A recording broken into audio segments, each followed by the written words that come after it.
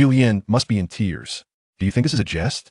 If Raditz were to take away Suan Wufan, how would Suan Wufan's life unfold then? Chapter 1. Dreamscape of Raditz and Suan Wufan. It was a realm of stars. Boundless, countless small asteroids streaked by like meteors. Amidst this celestial expanse, a small, circular spaceship sped through the cosmos. Though diminutive in size, it accommodated 2 passengers within. Daddy, can we go home? I miss Mama. A young boy, adorned with a red circular cap and a tiny tail behind him, rubbed his eyes and spoke, his hands reaching out in search of comfort, for he had just awakened from a frightful nightmare. In his dream, he saw his father being harmed and himself being abducted. This tender-faced young boy was Suan Wufan. Daddy. Noticing the lack of response, Suan Wufan groggily opened his eyes, only to find a strange tube near his mouth and nose. He removed the tube and glanced around, puzzled. Where am I? He then peered through the nearby glass, revealing an infinite starry sky that met his gaze. Suan Wufan paused in astonishment, then rubbed his eyes again in disbelief. A wave of panic surged within him as he frantically searched his surroundings until his hands finally landed on a solid, firm body. Instantly, much of his fear dissipated, and a faint smile began to form on his lips as he turned to say Dad. Just as he was about to call out loudly, the words caught in his throat. Instead, an even greater wave of panic, unease, and fear surged within him. The smile vanished from his lips, his nose began to tingle, and tears threatened to spill forth. Ultimately, fear consumed Suan Wufan's heart. Waha, the sound of his loud wails echoed from the small spaceship. The other occupant, Raditz, was stirred awake by the cries. He glanced at Suan Wufan, frowned, removed the nutrient tube, pulled Suan Wufan's clothing, and pressed him firmly against the glass of the spaceship. Thud, thud. Amidst the vigorous movements, a round glass bead tumbled from the boy's cap. Stop being so noisy, brat, or I'll toss you out, Raditz said with evident disdain. As he spoke, Suan Wufan gazed down at the tranquil expanse of stars and suddenly covered his mouth, desperately stifling his tears, swallowing back his desire to cry without daring to make a sound. TCH, even though we share the same bloodline, he's such a crybaby. I truly wonder how my brother managed to raise him, Raditz thought disparagingly. After glancing at their travel route, he returned Suan Wufan to his previous spot and said, Go back to sleep. We still have a month to reach our destination. Suan Wufan dared not utter a word. In truth, he was utterly unable to speak. The tears choking his throat rendered him voiceless. He could only pick up the fallen bead and clutch it tightly to his chest. His father had told him that this object was left by his grandfather, and as long as he held on to it, his father would surely find him. After a long while, a soft gurgling sound emanated from his stomach. Unable to resist, Suan Wufan whispered, I'm hungry. Though his voice was faint in the confined space, Raditz heard him clearly. He turned to glance at him. Suan Wufan hurriedly shook his head. I'm not hungry.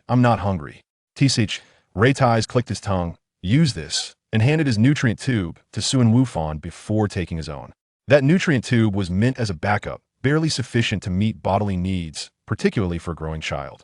If it weren't for fearing it would affect his immense potential, I wouldn't bother with him at all, Raditz mused. Suan Wufan felt a tinge of anxiety, yet he accepted the nutrient tube extended by Raditz, bringing it to his lips. Soon, a sense of fullness enveloped him, and drowsiness began to creep in. Before long, the saliva from his sleep began to trickle through the nutrient tube. Observing this, Raditz could not help but question whether his decision to bring the boy along was indeed wise. However, a glance at the wound on his armor reignited his trepidation. He may be just a child, yet he possesses such formidable combat power. Raditz recalled his recent experiences on the planet known as Earth. In an effort to rekindle Kakalot's Saiyan instincts, he had abducted his son. Yet, after the abduction, while awaiting Kakalot, the little rascal suddenly unleashed a power nearly comparable to his own. With a single blow, he had inflicted serious injury upon Raditz. Instead of anger, however, he felt exhilaration. It was then that he resolved to abandon Kakalot and take this child back with him. The potential radiating from this little one filled him with dread. He was far superior to Kakalot, who possessed a mere combat power of over 300. Was he only 3 years old? Or perhaps 4? Raditz was uncertain. Yet, he knew that such combat prowess at this age seemed unique to Prince Vegeta. Provided he nurtured him properly, he could cultivate the next Vegeta, or perhaps even surpass him. Contemplating this, Raditz's gaze softened considerably as he looked at Suan Wufan. Gradually, he forced himself into a deep slumber. The energy from the nutrient tube was insufficient, and only sleep could alleviate his hunger. Furthermore, The duration was not extensive. He had utilized all the energy of this small spaceship for flight, reducing what was originally a year-long journey to a mere month. Soon, it would be very soon. At this moment, Sun Wufan felt as though he had returned to Earth. Back to the time spent visiting Grandpa came Sun Yin with his father. His father was introducing him to many friends. There was a talking turtle, whom his father claimed had lived for many years. There was a short, bald uncle, whom his father said was his childhood companion. He was to call him Uncle Kellen. And there was a beautiful lady, though she seemed to prefer him calling her sister. Just then, a man claiming to be his father's brother flew in, injuring Uncle Kellen, and then hurt his father, and he was taken away. No, I don't want this. Soon, his father and another green-skinned individual soared in. Roar. Crack. His father was fighting. His father was injured. No, his father died.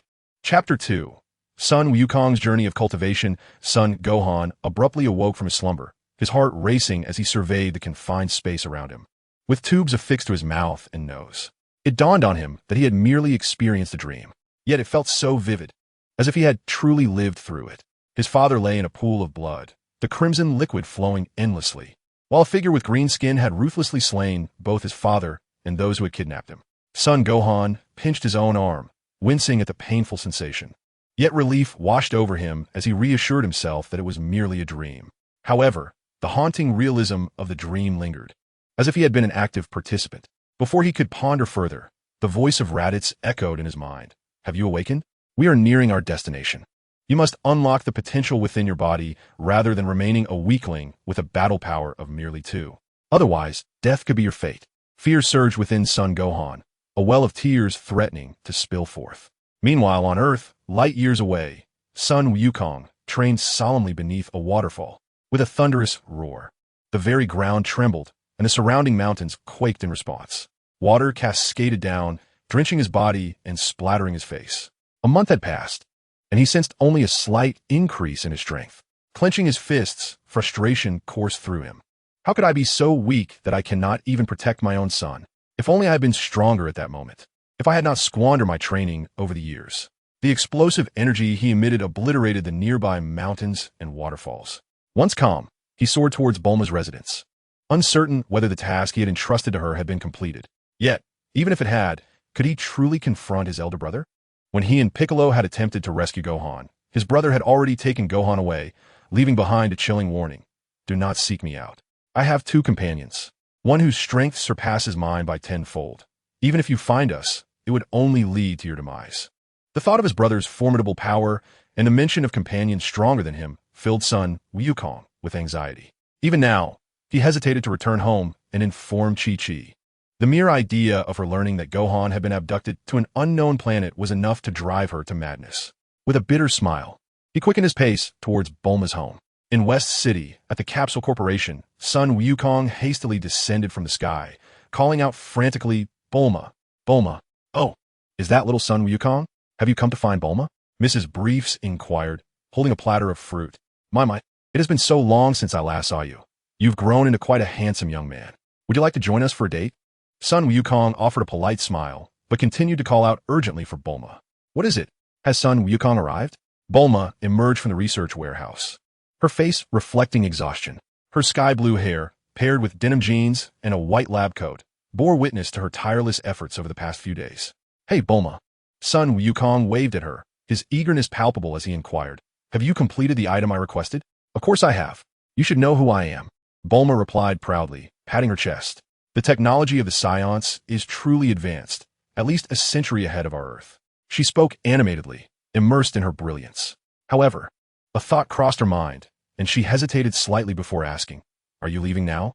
I've heard your brother has some formidable allies. Bulma observed Sun Wukong's grim expression with concern. She recalled the past, realizing she had never seen him like this before. The struggle and pain were evident. Sun Wukong took a deep breath, forcing a smile. No, my current strength is far from sufficient. I need to train for a year before I can rescue Gohan. He must hold on for that long. He seemed to find a semblance of peace, yet also felt the weight of his limitations. He understood that reclaiming Gohan would require immense power. That's a relief, Bulma sighed, fearing impulsive decisions from him. She then asked, what about Chi-Chi? As a woman, Bulma empathized with Chi-Chi, realizing that the role of a mother was not one to be taken lightly. After a moment's contemplation, Sun Wukong resolutely stated. Chi-Chi must not know about this. We can tell her Gohan is studying elsewhere and will return a year. You can be the one to convey this. All right. Would you like to see the spaceship I built for you? Bulma readily agreed, inviting Sun Wukong. Sure, I'd love to see it, he responded, following her. Before them stood a colossal circular spaceship, a sight that even the battle-hardened Sun Wukong could not help but marvel at. Wow, Bulma, you truly are a genius, he exclaimed. The interior space was as spacious as his own home, allowing him to train while in transit. It was simply magnificent. Of course. There's also the Dragon Ball detector you wanted. Bulma pointed to a large control screen, where 7 small stars blinked incessantly. 4 of them clustered together, perhaps indicating someone was collecting Dragon Balls. However, Sun Wukong was not concerned with that. His focus was on the Dragon Ball that was quite distant, moving rapidly. Even someone as single-minded as Sun Wukong could discern that this was the location he sought. All right, Sun Wukong quickly adjusted his mood. Now, the only thing lacking was his strength. Having spoken, he swiftly soared into the sky, his destination the heavenly temple. This was the only place he knew where he could rapidly enhance his powers. Wait for me, Gohan. How rude, leaving without a word of farewell. Bulma, hands on her hips, expressed her dissatisfaction, but soon her expression turned hopeful. Son, you must do your best. I believe there is nothing you cannot achieve. As Goku flew rapidly, a peculiar voice, neither feline nor human, echoed from the direction of Karen Tower. Meow, Goku, I have some senzu beans for you. Take them. Thank you, Master Karen, Goku replied, receiving the beans with one hand before continuing his ascent. Do your best, little Goku, Master Karen thought earnestly, leaning on his cane as he resumed his cultivation of senzu beans, feeling a premonition of their future significance. It's all your fault. Or else I wouldn't have to toil so hard to cultivate these beans, he grumbled to a rotund figure nearby. Upon reaching the heavenly temple, Goku was astonished to find an old acquaintance present. Oh, Piccolo, you're here too. Goku recalled their previous encounter when they teamed up against Raditz, only to find him vanished by the time they arrived. Piccolo responded, slightly perturbed. Are we that familiar? Yet inwardly he seethed, irritated that he and Goku had arrived almost simultaneously. Unfazed, Goku inquired amiably, Piccolo, you're here to train as well, right? Piccolo remained silent, merely casting a glance at another individual who bore a striking resemblance to him. Well, Goku and Piccolo, the Heavenly Elder said, leaning on his staff with a knowing gaze. I'm aware of your reasons for being here, but regrettably, I cannot teach you anything. You have both surpassed me long ago. How can that be, Lord Kami? I still have much to learn from you. Goku quickly shook his head in protest. I knew it. Coming here is merely a waste of time, Piccolo exclaimed, his frustration palpable as he prepared to depart. However, the elder's tone shifted to one of calm certainty. I know of an excellent training location that can aid you in rapidly increasing your power. Lord Kami, where's this place? Goku inquired eagerly. Piccolo, hovering in the sky, paused to pay attention to the old man. The other world, King Kai's planet. Chapter 3, Gohan's Potential, Vegeta's Intentions. On the agricultural planet, 2 beings with tails casually munched on unpalatable food amidst the immense sandstorm. Ugh, this agricultural fare is truly dreadful, one remarked, appearing to be a brawn-over-brains type. The other, equally unimpressed, spat out a mouthful. Damn this wretched planet, what a waste of time. Where is Raditz? Discontent was etched across his face. What does it matter that we have returned? Can that wastrel Raditz truly offer us any substantial assistance? Scoffed the burly figure. Nearby, Nappa raised his voice. There are far too many weaklings on this planet. We require greater strength. The robust, yet seemingly simple-minded individual before them was Nappa, one of the few remaining Saiyans in the universe. All right, I understand. Prince Vegeta, Nappa hastily altered his tone. At that moment, both Nappa and Vegeta's scouters suddenly reacted, the numbers beginning to surge. Beep, beep, battle power, 1500. An enemy? No, it is Raditz returning, Vegeta remarked, casting a hopeful glance toward the clouds above. For reasons unknown, the mere mention of Kakarot stirred something within him, which explained his willingness to wait for Raditz for such an extended period. Let him not disappoint me. Has Raditz truly returned? I heard that Kakarot's battle power was merely 2 at birth.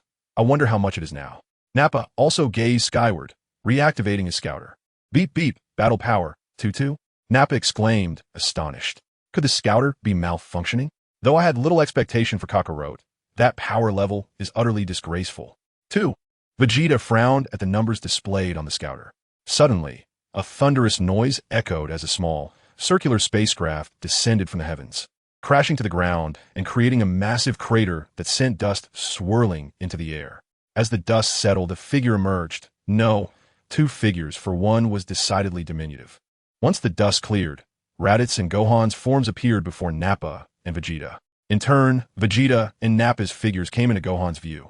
At first glance, Gohan was taken aback, as fragmented memories of these two individuals surged into his mind, filled with thoughts of loss and chaos. So many have perished. The great ape. Gohan clutched his head in fear, overwhelmed by a flood of unfamiliar memories that instilled a profound sense of dread. Little brat, what is wrong with you? Do not falter now, Raditz half reprimanded, half pleaded.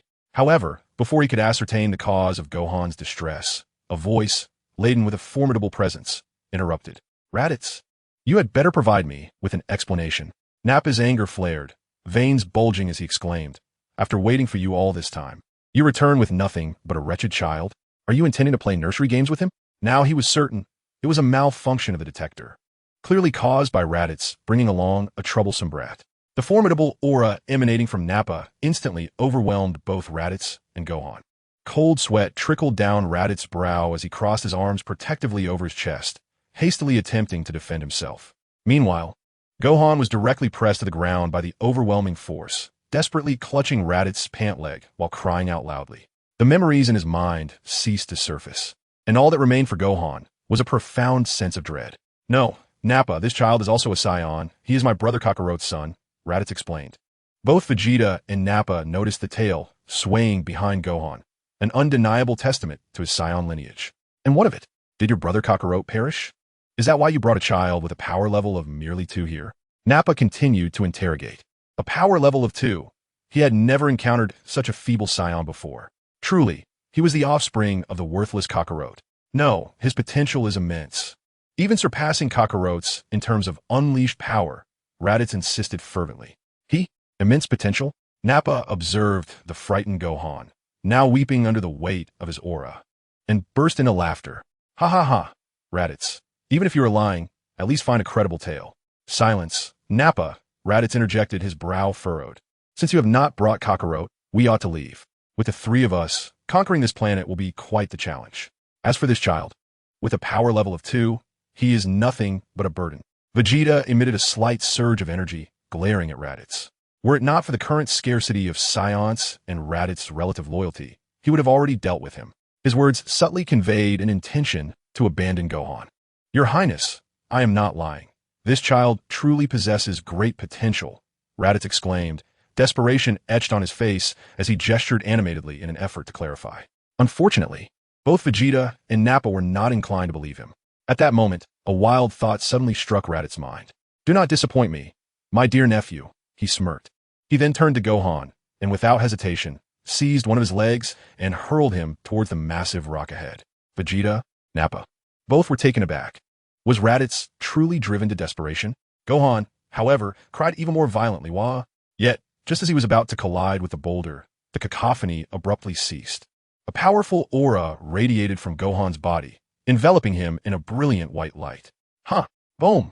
With a resounding crash, the boulder was forcefully shattered by Gohan's impact. Huh? Vegeta stared in astonishment at the numbers displayed on his scouter, then glanced back at the small Gohan, his body trembling involuntarily. In an instant, the little one's combat power surged dramatically from 2 to 1200. He had never witnessed such a staggering leap in battle prowess before. Moreover, this child could scarcely be more than 5 years of age. Contemplating this, Vegeta clenched his fists and soared towards Gohan. Hey, little one, was it you just now? Vegeta questioned, grasping the hem of Gohan's garment and lifting him for scrutiny. Huh? Gohan, bewildered, gazed at the scattered boulders nearby.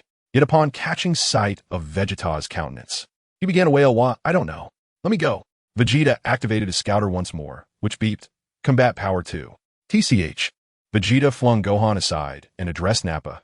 You still have those seed pods, don't you? Yes, what of it, Vegeta? Nappa replied, recovering from his shock. Humph. A smirk crossed Vegeta's lips as he cast a grim look at Gohan. Let this little brat face off against the Cybermen. Chapter 4. Let the battle begin, Gohan. Are you certain, Vegeta? The Cybermen possess combat power exceeding 1200, Nappa inquired, astonished. For a child of such tender years, The power he displayed moments ago was already commendable. Even before the destruction of planet Vegeta, few could unleash 1200 combat power at such a young age. It would be a pity if he were to perish in combat against a Cyberman. Noticing Nappa's hesitation, Vegeta expressed his discontent. Enough with the chatter. Hurry up.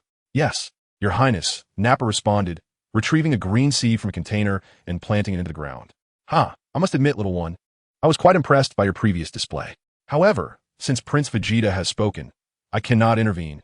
May fortune favor you, Nappa thought to himself. Though his hands did not falter in their task. Before long, a grotesque creature, entirely green, emerged from the soil, striding directly towards Gohan. Gohan shrieked, retreating in terror as memories of this horrifying green monster flooded his mind. Wah, it's so scary. Daddy, where are you? Gohan cried out in panic, darting about aimlessly. How could this be? Raditz gazed at Vegeta in disbelief, beads of cold sweat forming upon his brow. Hadn't Gohan just revealed his potential? Why? Why would Prince Vegeta do this? Raditz felt a tumult of emotions, torn between disdain for Vegeta's cruelty and sympathy for Gohan. Little brat, you can't escape, Vegeta said with a smile as he hoisted Gohan once more, hurling him swiftly towards the Cyberman. Show me your potential. Wah. Aya. Gohan cried out as he plummeted towards the Cyberman. The Cyberman, upon seeing the prey delivered to it, wore an ugly and greedy expression as it fixed its gaze upon Gohan. A foul, green saliva oozed forth, cascading onto Gohan's clothing. Without a moment's preparation, the cultivator struck Gohan's body with a forceful blow. Gohan cried out in agony, his body hurtling through a series of shattered stones before finally coming to rest upon a massive boulder. It hurts, it hurts, it hurts. Blood trickled from the corner of Gohan's mouth as he wept loudly. The recent assault had drained him of all strength, leaving him in a haze of consciousness. He could only call out for his father, yearning for rescue. Vegeta, Gohan's potential has already been proven, hasn't it? He's still just a child, Raditz exclaimed, his face etched with concern. This was the first time he had directly called out Vegeta's name. Indeed, this boy possesses an abundance of untapped potential. How could someone with a power level of merely 2 withstand the cultivator's onslaught? Vegeta remained absorbed in his plans, eager to witness the limits of the boy's capabilities. Noticing that Vegeta had ignored him, Raditz clenched his fists and muttered darkly, "This is intolerable. Raditz, you would do well not to act rashly." Vegeta's casual remark caused Raditz's tightened grip to loosen once more. The cultivator dashed forward, his hands forming into sharp claws, leaping high to strike at Gohan's chest. Were this blow to connect, it would surely create a gaping wound. At that moment, a voice laced with fury rang out. Gohan, Kakarot will not come here. If you truly wish to survive and see your father, rise and defeat him. You carry the blood of Saiyan. No sooner had the words left the speaker's lips than Gohan, in a sudden burst of movement, evaded the lethal strike. The cultivator's hand merely embedded itself into the adjacent rock. Simultaneously, a powerful aura erupted from Gohan, a fierce white flame pulsating and compressing the air around him. This energy manifested as razor-sharp blades of air, relentlessly slicing through the environment. The cultivator, sensing the imminent threat of death emanating from this diminutive child, attempted to flee, yet found his hand trapped within the stone. With a steely expression, Gohan aimed a hand at the cultivator's head, unleashing a beam of energy. Just as the attack was about to be released, Gohan suddenly succumbed to exhaustion and collapsed onto the ground. The cultivator, revealing an ugly, excited visage, prepared to pounce on Gohan once more. Gohan, Raditz exclaimed, his eyes wide with fear. In an instant, Vegeta vanished from sight, seizing the cultivator with one hand.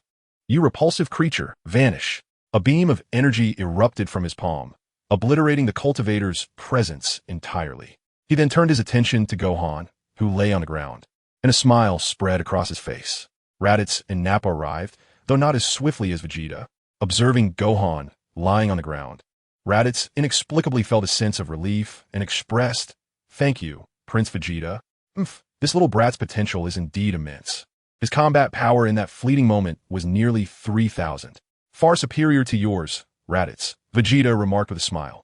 He then effortlessly lifted Gohan with one hand and tossed him to Raditz, commanding, "Don't let him perish." Just as he was about to depart, something struck him, and he added, "Prepare yourself. Once this child awakens, we shall launch an attack on Planet Plant." Even if Gohan had not exhibited his combat prowess earlier, Vegeta would have saved him regardless. The initial surge of 1,200 combat power had already affirmed Gohan's Saiyan heritage in Vegeta's eyes. He merely wished to gauge Gohan's limits. After all, in Vegeta's perception, possessing formidable combat power at such a young age was an undeniable testament to the superiority of Saiyan blood. Moreover, only elite Saiyans could contend with Frieza. Raditz, you haven't developed a fondness for this little brat, have you? Nappa jested. Raditz had indeed surprised him just now. Humph. Raditz scoffed.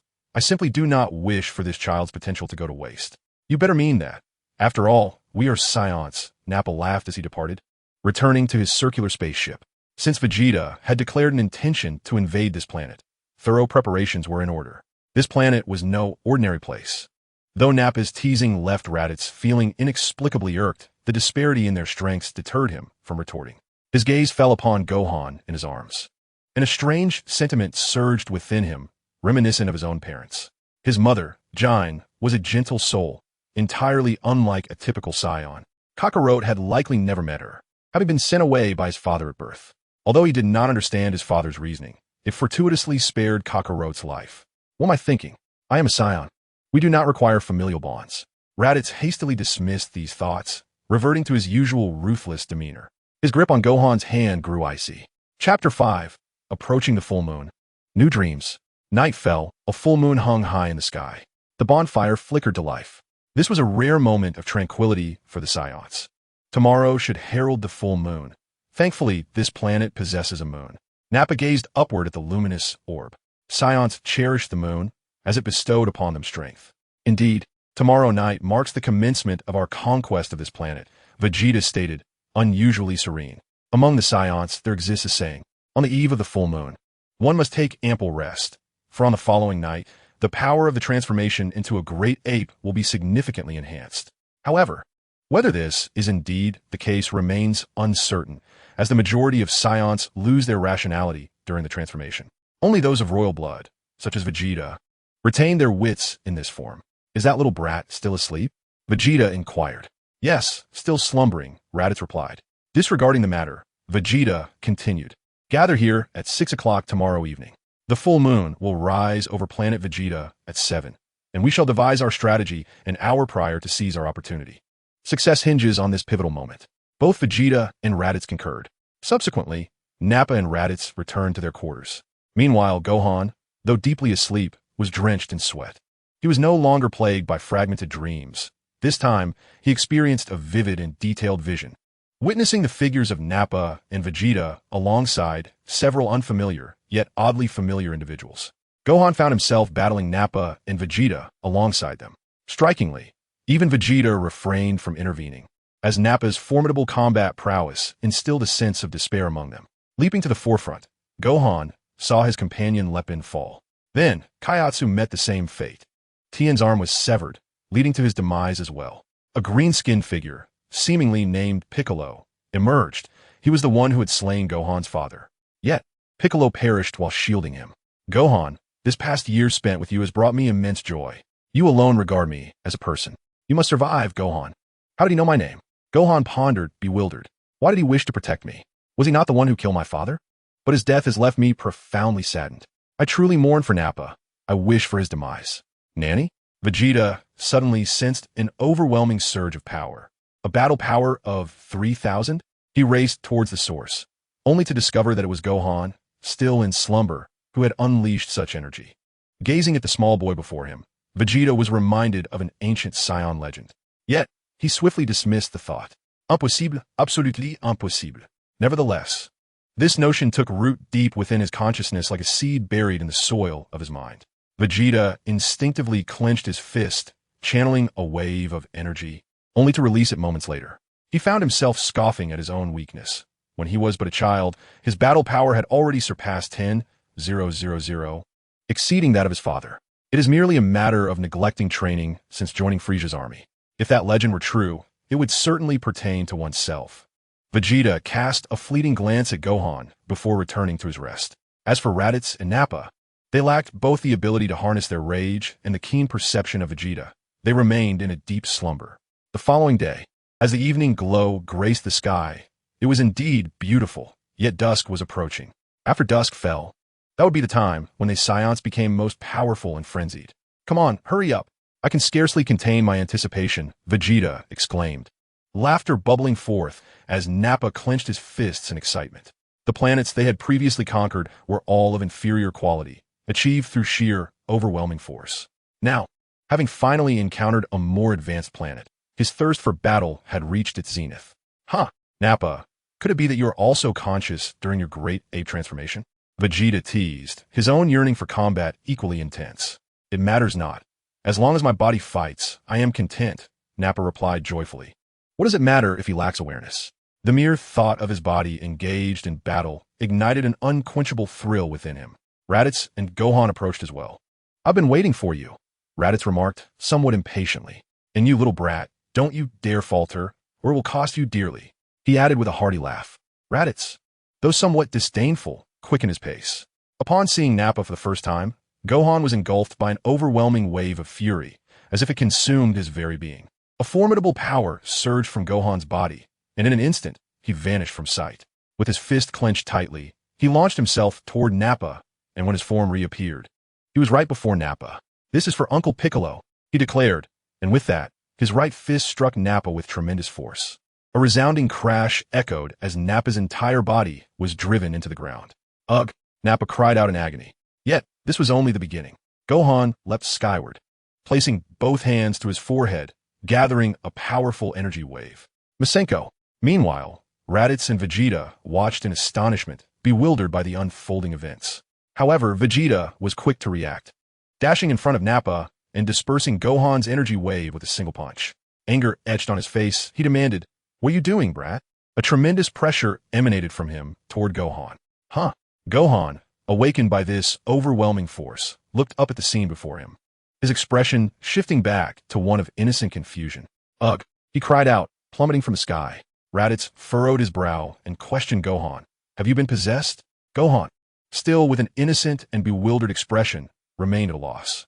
At that moment, Nappa emerged from the rubble, his face contorted with rage and an overwhelming aura of pressure surrounding him. You better provide me with an explanation, kid. The blood at the corner of his mouth indicated that he had indeed sustained injuries, having been wounded by a mere child. I apologize. I thought I was dreaming.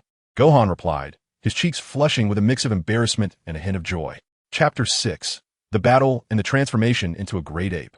What nonsense! Nappa's fury intensified. As he spoke, he began to charge toward Gohan, each step resonating with seismic force. Gohan, however, sought refuge behind Raditz's pant leg, pressing his head firmly against it. Raditz appeared somewhat anxious. Kid, just as Nappa was about to advance, Vegeta interjected, Nappa, do not complicate matters. We still have a battle to fight. At this, Nappa halted, his expression one of dissatisfaction. Kid, I'll remember you. Although Gohan was frightened, his tail wagged uncontrollably behind him.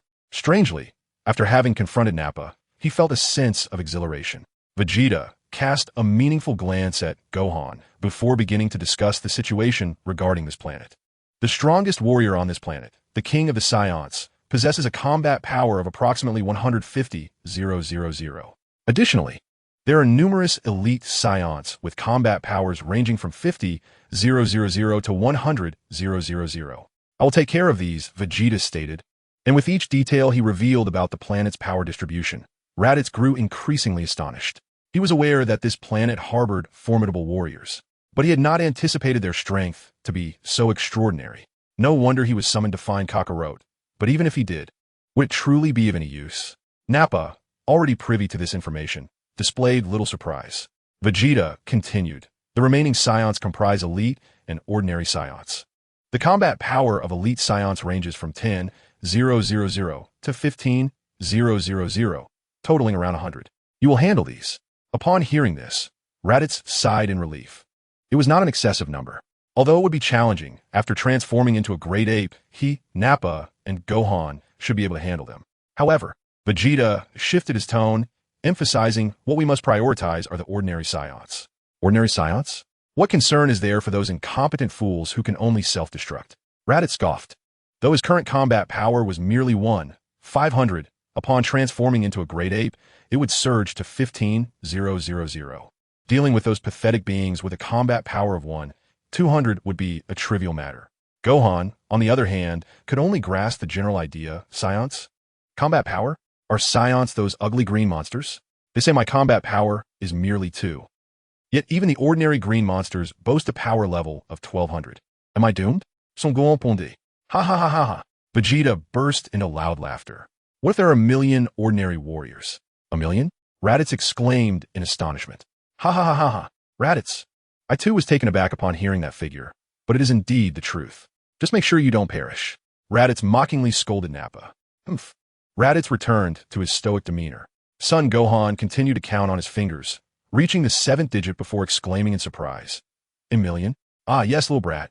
Just make sure you survive. Nappa glared at Son Gohan. Enough with the chatter. The full moon is about to rise, and we must hasten to the center of this planet, Vegeta declared, as all the warriors reside in that region. With that, Vegeta's body gently ascended, flying in a particular direction, closely followed by Nappa. Just as Raditz was about to depart, he noticed Son Gohan clinging tightly to his pant leg. Does he see me as a crutch? Raditz's face twitched, and he bellowed at Son Gohan. You'd better unleash your combat power when you transform into a great ape, or you can await your demise. Son Gohan mumbled. Raditz cast a glance at Son Gohan before soaring into the sky with him. The refreshing night breeze swept through, and the clouds drifted across the sky. The round, bright moon hung above, and the starry night should have been beautiful, yet was obscured by the encroaching mist. Vegeta and the others paused atop a mountain, overlooking the vast expanse of green warriors below, their sheer numbers inducing a sense of claustrophobia. Damn it, why hasn't the moon appeared yet? Nappa grumbled, gazing at the sky. Son Gohan, too, looked up. The full moon? He had never seen it. His mother forbade him from going out during a full moon, even for a bathroom break. Crack, crack. Strange sounds echoed around them. Some ordinary warriors at the border had noticed their presence and were slowly converging toward them, claws extended, repulsive green bile oozing from their mouths. Seeing this, Son Gohan instinctively shrank closer to Raditz. Damn it, why is the moon still absent? Raditz too kept glancing at the sky. His own power level was merely 1500. Suddenly, the howling night wind surged. Vegeta, who had kept his eyes tightly shut, abruptly opened them. It's coming. As the words left his lips, Raditz and Nappa instinctively turned their gaze to the moon above. Their eyes began to glow red, as reason was gradually consumed by primal instinct. However, Vegeta did not immediately cast his gaze towards the moon. Instead, he swiftly ran towards Gohan.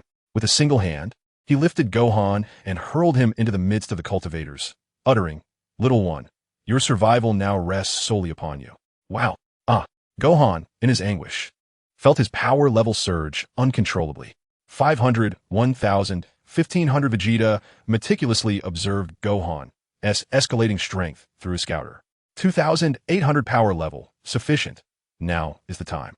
Vegeta concentrated and unleashed a small wave of energy, directing it precisely at Gohan's body, ensuring that Gohan's eyes were drawn to the moon above. Subsequently, a wild, feral energy erupted from within Gohan. As reason dissipated, his body began to swell, nails elongated, fangs sprouted at the corners of his mouth, and his clothing was torn to shreds. Roar, roar, roar. 3 resounding roars echoed as Gohan transformed into a great ape, wreaking havoc. The king of the cultivators and the super cultivators, sensing this immense energy, made their way towards the source. The overwhelming power caused Vegeta's scouter to explode. All right, it's my turn to take the stage, Vegeta remarked, glancing at the moon above. Roar.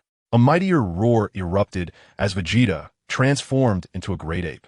A colossal breath of energy expelled from his mouth, obliterating a super cultivator into fragments. Disgusting creatures, allow me to entertain you, Vegeta boasted with unrestrained laughter.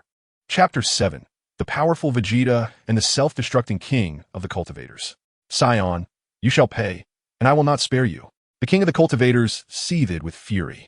His body began to swell, matching the size of Vegeta's great ape form, unleashing a staggering power level of 150,000. Ha ha ha, vile creature. That line should belong to me, Vegeta roared with unbridled mirth. With just a single great ape attack, numerous super cultivators met their demise. Damn it. The king of the cultivators cursed angrily. A green laser shot towards Vegeta.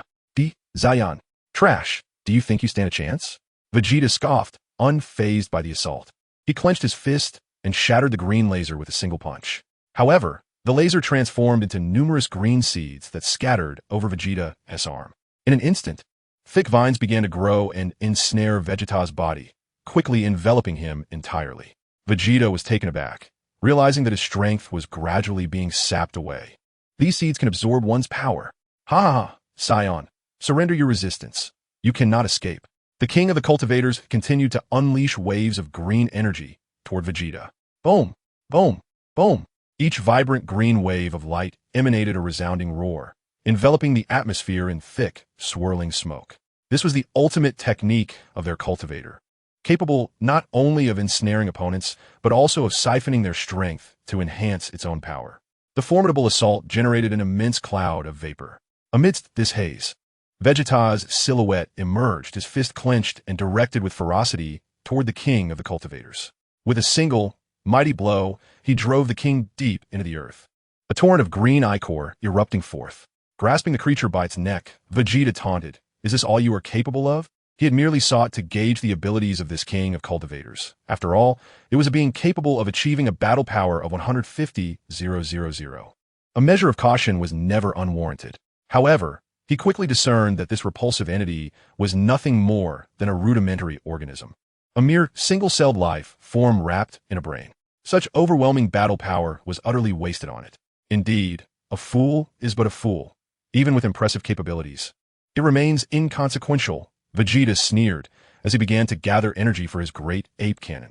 Just as he was about to unleash his attack, Vegeta sensed a commotion behind him, followed by a series of explosive detonations emanating from his own body.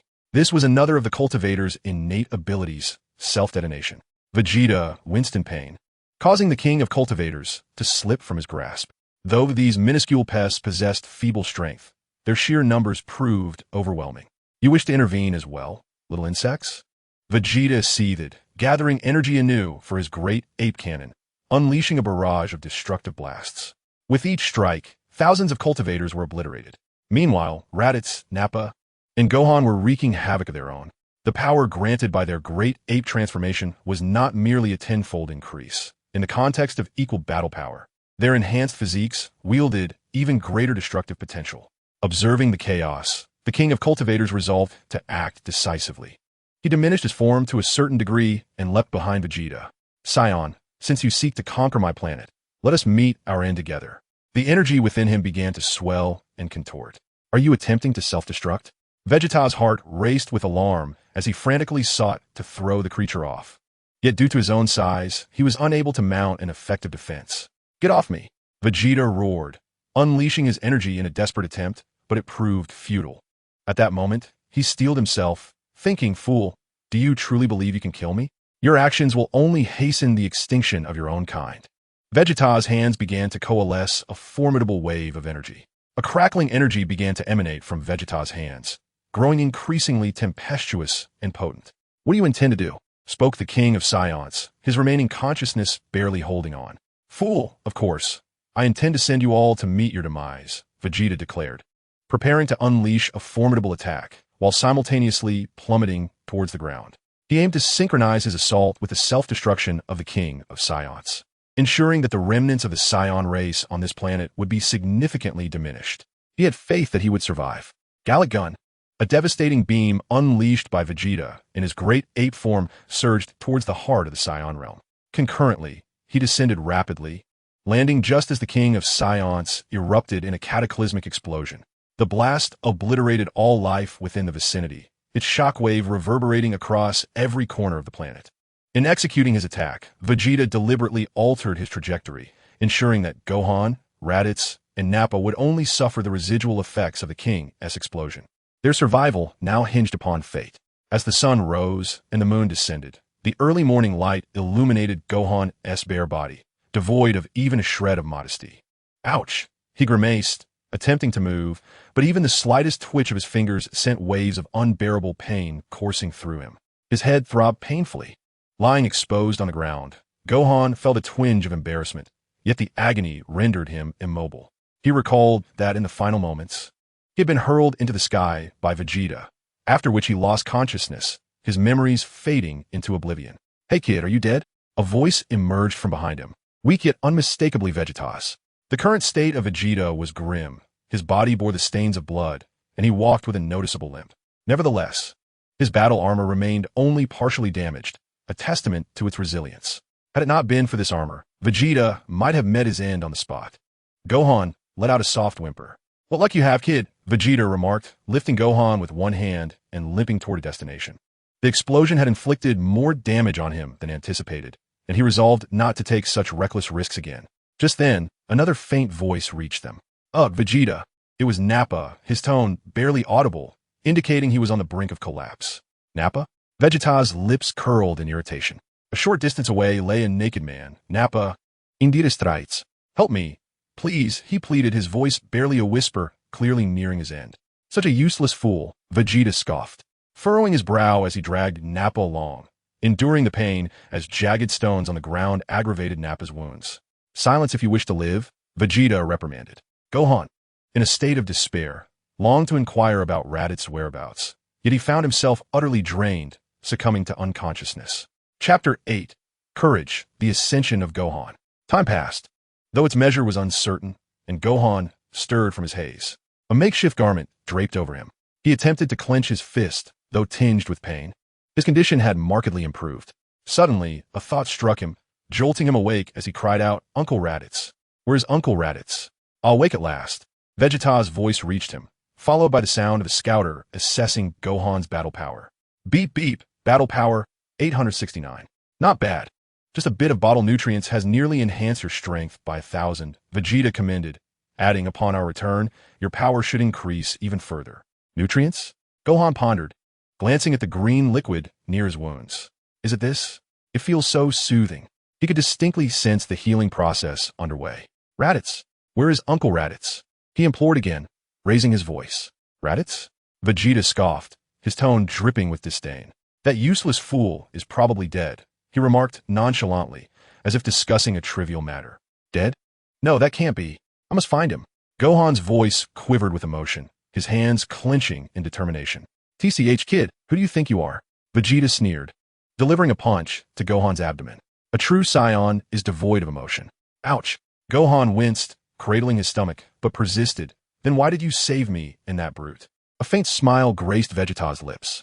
"You are merely of use to me, especially you, little one. But should the day come when you are no longer valuable, I will not hesitate to discard you." With that, he tossed Gohan an ill-fitting standard battle suit and a green scouter, adding, "Tomorrow we return. You will take Raditz's ship." He then departed. Gohan gazed at the battle attire and scouter in silence, his resolve crystallizing. "I will find Uncle Raditz," he vowed inwardly. After a brief rest, he donned the oversized battle suit and equipped the scouter, mimicking its operation. He recalled that this device could detect an opponent's power level and locate them. Beep beep. Battle power, 869. Gohan examined himself. Though he did not fully grasp the significance of the number, he felt undeniably strong. He was certain he could rescue Uncle Raditz. Taking a deep breath, Gohan envisioned the moments spent flying with his father. It seems that one must first do this, and then that. Son Gohan, blushing, soon discovered that he had taken to the skies. How wonderful! He joyfully soared through the air, feeling as though he had made a significant leap forward. Next, he needed to seek out Uncle Raditz's location. Beep beep. Guided by the detector, son Gohan searched tirelessly, all the while honing his flying skills. Yet, every signal he detected pointed to those green monsters, most of whom were barely clinging to life. Son Gohan continued his search. Beep, power level 50. Beep, power level 12. 000. Beep, power level 15. 000. Beep, bang. Had the detector exploded? Son Gohan gazed in disbelief at the power levels displayed. 15. 000. No, there was another power even greater. Hesitation crept in. He felt that Uncle Raditz must be in that direction, and the one with a power level of 50 must be Raditz himself.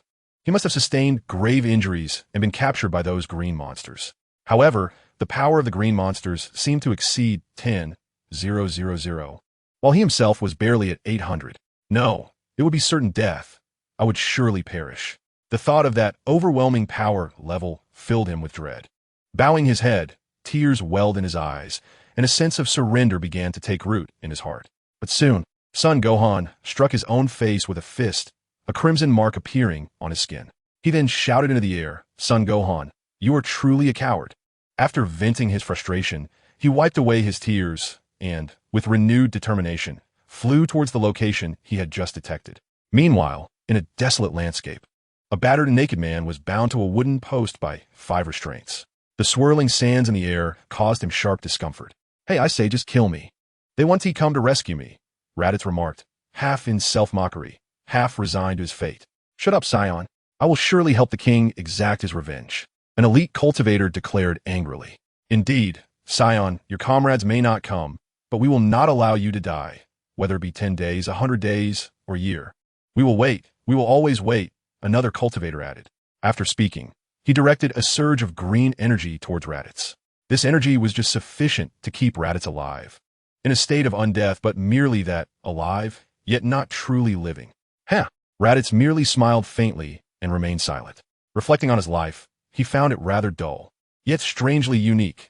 His power level could only be considered average, yet he somehow managed to survive time and again, as if favored by the goddess of fortune. In his childhood, due to a malfunctioning spacecraft, Raditz inadvertently evaded the catastrophic explosion of planet Vegeta. Thereafter, he followed Vegeta and aligned himself with Frieza, embarking on a path of interstellar conquest. Numerous times, he narrowly escaped death, yet somehow managed to survive against all odds. However, he pondered whether this time would be different. Soon, Raditz chuckled to himself, realizing that Vegeta would certainly not come to his aid. He had foolishly considered using himself as bait to draw out Nappa and Vegeta. It seemed they still misunderstood the Saiyans. In the ranks, he was often ostracized due to his relatively low combat power. The Saiyans, a truly cursed lineage. As Raditz contemplated, the image of Gohan flickered in his mind. Had that little brat perished? Remembering the weeping child, Raditz suddenly smiled. Perhaps bringing him along had been a mistake. It was only now, on the brink of death, that he acknowledged the comforting sensation of being relied upon. In the distance, Gohan was soaring rapidly towards Raditz, surrounded by a radiant white aura. Perhaps even Gohan himself was unaware that his fighting spirit was steadily escalating. This was the unwavering inner strength of a Saiyan, born from courage. Chapter 9. The Wrath of Raditz, the Ascendant Super Saiyan. "Uncle Raditz," Gohan exclaimed, his face brimming with excitement as he prepared to land and approach Raditz. "What?" Raditz's expression was one of astonishment, but he quickly regained his composure and shouted, "Get away, kid." At that moment, a ki blast surged forth from a location nearby, hurtling towards Gohan. Whoa! Gohan felt a surge of fear upon witnessing the attack. Yet, remembering his purpose of rescuing Uncle Raditz, he instinctively retaliated with a punch that dissipated the energy blast. Surrounded by a white aura, he declared with unwavering determination, "Uncle Raditz, I will save you." Then, he turned his gaze towards the 3 cultivators before him. "A Saiyan brat."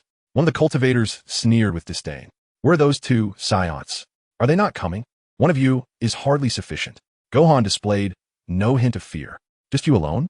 The cultivators exchanged glances, their disappointment evident. Yet one remarked, "Even if it is just you, it will suffice to settle a portion of the debt." The previous attack had merely been a probe. Their true power was yet to be unleashed. Saiyan. The cultivators unleashed their formidable ki, directing an even more powerful energy blast towards Gohan. "Foolish child, run!" Raditz bellowed. These elite cultivators possessed combat powers exceeding 10,000, and he did not believe Gohan, a mere child, could defeat them. Indeed, the reality was as he feared. The overwhelming aura released by the cultivators rendered Gohan nearly immobile. As the attack reached Son Gohan, he barely managed to evade its grasp. The sound of dripping echoed as blood flowed like a stream from his left arm. The excruciating pain threatened to overwhelm him, tempting him to succumb to unconsciousness. Yet, his mind remained fixated on how to rescue Uncle Raditz. This obsession compelled him to resist the darkness encroaching upon him.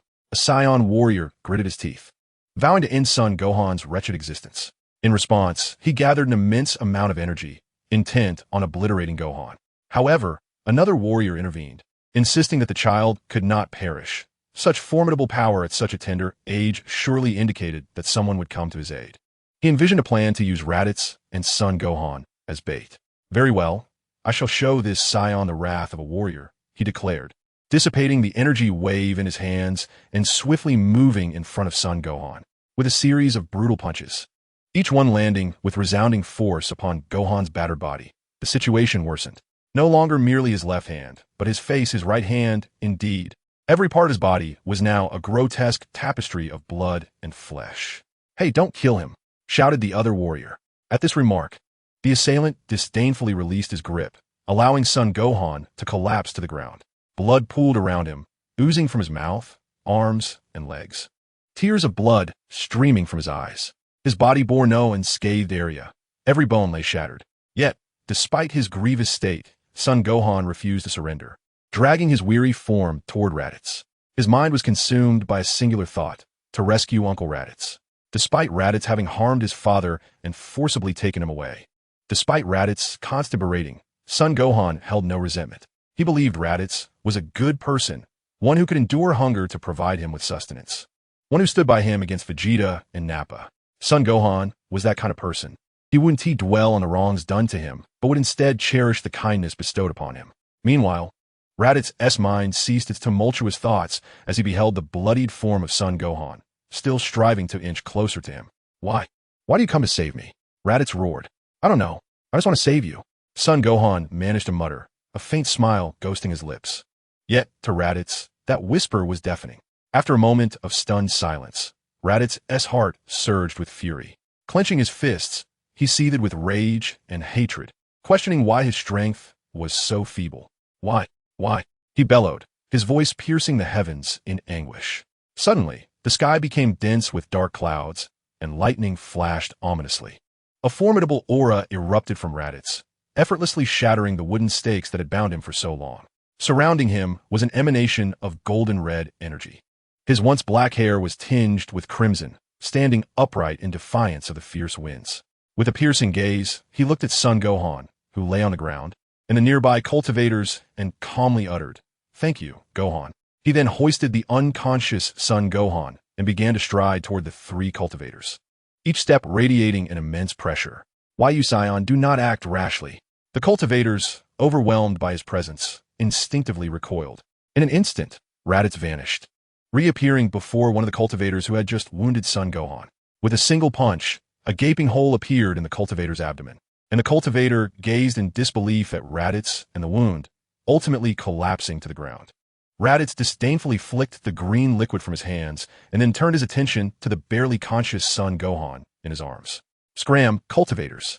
It would be wise not to obstruct me. Continue your futile existence on this planet." Son Gohan was in dire need of medical attention, with every second being critical. Nearly half of his blood had been lost, his bones were shattered beyond recognition, and his body was a grotesque blend of blood and flesh, making it nearly impossible to discern he was merely a child. His faint breath was solely sustained by the Saiyans' formidable vitality. Raditz gathered his energy and soared into the sky. Just then, one of the cultivators coalesced a powerful attack directed at Raditz. "Saiyan, you shall not escape." Foolishly, Raditz dispersed the attack and retaliated with an assault of his own against the cultivator. A cloud of smoke billowed, and just as Raditz prepared to move again, the cultivator reappeared, launching another strike at him. "Do not presume you are invincible, Saiyan." Though reluctant, Raditz had no choice but to engage in battle. Without a scouter, he was unaware of the elite cultivator's power level, but he sensed that it was formidable. Meanwhile, Vegeta's scouter suddenly detected a surging power level that continued to escalate. Power level 500. Power level 5,000. Power level 15,000. Eventually, the power level stabilized at 24,000, with two other extraordinarily powerful readings alongside it. Power level 15,000 and power level 23,000. Vegeta was aware that this planet still harbored many elusive threats. Yet he deemed the annihilation of 99% of its life form sufficient to fulfill his mission. Such matters were of no concern to him. However, he was perplexed by the presence of an extraordinarily weak power level among three formidable energies, one so feeble that he had never encountered anything like it before. Power level 01. Chapter 10. The Rescue, Vegeta's Arrival. A thought seemed to strike Vegeta as he hurriedly made his way toward Gohan's resting place. But there was no one there. Damn it! Vegeta cursed under his breath, then swiftly flew in the direction he had just detected. Bang! Bang! Raditz and the cultivator clashed in the sky, each attack generating tremendous shockwaves. Although Raditz fought with one hand, the suppression of power levels combined with the Saiyans' innate battle prowess soon placed the cultivator at a disadvantage. "You vile creature, perish!" Raditz concentrated a powerful energy attack. With a fierce roar, the potent strike surged toward the cultivator. However, at that moment, the cultivator, who had been desperately holding on, managed to relay a warning to another cultivator.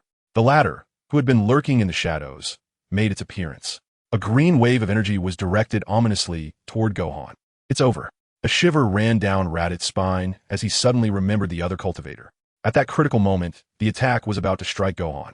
Raditz, with no other choice, abandoned his assault and shielded Gohan in his embrace. Bang! The attack inevitably connected. But the ordeal was far from over. The cultivator who had been enduring Raditz's onslaught, now free from his restraint, unleashed a powerful wave of energy back toward Raditz, gushing blood from his mouth. Raditz grimaced in pain. How does it feel, Saiyan? Your own attack is not so pleasant, is it? The cultivator smirked, a hint of mockery in its tone, as if finding amusement in the emotional ties of the Saiyan race. The elite cultivator seemed to revel in the irony, emitting a shrill laugh. Shut your mouth, Raditz roared, reigniting his energy and instantaneously moving beside one of the cultivators, delivering a fierce punch. The cultivator winced, green liquid seeping from its wounds. Yet it clung tightly to Raditz's arm, displaying a sinister grin. In that moment, another cultivator appeared beside Raditz, aiming an attack at the defenseless Gohan. Bang! Once again, Raditz threw himself in front of Gohan, only to be sent flying by the impact. Ha ha, Saiyans! Who would have thought your kind possessed such emotions? The cultivator jeered, seemingly seeking solace in the annihilation of Raditz's race. Raditz spat out bloodied saliva, his eyes burning with hatred as he glared at the cultivator before him. I said, shut your filthy mouth. Raditz instantaneously teleported beside a weaker cultivator. He needed to deal with one of them first. Otherwise, fighting against these two cultivators while carrying Gohan would prove to be quite a challenge. However, another more powerful cultivator swiftly approached. Naturally, he would not allow Raditz to have his way. Thud, thud, thud. The three engaged in a fierce battle, creating a cacophony in the sky. Although Raditz possessed slightly greater combat strength, the need to protect Gohan made it difficult to determine a clear victor in the skirmish. Crack! One of the cultivators seized the opportunity and launched an attack towards Gohan. Raditz furrowed his brow, with no other choice. He had to use his own body to shield the child. Huh!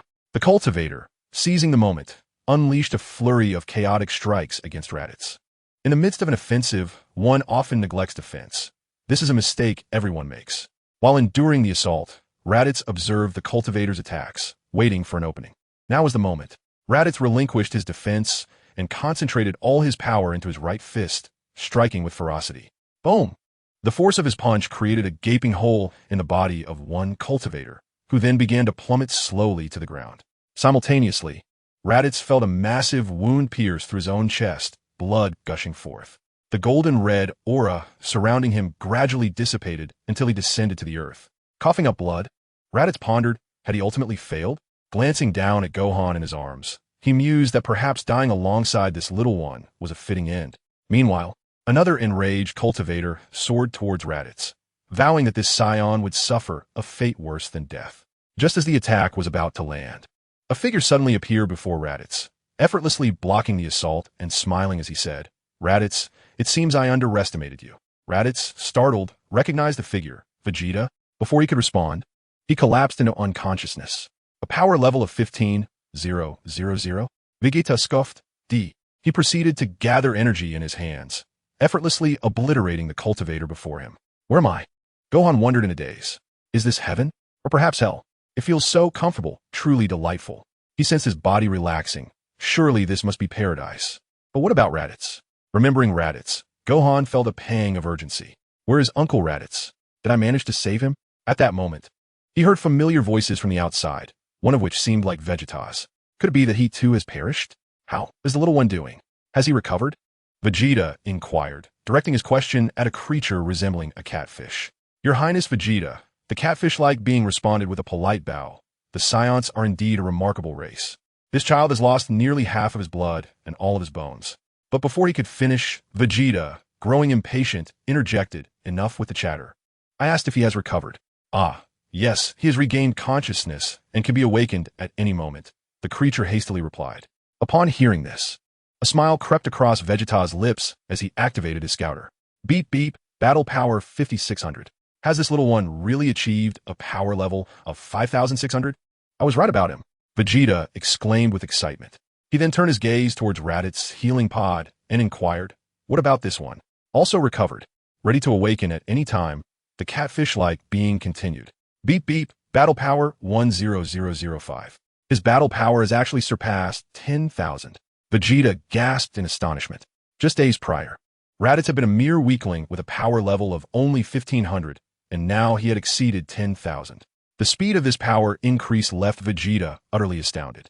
Though he remained unaware of the events that had transpired with Raditz, as a fellow Saiyan, he could not help but hope for his companion's enhanced strength. After all, he was privy to the grim truth surrounding the destruction of planet Vegeta. Awaken them all, Vegeta commanded, adding, Frieza is coming. Chapter 11. The Powerful Frieza, New Memories. Frieza, the tyrant? The catfish-like creature's movements quickened at the mention of a name, and he exclaimed, how could King Frieza possibly be here? Who knows? Vegeta replied, frowning.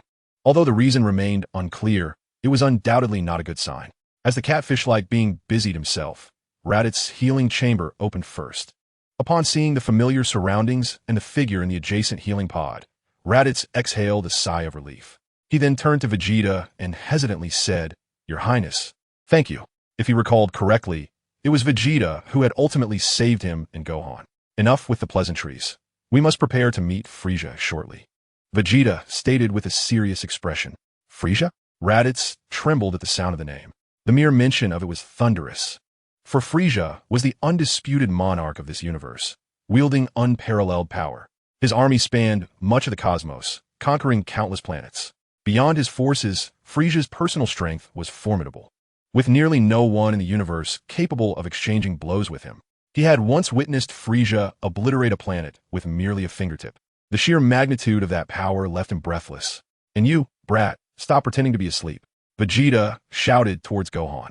At his words, Gohan emerged from the nutrient solution. Although he did not fully grasp the situation, he felt reassured upon seeing that both Uncle Raditz and Vegeta were unharmed. However, he was uncertain about the fate of the large brute. Upon seeing Gohan in good health, Raditz couldn't help but smile, but that smile quickly faded, replaced by a stern demeanor. Brat, do not act on your own accord. I am not yet at the point where I require your rescue. Do you understand? Gohan, relieved to see Raditz safe, replied cheerfully, Understood, Uncle Raditz. At this, Raditz's mouth twitched slightly in irritation. Change into your battle attire and accompany me to meet Frieza. Vegeta instructed with a serious tone. Remember, do not use the scouter to gauge Frieza's battle power, he added. Lord Frieza, is it truly necessary for us to come here to see those monkeys? Dodoria remarked disdainfully. In his eyes, those monkeys were as easily crushable as grasshoppers. With the highest battle power among them at a mere 18,000, Vegeta was no match for his own power of 22,000. But Dodoria, that group aided us in conquering the planet plant. Even sending the Ginyu Force would be a challenge. Having accomplished such a significant feat, I naturally wished to pay them a visit, Frieza replied with remarkable patience. Though he was known as the Emperor of the Universe, he was, in truth, quite amiable towards his subordinates. What? The planet plant? Are you certain, Lord Frieza? Asked Sorbet, astonished. The planet plant was one of the few advanced planets in the universe. The fact that those monkeys had conquered it was astounding. Indeed, Sorbet, do you think I should meet these Saiyans? Frieza mused with an inscrutable expression. Sorbet was about to dismiss the notion as impossible, but hesitated, recalling the Saiyans' transformations under a full moon, which silenced his protest. Saiyans are indeed a peculiar race. Sorbet ultimately accepted the reality. Soon, Vegeta, Raditz, and Gohan arrived at their destination. We pay our respects to Lord Frieza, Raditz, and Vegeta said in unison. However, upon seeing Frieza, who sat before them resembling a doll-like figure, Gohan trembled uncontrollably. His eyes glazed over, his expression frozen, and his body instinctively recoiled. Fragmented memories of Frieza flooded Gohan's mind. Memories of transformations, the first transformation, the arrival of Piccolo, the dread of the second transformation, and the power of yet another transformation. Vegeta has perished. Is it father? Father, hold on. Uncle Krillin is gone as well. Oh, little one, have we met before? Frieza smiled as he gazed at Gohan, interrupting the evolution of memories swirling in his mind. Gohan remained lost in fragments of recollection, too frightened to utter a word. What a fool, Vegeta silently cursed. Having warned multiple times, yet still encountering unforeseen circumstances, Vegeta hastily declared, Lord Frieza, this is a hybrid among us Saiyans, quite young, and perhaps intimidated by your overwhelming presence. Oh, is that so? Upon noticing the swaying tail behind Gohan, Frieza acknowledged his Saiyan heritage. He then employed his scouter, which beeped with the reading, Battle Power, 5600. Frieza couldn't help but feel a pang of astonishment. A power level of 5600? It seems this child possesses potential surpassing even yours. Of course, this revelation only sparked a flicker of surprise in Frieza.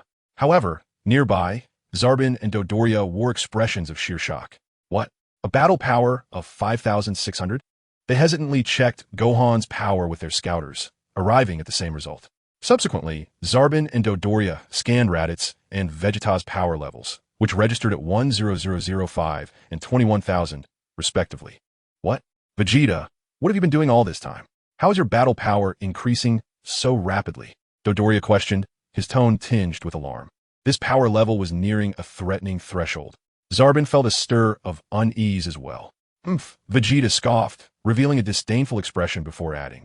This is the innate talent of the Saiyans. Whenever we survive on the brink of death, our battle power dramatically increases. Although he looked down on the two before him, he now understood the necessity of restraint. Ah, Vegeta-san, it seems your campaign on planet Vegeta has not been easy, Frieza remarked, unconcerned by the extent of Vegeta's power increase. To him, whether it was 10,000, 20,000, or even 100,000, what difference did it make? Then, Vegeta-san, there is a task here originally meant for the Ginyu Force, but given your commendable performance, this assignment shall be yours, Frieza said, tossing a set of coordinates to Vegeta before departing. The coordinates pointed to a planet named Yardrat. Chapter 12, Gohan's Choice. Hey, Vegeta. The Saiyan furiously grabbed Gohan by the collar, demanding, what is the matter with you? Do you know who Frieza is? Do you understand how perilous that situation was? Vegeta's emotions were in turmoil. At this moment, Frieza represented a level they could not dare to approach. With even the slightest inclination, Frieza could obliterate them all with a mere flick of a finger. Sun Wukong shook his head in silence, lost in fragmented memories. The being named Frieza was overwhelmingly powerful, instilling a sense of despair. Vegeta, witnessing this, muttered a curse.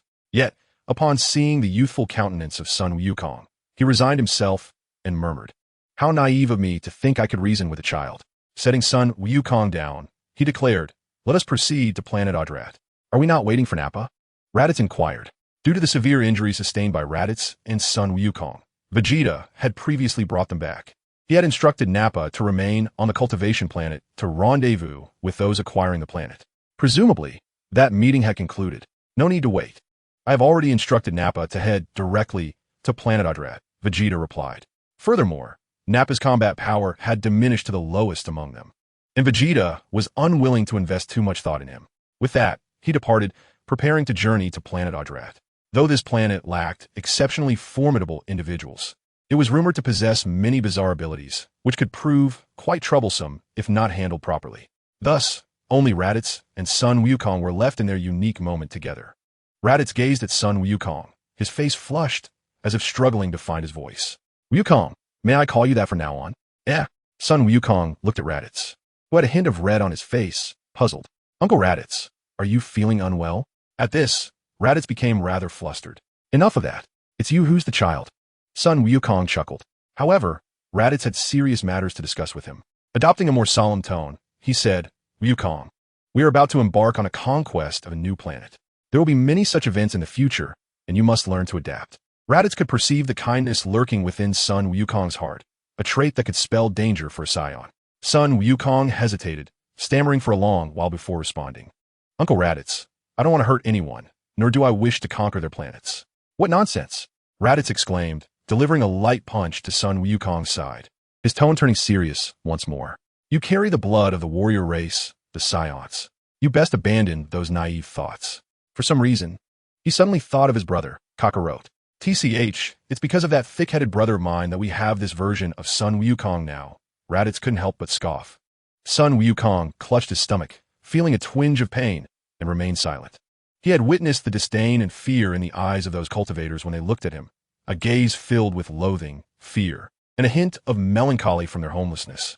Young one, there are matters beyond your control, Raditz remarked with a hint of disdain, adding, even if you choose not to conquer, the battles between planets will persist. In the distant realms unseen by you, numerous invaders are engaged in relentless conflict. Such is the nature of this universe, survival of the fittest, where the strong prevail.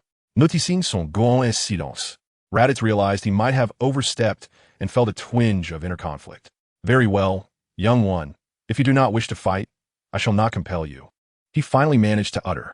He then guided Son Gohan to his original small spacecraft, stating, "This is the ship I once used. I entrust it to you." He briefly instructed Son Gohan on the controls before departing. Raditz chose to utilize a new spacecraft, not out of reluctance to give Son Gohan a more advanced one, but because he was more familiar with the older model, making it easier to instruct him. With a swift motion, a small spacecraft ascended rapidly into the sky. Moments later, another small ship followed suit. Raditz and Vegeta had left, leaving Son Gohan alone. He hesitated, gazing at the two indicators on the ship's control panel, one pointing to Yardrat and the other to Earth. The small vessel retained the coordinates it had previously traversed, and under Raditz's guidance, Son Gohan easily located Earth's coordinates. He found himself in a state of indecision, uncertain whether to return to Earth or venture to Yardrat. If he returned home, he could reunite with his parents. It had been so long since he last saw them. Surely his mother was worried about him. He pondered how his parents were faring. After a prolonged moment of contemplation, Son Gohan resolved to head to Yardrat. He vividly recalled in his mind that Frieza was a formidable villain. He needed to grow stronger and ultimately defeat Frieza. Chapter 13, I'm a Speedster, Vegeta. In the 448-star system within the Huan Nebula, 3 swift spacecraft raced toward a deep brown planet. Boom! Boom! Boom! 3 resounding impacts echoed, leaving 3 large craters on the ground. Simultaneously, a peculiar creature resembling a reddish-brown octopus initiated communication through a unique form of mental telepathy. Alert! Alert! The Saiyans are approaching. The Saiyans are coming. With a hiss, the doors of Raditz, Vegeta, and Son Gohan's small spacecraft opened. The 3 stepped out simultaneously, eager to admire the scenery, only to be met by the sight of a strange octopus-like being before them. Is this what the Ardratians look like? As Vegeta activated his scouter, he remarked, "Battle power, 100? What a pile of trash." With resolute steps, he advanced toward the nearby Ardatian. Before Vegeta could utter another word, the Ardatian spoke first, stating, "I will not divulge that we have captured a Saiyan." Vegeta, with a hint of disdain, wondered if it was Nappa they had captured. Truly pathetic, he mused. Not only incompetent, but also reckless. How could a supposedly advanced planet act independently without gathering their forces? Vegeta found himself questioning Nappa's intelligence. The Ardatian before him seemed equally foolish. Did Nappa inform you of our arrival? Vegeta pressed on. Huh? Who is Nappa? I don't know, the Ardatian answered, flustered. Such folly. Vegeta thought, as he reflected on his own naivete in seeking information from his creature. He began to gather a wave of energy in his hand. Meanwhile, Gohan found the Ardatian amusing. Not only did it look peculiar, but its speech was equally entertaining. However, as he noticed the energy gathering in Vegeta's hand, he intended to intervene, only to be firmly restrained by Raditz. "I will not force you to fight, but I shall not allow you to impede the battle," Raditz stated with a serious demeanor, casting Gohan aside. Just as Gohan lamented his predicament, the Ardatian's form suddenly vanished. In an instant, numerous Ardatian figures appeared in their place, some resembling octopuses, while others appeared as green and blue creatures huddled together, among countless other bizarre forms. Vegeta furrowed his brow slightly. Was this the Ardatian's unique ability? Indeed. This is called instant transmission, the earlier Ardatian proclaimed with pride, patting its non-existent chest. Instant transmission? Ha ha! Vegeta laughed heartily. What a fool, revealing your abilities to the enemy. He had only been pondering aloud, yet these foolish Ardatian creatures had so readily divulged their capabilities. The Ardatian realized, should I not have disclosed that? Of course you dolt, retorted another Ardatian, its body resembling a green mass. I told you to consume more of those 6 cooling peaches to sharpen your mind. Unlike me, I would disclose my ability to grow larger to anyone. Are you all a bunch of simpletons? Raditz could no longer contain his disdain, questioning whether this planet was truly advanced, as only advanced planets were typically targeted by the Ginyu Force. Vegeta erupted with laughter once more, questioning the intelligence of those around him, wondering if their minds were merely composed of single cells. He began to doubt whether he had been overly cautious regarding this planet. What is a single cell? Inquired one of the larger Adratlations, bending down to whisper. Boss, it means we have problems in our heads, replied another Adratlation. What? The larger one retorted angrily. Damn them. Vegeta swiftly activated his scouter. Power levels. 100, 100, 200, 200, 500, 500. The results revealed that this group of adulations either possessed a uniform power level of 100 or 200, with the highest reaching a mere 500. Such feeble strength, coupled with the simplicity of their single-cell brains, prompted Vegeta to relax his vigilance towards this planet. He could simply stand there and let them attack. What could they possibly achieve? As for any special abilities, Vegeta believed that without overwhelmingly superior strength, any special abilities would be futile. The notion of this planet being classified as advanced made him laugh again, reminiscent of witnessing Frieza assisting an elderly lady across the street. He scoffed even more at the thought of Nappa being captured, contemplating whether he should rescue him. In a fit of disdain, Vegeta pointed his thumb at his own face and declared, "I am Vegeta, the Speed Prince. Come, strike with all your might." However, the adulations began to pile upon one another, as if forming a human pyramid. They merged and fused, their minds synchronizing. Just as Vegeta was about to mock them again, his expression froze. Something was amiss. The multitude of adulations before him was shrinking at an observable rate, yet their power levels were skyrocketing. Power levels: 50, 0, 0, 0, 150, 0, 0, 0. No, they were still climbing. Suddenly, with a resounding bang, the scouter on Vegeta's left eye exploded. As the chaos settled, only 5 exceedingly large adulations remained, comparable in size to their transformed great ape forms, each wearing a congenial smile as they gazed at Vegeta. His mind went blank. This scouter was a new model, designed to detect power levels up to 200, 000, yet now it had detonated. Indeed, it had exploded. This level of power was beyond what he could withstand, even in his great ape form. Before Vegeta could gather his thoughts, one of the adulations teleported directly in front of him and delivered a single, devastating punch. Vegeta's face contorted in a grotesque expression before he succumbed to unconsciousness. Raditz remarked, "Is there any way I can avoid being struck?" To which the Ardatian retorted, "Absolutely not. You just insulted me, you fool." Chapter 14, Gohan's Training. Within a tightly sealed energy prison, 3 Saiyans assumed peculiar postures, concealed in a shadowy corner. They were acutely aware that mealtime was approaching, and soon an Ardatian would arrive to deliver their meal. This presented an opportune moment for escape from the oppressive confines of this dismal dungeon. Before long, a creature resembling an octopus made its entrance. "Hey, wake up, wake up. It's time for your meal," an Ardatian announced from outside the cell. Initially intending to make a swift exit, he noted the eerie silence within, as if the cell housed no one. Curiosity piqued, he raised his voice, "Hello, Saiyans, it's mealtime." After a prolonged silence, he grew increasingly perplexed and decided to step inside to investigate the unusual quietude. Yet, the moment he crossed the threshold, the silhouettes of the 3 Saiyans lunged at him with the ferocity of famished tigers. Their speed was astonishing, but ultimately they grasped nothing but air. Outside, mocking laughter echoed. "Ah, Saiyans, you underestimated me. Y possess instantaneous movement." Nappa, feeling disheartened, lamented, "Prince Vegeta, our strategy has failed once again." "Cut it out, Nappa," Vegeta snapped. "I'm well aware." Nevertheless, contempt for the Ardatian lingered in his heart as he began to devise an alternative escape plan. Meanwhile, the Ardatian exhaled a sigh of relief. Thankful for Gohan's earlier warning, otherwise he might have faced dire consequences. He then addressed the 3 Saiyans. "You won't be receiving any food today." "Nanny?" Vegeta exclaimed, frustrated as he slammed his fist against the window, yet there was little he could do. Nappa, even more despondent, reflected on how before Vegeta and Raditz arrived, he had enjoyed a hearty meal each day.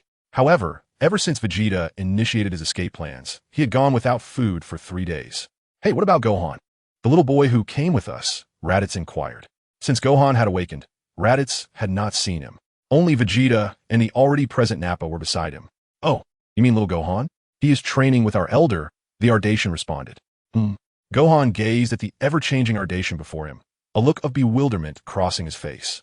This Ardatian would alternate between growing larger and smaller, vanishing and reappearing behind him, and even duplicating itself, an array of astonishing transformations. "What do you think, little Gohan?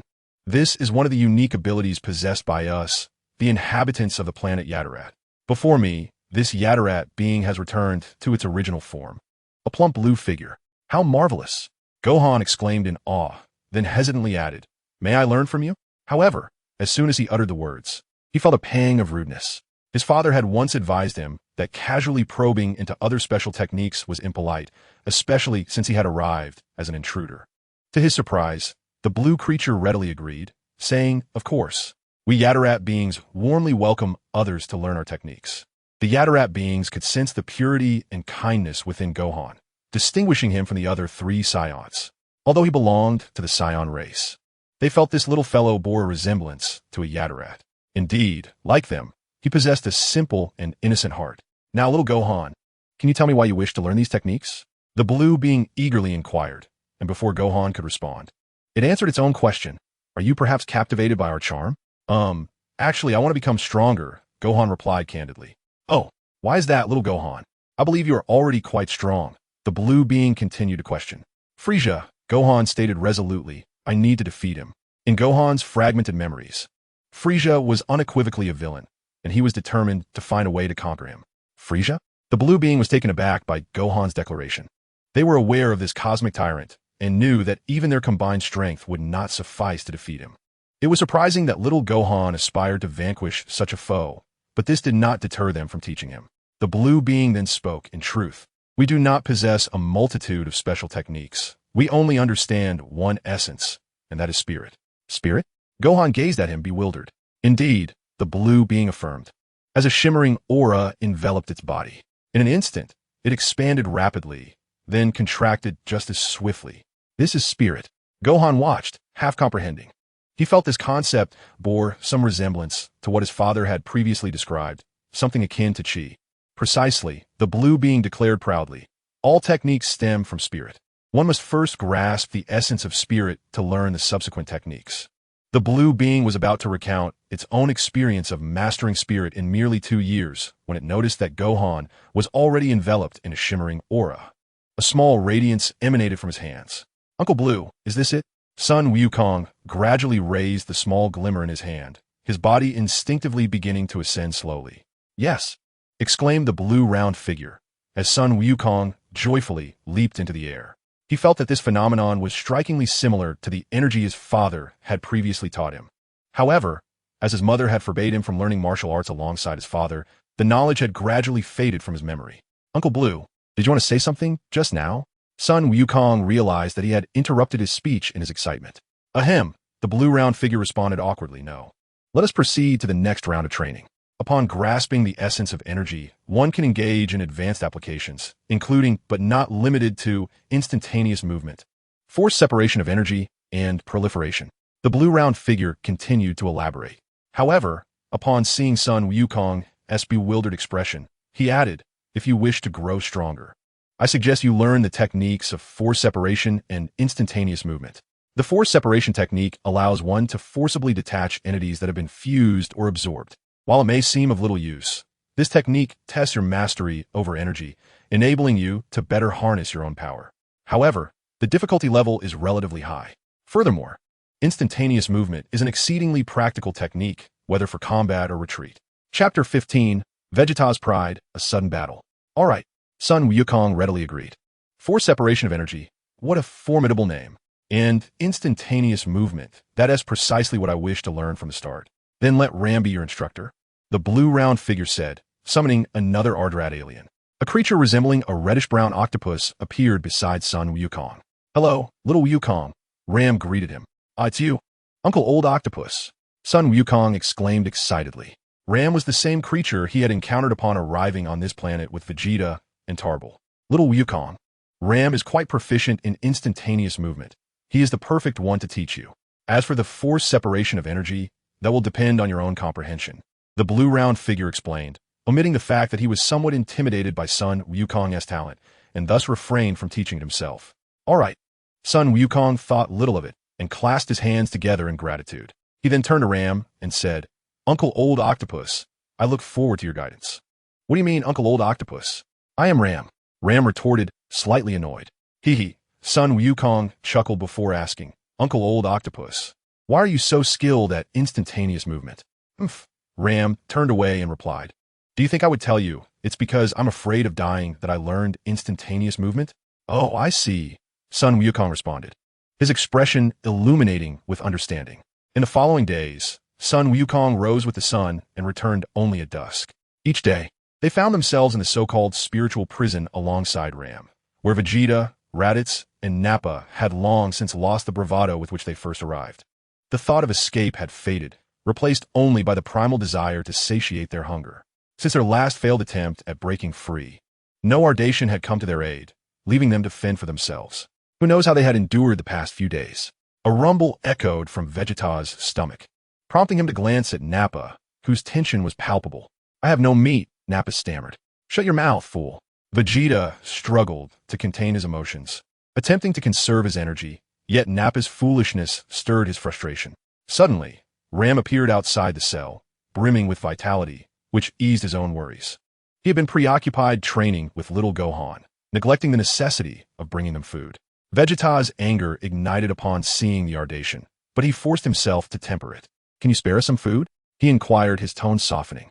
Observing their near-death state, Ram did not respond with food, but instead produced a key. "Well, you may leave now." "Huh?" exclaimed Vegeta, Raditz, and Nappa in unison, incredulous that the prison which had tormented them for so long was so easily unlocked. They had tried numerous methods to escape, yet the energy suppression had thwarted their every effort. Now, the sudden ease of their release felt surreal. "You have not killed our comrades, and likewise, my Ardatian kin will not allow you to perish. Despite your intentions to conquer our planet and the malice you harbor towards us, we shall not retaliate. Therefore, you may go." Ram's voice, though soft, resonated with thunderous clarity in the ears of Vegeta and his companions, shattering all preconceived notions they held. It was a revelation that, indeed, there existed a race within this universe that possessed such untainted simplicity of thought. Furthermore, the lad named Gohan who accompanied you is quite interesting. He has already decided to train here, Ram added before vanishing with a swift teleportation. "Then let us depart," Vegeta stated calmly. "Are we returning to the Frieza Force?" Nappa inquired. "Perhaps Gohan remaining here is a wise choice," Raditz mused. "No, we shall seek out the Ardatian and that little brat," Vegeta retorted, a surge of inexplicable anger rising within him. The Ardatian and the boy both shared an insufferable naivety that was utterly repugnant. The mere recollection ignites a profound fury within. It seems that Vegeta possesses an inherent disdain for such personalities. He contrasts starkly with the character that lies dormant within him, a persona he yearns for yet remains unaware of. Suddenly, a violet aura envelopes Vegeta, propelling him swiftly into the sky, leaving behind the bewildered Raditz and Nappa. "Raditz, go fetch me something to eat," Nappa said, his tone tinged with annoyance. "Humph," Raditz scoffed, retorting disdainfully, "if you want to eat, go find it yourself." "Nanny?" Nappa, taken aback, bristled with anger. When did the diminutive Raditz dare to defy his order? Just as he was about to retaliate, Raditz seized his neck with one hand, declaring, 3 seconds? Go. Understand? Lord Raditz, I apologize, I was wrong," Nappa quickly muttered, glancing at the rapidly rising battle power on the scouter. Vegeta, utilizing the scouter to continuously assess the direction, soon pinpointed Gohan's location due to the uniqueness of his power level. Coincidentally, the Ardatian was also present. "Gohan, and that Ardatian, stand where you are," Vegeta bellowed from the sky. "Vegeta?" Gohan replied, puzzled. "Didn't T-Uncle Octopus let you go?" "I, Vegeta, require no pity from you." Vegeta's expression twisted in anger as he shouted at Gohan, "You boy, come and fight me," although he recognized it was unwise. His pride compelled him to refuse a simple exit. "No," Gohan declined firmly. "Tish." A hint of disdain crossed Vegeta's features as he swiftly charged at Gohan, delivering a punch to his abdomen. Gohan winced momentarily, but quickly retaliated, landing a punch on Vegeta's cheek that drew blood. "Nanny?" Vegeta, incredulous, felt the sting of pain on his face. Could it be that he was injured by a mere child? Enraged, he surged forward once more to attack Gohan. Bang! Bang! The two engaged in a rapid exchange of blows, creating bursts of sound in the air. Gohan was astonished to realize that he seemed to have grown stronger. Within just a few days, both his speed and power had seen significant enhancement. What a joke! Vegeta's fury escalated. How could a child, a Saiyan child, contend with him to such an extent? Once more, he unleashed a formidable aura and intensified his assault on Gohan. Bang! Bang! Gradually, Gohan found himself at a disadvantage. There remained a discernible gap in battle power between him and Vegeta. Yet, steadily, the distance between them began to close. Vegeta's condition deteriorated, while Gohan became increasingly emboldened in battle. "I am none other than Prince Vegeta, a Saiyan," Vegeta proclaimed as he unleashed a fierce punch aimed directly at Gohan's face. Gohan braced himself with both hands. Though it was a struggle, he managed to block the blow. "Nanny?" Vegeta exclaimed in disbelief. Yet the gnawing hunger in his belly reminded him that his strength was waning. In that moment, Gohan retaliated with a punch of his own. Vegeta's combat instincts kicked in as he evaded the attack, but soon Gohan appeared behind him once more, launching another punch. With a sickening thud, Vegeta spat blood and began to descend. Despite his desperate attempts to remain conscious, he found himself utterly drained. "Oh, little Gohan, did you just use instant transmission?" Ram remarked, a hint of excitement in his voice.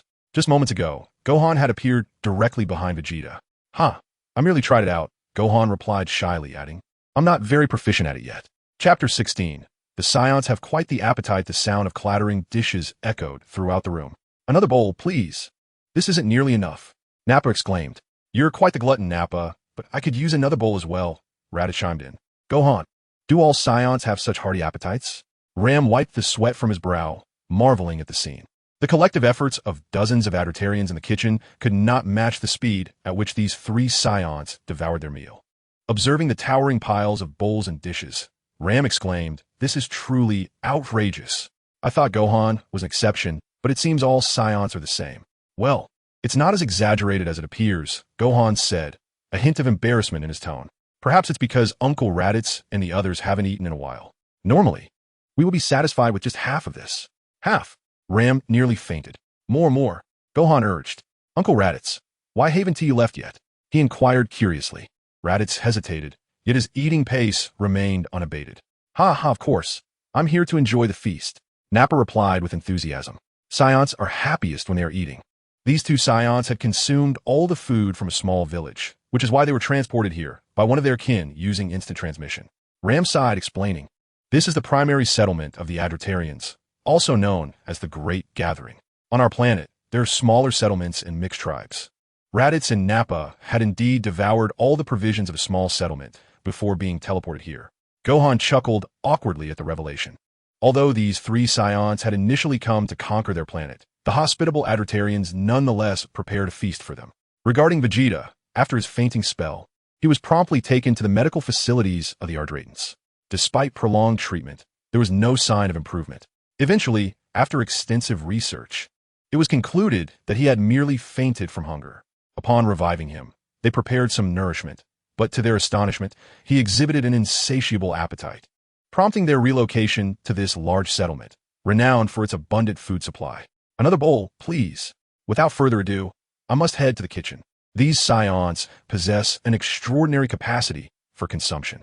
After a considerable time, Vegeta, Raditz, and Nappa finally satiated their appetites, their faces reflecting satisfaction. At last, it was time to bid farewell to these three gentlemen. I wiped the cold sweat from my brow, observing how their current demeanor starkly contrasted with their initial arrival. The Saiyans truly are an enigmatic race. "Gohan, do you truly wish to remain here?" Raditz inquired, his tone flat, yet betraying a hint of reluctance. Though he endeavored to suppress it, the emotion within him was undeniable. "Indeed, I wish to stay here and train," Gohan began, intending to express his desire to return home eventually, but the words faltered on his lips. Despite the brevity of their acquaintance, he could discern that Raditz was not entirely malevolent. Kindness lingered beneath the surface. Furthermore, Gohan perceived a shadow of his father within him. Raditz simply nodded, understanding that Gohan harbored a profound yearning to return home. After all, he lacked the capacity to impede him now. Observing Gohan in this moment, he couldn't help but reflect on the weeping child he had known months prior. The transformation was remarkable. He too had undergone significant change during this time, and this evolution felt rather gratifying. Rising to his feet, Raditz moved aside, awaiting the moment when he, along with Vegeta and Nappa, would depart, allowing them to return to their former lives, pursuing Frisia and conquering planets. "Saiyans, aren't you leaving yet?" I asked. "Vegeta, when do you intend to depart?" Nappa inquired, wiping remnants of food from his mouth. "Baka, who said I was leaving?" Vegeta retorted sharply, then turned to Gohan, adding, "Do not think that defeating me once grants you the right to be proud, little brat. That was merely due to my hunger, which provided you with an opportunity." "That's not it at all. I harbor no such thoughts," Gohan quickly refuted, fully aware of the gap between himself and the current Vegeta. Vegeta remained silent. yet his actions indicated a reluctance to depart. Huh? I was momentarily taken aback, yet I conceded, fine, as long as you refrain from causing destruction. I suppose anything is acceptable. The innate kindness of the Yatarat people will not compel them to expel humans. Furthermore, they have not caused any significant destruction thus far. Banappa wished to inquire about the reasons, but was promptly interrupted by Vegeta, who exclaimed, "Shut up, fool." "Never mind, I am indifferent," Raditz remarked nonchalantly, contemplating that spending time with Gohan might indeed be a splendid choice. Over the past few days, Son Gohan had continued to learn the higher applications of spirit from Ram, while Vegeta and the others observed Gohan's training as if watching a parade. On the first day, he meditated, contemplated, and released his energy, summarizing his results. On the second day, he repeated this process, and on the third day, it continued in this manner for an entire month. At last, Vegeta could no longer endure it and exclaimed, "Is your strength merely a result of engaging in these tedious activities?" "What do you mean by tedious?" Ram replied, somewhat impatiently. "This is the advanced application of spirit. Do you even comprehend what spirit is?" Vegeta was about to retort, but, realizing he still needed Ram for sustenance, swallowed his words. Eventually, after reddening his face from restraint, he managed to ask, "Could you possibly teach me as well?" Ram responded, "Saiyan, are you making a request?" Vegeta replied defiantly, "Of course not." Ram countered, "Then I shan't teach you." Vegeta remained silent. Meanwhile, in another dimension of the universe, within the realm of the dead, Son Goku and Piccolo finally reached the end of Snake Island. "Hooray, Piccolo, we've made it!" Son Goku exclaimed excitedly. "What are you so happy about? If it weren't for you, we would have arrived long ago," Piccolo retorted, his face turning green with irritation. "My apologies," Son Goku said, feeling somewhat embarrassed, then pointed to a small green planet before them. "Look, Piccolo, isn't that the green planet we've been searching for?" Chapter 17. The Master of Cold Jokes. King Kai, "Uncle Raditz, are you going to stay here to train as well?" Son Gohan asked eagerly. Raditz nodded. "My current strength is still far from sufficient." Seeing that both Raditz and Vegeta intended to remain for training, Nappa resignedly stated, "Then I shall stay here to train as well." Although they Saiyans are a warrior race and grow stronger through battle, to be frank, the increase in their battle power over the years has been rather meager, particularly Vegeta, who had surpassed a power level of 10,000 at a young age. Only recently broke through to a power level of 20,000 after recovering from serious injuries a few months prior. You may begin by contemplating spirit. As for the techniques you can learn later, that will depend on your innate talent, Ram said, somewhat helplessly. He was not particularly eager to teach these individuals, but rather concerned that their insatiable appetites would impoverish the Yatarat people. "This is quite heavy, Piccolo." As Sun Wukong set foot on this verdant planet, he immediately felt the overwhelming force of gravity pressing upon him.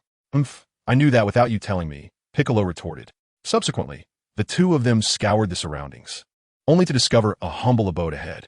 King Kai, Sun Wukong called out after searching in vain. "Strange, is King Kai not home?" he pondered, scratching his head in confusion. At that moment, a rotund figure adorned with two antennae and classic sunglasses leaped down from a tree, murmuring incessantly, "How delightful it is to gaze at the stars. What shall I have for dinner tonight? No, wait. Isn't it's still afternoon? How could I be stargazing at this hour? Ha ha ha."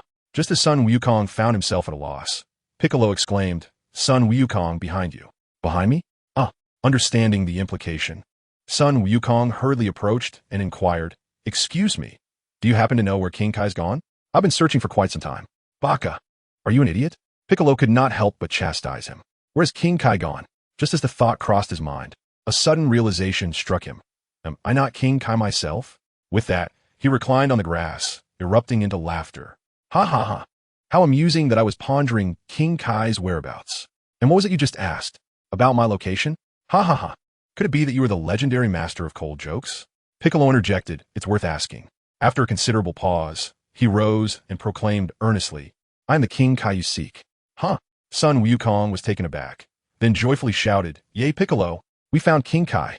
Piccolo replied with a nod, and Sun Wukong sincerely added, "Please, teach me anything you can." King Kai's expression turned serious, but as Sun Wukong lowered his gaze, he noticed that the latter bore no halo. "No halo?" Just as he was about to inquire about this anomaly, he burst into laughter again. "Ha ha ha. How amusing that you managed to come here without a halo." Sun Wukong was momentarily perplexed. King Kai wiped away a tear from the corner of his eye, and said, I agree. I agree. I shall teach you. You truly are a master of cold jokes. At that moment, King Kai mused that even without a halo, would it matter? No halo. Ha ha ha. Yay. Despite being somewhat puzzled, Sun Wukong's spirits remain high. Keep it up. I have faith in you, with your talent. You can undoubtedly inherit my title as the master of cold jokes, King Kai stated earnestly. Huh? Sun Wukong quickly clarified. No, I came here to train. Training. Is it? King Kai replied with a hint of regret. That is not out of the question. However, have you truly given no thought to inheriting my title as the master of cold jokes? Not at all. Not at all. Sun Wukong, filled with urgency, displayed a devout expression and implored, please guide me in my cultivation to become stronger. I beg of you, any method will suffice. The king of the world hesitated briefly before responding, very well. Typically, those who sought his training needed only to amuse him. Sun Wukong had already met that requirement. However, he couldn't help but marvel at the astonishing level of this young man's humor. In a mere few minutes, he had managed to elicit multiple laughs from the master of deadpan jokes, which was truly impressive. Then, the king turned to Piccolo and inquired, Are you here to train with me as well? Piccolo hesitated, but eventually nodded, yes. The king replied, That is acceptable, but I have a condition. Piccolo asked, What condition? The king stated, Make me laugh. Piccolo retorted, Are you joking? Jump for me first. I want to see how high you can leap. The king, slightly serious, directed his gaze at Sun Wukong, eager to assess his capabilities. All right, Sun Wukong declared, bracing against the gravity. With determination, he leaped, but the height was minimal, barely surpassing the jumps he made as a child on Earth. Not bad, the king remarked. To reach this height under such gravity indicates you possess some foundation, albeit limited. How heavy this is, Sun Wukong complained, promptly removing his weighted clothing with a loud thud, and inquired, May I try again? The king, surprised that he had just jumped while wearing weights, realized that this individual was not so simple after all. Go ahead, he replied. Yash, Sun Wukong exclaimed, his expression brightening with excitement as he warmed up and then gathered his breath. He leaped once more, this time reaching an impressive height of several hundred meters. To think I could only jump this high. The gravity here is indeed formidable, he lamented. Yet, it was clear he had underestimated his own abilities, which left the king quite astonished. Indeed, only someone capable of traversing Snake Island possesses such prowess. Very well, let us commence the first phase of training. The king instructed Sun Wukong, but you must don your weighted attire first. Huh? Sun Wukong's face contorted in discomfort, yet he complied and put on the weights. Following the king, along the way, he turned to Piccolo and asked, Piccolo, are you truly not going to train with the king? Piccolo merely scolded, choosing silence. Deep down, he recognized that the king was likely more than he appeared, especially given the planet's formidable gravity. However, he remained uncertain about the nature of the jokes required. Chapter 18, Individual Training. Come fort, Baburus. The king bellowed. A small monkey, moving with a peculiar gait, appeared in the background. Sun Wukong was taken aback, puzzled by the scene. This is your first phase of training, the king said with a smile. Sun Wukong responded, even more bewildered. Indeed, it is my pet. You must overcome the gravity here and capture it. Only then will you have completed the first phase of your training, explained the king of the world. On the planet Adralat, Vegeta observed with satisfaction a faint glow of white light emanating from his body. At that moment, sweat poured down his forehead and back. Truly a genius, he thought, having comprehended the essence in merely 7 days. With a hint of excitement, Vegeta remarked, Am I so quick? I have yet to perceive anything. Nappa said, still struggling to grasp the concept. Raditz sat atop a pillar, continuing his reflections. Haha, do you think this prince is like you? Vegeta replied with pride, then turned to Ram and urged, Come on, quickly teach me the techniques. Oh, Gohan grasped it in just a few minutes, Ram said with a hint of provocation. Teach. Vegeta twitched and added, Stop with the chatter. Teach me the techniques now. This prince desires to learn the strongest. Your understanding of the essence is still too superficial. Go and contemplate further, Ram advised. Meanwhile, Gohan was surrounded by a multitude of small white lights, embodying what is known as the essence or ki. As he trained, he recalled the words his father had once shared with him. At that time, his father had demonstrated the Kamehameha in front of the ocean. Gohan watched closely. This is the technique taught to me by Master Roshi, and it is my most frequently used technique called the Kamehameha wave. It seemed that his father, too, had possessed similar small lights. Thus, the essence that Uncle Blue and Uncle Octopus spoke of is indeed the ki that my father described. Gohan pondered inwardly. Lost in thought, Gohan instinctively began to demonstrate the Kamehameha. He aligned his hands in a lotus formation and gradually summoned his ki to manifest above his palms. Kamehameha wave. A beam of white light coalesced from Gohan's hands and surged forward. It was only when the energy wave was released that Gohan realized he was heading towards Uncle Octopus's village. He quickly redirected the Kamehameha upwards. He remembered his father's words, that with sufficient mastery, one could control the Kamehameha. However, at present, it appeared to be quite challenging. There was no other option. He would have to resort to instant transmission. Although he was not yet adept at it, it was the only solution available. With a swift motion, Gohan used the energy wave he had just unleashed as a reference point and teleported in front of the Kamehameha. He raised his hands to block it. Upon contact, he immediately felt a surge of immense energy. This is bad. The energy is too powerful, he thought, furrowing his brow as he summoned his own formidable energy to clash with it. The two waves of potent ki collided, generating a multitude of energy particles that surged into Gohan's body. Overwhelmed, he fainted. Alas, alas, how perplexing it is. How might one capture it? Sun Wukong found himself utterly bewildered. Press on, for the training you must endure is far from sufficient, the king of the world boisterously remarked, then turned his solemn gaze towards a distant point in the cosmos. Was Sun Wukong to confront that band of Saiyans? Curiously, they were training on the planet Yardrat, which posed quite a challenge. It seemed only time would tell if Wukong could master the King's fist. What are you gazing at, King? Sun Wukong cheerfully emerged from behind the king.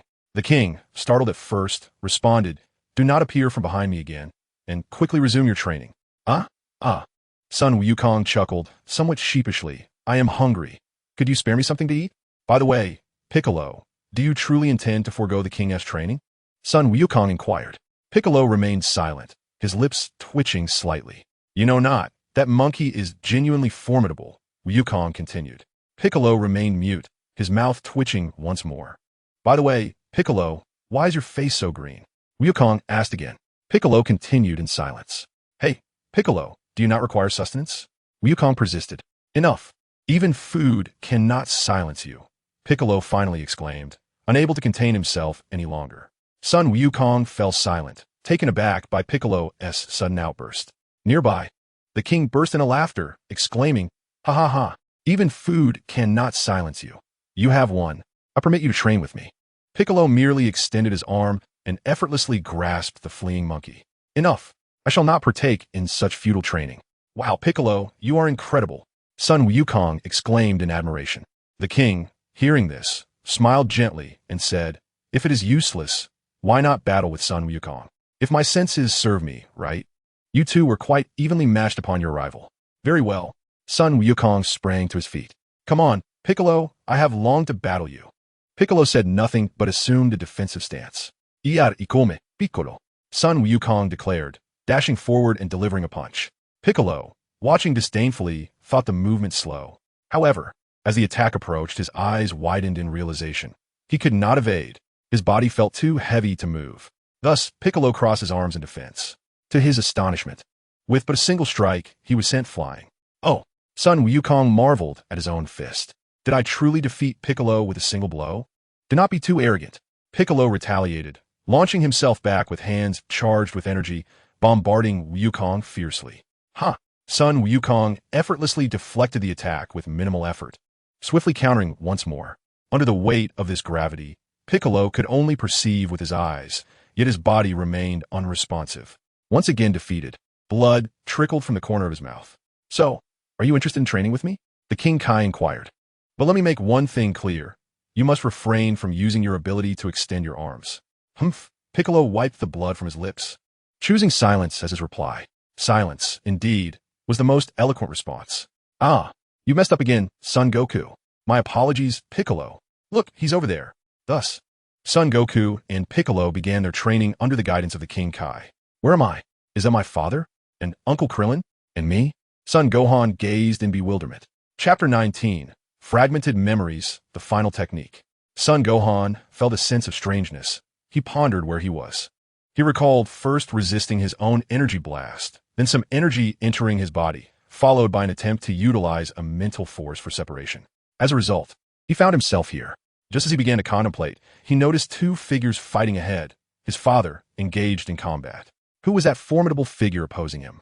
It seemed his father was at a disadvantage. Son Gohan rushed forward, wishing to aid his father in battle, only to pass through as if he were a mere shadow. It dawned on him that his form appeared insubstantial. And that figure, was it Uncle Piccolo? Uncle Krillin? And that person, was it me? Son Gohan discovered three individuals. Just as he felt a flicker of confusion, he was transported to another scene. It was the moment he was captured by Uncle Raditz. Was Raditz injured? Had he been the cause? Son Gohan gazed in astonishment, recalling that he had experienced strange phenomena in his mind, which had then unleashed a powerful force within him. In the blink of an eye, Son Gohan saw another figure resembling himself, seemingly an older version, but only for a fleeting moment, as if forcibly expelled from that place. Gohan, little Gohan, are you all right? He awoke to find Raditz and Ram surrounding him, feeling an odd sense of unreality. Thank goodness, Gohan, you finally woke up. Ram sighed in relief. What happened to you? Raditz asked with concern. I accidentally injured myself during training, Son Gohan replied, a hint of embarrassment in his voice. Be more careful next time. You've been unconscious for 2 days, Raditz continued. Those Saiyans may appear cold-blooded. They harbor a hidden kindness within. Son Gohan smiled faintly, yes. Thank you, Uncle Raditz. Yet, his mind remained preoccupied with the recent events. Was that a dream? No, this time felt different. It seemed to stem from a forced mental separation. Indeed, the forced separation of the mind. It appears that Gohan has discovered a direction, having previously been perplexed by these inexplicable memories. However, he now possesses a sense that mastering the art of mental separation will grant him a clear understanding of these enigmatic recollections. All right, let us continue our training, Gohan declared, summoning his resolve. With the sun rising and setting, the 4 Saiyans diligently trained under its radiant glow. Nappa, do not slack off. Vegeta, your focus is wavering again. Raditz, when will you conquer the weakness of your tail? Can you perhaps eat a little less? The landowner has no more provisions. Meanwhile, Goku and Piccolo were enduring rigorous training on King Kai's planet. Piccolo, it's time to begin. Are you idiot? Apologies, let's try that again. Far across the cosmos, within a swiftly navigating spaceship, an assortment of bizarre creatures clad in uniform attire congregated. Each individual bore a detector at the corner of their eyes. Lord Frieza, it seems we have not received any updates on those Saiyans for quite some time, spoke Dodoria cautiously. Is that so? It indeed appears we have not heard from that band of monkeys for a while. Frieza replied nonchalantly. Yes, we lost contact with them after you commanded them to conquer the planet Yardrat, Dodoria confirmed. Yardrat, you say? I recall that planet. It possesses many peculiar techniques. Could it be that they have perished? Frieza inquired. I suspect that is the case. Dodoria responded with a hint of regret. If they are dead, so be it. Though it is somewhat unfortunate, they were ultimately nothing but worthless, Frieza remarked indifferently. He then inquired, how long until we reach Namek? Report, Lord Frieza. We are 3 months away, Dodoria replied. 3 months, you say? How exciting. It seems I am one step closer to attaining eternal life. Goku, this will be the final technique I teach you, King Kai stated, his expression turning serious. This technique is one I have yet to master myself. If you learn it, defeating those Saiyans will be a certainty. King Kai turned his back to Goku, his tone softening yet remaining grave. Is my current strength, combined with the Kaioken, not sufficient? Goku asked, astonished. King Kai glanced in a particular direction before responding. Not enough. Nanny? Both Goku and Piccolo were taken aback. Although their training duration had not been especially long, they had improved by at least tenfold. With Goku's Kaioken added into the mix, was it still insufficient? Just how formidable had those Saiyans become? Can I learn this technique? Piccolo inquired eagerly. Certainly, as long as you possess a pure heart, King Kai assured him. Piccolo's lips twitched in response, and he silently departed. Yet internally, he was filled with discontent, lamenting the widening gap due to his inability to master the Kaioken technique. It seemed that the chasm would only continue to expand. He felt as though he were merely observing the silhouette of Son Goku. Subsequently, the Kaioken explained, this technique is known as the Spirit Bomb, and it can only be wielded by those with a pure heart, targeting solely the wicked. The more malevolent the target, the greater the destructive power. Furthermore, this technique knows no limits. Son Goku, too, displayed a resolute expression as he gazed at his own hands. Could his current strength, combined with the Kaioken, truly be insufficient against that group of Saiyans? To what extent had they grown in power? Gohan, I wonder how you are faring? Kaioken, could you enlighten me on Gohan's current state? Son Goku inquired with urgency. He was aware that the Kaioken could sense the status of most planets in the universe, yet he had refrained from asking about Gohan's specific circumstances. All he knew was that Gohan was still alive, and he feared that knowing the details might disrupt his training, compelling him to rush to his side. Rest assured, your son is doing well, the Kaioken replied with a slight smile, exuding an air of ease. Time flew by swiftly, the days passing like fleeting moments. Only 7 days remained until the 1-year period Son Goku had set. During this time, he had completed his final training on the Kaioken's planet. His demeanor was calm and composed, a stark contrast to the panic and helplessness he had felt upon his arrival. He now radiated a mature aura. Piccolo, will you accompany me? Son Goku asked eagerly. Facing 3 Saiyans would be daunting, and having Piccolo by his side would greatly alleviate the burden. Piccolo hesitated momentarily, but ultimately nodded in agreement. That's fantastic, Son Goku exclaimed with delight. I only seek to avenge that strike from before. Do not misunderstand. Piccolo quickly turned away, clarifying his intentions. All right, let us go, Son Goku urged, unable to bear even a moment's delay. Chapter 20. The New Spaceship, accompanied by Piccolo. West City. In the skies above, the two flew side by side. At this moment, Son Goku cast aside any distractions, reveling in the gentle breeze caressing his face. Returning to this place, he felt none of the previous confusion or helplessness. Now, he was brimming with confidence. Son Goku, is this where the spaceship you mentioned is located? Piccolo questioned, seemingly skeptical as he surveyed the surroundings, filled with mundane, tedious humans. Indeed, Son Goku replied with ease. Bulma's research capabilities are quite remarkable. It's just ahead. He swiftly descended, soaring toward the destination while calling out, Bulma, Bulma, I have arrived. Meanwhile, in a small room, Bulma was patiently explaining, Chi-Chi, Gohan has truly gone to study in another country. Opposite her sat a woman. Though she was clad in simple attire, her beauty was undeniable. Yet her face bore the marks of exhaustion. Despite being of a similar age to Bulma, she appeared significantly older, with strands of white hair that seemed ill-suited for her years. Bulma, please speak candidly with me. Has something happened to my Gohan? And Goku? He's been away from home for a year. Her voice trembled with the weight of sorrow. Bulma, witnessing her distress, felt helpless. This was not the first time Chi-Chi had come to her seeking answers. Suddenly, a familiar voice echoed from outside, calling out to Bulma. Goku? Chi-Chi recognized the sound and rushed out. Bulma, Bulma, it's me, Son Goku. He shouted exuberantly. The expanse of Bulma's home made it difficult for him to be heard. Just as Goku was about to call out again, a familiar figure appeared before him. Goku? Chi-Chi? Their eyes met, and Goku was momentarily bewildered. What brings you here, Chi-Chi? However, Chi-Chi, tears streaming down her face, dashed toward him. Goku, you must tell me. Has something happened to Gohan? She collapsed into his embrace, her tears soaking his shoulder. Goku was at a loss. No, Chi-Chi, listen to me. Gohan is studying in Rice Country. Yes, he has gone to Rice Country to study. Oh no. Bulma covered her face in despair. Huh? Chi-Chi paused for a brief moment before bursting into tears again. You're lying. Bulma said he went to Dumpling Country, and now you say Rice Country. My Gohan. Goku felt powerless as he had always struggled to console Chi-Chi, especially in her tearful state. He could only pat her gently, assuring her that Gohan was safe and that he would bring him back soon. Meanwhile, the perceptive Piccolo had already made his way to another location. After a lengthy silence, Goku, out of options, decided to reveal the truth to Chi-Chi. Unfazed initially, upon hearing the news, Chi-Chi immediately armed herself, determined to accompany Goku to rescue Gohan. Chi-Chi, those Saiyans are formidable, Goku urged, and then reassured her, but trust me, I will bring Gohan back. Yes, Chi-Chi, you must have faith in Goku. Gohan would want you to be well, Bulma added. Overwhelmed with emotion, Chi-Chi sank to the ground, cradling herself. After a long moment, she looked up at Goku and declared, Goku, you must bring Gohan back. Absolutely, Goku affirmed, I returned for this very purpose. Then he turned to Bulma, asking, by the way, Bulma, did you increase the gravity on the spaceship as I requested? I did, Bulma replied, her voice tinged with incredulity. But can you truly withstand 100 times gravity? Delighted.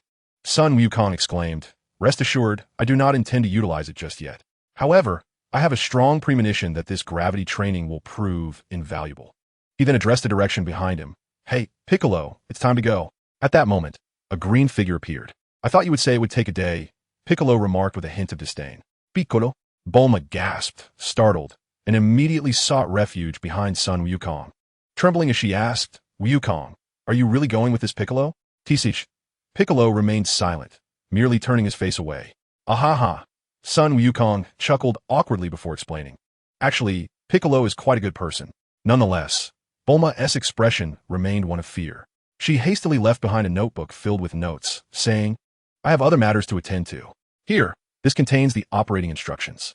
With that, she swiftly departed. Sun Wukong, bewildered, leafed through the notes, frowning in concentration for quite some time without uttering a word.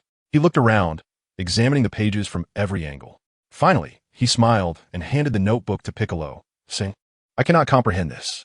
Idiot, Piccolo responded, a bit irked as he took the notebook and frowned at the handwriting. What on earth is this woman writing? On planet Yardrath. In the atmosphere, for Saiyans were embroiled in chaotic combat. Fight, fight, fight. Son Gohan swiftly engaged in a brawl with Vegeta. Vegeta, seizing an opportune moment, threw a punch. Simultaneously, Raditz's figure suddenly appeared behind Vegeta, delivering a strike.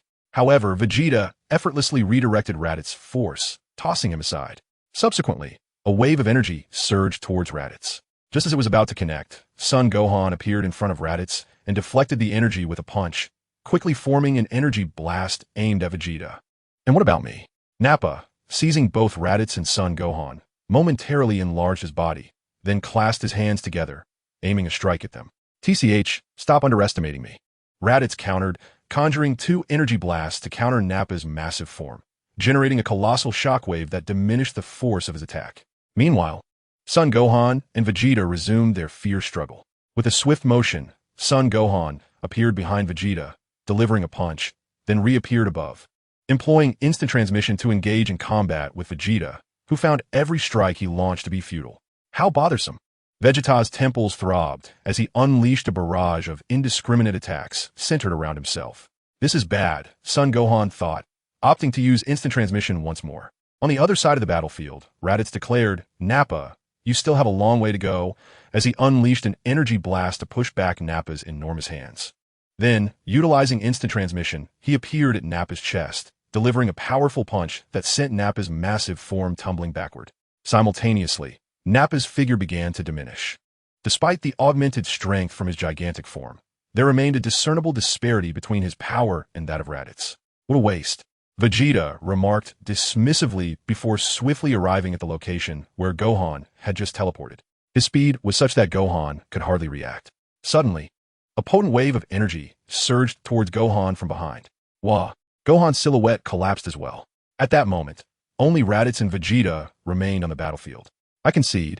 Raditz hesitated briefly before dejectedly saying, if Gohan had been with him, there might have been a glimmer of hope, but facing Vegeta alone was futile. Vegeta's team emerges victorious.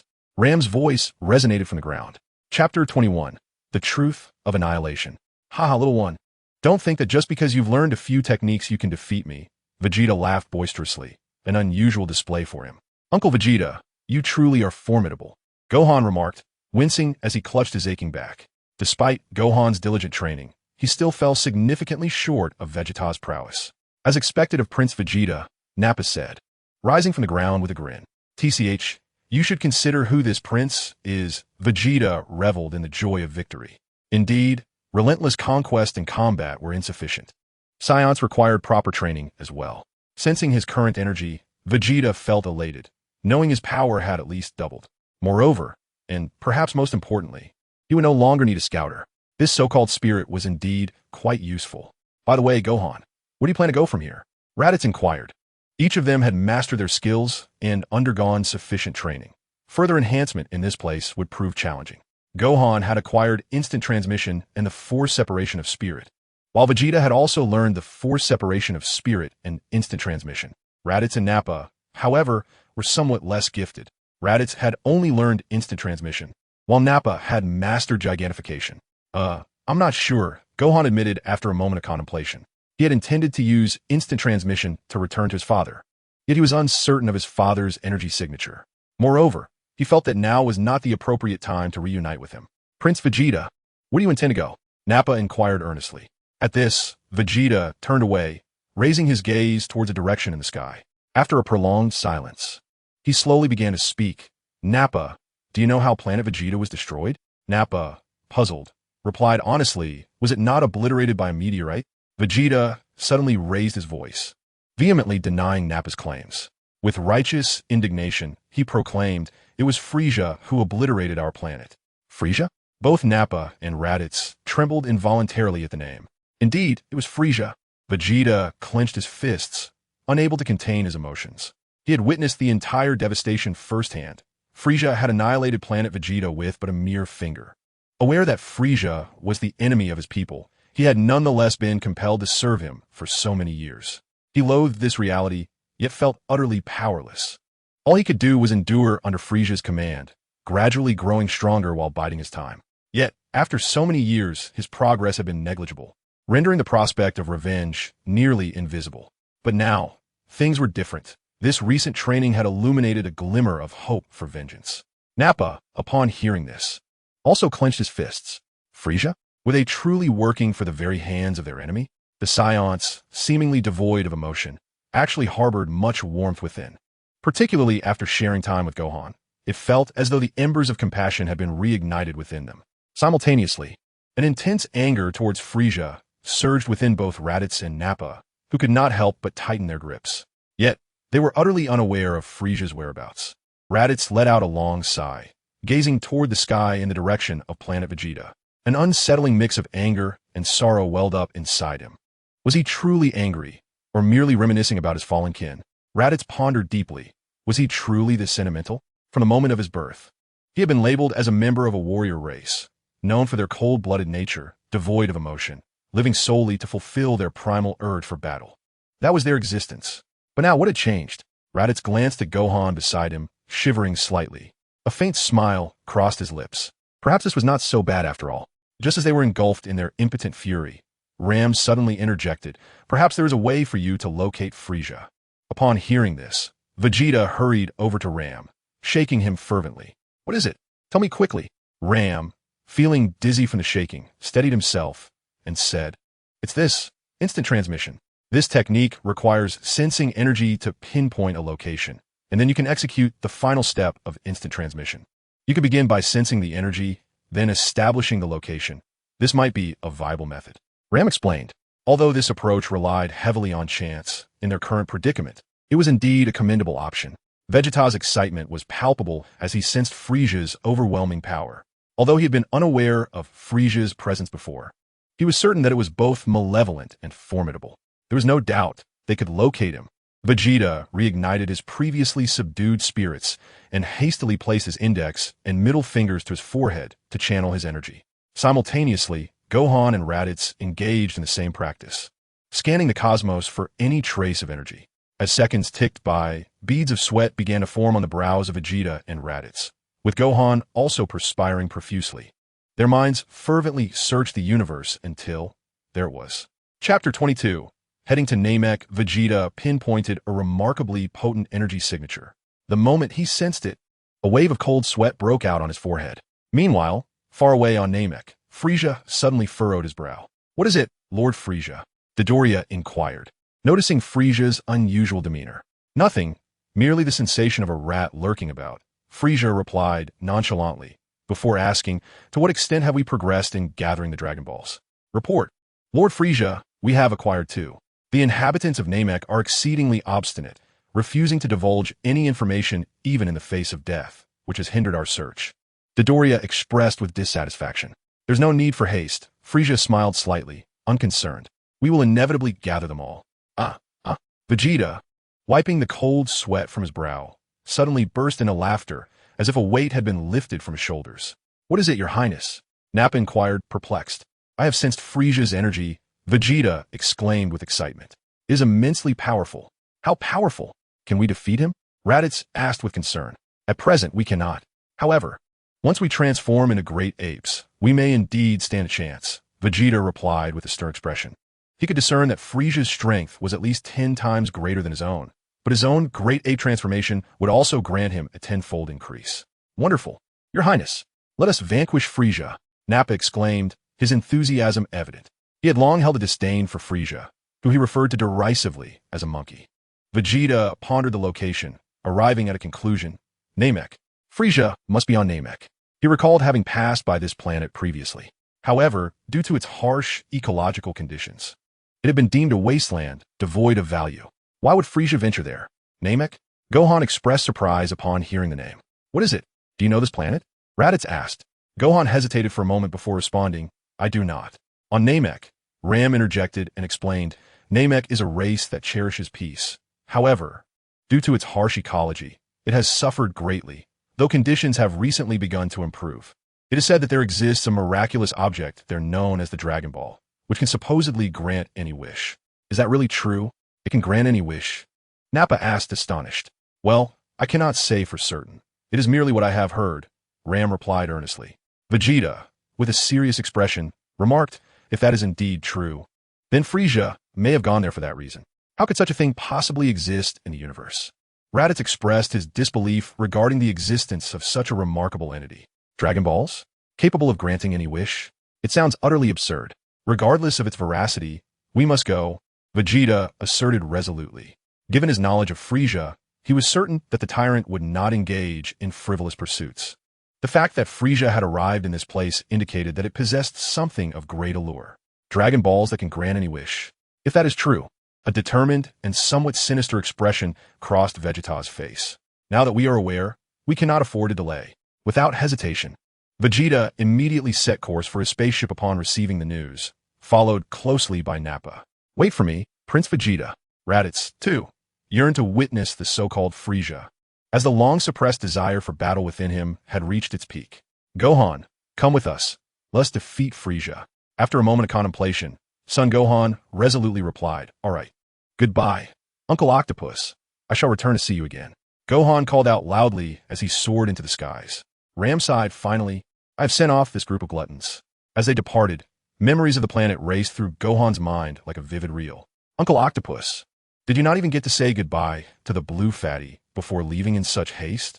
He found Vegeta's behavior peculiar and was uncertain whether their journey to Namek was right or wrong. Gohan became immersed in his memories. It was when he had just learned the technique of mental separation, he cautiously applied it to himself, more accurately, to his mind. As soon as he attempted it, a flood of memories emerged. Raditz had taken him from Earth. Then Raditz and his father had perished. Afterward, he was taken by Piccolo for a year of training. Shortly thereafter, Nappa and Vegeta arrived. Leaping into the fray, he remembered the deaths of Yamcha, Kaiatsu, and finally, Piccolo, until the very last moment when his father arrived, having triumphed over Nappa and, with great difficulty, defeated Vegeta. Memories cascaded through his mind like a galloping carousel. Yet this was not the end. Together with Uncle Krillin and Aunt Bulma, they embarked on a journey to Namek in hopes of resurrecting the likes of Goku and others. After enduring numerous trials, they finally arrived at Namek, only to be met with despair. The overwhelming aura of Frisia nearly suffocated them. Soon after, they encountered Vegeta and joined forces to confront the Ginyu Force. In their darkest hour, their father arrived, effortlessly vanquishing their foes. However, amidst it all, their father sustained injuries, leaving them to face Frisia first. Frisia was too powerful. Victory seemed impossible. Uncle Piccolo returned, displaying remarkable strength, yet even he faltered against Frisia. Had Frisia not unleashed his full might? Was Vegeta truly lost? At long last, their father appeared. The golden-haired warrior was the legendary Super Saiyan. Thus, the tumultuous memories played out vividly in his mind, unlike the previously fragmented recollections. This time, the narrative was fully detailed, culminating in his father's transformation into the golden-haired Saiyan. Although the outcome remained uncertain, he firmly believed that his father would prevail. Despite the ambiguity of these enigmatic memories, if they were indeed true, it was clear that Frisia was an adversary beyond their reach. Gohan's expression was grave. He was uncertain how to convey this to Uncle Raditz. What troubles you, Gohan? Raditz inquired, noticing Gohan's distress. Nothing, Uncle Raditz. I just feel a bit nostalgic for Uncle Octopus, Gohan replied with a faint smile. Nostalgic, you say? Raditz murmured, then added, once we defeat Frisia, I will accompany you back here. Yes, Gohan nodded affirmatively. Then let us depart. Raditz beckoned as he entered the small spacecraft, urging Gohan to join him. In no time, for ships streaked across the sky, leaving behind a comet-like trail before vanishing into the vastness. Chapter 23, Arrival, the Enemy Approaches. Meanwhile, in the boundless cosmos, the situation had changed. Goku has transformed. The position has altered, Piccolo exclaimed with palpable excitement as he gazed at a large screen. Goku chuckled upon witnessing the transformation. What is amusing you? The shifting position makes it harder for us to locate him, Piccolo questioned. The change in position indicates that Gohan is still alive, Gohan replied, then lay back down, finding a sense of calm. To be honest, I fear Gohan may not endure the year. If he falters, Chi-Chi will surely blame me. Seeing Goku so relaxed, Piccolo hesitated before asking, "Are you really not going to train a bit more?" Upon hearing this, Sun Wukong merely waved his hand and replied, "No, these days are for rest." No sooner had he spoken than a series of snores erupted from the bed. Tisish, Piccolo's lips twitched slightly. He found it hard to comprehend Sun Wukong's method of training. Yet, time and again, he found himself overshadowed by him, which irked him greatly. Nevertheless, while on King Kai's planet, the king had once praised Sun Wukong's unique approach to cultivation. In that moment, Piccolo felt a flicker of doubt regarding his own training experiences. Perhaps it was time to indulge in a bit of relaxation? As time flowed steadily, the four warriors' spaceship drew closer to Namek. Gohan, feeling a twinge of anxiety, retrieved a shimmering 4-star ball from his pocket, only to return it to his embrace. With resolute determination, he vowed silently, "Mom and Dad, if I survive this time, I will surely seek you out." Whoosh, whoosh, whoosh, whoosh. The four spacecraft swiftly pierced through the atmosphere of Namek, darting through the sky before crashing into the ground. Simultaneously, the Frisia force, scouring for the fourth Dragon Ball, noticed the four small vessels in the distance. One soldier hurriedly rushed to Frisia, his nerves preventing him from articulating clearly. "Lord Frisia, I think. ZZZET. Before he could finish his sentence, a purple beam of light shot from Frisia's fingertip, piercing through his body. Unable to utter another word, he met his end. Frisia then turned his gaze to the others. Another soldier quickly reported, "Lord Frisia, 4 small spacecraft have landed in the distance. They appear to belong to that group of Saiyans." "Saiyans?" Frisia chuckled, covering his mouth. "Those Saiyans are still alive?" Nearby, Dodoria activated his scouter, observing beep beep. Power level 21,000. Beep beep. Power level 12,000. Beep beep. Power level 6,000. Beep beep. Power level 8,000. Indeed, there are 4 new power levels, 3 of which hover around 10,000, while one exceeds 20,000, Dodoria remarked, slightly astonished. "This power level surely belongs to those Saiyans," Zarbon asserted, then added, "But what are those monkeys doing here? Could it be?" Frisia keenly sensed a hint of underlying significance, furrowing his brow. "Regardless of whether they are those monkeys or not, you must investigate. If it is them, eliminate them immediately. We cannot allow them to interfere with our quest for the Dragon Balls." As he spoke, Frisia's tone grew increasingly menacing. Dodoria set down the Dragon Balls, preparing to depart. "Wait," Frisia called out to him, then added, "Zarbon, just to be safe, you should go as well." Sabo was slightly taken aback, yet he acquiesced. "Indeed, Lord Frisia. The strength of these Saiyans has certainly seen some enhancement. Dodoria may not necessarily prevail against them. However, to him, they're merely insignificant players." Meanwhile, Vegeta and his companions emerged from their small spacecraft and addressed the others. "Have you compressed your battle power as I instructed?" "Yes," they responded. "Excellent." Vegeta's face lit up with excitement. "Vegeta, why must we diminish our own combat strength?" Nappa inquired, somewhat perplexed. "Fool, do you expect us to confront Frisia head-on from the outset? We must first defeat Frisia's subordinates," Vegeta explained. At times, he found it tedious to elucidate matters to Nappa, who seemed rather dim-witted. "Hey, Sabo, let us call Chio over," Dodoria suggested, a hint of concern in his voice. "What is the matter, Dodoria? Are you intimidated by the battle power of those Saiyans?" Sabo mocked. "Not at all. I simply believe that having one more ally provides additional assurance," Dodoria replied. "Ha ha." Sabo laughed heartily. "When did you become so cautious?" It's true, Dodoria is unaware of his own ability to transform. Nevertheless, what difference would it make against those Saiyans if he doesn't transform? Ultimately, Sabo agreed. "Very well, summon Chio Isn't he at odds with Vegeta? If possible, I would prefer to avoid transforming." "What? Vegeta?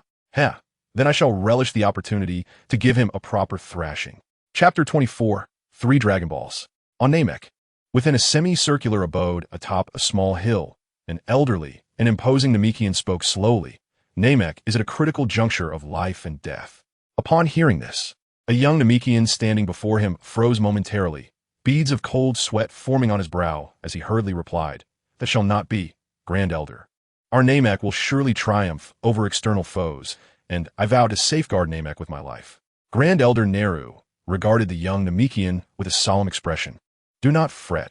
Our Namek is not without a glimmer of hope. Everything is destined, just as I have but a short time left. And no, Grand Elder, with the Dragon Balls, you will surely be safe." Neru spoke with fervor. "No, Neru. The Dragon Balls are a reward for the valiant, not a tool for selfish desires." The Grand Elder replied slowly. He continued, "If it were merely for self-indulgence, what difference would we have from those invaders?" As the Grand Elder's words faded, Neru fell silent, bowing his head in contemplation. "Neru, go forth and seek a guest bearing the emblem of our Namek in the north," the Grand Elder urged gently. "I have a premonition that he may be the beacon of hope for the survival of our Namek." "What is the token of Namek?" Nyla pondered, somewhat perplexed. Did the Namekians possess such tokens? He was at a loss. Just as he was about to inquire further, he noticed that the Grand Elder had already closed his eyes. Not wishing to disturb the Elder, Nailu refrained from asking again and flew northward. "Can you feel it?" Vegeta remarked nonchalantly. "The approaching group of individuals are our impending adversaries." "Indeed," Son Gohan replied, also closing his eyes. Numerous formidable energies were swiftly converging towards them. "Ha ha! At last it is time for me, Grandpa Nappa, to teach them a lesson," Nappa exclaimed, rubbing his hands together with excitement. "In the past, they called me a monkey. That was unavoidable. Now, I shall make them all kneel and address me as Grandpa Nappa." "Ha ha! Just don't embarrass yourself by getting knocked down," Raditz mockingly retorted. Nappa, being the weakest among them with a power level of merely 20,000, did possess the ability to amplify his strength slightly through transformation, yet it remained limited.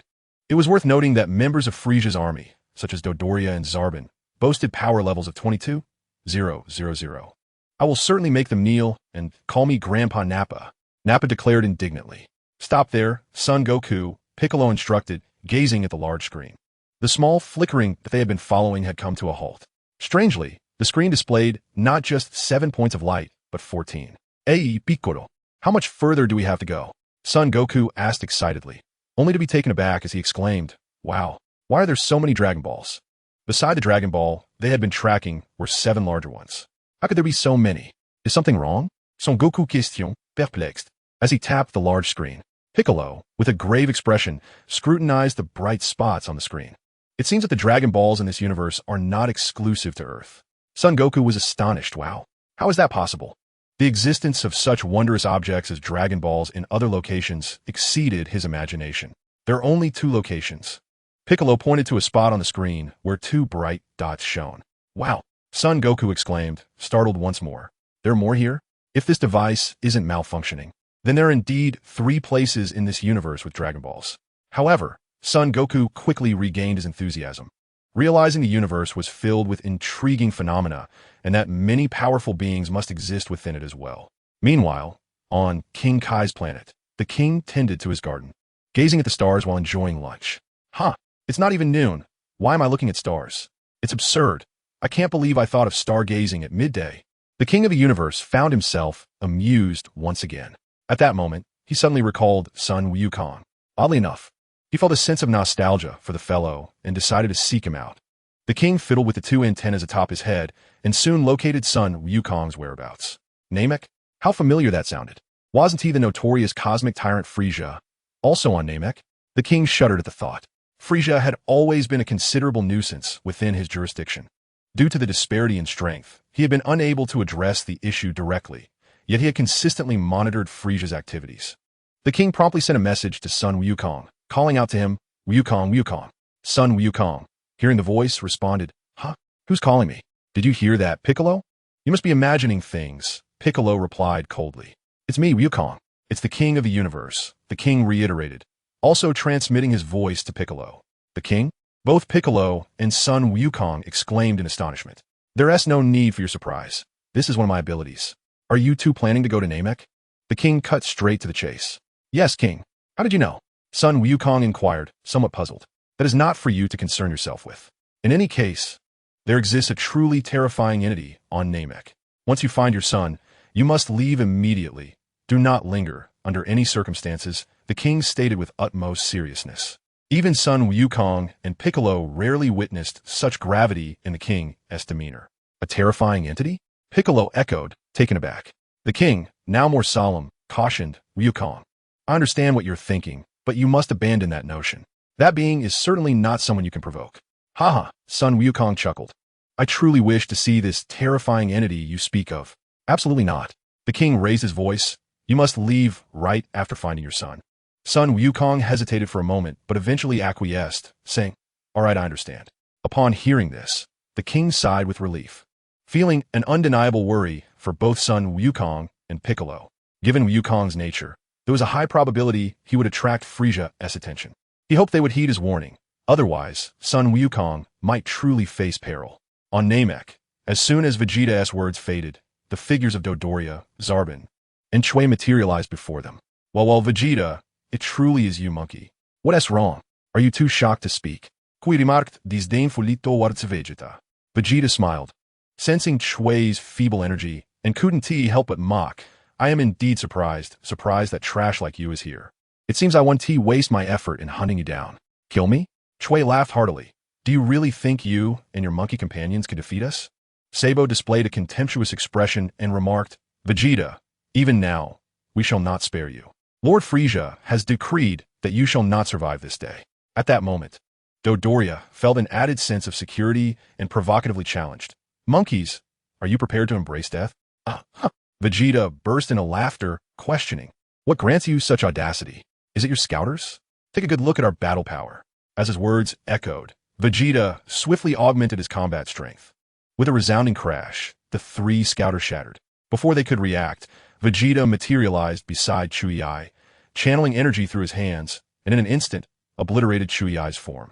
With a loud explosion, Frisia's scouter met a similar fate, not due to the overwhelming battle power, but rather at the hands of the Namekian before him.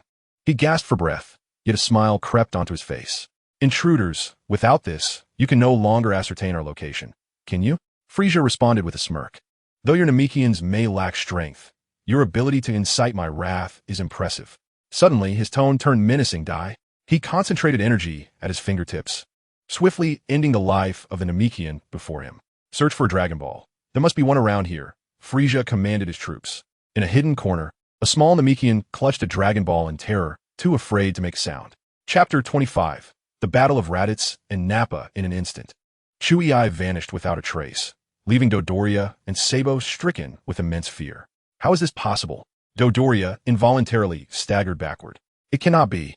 Sabo gazed in astonishment at the Saiyans before him. Though they wore smiles, his heart raced with dread.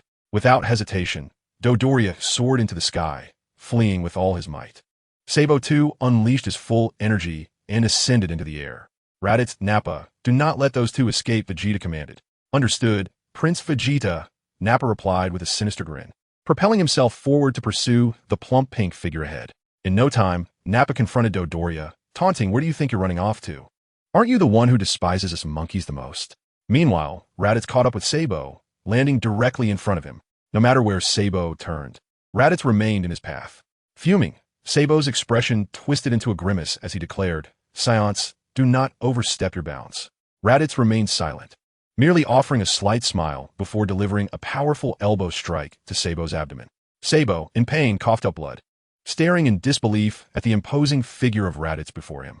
Just a year ago, this once manageable monkey had transformed into an overwhelming force. Meanwhile, Dodoria's face was etched with lingering fear as he stumbled backward. Nappa, if I recall correctly, we could work together. You've been yearning to overthrow Frisia, and frankly, I've long harbored resentment towards him as well. Let's join forces. Nappa's booming laughter interrupted him, and with that, his arm began to swell, delivering a devastating punch to Dodoria's head. The impact sent Dodoria reeling as if he had suffered a concussion, a ringing in his ears echoing around him, blood seeping from the corners of his mouth. Once more, Nappa concentrated a massive amount of energy, directing it towards Dodoria. At that moment, Sabo shouted, Dodoria, you fool. Counterattack. Not everyone is as powerful as Vegeta.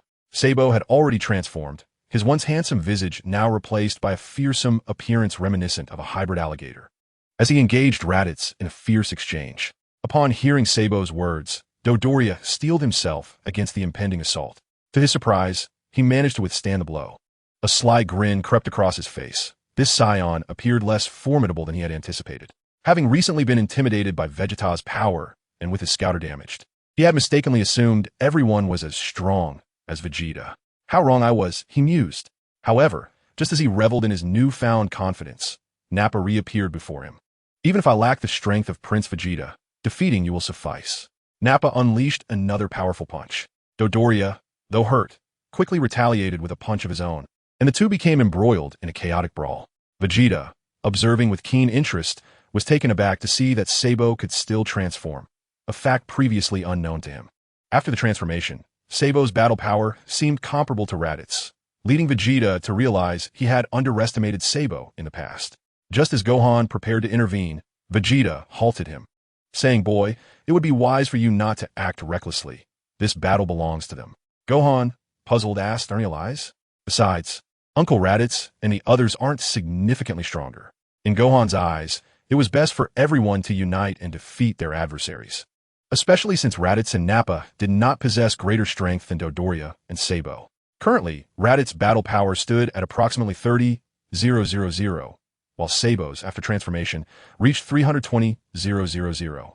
Similarly, Nappa's combat power hovers around 2, while Dodoria boasts a formidable power of 220,000. Vegeta, upon hearing this, scoffed disdainfully. "Who do you think we are? We are the battle-hardened Saiyans of the universe, growing stronger with every conflict. What difference does a slight disparity make?" Gohan, upon hearing this, could only pause. A battle race. Indeed, often he too sensed within himself a fervent zeal for combat, as if it were an instinctual drive. The yearning for battle, coupled with the ecstasy that follows its fulfillment, was utterly intoxicating. Sabo gathered a fierce wave of light in his hands and directed it toward Raditz. At the moment Raditz attempted to evade, Sabo unleashed a powerful punch. Raditz's body began to plummet uncontrollably. "Ha ha ha!" Sabo, ignoring his own wounds, laughed heartily. A monkey is still a monkey, even if it grows stronger. With that, he swiftly descended, preparing to deliver a finishing blow to Raditz. Just as the two drew near, Raditz suddenly opened his eyes. In an instant, his figure appeared behind Sabo, delivering a fierce punch to Sabo's chest, creating a gruesome gash. "You are too naive. We Saiyans cannot be so easily defeated," Raditz stated coolly, maintaining a calm demeanor despite his numerous injuries. Meanwhile, Nappa, lagging slightly in power, found himself at a disadvantage in battle. Dodoria's attacks rained down upon him like a tempest, accompanied by taunts. "What's wrong? Where's that bravado from earlier?" Unfazed by his wounds, Nappa erupted with a powerful aura, declaring, "I, Nappa, will not be vanquished by the likes of you." With that proclamation, he unleashed a punch that forced Dodoria back. Then, his body began to swell, towering over Dodoria like a giant. "Ha ha ha!" Dodoria, witnessing Nappa's growth, laughed heartily. "Foolish creature, do you think size alone will grant you victory? It will only render you sluggish and hasten your defeat." Nappa remained silent, swiftly launching a punch at Dodoria. Dodoria, feeling pain, clutched his head in disbelief. How could he still be so fast? Before he could ponder further, Nappa reappeared before him. "You foul monkey, if you're not afraid of death, come at me." Dodoria formed a red blade in his hands, charging towards Nappa. Surprisingly, Nappa did not evade, but instead charged headlong into the path of the Crimson Blade. Thus, the blade swiftly pierced through Nappa's body, yet he did not falter. Rather, his speed intensified. "Nanny?" Doria felt a surge of fear. Yet he steeled himself and continued to amplify his output of energy. Soon, Nappa's body began to tremble, leaning precariously forward. "Ha ha ha, foul monkey! You shall ultimately perish at my hands," Doria bellowed mockingly. However, the direction in which Nappa fell was directly toward Doria. It was not until he sensed a chilling aura that Doria noticed an enormous maw aimed squarely at him. "It's over. There is no escape." Doria widened his eyes, watching as the abyssal mouth gradually enveloped him. With his last vestiges of strength, Nappa unleashed a colossal blast, ultimately drowning Doria's form in its wake. Chapter 26, The Token. The Dragon Ball. Raditz's uncle, Nappa uncle, Gohan exclaimed, eager to assist as the battle came to a close. Just then, a formidable energy surged rapidly toward them. "What is this?" Gohan sensed the approaching presence and readied himself. Vegeta also directed his attention to the source, recognizing the potency of the aura. Frieza certainly has a plethora of minions, but none that pose a significant threat. As the figure gradually came into view, the appearance of a newcomer was fully revealed to Vegeta and Gohan. Just as Vegeta prepared to strike, Gohan intervened. "Wait, Uncle Vegeta. This person does not seem to be one of Frieza's subordinates." Vegeta scrutinized the individual before him. "A Namekian?" "Humph," he scoffed, a hint of amusement in his voice. "It appears this native is not entirely inept. There exists at least one of merit." Naru paid no heed to Vegeta's derision, instead staring blankly at Gohan. Gohan queried in confusion. "Are you here for me?" After a moment's hesitation, Naru replied, "You carry the aura of our Namekian sacred artifact." "Who are you?" "The Namekian sacred artifact?" Gohan pondered, then suddenly enlightened. He smiled as he retrieved the 4-star ball from his pocket. "Is this what you mean?" Upon seeing the small orb, Naru's eyes widened in disbelief. "The Dragon Ball? Where did you acquire this?" "The Dragon Ball? Is this what you refer to?" "It was a gift from my father." Gohan responded cheerfully. "A bearer of the token, is it?" Naru murmured, "I see." He then invited Gohan. "Might I request your presence? Our Grand Elder wishes to meet you." "Me?" Gohan asked, bewildered and pointing to himself. "You wish to see me?" "Indeed," Naru stated flatly, devoid of any visible excitement. Gohan pondered his memories, realizing he had encountered this Namekian, who seemed to be named Naru, and he indeed had met the Grand Elder in his recollections. Thus, Gohan readily agreed. "All right, lead the way." "Wait, what is happening?" Vegeta interjected, perplexed by the sudden arrival of a Namekian intent on taking Gohan away. Although he held little affection for the impish creature, he nonetheless recognized its significance as a formidable asset against Frieza. "There exists malevolence within you. I cannot permit you to meet the Grand Elder," Naru stated coldly. "Humph," Vegeta scoffed, casting a disdainful glance at the Namekian before him. "You must be the strongest among your kind. How pitiable. It won't be long before your planet meets its demise." Upon hearing this, Naru furrowed his brow in anger, regarding Vegeta with clenched fists. Sensing the tension, Gohan quickly interjected, "All right, Uncle Vegeta, I will return shortly. Brother Naru, let us proceed to the Grand Elder." "How does he know my name?" Naru pondered, perplexed as to whether he had inadvertently revealed it. Though uncertain, he chose not to inquire further and continued, guiding Gohan towards the Grand Elder's location. "Are you truly not training? We are nearing Namek, and once we arrive, there may be no time for practice," Piccolo inquired for the first time. To be honest, the gravity training aboard this spaceship has proven quite effective. Within just a few days, he could sense a notable enhancement in his power. Gohan?" Piccolo, noticing the absence of a response, turned to find Goku's nose bubbling. He was momentarily at a loss for words. To fall asleep under 20 times normal gravity is indeed a rare feat, clenching his fists. Piccolo attuned to his own energy before stating, "King Kai, what are our chances of defeating Frieza with our current power level?" Meanwhile, on King Kai's planet, the king sneezed. Upon hearing this inquiry, he abandoned his meal and hastily replied, "-100%. Piccolo, unlike Goku, you should grasp the gravity of my words. Frieza's horror is beyond your imagination." Piccolo was taken aback. Is he truly that terrifying? Indeed, King Kai nearly roared. "At your current strength, defeating even those Saiyans would be a formidable challenge." "What?" Piccolo was further astonished. He had felt Raditz's energy, which had indeed been powerful at the time. However, he was no longer the same being he once was. "It's complicated, but you are unlikely to engage in battle again," King Kai spoke vaguely. "Remember, once you locate Goku's son, leave Namek immediately, without delay." Piccolo listened intently, reluctantly agreeing to King Kai's directive to depart promptly after finding Gohan. Yet, the name Namek felt oddly familiar.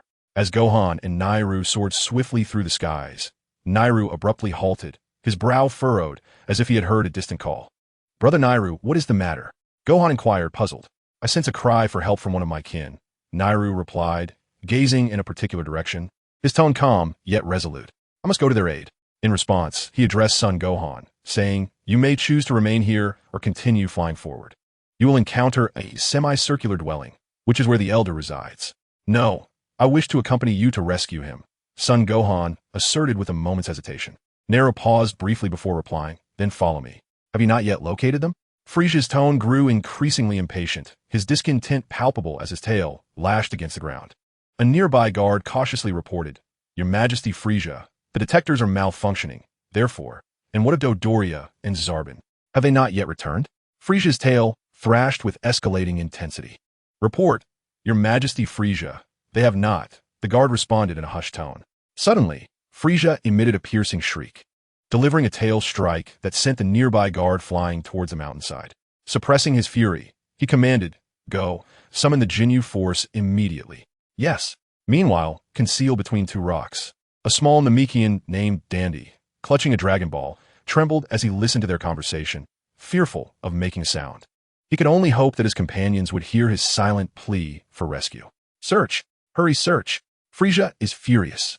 After a prolonged search with no progress, Frieza seemed to hear a noise, suddenly pointing between the rocks and instructing, "You two, investigate that area."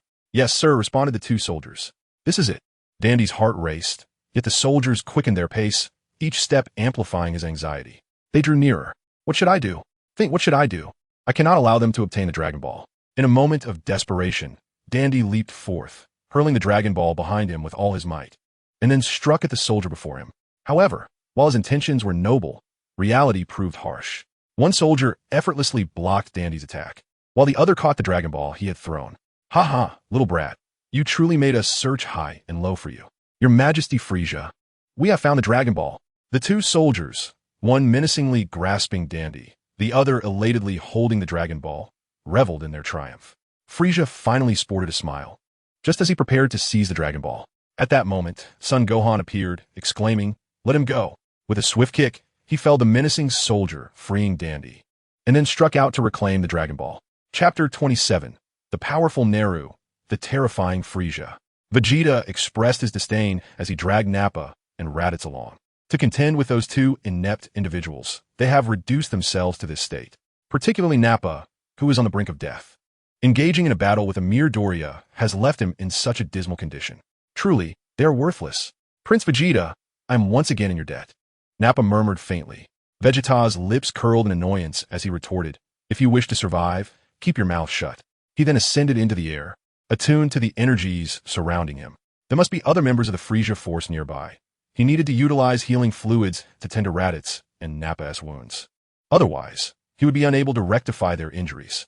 With a slight focus, he detected numerous energies akin to that of lowly minions. Vegeta seized both of them and swiftly propelled himself in that direction. Meanwhile, Gohan executed a dashing rescue, successfully liberating Dandy from the grasp of the two soldiers. He gently patted Dandy's head and reassured him, "Do not worry, I will protect you." With Dandy safely positioned on his back, Gohan cast a fierce glare at Frieza, declaring, "I will not allow you to harm him." "Oh!" Frieza appeared momentarily taken aback, unprepared for an intrusion, but soon broke into a mocking laughter. "Ho ho ho. If I am not mistaken, you are that little Saiyan, are you not? What is this? A betrayal? No, go on vehemently naive. I have never sworn allegiance to you. You are a vile villain, and I will surely put an end to you." At these words, Frieza's interest was piqued. "Ho ho ho. Kill me? Such unfamiliar words. Come, try it." He then elongated his neck, tilting his head with a taunting demeanor. "Strike here with all your might." Gohan furrowed his brows, glaring at Frieza, and with a mighty roar, he unleashed his full energy, charging towards Frieza's neck. However, upon looking up, he was met with Frieza's derisive expression.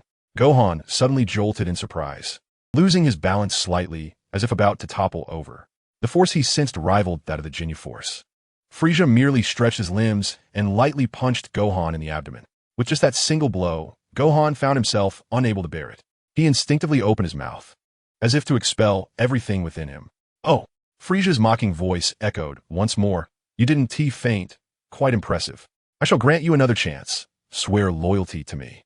I truly need someone of your combat prowess. Dream on." Gohan continued to glare at Frieza. He then once again concentrated all his energy, invoking the Kamehameha wave. A colossal blue-white energy beam surged towards Frieza, enveloping his entire form with its might. Yet, as the energy dissipated, Frieza remained utterly unscathed. Not even a speck of dust disturbed. "Ho ho ho, that strike of yours must have nearly reached a battle power of 50,000, even within the Jinyu force. That would be considered impressive."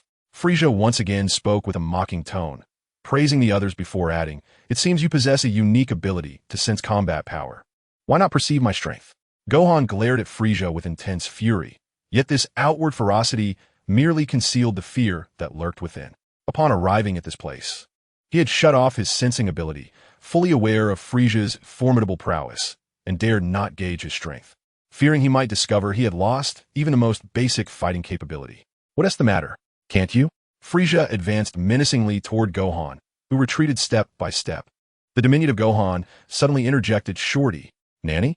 Frieza's expression morphed dramatically as he gazed at Gohan, seemingly unable to believe his ears. "What did you say?" "I said you're a shorty," Gohan reiterated, each word resonating with conviction. Frieza lowered his head, a wave of intense rage surging from within, nearly overwhelming him. Yet, he managed to stifle it, for to express anger would be to concede the truth of the statement. "Aren't you about my height?" Frieza eventually mused after considerable contemplation. "I'm only 5 years old. I will continue to grow taller, while you will not," Gohan retorted, pressing on, unable to contain himself any longer. Frieza's hands instinctively clenched into fists. He could scarcely recall the last time he had been this enraged. All he knew was that he wanted to see this little brat dead. "Shut up and perish!" Frieza roared in fury, conjuring a wave of energy at his fingertips aimed directly at Gohan's heart. Oh no! Gohan sensed the imminent peril of death, but with no other option. He instinctively raised his hands to shield his chest. Just then, a green figure suddenly appeared before him, effortlessly dispersing Frieza's attack with a single palm strike. Simultaneously, a punch was launched towards Frieza's face, sending him hurtling backward. "Gohan, run! I can sense this person's energy far exceeds what it seems. Take Dandy and flee to find Elder Namek." Naru almost shouted before swiftly confronting Frieza, unleashing a flurry of punches upon him, each blow falling like rain. How powerful! Gohan thought, astonished as he watched Naru. Just moments ago, he had sensed Naru's strength to be on par with his own, yet now he seemed immensely stronger. "What are you doing? Hurry and escape." Naru's voice rang out again. Gohan hesitated, clenched his fists, but ultimately had no choice. He swiftly took Dandy and flew toward the horizon. Though he was uncertain how Naru had suddenly grown so powerful, he recognized that Frieza was surely not his match. As Naru witnessed Gohan's departure, he focused entirely on attacking Frieza. "Let me show you the wrath of the Namekians." Frieza's lips oozed a trickle of blood, his expression contorting into a menacing grimace as he erupted with formidable combat prowess. "Get away from me," he bellowed. The overwhelming aura sent Naru reeling to the side, the currents of air dispersing violently, assaulting every inch of Naru's skin. Yet, Naru exhibited no trace of fear. He once again concentrated his energy into a powerful attack directed at Frieza, stirring up a thick cloud of smoke. Upon releasing his energy, Naru was left gasping, his chest rising and falling rapidly. Just as a smile began to grace his lips, a colossal shadow emerged from the smoke. Nanny? Gohan, who was soaring through the air, abruptly halted, lowering his head as tears involuntarily welled in his eyes. "What's wrong, Gohan?" Dandy inquired with a hint of confusion. Being of comparatively lower power, Dandy lacked sensitivity to energy signatures and remained oblivious to Naru's dire situation. "It's nothing," Gohan forced a smile, continuing, "Let us go find the Elder." Chapter 28. The first unleashing of potential Vegeta gazed down from the sky at the massive spaceship emblazoned with Frieza's emblem. "The Frieza Force, is it?" He scoffed with disdain. Gradually, he raised a hand and effortlessly unleashed a wave of energy. A thunderous boom echoed as the spaceship began to tremble violently, belching forth thick smoke. "We're under attack. Help!" Cries erupted. "Quick! Inform Lord Dodoria and Lord Zarbon." Vegeta shouted towards the heavens. "Vegeta has betrayed Lord Frieza." Another voice called out. Immediately, a multitude of soldiers raised their mechanical arms to fire lasers. "Pathetic," Vegeta remarked, barely lifting a hand to deflect all incoming attacks. In an instant, he teleported into the midst of his assailants, delivering blows left and right, striking with precision. No one could withstand Vegeta's onslaught. Within mere seconds, all members of the Frieza force lay lifeless. What a bunch of worthless fools, Vegeta mused, having only begun to stretch his muscles, not even breaking a sweat. "Go! The healing nutrients are over there. Take care of your wounds," he commanded before departing. He recalled that Ram had mentioned a mythical object called the Dragon Balls on Namek, claiming that gathering all 7 could grant any wish. Initially skeptical, Vegeta's interest piqued upon witnessing Frieza's grand maneuvers. Perhaps the tales held some truth. Any wish can be granted, you say? If I could find them and wish for immortality, wouldn't that allow me to defeat Frieza? The thought ignited a spark of excitement within Vegeta, his hands unconsciously clenching in anticipation. Moreover, it seems that 7 of these must be acquired for them to possess any utility. If I were to conceal one first, then even if Frieza were to locate the remaining 6, it would be of no consequence. Haha. Vegeta could not help but laugh heartily within, and then began to sense the aura of the Namekians surrounding him. He found it. Frieza reverted to his original form and disdainfully brushed off the dust from his attire. How could such a lowly insect allow a speck of dust to settle upon me? Frieza's tone dripped with contempt as he inquired. How many Dragon Balls have we collected so far? Report to King Frieza, we initially had 5, but just now that Dragon Ball. A soldier's voice trailed off, somber. Frieza's irritation flared anew. Well, why aren't you hastening to search for it? Report to King Frieza, we lack any detectors. The soldier replied in a subdued tone, fearful of provoking Frieza's wrath. Frieza's lips twitched with annoyance. Despite his anger, he had no choice but to inquire once more. When will the Ginyu Force arrive? Report to King Frieza, there remains 1 day. A nearby guard responded truthfully. 1 day then. Brother Gohan, you are a good person. Dondi suddenly interjected. Huh? Why do you say that? Gohan felt a bit bashful. I can sense your inner goodness, Brother Gohan. You are a kind soul, and the Grand Elder will surely appreciate you, Dondi said eagerly. Although they had only been together for a few minutes, Dondi could genuinely feel Gohan's pure kindness, a sensation he had not experienced outside of the Namekians before. Brother Gohan, are you unhappy? Dondi inquired again. He had sensed that Gohan had been somewhat downcast since earlier. It's nothing. We must be nearing the Grand Elder's abode, Gohan replied, wishing to spare Dondi any sadness and thus refrain from divulging his feelings. Yes, it's just ahead.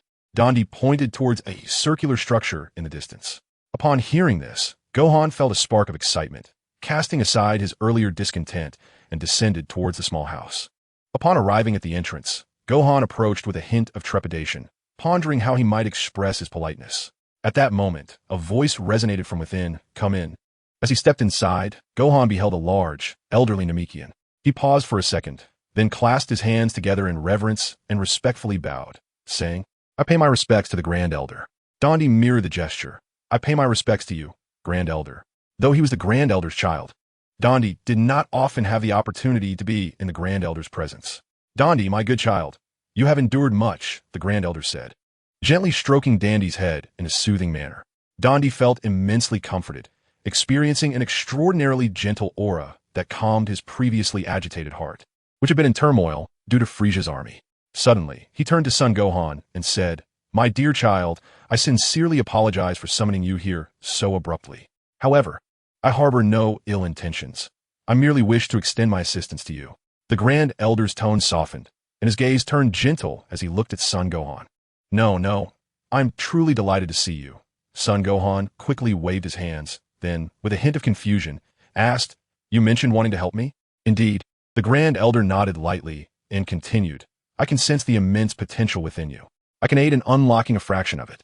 Although it may be but a small portion, I hope it will be a benefit to you. Unlocking potential? Son Gohan understood. It seemed that in his memories, the Grand Elder had also assisted him in awakening his potential. Yet, he hesitated, but Grand Elder, your health. Observing the frailty of the Grand Elder's form, son Gohan expressed his concern. Fear not. This is merely one of my abilities and will not jeopardize my health. Moreover, the assistance I can provide is limited. The Grand Elder replied with a soothing tone. Very well. Let us proceed. Son Gohan moved closer to the Grand Elder, inclining his head. The Grand Elder then placed his large hand atop son Gohan's head, gradually coalescing a white glow. Son Gohan felt a strange energy emanating from within him. How powerful! Son Gohan gazed in amazement at his hands. Yet, the sensation faded swiftly, leaving him with an insatiable yearning.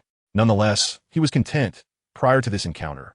His battle power was approximately between 45,000 and 50,000. Now it had soared beyond 80,000, almost doubling. Thank you, Grand Elder. Son Gohan expressed his heartfelt gratitude. No, it is you who can save Dandy. That alone is a debt of gratitude we Namekians owe you, the Grand Elder replied calmly. If I'm still alive 3 days hence, I hope you will visit me again. I wish to utilize my remaining strength for the benefit of Namek. Grand Elder, you shall not perish, Dandy said, a note of sorrow in his voice. My dear child, all beings must face death. It is one of the very meanings of existence. The Grand Elder comforted Dandy without sorrow for his impending demise. Son Gohan remained silent, fully aware that the Grand Elder's time was fleeting. He simply nodded and promised, I will return. Chapter 29. The Ginyu Force. Vegeta observed the Namekian village from a distance. He initially intended to assert his dominance with a display of energy before demanding the Dragon Balls. However, at that moment, he found himself hesitating. After contemplating for a considerable time, he ultimately resolved to approach them directly. Perhaps these Namekians would be more accommodating, and he preferred not to squander his energy. Indeed, it was merely a reluctance to expend unnecessary effort. Thus, Vegeta boldly soared toward the Namekian village before him.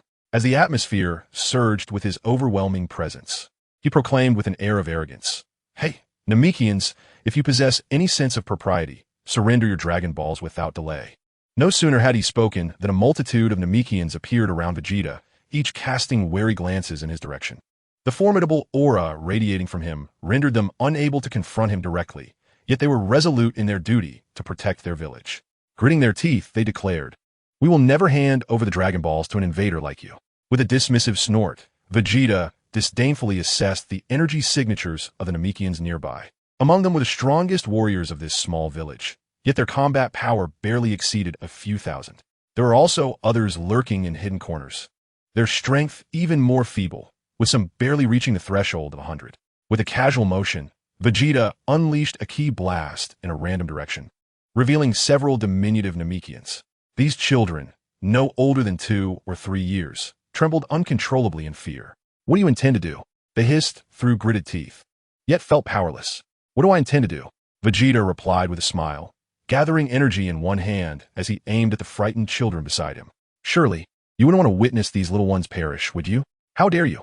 One of the Namekians shouted in fury as he charged at Vegeta. "Stop this, invader!" Vegeta, however, merely raised his other hand and effortlessly struck the assailant, who collapsed to the ground, convulsing in agony. Though he was not dead, he had sustained grave injuries. The remaining Namekians, filled with indignation, prepared to confront Vegeta, but just then, a commanding voice rang out, "Cease at once." They all turned to see the elder of their village. Vegeta, too, glanced over, a smile creeping onto his lips. For in the elder's grasp lay the very Dragon Balls he sought. The other Namekians urgently cautioned, "Elder, you must not. He is an evil invader. We cannot entrust the Dragon Balls to such a villain." Upon hearing this, Vegeta's fury shifted focus, preparing to unleash a Gallic gun upon them. "Hold your ground," the elder insisted, tossing the Dragon Balls to Vegeta. "Here they are. I hope you will refrain from inflicting further harm upon my kin." "Elder, you," a Namekian began, hesitating. "Even if I do not hand over the Dragon Balls, he will surely kill us all and claim them for himself," the elder explained. The others, hearing this, fell silent, lamenting their own weakness, unable to protect even the sacred relics of their planet. Vegeta erupted into laughter. "Ah, it seems your elder possesses a keen sense of pragmatism." He momentarily ceased his assault, preparing to depart from his place. He must securely conceal the Dragon Ball, even if he cannot possess it. He shall not permit Frieza to obtain it. As he was about to leave, the elder suddenly spoke again. "You're a Saiyan, are you not? I can perceive that your heart is not entirely wicked. I hope you will use the Dragon Balls wisely." Vegeta furrowed his brow as he regarded the elder with disdain. Yet he felt an unexpected stir within. "How meddlesome," he muttered under his breath before soaring off to another location. As Gohan sensed the auras of Vegeta and Raditz, he was suddenly overwhelmed by the presence of 5 formidable energies, one of which was significantly stronger than his own. Could it be the Ginyu Force? Gohan was astonished. He had not anticipated Frieza would summon them so swiftly. Just as Vegeta had concealed the Dragon Ball, he too sensed the 5 powerful auras, his body trembling involuntarily. He abruptly looked up to see 5 small spacecraft descending rapidly through the atmosphere. Vegeta's eyes widened. There was no mistaking it. The Ginyu Force had arrived. Angrily, he struck the surrounding mountains. How infuriating! Having just eliminated Dodoria and his compatriots, the Ginyu Force's arrival complicated the situation further in their struggle against Frieza. "Lord Frieza, the Ginyu Force has arrived," a guard announced cautiously. "Oh." Frieza looked up at the 5 ships descending through the sky, a smile creeping across his lips. After so many days, he finally received some good news. Bang, bang, bang. The 5 small spacecraft descended like meteors, stirring up a great deal of dust. The sound of the ship's doors opening echoed slowly as the 5 emerged. Through the haze, they appeared before Frieza in an astonishingly synchronized manner. Raikum, Berta, Guldo, Jees, and Jinyu. "We are the Ginyu Force." As their words fell, the 5 struck an exceedingly dramatic pose. A gentle breeze swept through, dispersing the dust. And Frisia gazed at the five figures, both speechless and slightly blushing. Finally, he articulated, "I have awaited you for a long time." Meanwhile, in the vastness of space, Piccolo continued his training aboard the ship, sensing that this journey to Namek would not be straightforward. Meanwhile, Goku remained nearby, resting and snoring. Listening to Goku's snoring, Piccolo felt a surge of frustration. He angrily roused Goku, saying, "Hey, Goku, we will reach Namek tomorrow. Can you please stop sleeping?" "Huh?" Goku stirred from his slumber, clutching his head in pain. "Ouch, that hurts." Observing the furious Piccolo beside him, Sun Wukong found himself perplexed and could only inquire, "What troubles you, Piccolo?" Piccolo, standing with an air of impatience, continued, "We are to arrive at Namek tomorrow. Do you truly not intend to prepare adequately?" "Nanny?" Sun Wukong exclaimed, astonished. "We reach Namek tomorrow?" He began counting on his fingers, incredulously stating, "Have I really slept for such an extended period?" "What did you expect?" Piccolo replied, his tone laced with frustration. Given such a splendid environment for training, Wukong had chosen to slumber instead. "Well then, it's high time to exert ourselves," Sun Wukong declared, rising and clapping his hands. Upon hearing this, Piccolo felt a flicker of satisfaction. At least there was a semblance of ambition in Wukong. Yet in the next instant, he witnessed Sun Wukong rush to the refrigerator, gather an enormous quantity of food, and lay it out upon the dining table. "Are you out of your mind?" Piccolo could no longer restrain himself. Munching on his food, Sun Wukong struggled to articulate his thoughts, and after finally swallowing, he clarified, "Piccolo, training necessitates a balance between rest and practice. Continuously training without respite is not feasible. Then why have you constructed a gravity training chamber here?" Piccolo retorted, "Somevat exasperated." "To train, of course," Sun Wukong responded candidly. Piccolo hesitated, ultimately resigning to his fate, and resumed his training in silence. Chapter 30. The Onslaught of the Jinyu Force Lord Frisia. "Here is the detector you requested." Jinyu presented it with both hands, his expression exceedingly servile. "Excellent," Frisia replied, taking it and placing it near his eye. Simultaneously, a ruthless determination surged within him. Since this group of Namekians proved to be so ungrateful, he would not hesitate to be merciless. "Jinyu, you understand why I summoned you here, do you not?" Frisia commanded. "Yes, Lord Frisia," Jinyu answered. "Very good," Frisia said, his satisfaction apparent. "With 3 more Dragon Balls, I shall realize my dream. Once I achieve immortality, you shall become my second in command within the Frisia force." Upon hearing this, Jinyu trembled with anticipation, resolutely declaring, "I will ensure that you obtain the remaining Dragon Balls, my lord." The thought of being second only to Frisia sent shivers down his spine. His unwavering dedication to Frisia was driven by the aspiration to rise above all others. "Jinyu force," Jinyu bellowed. The rest of the team replied in unison. "Jinyu, move out."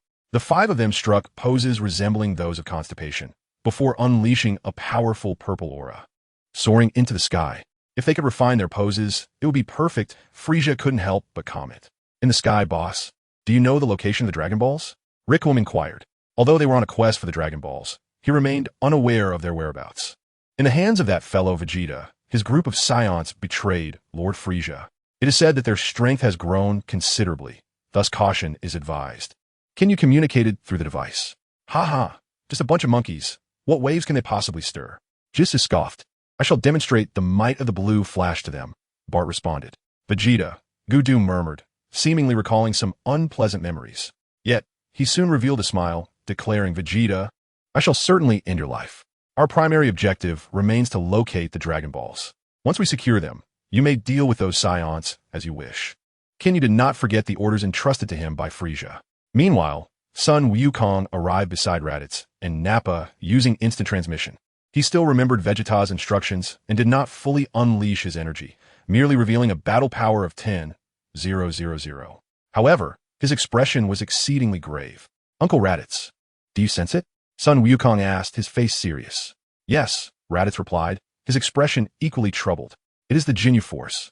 Even the normally arrogant Nappa had lost his bravado. The reputation of the Jinyu Force was indeed formidable. Moreover, the planet Namek lacked a moon, making it particularly challenging to confront the Jinyu Force. The trio fell into a deep silence. After a moment of hesitation, Sun Wukong spoke. "Uncle Raditz, Uncle Nappa, you should leave. We cannot possibly defeat Frisia. He is far more formidable than we anticipated." "And you, Wukong?" Raditz looked at him, somewhat puzzled. I must remain here to confront Frieza. I cannot allow him to gather all 7 Dragon Balls. Son Wukong replied with unwavering determination. Dragon Balls? Raditz glanced at the 2 orbs nearby, then resolutely replied, No, I will not allow you to stay here alone. What about me?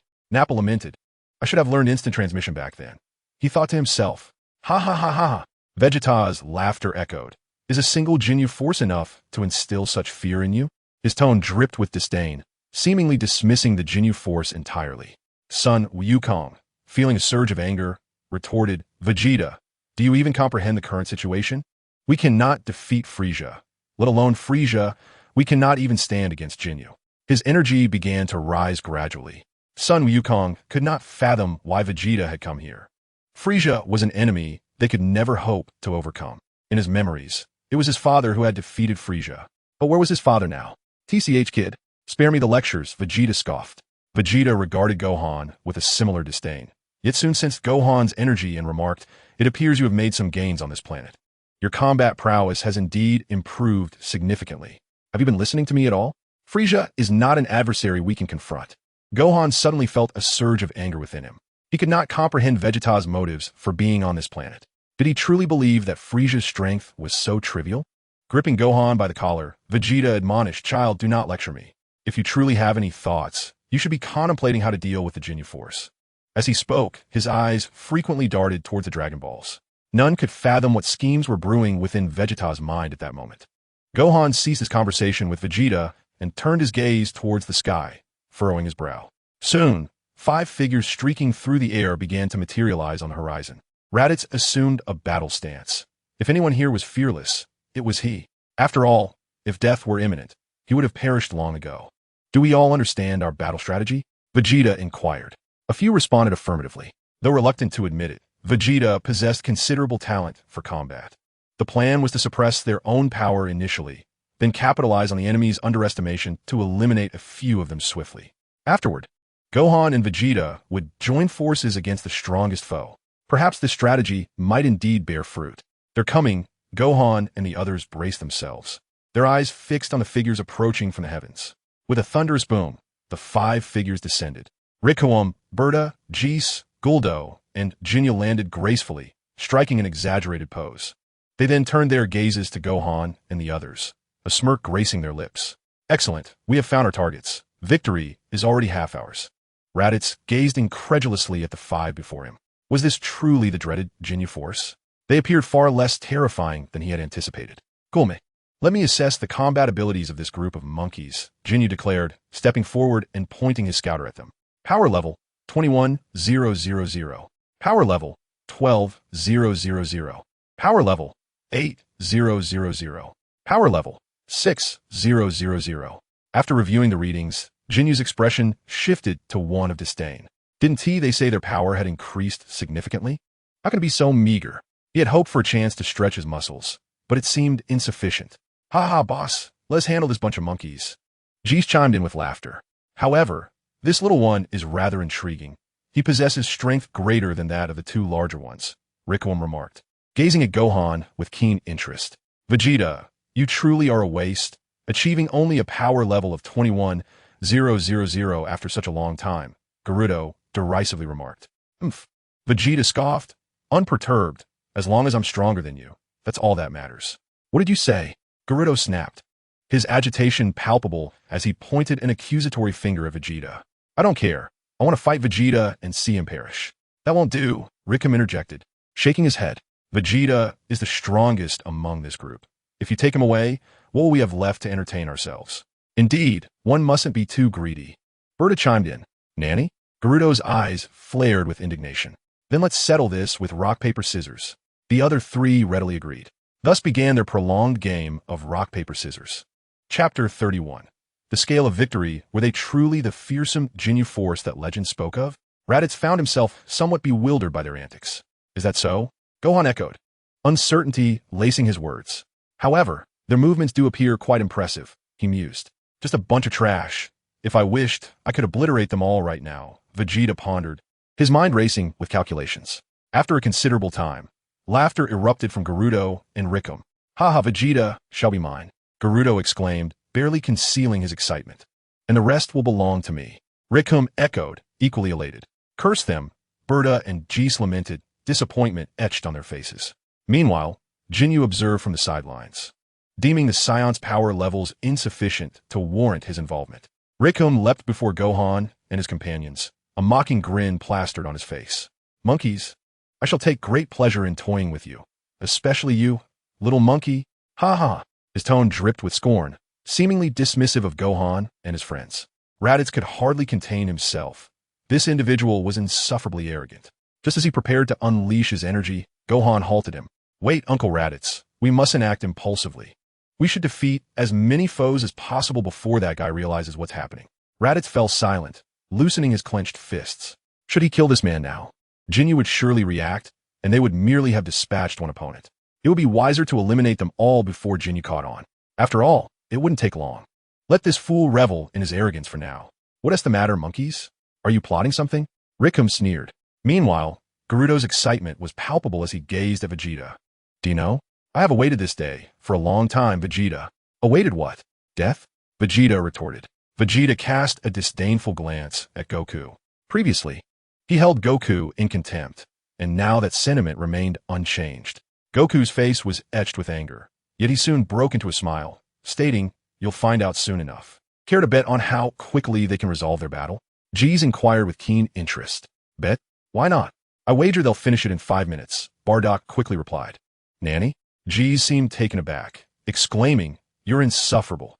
I can only bet on it taking longer than 5 minutes." Ha ha ha ha. Bardock burst into laughter. The stakes are 3 pieces of chocolate. Jees could only turn to Rikum, saying, Rikum, do take it easy. Don't end the fight too swiftly.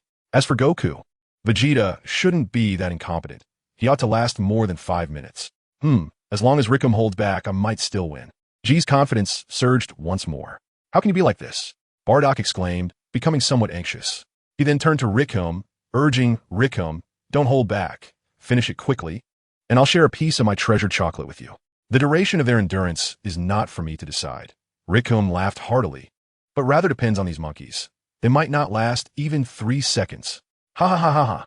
Rikum charged forward, laughing, and soon found himself face to face with Gohan and his companions, throwing a punch amidst his laughter. However, the outcome was not as Rikum had envisioned. Raditz effortlessly caught his fist with one hand. With a remarkably calm tone, he remarked, calling them monkeys is truly tiresome. Raditz applied a slight pressure, resulting in Rikum's arm fracturing. Wah! Rikum cried out in pain, stunned by the unexpected turn of events. Huh? Jees and Bardock looked on in astonishment. Even the Jinyu force was somewhat perplexed.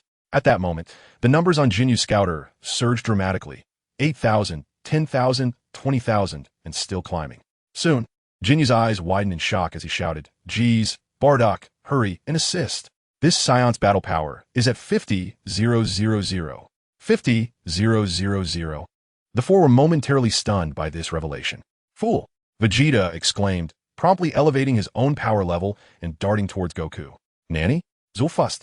Goku quickly raised his hand, intending to use his time-stopping ability against Vegeta. However, as he activated it, he felt a constricting sensation, as if he were struggling to breathe. How is this possible? Goku thought incredulously, realizing that he had just employed the technique. Although this time-stopping ability was formidable, it came with a drawback, a suffocating sensation.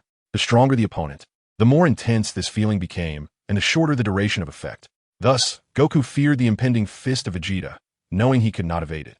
Ultimately, Vegeta delivered a powerful punch to Goku's head, gathering a wave of energy in his hand. In an instant, Goku's entire head was obliterated by this radiant force. What? Jinyu stared in disbelief at the rapidly ascending numbers on the scouter. 50,000, nearly 60,000. Vegeta's combat power approached 60,000. Jinyu nearly shouted in astonishment. Concurrently, Gohan instantaneously amplified his own combat prowess, leaping into the air, using Rikum's back as a springboard to charge towards Guys and Barda. Rikum, cough. Jinyu, astonished once more, gazed at the scouter. 80,000, no, more than 80,000. This little brat's combat power neared 90,000. This is bad. The boy intends to confront Guys and Barda. Jinyu swiftly descended in front of Guys and Barda, ready to intercept Gohan's attack. You Saiyan brat, you truly hide your strength well. This is not good. I was still too slow, Gohan lamented. Vegeta, from the rear, concentrated all his energy into a formidable attack aimed at Guise and Barda, the Gallic gun. Guise and Bardu were momentarily taken aback, but quickly regained their composure. "Do not underestimate us," they declared, conjuring their own powerful attack, a crimson and azure sphere of energy, which collided with Vegeta's light wave. Boom! A thick cloud of dust enveloped the arena. "This is bad." Jinyu turned, realizing he had just overlooked Vegeta. How dare he be distracted? Gohan seized the moment, delivering a full-force punch to Jinyu's doppelganger, sending him crashing to the ground. "Ahaha! Strike, strike, strike!" Subsequently, Gohan gathered a vast amount of energy into both hands, rapidly unleashing a barrage of Kamehameha waves upon Jinyu. Soon, Gohan found himself gasping for breath. Yet he did not cease. Instead, he released an even more potent aura, the Kamehameha wave. The fierce wave of energy instantly annihilated Jinyu's entire form. Meanwhile, Vegeta, panting heavily, surveyed the aftermath. As the smoke cleared, only Guise and Bardu remained, leaning on each other, their clothes tattered and bloodied, staring incredulously at Vegeta. "TCH, still alive," Vegeta muttered, somewhat disappointed. He then advanced menacingly towards Guise and Barda. On Raikam's end, had it been just a few days prior, perhaps Raditz and Nappa would have struggled against him. However, after enduring severe injuries and recovering, both had significantly enhanced their combat abilities, particularly Raditz, whose power surged to 50,000, rendering him more than capable of dealing with Raikam. "What did you just call us? Monkeys?" Nappa sneered, one foot planted on Raikam's head. "Come on, kneel and call me Lord Nappa." Yet now, Raikam was a bloody mess, unable to utter a word. "Did I not instruct you to call me Lord Nappa? Why the silence?" With a furious punch, Nappa struck, causing Raikam's body to explode into countless fragments. Nappa, somewhat disdainful, clapped his hands and remarked, "The Jinyu force is not as formidable as I had imagined." Just as the group was reveling in their triumph, an overwhelming force erupted from the area where Jinyu stood, enveloping everyone in its formidable aura. Chapter 32. The overwhelming battle Namek, a planet of exquisite beauty, lay ravaged by this unforeseen calamity. The villages, once vibrant, now bore the scars of conflict, with numerous craters marring the landscape. "King Frisia, this village did not yield a Dragon Ball," a cautious guard reported. "Oh," Frisia replied, surveying the villages he had annihilated with a cold demeanor.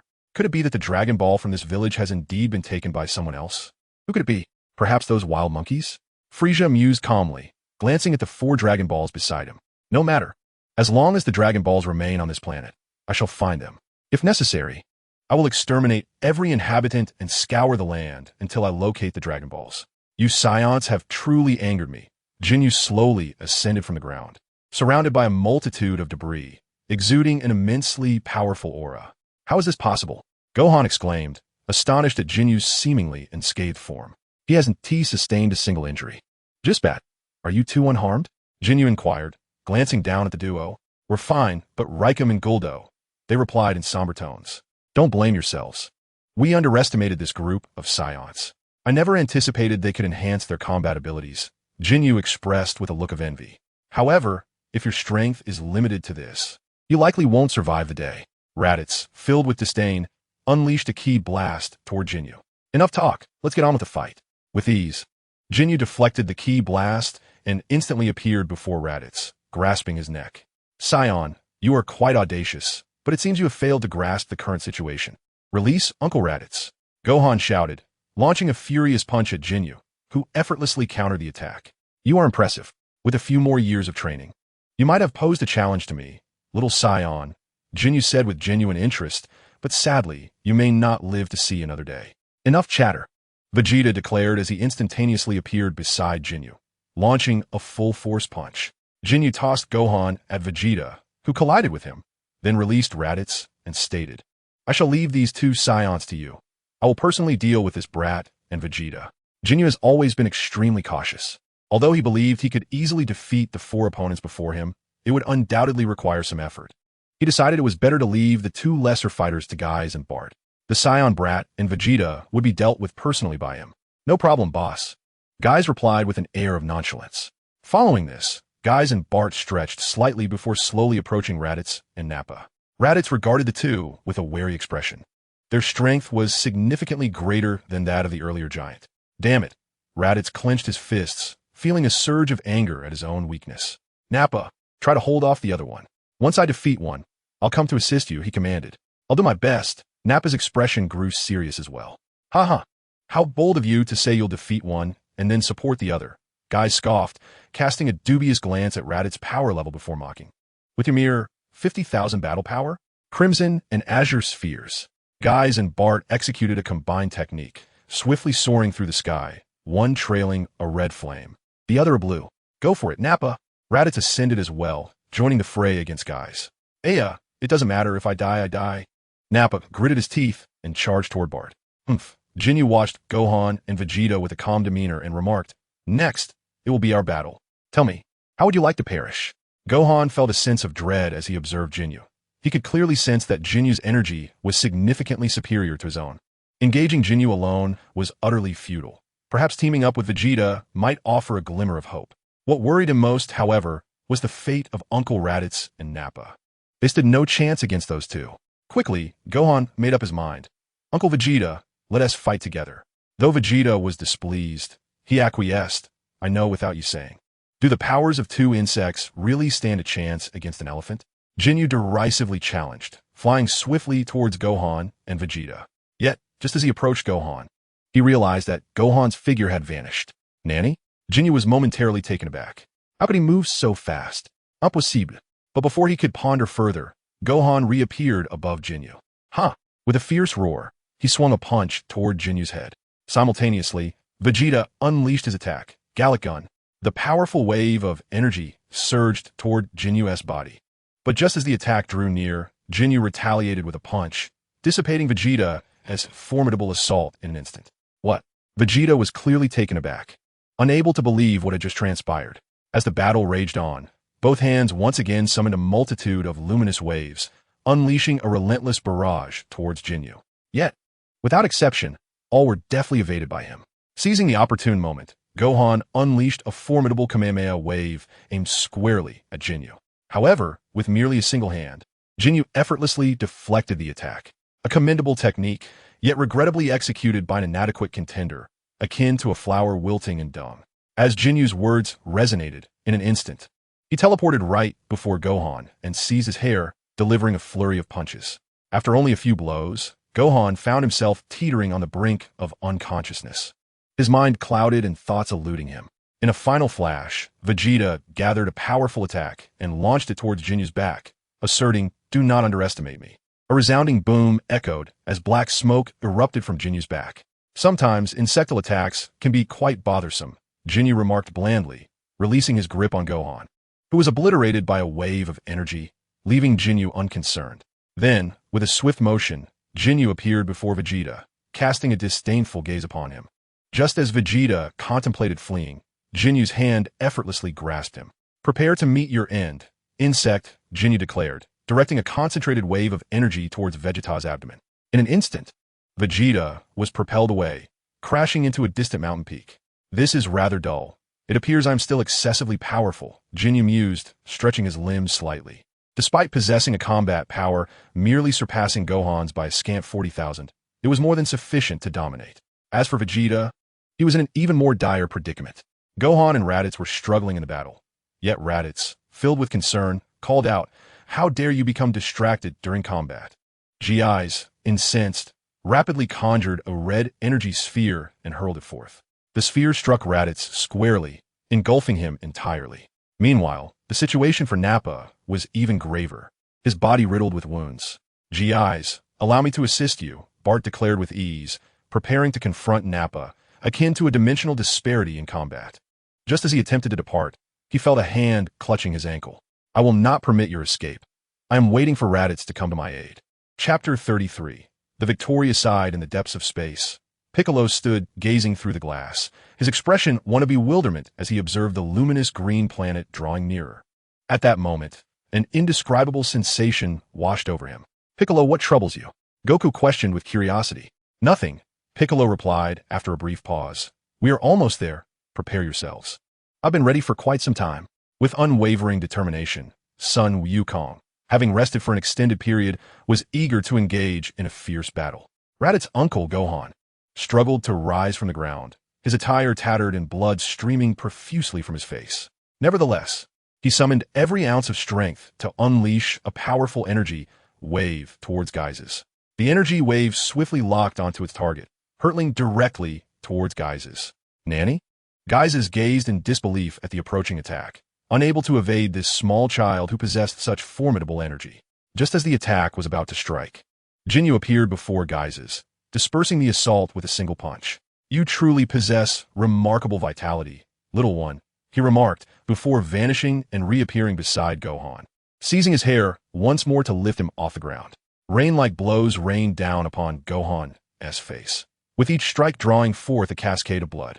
Raditz, desperate to assist Gohan, found Geizes blocking his path. Your opponent is me, Geizes declared, effortlessly knocking Raditz back to the ground. A crimson and azure sphere of light began to coalesce in the sky, swirling with energy before accurately crashing into Raditz's body. The impacts intensified Raditz's already dire condition. Damn it! He clenched his fists in frustration. Why is my power so feeble, unable to surpass even that of a mere child? Why must I rely on a child for protection? Why? Raditz's anger surged as he grappled with his inadequacy. Enough of this. Kill them, Geizes commanded Jinyu. Understood. The two exchanged a knowing glance before ascending into the sky, their energies intertwining to form two formidable orbs of light, the Super Crimson and Azure Spheres. These spheres hurtled towards Nappa and Raditz, while Jinyu concentrated energy aimed directly at Gohan's head. If the strike landed, Gohan would be utterly obliterated. At that moment, an overwhelming surge of energy surged from behind, instilling a sense of disbelief and fear in Jinyu, Geizes, and Bart. Nanny? What is this? Jinyu turned to look, his eyes widening as he instinctively recoiled. Is this the transformation of a Saiyan? How can it be? This planet has no moon. Suddenly, he glanced upward to behold a radiant white sphere shimmering above them, reflecting the light of a moon. An artificial moon? Jinyu marveled in astonishment. Roar! Without allowing him much time to think, a thunderous roar erupted from within.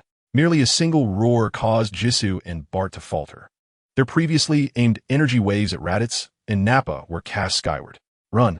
Jinyu's voice echoed once more, his massive form suggesting immense speed. Yet, before he could finish his sentence, the transformed figure of Vegeta, now a great ape, loomed before him. In an instant, a colossal hand enveloped Jinyu's entire body, and with a slight exertion, the sound of shattering bones resonated through the air. What happened to your bravado? Vegeta remarked with disdain. Aya! Jinyu bellowed, the agony proving unbearable.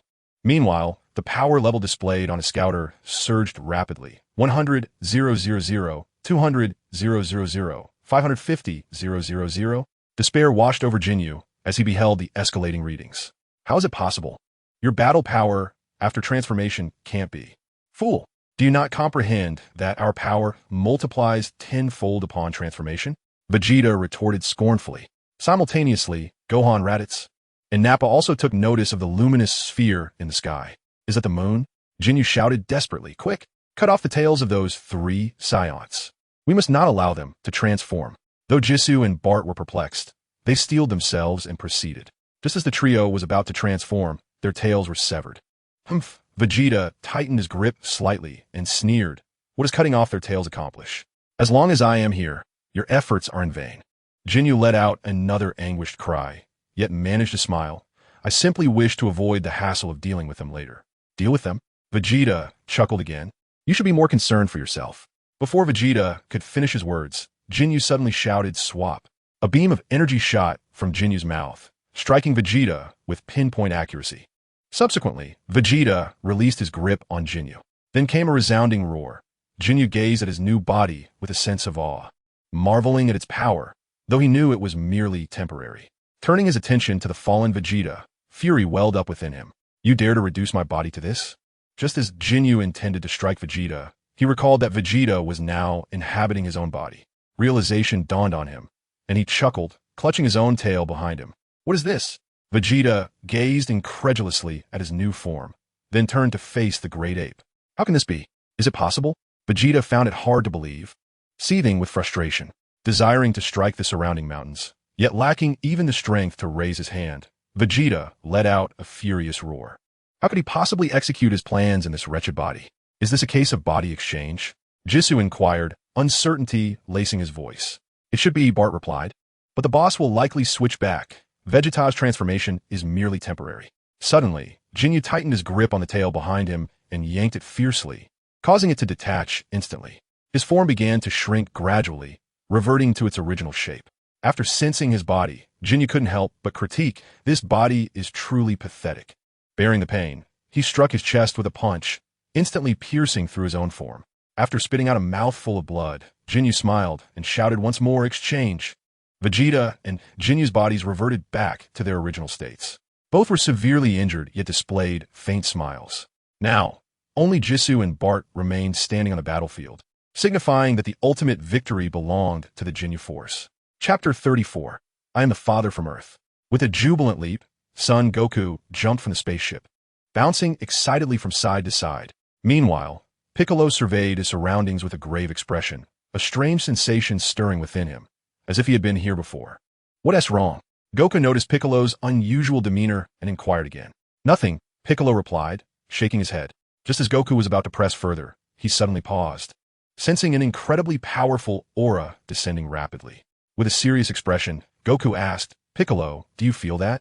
"Yes, this energy is overwhelming, beyond imagination," Piccolo responded, his voice trembling slightly. He had never encountered such a formidable presence.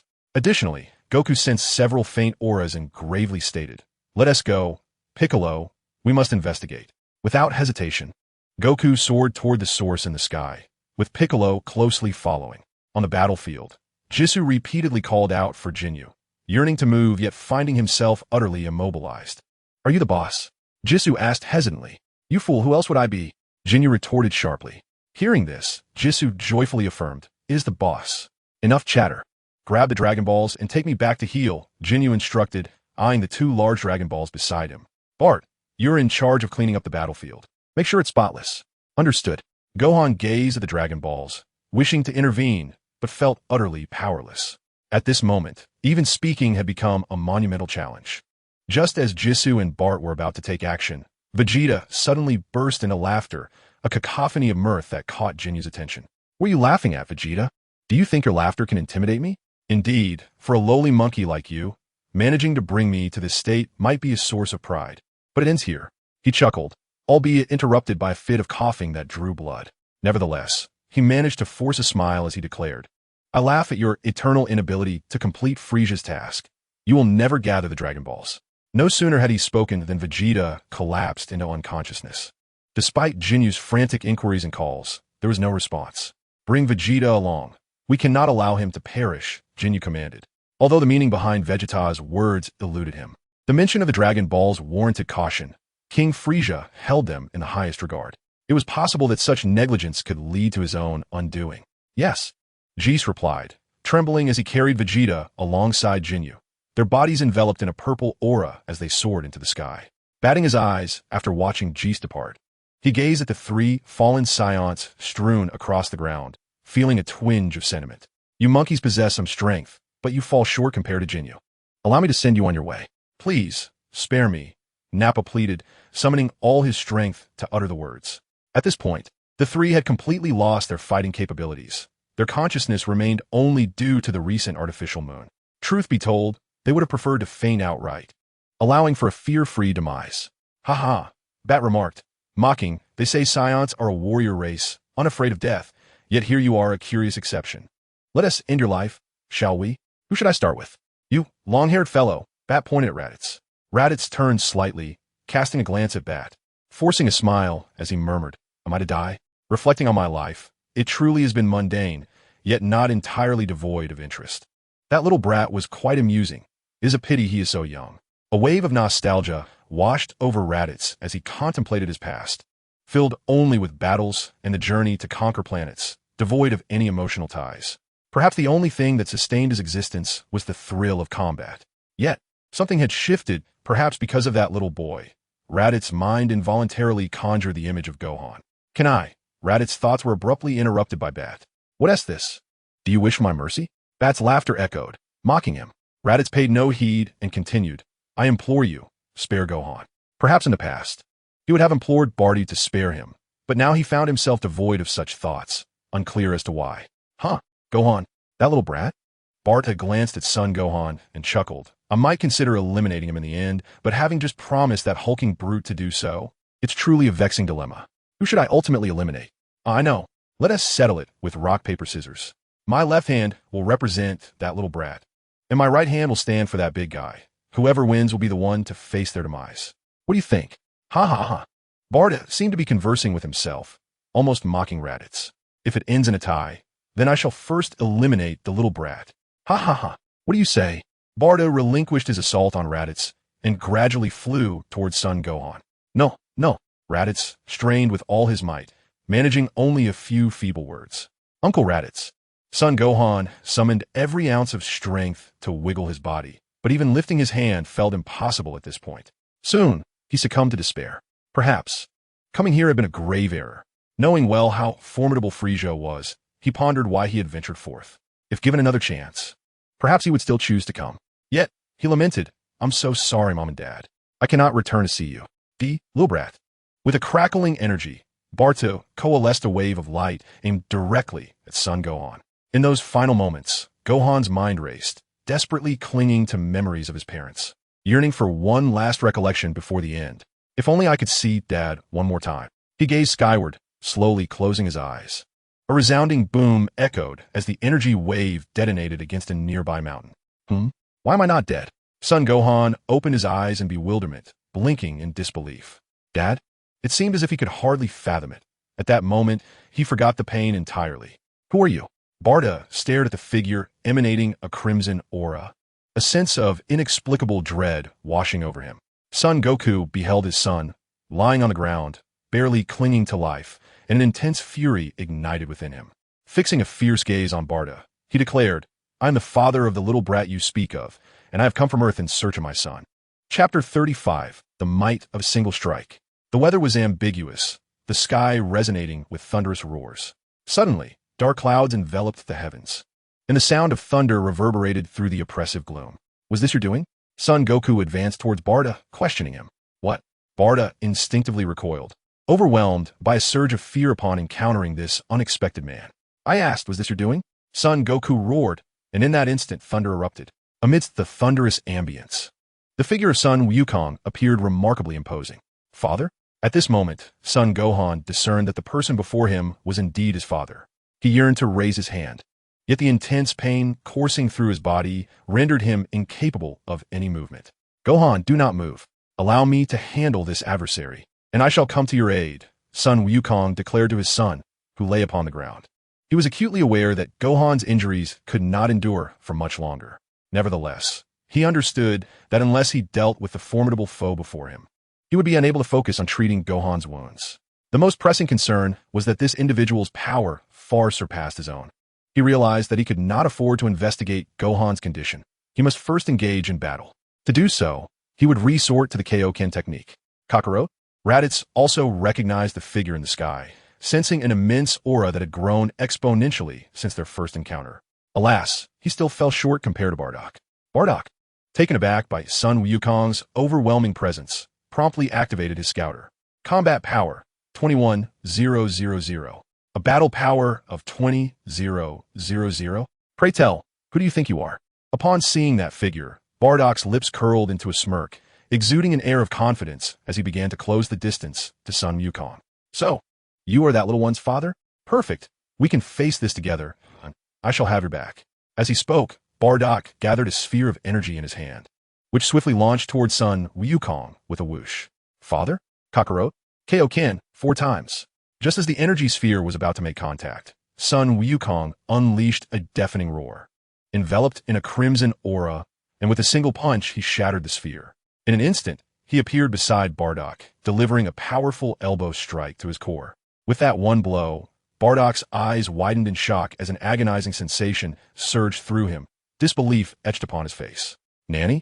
He gasped before plummeting from the sky, unconscious. In that very moment, the stormy heavens transformed into serene tranquility. Meanwhile, Jinyu had arrived with the 2 others at Frieza's location. Upon sighting Frieza, they hastily knelt. Lord Frieza, the Dragon Balls have been retrieved, but Captain Jinyu has sustained severe injuries. Oh, Frieza cast a glance at the 2 Dragon Balls before remarking, you have certainly endured much. Jinyu, it is no trouble. Serving Lord Frieza is my honor, Jinyu replied, though a hint of sorrow tinged his voice. Regrettably, Rikuum and Guldo may no longer be able to serve you in the future. Jinyu, despite his own injuries, felt a sense of loss for his comrades, having shared a bond over the years. Oh, Frieza's expression shifted to one of surprise as he regarded Jinyu with renewed attention. Suddenly, a sense of astonishment enveloped him. His injuries could not be classified as merely severe, they were dire, verging on fatal. He had never anticipated that the strength of those wild monkeys could escalate to such heights. In just a few short months, their power had surged remarkably. Even the Jinyu force had nearly faltered against them. No, my Lord Frieza. It was my negligence that allowed Vegeta to transform, resulting in our current predicament, Jinyu vehemently denied. Yet, one could not overlook the sheer strength exhibited by the Saiyans post-transformation. Even he had nearly succumbed. Transformations are hardly surprising, Frieza remarked coolly. His rapid ascent to fame across the cosmos could, at the very least, be partially attributed to those monkeys. It was their formidable transformations that rendered them virtually invincible. At that moment, Frieza scrutinized the Dragon Balls, only to be perplexed by the sight of merely two. Where could the third one have gone? Frieza's tone shifted abruptly, laden with inquiry. Report, Lord Frieza. The final Dragon Ball may have been concealed by Vegeta. We shall ascertain its location once he regains consciousness, Jinyu promptly replied, inwardly sighing in relief that he had brought Vegeta along. Otherwise, explaining the situation to Frieza would have been exceedingly difficult. Upon hearing this, Frieza glanced aside, spotting a figure drenched in blood, with a gaping wound in the chest. Only upon closer inspection did it become evident that it was Vegeta. So, it was indeed Vegeta. It appeared he possessed some knowledge regarding the Dragon Balls. Hurry and treat him. We cannot allow him to perish. Frieza's tone softened. After reclaiming the two Dragon Balls, he departed. Understood, Jinyu responded, leading Jinyu and Vegeta toward the healing chamber. A sharp pain coursed through Goku's body, a reminder of the repercussions from utilizing the Kaioken technique. Nonetheless, there was no time for respite. He hurried to Gohan's side, producing a green bean. Here, Gohan, eat this, he urged, swiftly placing the bean in Gohan's mouth. Goku's heart was a tumult of pain and relief. He was fortunate to have arrived in time. Otherwise, he might never see Gohan again. After Gohan groggily swallowed the Senza bean, a remarkable transformation unfolded within moments. The intense pain vanished, as if it had never existed. Fractured bones rejoined, and all wounds healed seamlessly. In just a matter of seconds, Gohan was astonished to realize he had fully recovered and even grown stronger. His vision sharpened, and familiar figures materialized before him, flooding his heart with an overwhelming tide of familial love. Son Gohan was overwhelmed with emotion, clinging tightly to Son Wukong, tears and snot streaming down his face. Everything will be all right. Daddy's here, Son Wukong reassured him, gently stroking Gohan's head, his heart filled with profound sentiment. After a year apart, he was finally reunited with his son. Yet, to his astonishment, he realized that he might no longer surpass Gohan. Though he still possessed that small stature, the energy within him was no longer the familiar Gohan he once knew. Nevertheless, Son Wukong felt immense joy and comfort. Look how strong Gohan has become. There's no need to cry anymore. Perhaps even I cannot measure up to you now. Gohan wiped his nose and, with a quivering voice, replied, I still have a long way to go to match you, Dad. Son Wukong chuckled warmly, lifting Gohan once more and placing him on his shoulders, then walked towards the two individuals lying on the ground. Thank you for nurturing Gohan so well. I remember you mentioned that we are brothers, right? Son Wukong glanced at the equally weakened Raditz. He could sense that Raditz was now vastly different from when he first arrived on Earth. Not in terms of strength, but in the gentle warmth emanating from within. Well, there is only one Senza bean left. We can only give you each half. Son Wukong split the bean and was about to toss the halves to Nappa and Raditz when a sudden voice interrupted from behind. Aren't they Saiyans? Piccolo exclaimed.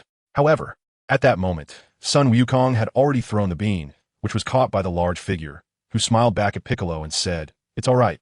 I don't believe they are bad people. Meanwhile, within the nutrient solution, Vegeta slowly regained consciousness, opening his eyes to the surroundings and revealing a faint smile. Chapter 36, Choices. Dad, this is Uncle Raditz and this is Uncle Nappa, Gohan introduced. Son Wukong first regarded the two men seriously, then smiled and said, I am Son Wukong, Gohan's father. Thank you both for taking care of him during this time. Kakarot, Raditz said, deeply moved as he gazed at the figure before him. He was uncertain whether his decision to forcibly bring Gohan a year ago was right or wrong. Ultimately, all his thoughts coalesced into a single statement. You have a wonderful son. Gohan. Son Wukong laughed heartily. Indeed, I might not even be able to defeat him now. No way, Dad.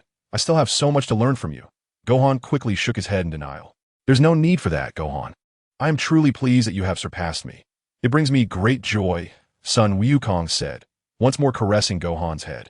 Honestly, I was quite astonished after you consumed that Senzu bean. The formidable aura emanating from him rendered any association with the Gohan of his memories nearly impossible. Yet, it was undeniable that this was indeed his son Gohan. Nappa approached from the side, having recovered significantly from his injuries after consuming a Senzu bean, albeit only half of one, but its efficacy remained remarkable. He regarded the figure of son Wukong with uncertainty. You are Raditz's brother, Kakarot? I heard from Raditz that his brother was rather weak. He mused, recalling how effortlessly Wukong had just defeated the formidable Barda, who now lay motionless on the ground. You may also refer to me as son Wukong, he replied after a moment's contemplation. Nappa chose not to press further, merely affirming Wukong's Saiyan identity. Enough of the sentimentality. What are you preparing to do now? Are you leaving? Piccolo interjected suddenly, feeling inexplicably irked by their emotional display. Raditz and Nappa noticed Piccolo's presence, their expressions tinged with surprise. Raditz then inquired, that Namekian? What do you mean, Namekian? Piccolo responded, puzzled. Raditz's confusion deepened at Piccolo's question. You do not know you are a Namekian? Have I not been living here? Piccolo was taken aback, yet his keen intellect quickly grasped a crucial piece of information. Are you suggesting that this is the planet I belong to? Raditz, studying Piccolo's demeanor, furrowed his brow before enlightenment dawned upon him. I recall seeing you on Earth, but your appearance mirrors that of the Namekians here. You must be a Namekian dispatched to Earth. At this revelation, Piccolo finally comprehended the situation. This is my home planet. No wonder I look different from those Earthlings. I am not an Earthling at all. It makes sense that I felt an inexplicable sense of familiarity upon arriving here. As Piccolo surveyed his surroundings, a frown creased his forehead, plunging him into deep contemplation. Raditz's words seemed to shatter Piccolo's entire worldview. Abruptly, Piccolo unleashed his energy and soared into the sky. Hey, Piccolo, where are you going? Son Wukong shouted, but Piccolo's figure had already vanished from sight. Son Wukong, still grappling with the unfolding events, turned to Raditz and asked, what did you mean by that? Is he your friend? Raditz's mouth twitched slightly, as if he found his brother's lack of comprehension somewhat amusing. What I meant is that this planet is his home world. Nanny? Piccolo is an alien? Son Wukong seemed to grasp the significance of this revelation, then sheepishly added, it seems I'm also an alien. Raditz's mouth twitched once more, clearly exasperated by his brother's apparent mental lapse. Let's set aside this topic. What do you intend to do next, Kakarot? Raditz inquired. And I? Our original plan was to depart from this place after locating Gohan, as the king of the world warned that it was perilous and advised against lingering. However, at this moment, son Goku stated candidly, the king of the worlds? Who is that? Never mind, it's not my concern. Indeed, this place is fraught with danger, Raditz pondered. And then, with urgency, he exclaimed, shall we leave? Since you have managed to arrive here, you can certainly depart swiftly. Let's take Gohan and go. He had come to realize that Frieza was an adversary far beyond their capabilities to defeat. It was wise to vacate this treacherous territory quickly. As for Vegeta, he could only offer his apologies. Are we leaving? Vegeta's companion, Nappa, appeared somewhat reluctant, yet ultimately unclenched his fists. Gohan, son Goku's father, wished to voice something, but the words caught in his throat, unspoken. What is the matter, Gohan? Do you not wish to leave? Goku smiled knowingly and replied, that was merely my original plan. I no longer intend to depart from here. Gohan suddenly lifted his head with excitement, yet still remained silent. Meanwhile, Raditz furrowed his brow, questioning why. I have heard tales of a formidable individual here. If possible, I truly wish to witness it. Moreover, with Piccolo gone, I find myself unable to leave. Goku's words, tinged with helplessness, also bore a hint of exhilaration. Raditz understood that this was the combative instinct inherent in their Saiyan blood stirring within them. However, that could not justify his remaining here, especially with Gohan present. You speak of Frieza, do you not? Are you aware of his immense strength? With your current abilities, you are woefully inadequate. Raditz's expression hardened, his tone slightly harsh. Furthermore, your recent technique was likely a temporary power boost, which typically imposes a tremendous strain on the body. I do not believe you have the qualifications to confront Frieza. If it were merely a matter of one individual, Raditz would remain indifferent.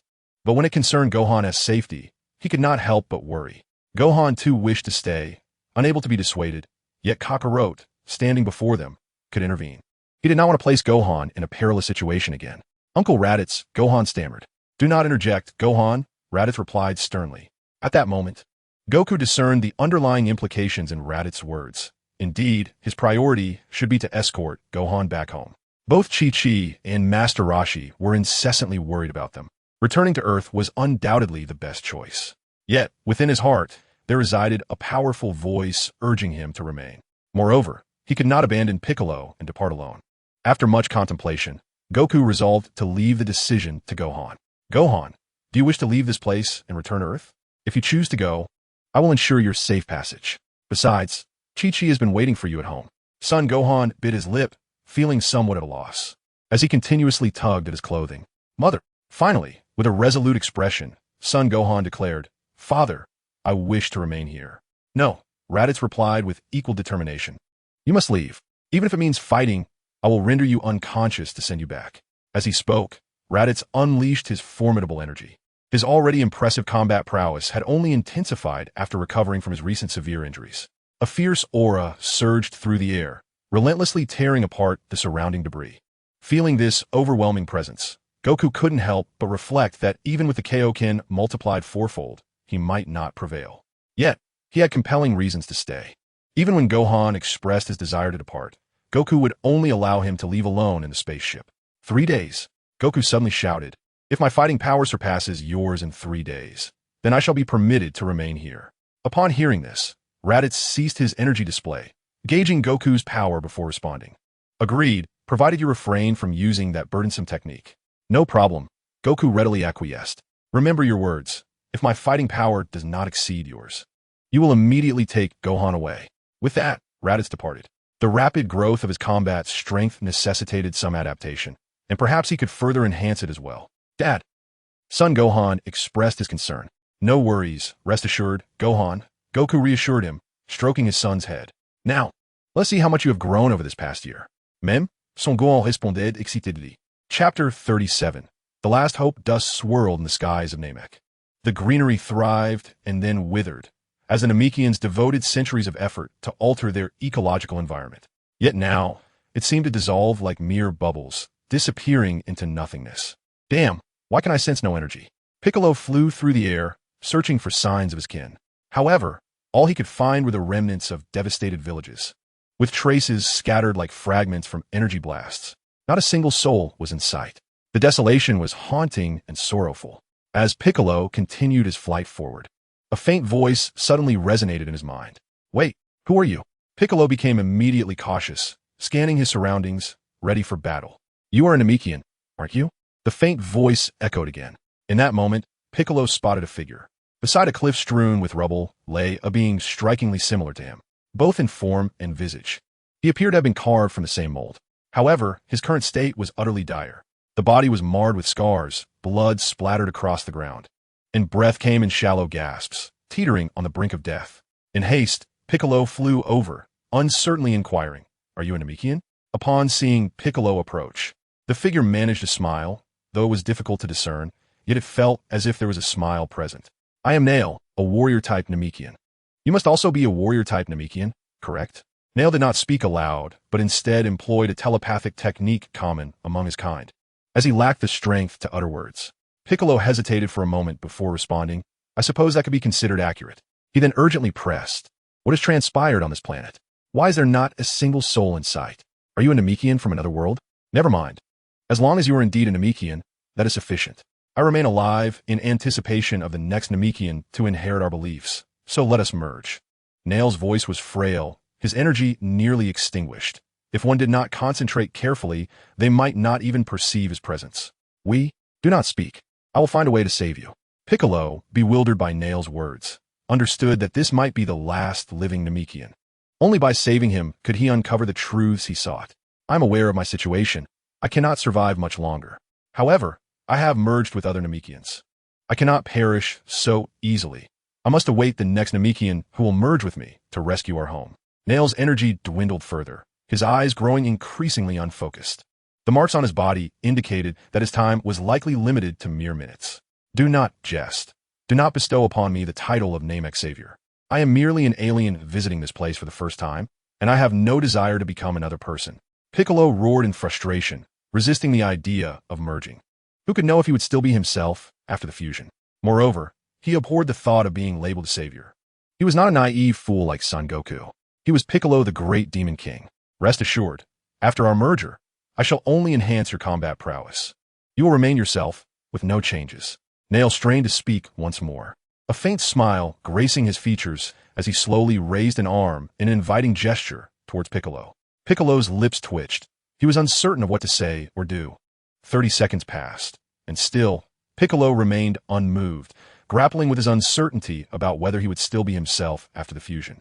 Moreover, he detested the notion of being labeled a savior. 30 seconds had passed, and Nairu could no longer endure. Just as his arm began to descend, Bix seized it. A genuine smile spread across Nairu's face. In that moment, a blinding white light began to flicker. Gohan, you are truly formidable. I can no longer match you, Goku gasped. Casually settling onto the floor of the spaceship, he gazed up at the gravity above, feeling a sense of relief. Although Gohan had never engaged in gravity training, he found himself more at ease under 20 times the normal gravity than his father. No, Dad, there is still much I need to learn from you. Gohan's humility stemmed not from hesitation, but from the acknowledgement that his father possessed superior combat techniques and mastery over energy manipulation, among other skills. His rapid increase in fighting power hindered his ability to fully harness his potential. By the way, Dad, how did you know I was here? Gohan had truly believed he was facing death and never expected to see his father again. Did I not mention? As long as you carry the Dragon Ball, I will always find you, Goku replied confidently, patting Gohan's chest. The shimmering Dragon Ball quickly became visible. Dragon Ball? Gohan exclaimed, cradling the 4-star Dragon Ball in his hands, his face lighting up with joy. Yes, Dad, I'll keep it safe. Ha ha ha, Goku chuckled, then pointed to a screen, saying, it was actually Bulma who helped create the Dragon Ball detector that allowed me to find you. I must sincerely thank her when we return. A Dragon Ball detector? Gohan looked up at the screen, which displayed 3 significant flashing points. One indicated 6 Dragon Balls, another 2, and the last, their current location, showed 8 Dragon Balls, 7 large and 1 small. I must be the small one, Gohan thought, glancing at the Dragon Ball in his hand. He examined the screen closely and realized that the 6 Dragon Balls were clustered in one location, with a large Dragon Ball seemingly nearby. Gohan grasped the implication and spoke urgently. Dad, are you saying this device can detect Dragon Balls? Yes, Gohan, what's wrong? Goku replied earnestly. Gohan scrutinized the screen once more, then hurriedly said, Dad, wait for me. I need to find something. Without another word, he dashed out of the spaceship. If he was correct, the location of the 6 Dragon Balls must be where Frieza was, and he could not allow Frieza to obtain the last remaining Dragon Ball. Wait, Gohan, what are you doing? Goku called, rushing after him. Gohan leaped toward a nearby lake, heading toward Frieza's spaceship. In a tank of nutrient solution, Vegeta suddenly opened his eyes, clenched his fists, and assessed his current physical condition. A faint smile crossed his lips, and with a resounding crash, he shattered the nutrient tank and emerged from its confines. Surveying his surroundings, he found himself utterly alone. The fervent scheme brewing in his mind stirred restlessly. With a chuckle, Vegeta gathered energy in his hands, unleashing a wave of light in an instant. Simultaneously, the spaceship began to tremble violently, accompanied by a cacophony of alarms. The soldiers aboard the ship immediately adopted a cautious demeanor. Even Frieza was taken aback by this sudden display of power. What was happening? Was there an external attack? No. It must be internal. Could it be the Dragon Balls, my Dragon Balls? Chapter 38. The Madness of Vegeta. Frieza dashed towards the chamber where the Dragon Balls were stored. Upon arrival, he discovered that the 6 Dragon Balls remained undisturbed, neither stolen nor lost. Relieved, he exhaled. Fortunately, the Dragon Balls were safe. However, a new question emerged. Where had that disturbance originated? Could it be Vegeta? Frieza made his way to the healing pod. At that moment, directly above him, Vegeta's silhouette loomed. Fool! Vegeta silently cursed, then leaped down, swaggering towards the room housing the Dragon Balls. Before him lay the 6 Dragon Balls, igniting an indescribable thrill within him, causing his entire body to tremble with anticipation. With these 6, combined with the one he had initially acquired, he would finally have all 7 Dragon Balls. Unable to contain himself, Vegeta felt an overwhelming urge to laugh heartily. Frieza, oh Frieza, Did you ever anticipate this? Your long-planned Dragon Balls have ultimately become my wedding garment. Once I attain eternal life, I shall repay you in kind. Ha! Meanwhile, Frieza approached the healing pod, only to find healing liquids spilled across the floor and shattered glass scattered about. A surge of disdain washed over him. Has Vegeta escaped? How foolish of that monkey! If he had only submitted to me, perhaps I would have spared his life. Just then, another deafening crash reverberated through the ship, shaking it violently once more, in the direction from which he had just come. Oh no, the Dragon Balls! Realizing he had fallen into a trap, Frieza sprinted back toward the chamber containing the Dragon Balls. At this moment, Vegeta successfully cast out the final Dragon Ball. A sly smile crept across his face as he aimed once more in the direction of the approaching threat, unleashing a powerful energy blast. Bang! Instantly, a thick cloud of smoke billowed forth. Simultaneously, Vegeta released all of his energy and soared into the distance. When Frieza returns once more, the 6 Dragon Balls that were once placed here have vanished, leaving behind a chaotic room. Curse that wretched monkey. I shall not let you escape, he vows. Here it is, Gohan exclaims, emerging from the water, cradling a large Dragon Ball and beaming with joy. His heart begins to ease. As long as he safeguards this last Dragon Ball, he need not fear Frieza gathering all 7. Is this truly a Dragon Ball? Goku gazes incredulously at the oversized orb, which is nearly half his height, pondering its significance. Yes, father, this is a Dragon Ball from Namek. There is a villain named Frieza, and he has likely gathered 6 of them already. We must protect this last one. Gohan replies with a seriousness that belies his age. Goku's brow furrows at the mention of Frieza. He has heard tales from King Kai about Frieza being a notorious fiend if he seeks the Dragon Balls. It surely bodes ill. Moreover, he senses an alarming lack of life on Namek. Perhaps it has all been extinguished. Father, I entrust this Dragon Ball to you. I made a promise to the Grand Elder to seek him once more. I'm sorry, but I will return shortly. Gohan suddenly recalls the pact he made with the Grand Elder. Today is the day. With that, he takes to the skies, heading in a determined direction. Goku accepts the Dragon Ball, seeing his own reflection within its surface, and smiles, reflecting on how much Gohan has matured. I must also strive harder. After all, a promise remains unfulfilled. All right, I'll crank up the gravity to 50 times, he declares, clapping his hands before re-entering the spaceship to continue his training under the intense conditions. Meanwhile, Vegeta stares at the scattered Dragon Balls on the ground, erupting into maniacal laughter. He has never felt such exhilaration. He had anticipated a fierce battle, yet acquiring these 6 Dragon Balls proved so effortless. Frieza is a fool, possessing immense power, yet lacking intellect. He chortles, and that dim-witted Jinyu thought he could best him. When he transformed into a great ape, he could have easily dispatched him with a single blow. The plan was to toy with him, feigning vulnerability to be captured, but Jinyu had surprises of his own. Admittedly, it caught him off guard, yet now it all seems worthwhile. Gazing upon the 6 radiant Dragon Balls, Vegeta laughs again, knowing that all he must do now is locate the Dragon Ball he had hidden initially to complete the set of 7.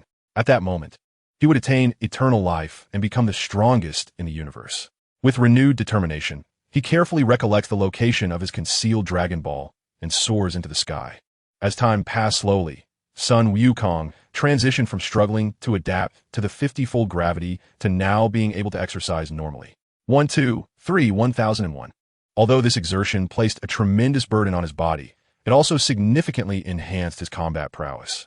Having reached this level, he felt a sense of accomplishment. Not long ago, he sensed an overwhelmingly fierce aura, which he presumed belonged to Frieza. Frieza exuded malevolence and unmatched strength. Sun Wukong dared not imagine whether he could still fight under such pressure. It was likely that the mere presence of Frieza could overpower him. Gurgle, gurgle. Vegeta emerged from the water, furrowing his brow. No matter how he searched, he could not locate the Dragon Ball he had hidden. Vegeta recalled his memories and was certain that he had concealed it in this very location. Yet now, why was it nowhere to be found? Damn it, where's my Dragon Ball? Vegeta could not help but unleash his aura in frustration. Consequently, he soared into the sky, where he spotted a massive spaceship resting on the ground nearby. When did this spaceship arrive? Vegeta wondered, suspecting that his missing Dragon Ball might be connected to this vessel. At the same time, Sun Wukong also sensed a powerful aura emanating from the outside. He stepped out, and by chance their gazes met. Who are you? They both inquired in unison. Vegeta was suddenly overwhelmed by an inexplicable annoyance and immediately questioned, Are you one of Frieza's soldiers? Did you take my Dragon Ball? Frieza? Sun Wukong responded skeptically, observing the figure before him. I am not one of Frisia's subordinates. I am Sun Wukong. Who are you? Sun Wukong? Vegeta felt he had heard that name before, but he dismissed the thought and pressed on. Did you take my Dragon Ball? The Dragon Ball? Are you referring to that one? Sun Wukong pointed towards the spaceship. Vegeta turned to see a Dragon Ball, gleaming with 2 stars, resting on the ground inside the ship. Without hesitation, he flew towards it. However, he had only traversed half the distance when he encountered the very person who had irked him moments ago. Who are you? I cannot hand over the Dragon Ball to you, Sun Wukong stated solemnly.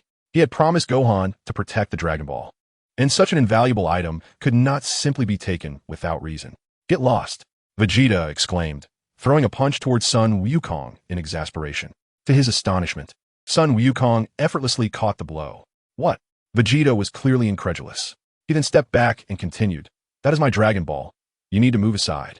I apologize, but until I am certain of your identity, I cannot relinquish this Dragon Ball, Goku said cautiously, his demeanor reflecting his wariness.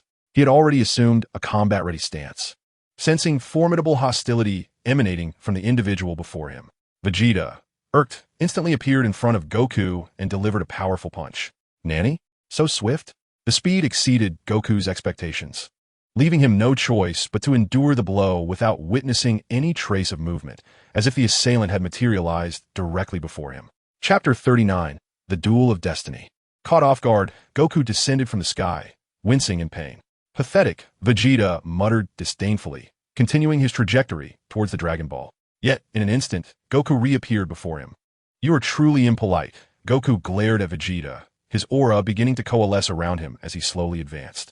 I will give you 3 seconds to vacate my path. Vegeta, too, heightened his energy, establishing an adversarial stance. I will not give you the Dragon Ball. If you wish to fight, then let it commence. Goku assumed a battle posture once more, this time with heightened vigilance. Vegeta's lips twitched. He had no desire to waste time with this individual. However, recognizing the necessity of a confrontation, he resolved to conclude it swiftly. In a flash, Vegeta teleported behind Goku, unleashing a forceful punch that once again struck Goku's form. As Vegeta prepared to mock, a figure suddenly materialized before him, followed by a heavy blow to his face. Nanny? With that punch, Vegeta's body plummeted from the sky, crashing through several layers of earth before coming to a halt. Yet, it was not only Vegeta who was astonished. Goku, too, was taken aback. How did you reach my rear? He was certain he had been sufficiently vigilant, yet he had still failed to anticipate the attack from this individual, as if he had suddenly appeared at his back. That last strike was indeed painful. Why should I divulge that information? Vegeta wiped the blood from his mouth, spitting out a mouthful of saliva. You are truly vexatious. Although I'm unaware of how you managed to get behind me, you cannot defeat me, so be gone. The Dragon Ball will not be yours. Goku looked down at Vegeta from above, his expression earnest. Ha! Vegeta responded with a disdainful laugh, a surge of anger rising within him. You are genuinely irritating. I intended to conserve my strength for battling Jinyu and Frieza, but it seems I must first deal with you to feel more at ease. Upon concluding his words, Vegeta emitted a ferocious roar, swiftly amplifying the energy emanating from his being. The surrounding mountains began to crumble as powerful gusts of energy intertwined and dispersed from his form. Various stones shattered, trees collapsed, and even the clouds in the sky seemed to dissipate. What? Son Goku, astonished, struggled to comprehend the formidable aura. He too realized that Vegeta could manipulate his energy, and that this energy was extraordinarily potent. Gradually, Vegeta ascended from the ground, dispersing the surrounding currents, his tone imbued with pride and disdain. This is the power I have just acquired. It is likely to be uncontrollable, hence your demise is imminent. Suddenly, a formidable power surged in the distance, its intensity soaring beyond 100,000.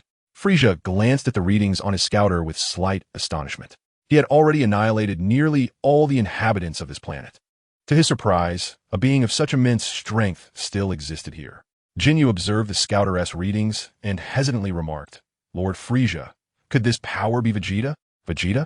Frieza's voice sharpened, his anger escalating. He then inquired of his soldiers, is there any sign of Vegeta? Report to Lord Frieza. None, replied a nearby guard, speaking with utmost caution and bowing low. Useless, Frieza declared, delivering a lethal tail swipe that marked the end of the guard's life. Could Vegeta truly possess such formidable power? Frieza pondered, suddenly recalling the peculiar trait of the Saiyans. He promptly commanded, "Investigate the source of this power. If it is Vegeta, bring him to me. I wish to show him my affection." "Yes, it is Jinyu," he responded, then turned to the side where Ji stood. The two exchanged knowing glances, shaking their legs in unison, ready to form their signature pose. "Jinyu Force." "Yes, Jinyu." The two remained stiff for a prolonged moment, locking eyes and sharing an awkward expression. Soon, however, a wave of sorrow enveloped them. "Oh dear, Captain, we can't even perform our iconic pose anymore." Jees retracted his stance, tears welling in his eyes. Can the Jinyu Force still be called such without their signature moves? Jinyu, equally melancholic yet suppressing his emotions, replied, "Do not weep. We shall reunite the Jinyu Force once more." "Yes, Captain, I believe in you," Jees said, embracing Jinyu. Meanwhile, Frieza silently resolved that he must not allow them to reform the Jinyu Force. 2 individuals sufficed. By the way, is there still no news of Berta? Jinyu assumed that Berta was simply having too much fun and had perhaps lost track of time. However, after such a long duration, there has been no news of Bart, and it is feared that he has met with a tragic fate. "Indeed, my lord, I surmise that it must be that detestable group of Saiyans. We must eradicate them entirely to avenge our Jinyu Force." Guys gritted his teeth. Were it not for these Saiyans, they would not find themselves incapable of executing even a single maneuver. Those cursed Saiyans. Jinyu's face bore a serious expression, his bones cracking ominously as he spoke. "This time, I shall not let them escape." Vegeta's assault surged forth like a tempest. Goku struggled to withstand the onslaught. In mere seconds, his body was marred with numerous wounds from the relentless attacks. Just as he prepared to retaliate, Vegeta effortlessly evaded, delivering a brutal elbow strike to Goku's abdomen. In an instant, Vegeta reappeared behind Goku, his hands coalescing with formidable energy. "Taste my newly learned technique," he proclaimed. Final flash. The powerful beam of yellow energy obliterated Goku's form, leaving a vast scar upon the earth, the surrounding area rendered desolate. A smirk crept across Vegeta's face. "Fool who obstructs my path, I am Super Vegeta." With that, he surged towards a spaceship ahead. Suddenly, a figure engulfed in red energy charged at him, striking him down once more. Gasping, Vegeta coughed blood as he looked up to find Goku standing before him.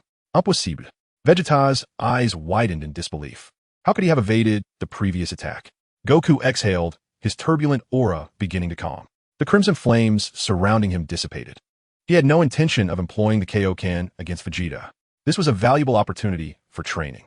As Vegeta looked on in confusion, Goku began to remove his shoes and tank top. "What are you doing?" Vegeta questioned, bewilderment etched on his face. The discarded garments fell to the ground with a tremendous impact, generating a cloud of dust. "Nanny? He had been fighting me while wearing that?" Goku took a deep breath, then calmly regarded Vegeta. "Come, let's commence the second round of battle." Initially taken aback, Vegeta soon erupted in fury. "Don't joke with me." An even more potent aura enveloped him, causing the very ground to tremble beneath their feet. Chapter 40. Unleashing Potential Once Again. Elder Guru, with utmost caution, Sun Wukong approached the door and gently knocked, fearful of disturbing the elder's repose. Soon, a voice resonated within his mind, inviting him, "Come in, my child." Sun Wukong stumbled inside, and upon entering, he clasped his hands together in a polite gesture and bowed. "Elder, how is your health?" The elder coughed softly before calmly responding. "Do not worry about my well-being. Fate has its own design." "Wukong, brother," Dandy exclaimed excitedly from his side. During these past few days, while he was concerned for the elder's health, he eagerly anticipated Sun Wukong's arrival. "Dandy!" Sun Wukong rushed over, and the two joyfully grasped each other's hands, leaping with delight, reveling in their playful antics. "Enough, Dandy," the elder interjected, turning his gaze towards Wukong. "I summoned you today to assist you once more in unlocking your potential, for my time is limited, and I must aid you quickly." "Unlock my potential again?" Sun Wukong queried, a hint of confusion in his expression. Could the elder truly help him grow stronger? "Indeed, I had nearly forgotten this ability, so I can only provide you with a rudimentary unlocking. However, I have now regained the knowledge and can assist you in further developing your potential," the elder explained patiently, despite his frail voice. "But will this truly not affect your health?" Sun Wukong remained concerned for the elder's condition, sensing an ominous premonition that perhaps time was running short. "Nay, this is merely a skill of mine, and besides, fate has its own design. I am aware of my condition," the elder replied in a steady tone. "Very well. Then I entrust this to you." Sun Wukong bowed once more, showing great respect. It is nothing. Your potential is simply too immense for me to fully unleash. Perhaps when you encounter a higher deity, it may aid you in liberating your potential further, the elder remarked, his gaze penetrating. He perceived the boundless potential within this child, a glimmer of hope for their survival on planet Meat. Deity? Before Sun Wukong could ponder further, the elder placed his hand upon his head, and a soft white light began to coalesce. Within his body, it felt as though something was gradually emerging. At that moment, an exceptionally powerful aura suddenly manifested outside, one that felt both familiar yet foreign, undeniably formidable. Could it be Frisia? Sun Wukong's body tensed, preparing for battle. Do not be alarmed, my child. The elder spoke softly, then called towards the door. Enter. A figure stepped inside, one that was both familiar and unfamiliar to him. Uncle Piccolo. Uncle Nail? Sun Wukong's son. Gohan found it hard to believe, yet there was no denying that the figure before him was indeed Piccolo, albeit with an astonishing strength he could scarcely comprehend. Hearing the two names, Piccolo's lips twitched momentarily. He then turned to Gohan and remarked, "You must be the little one from Son Goku's family. I don't recall us being that familiar." He then shifted his gaze to Dandy, adding, "You are Dandy, correct? I'm not Naru, though you may refer to me as such if you wish." Gohan scratched his head awkwardly. Although they seemed quite familiar in his memories in the present, it was evident that their interactions had been minimal. Uncle Naru. Dandy gazed blankly at Piccolo's figure. The elder, rarely opening his eyes, regarded Piccolo with a penetrating stare before speaking. "You are the son of Katas, yet you do not appear to be whole. You must have merged with Naru, I presume." The elder discerned Piccolo's condition with ease and added contemplatively, "What a pity. Had you been in your complete form, perhaps our planet Namek would not be facing this crisis."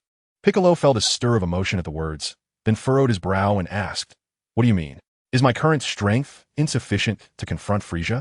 Perhaps even Piccolo was unaware that he had quietly developed a resolve to protect planet Namek. "Insufficient," the elder stated flatly. "Impossible," Piccolo immediately refuted. He had embraced all of Naru's essence, including his memories. In those recollections, while Frisia was formidable, he was certain that he was no match for him now. The elder gazed at Piccolo with profound eyes, neither denying nor explaining, but rather continuing to inquire, "Have you come here to see this aging elder?" "I do not know," Piccolo replied, momentarily taken aback, then shook his head. He had surveyed the entirety of planet Namek, memorizing every corner, yet apart from this place, he had not encountered a single Namekian. "Well then, let us remain here for now. You were once celebrated as the most gifted among the Namekians, possessing both the intellect of a wise Namekian and the combat potential of a warrior. I truly wish to engage with you," the elder praised. And he spoke no falsehood in this regard. At that time, the harsh ecological conditions of planet Namek had led to numerous deaths, and to safeguard him, the most talented Namekian, he had been sent to the distant Earth. Piccolo felt a renewed sense of emotion, as if a warmth enveloped his heart, a sensation he had never experienced before. Yet, he resisted, for he was the mighty demon king Piccolo. However, he could not deceive his own heart. Indeed, he was relishing this newfound feeling. He lifted his gaze to meet the elder's deep and warm eyes, and after a struggle within himself, he ultimately sat down on the ground beside him and closed his eyes. The Grand Elder once again revealed a faint smile, resuming his efforts to help Gohan unlock his potential. Boom! Boom! Boom! Each clash between Goku and Vegeta produced an immense sonic boom in the air. Simultaneously, their movements were astonishingly swift, traversing dozens, if not hundreds, of positions within a single second. For anyone lacking sufficient combat power, only the sound could be perceived, while the action remained unseen. Vegeta landed a punch squarely on Goku's face. In the same instant, Goku retaliated with a punch to Vegeta's face. Thus, the two remained locked in an indecisive struggle. Initially, Vegeta could leverage instant transmission to gain an advantage, but as the battle progressed, Goku began to grasp the nuances of Vegeta's technique and was able to counter effectively. In this regard, Vegeta couldn't help but admire Goku's extraordinary combat talent. Furthermore, his original objective had shifted. He was determined to defeat the man before him. He absolutely had to emerge victorious.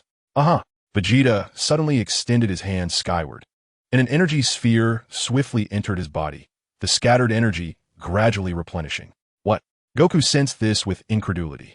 "Your energy has recovered." Vegeta, erupted into laughter, unabashedly explaining, "This is one of my techniques called mental separation. It allows me to sever energy and such. This is energy I had preemptively separated to use against Jinyu. But it seems I'll be employing it against you instead. You can take pride in that. Vegeta thoroughly relished this moment of ostentation, especially in front of Goku. Although he couldn't quite understand why, it felt exhilarating. Hee. Goku chuckled helplessly. You truly possess a plethora of techniques. In my current state, I genuinely cannot compete. Although my energy feels similar, it seems you can unleash a far greater power. I have never encountered an opponent like you before. At this moment, Goku referred to Vegeta as an opponent, not an enemy. In combat, he had come to acknowledge Vegeta. Vegeta, hearing this, reveled in the moment even more. Of course, I am the legendary Saiyan Vegeta. However, your strength is commendable. Have you considered joining forces with me? Once I fulfill my wish to eliminate Jinyu and Frieza, I shall ensure you are well rewarded. Vegeta's perspective on Goku had shifted during their battle, which brought him immense satisfaction. He hadn't experienced such an evenly matched fight in a long time, and thus, he had no desire to kill Goku. Whom do you wish to kill? A figure suddenly emerged from the rear, striking Vegeta forcefully into the ground. Chapter 41. Do you think this is my limit? Wah. Vegeta emitted a piercing scream as his body was forcefully embedded into the mountainside. It seems you haven't made any real progress, Jinyu remarked, disregarding Goku as he advanced towards Vegeta, unleashing a barrage of concentrated energy blasts. In mere seconds, the surrounding forest was reduced to ruins. Boss, has that monkey, Vegeta, perished? Jisus inquired cautiously. I don't know. One way or another, he shall meet his end today, Jinyu replied with a sinister smile, gathering another powerful wave of energy in preparation for yet another assault.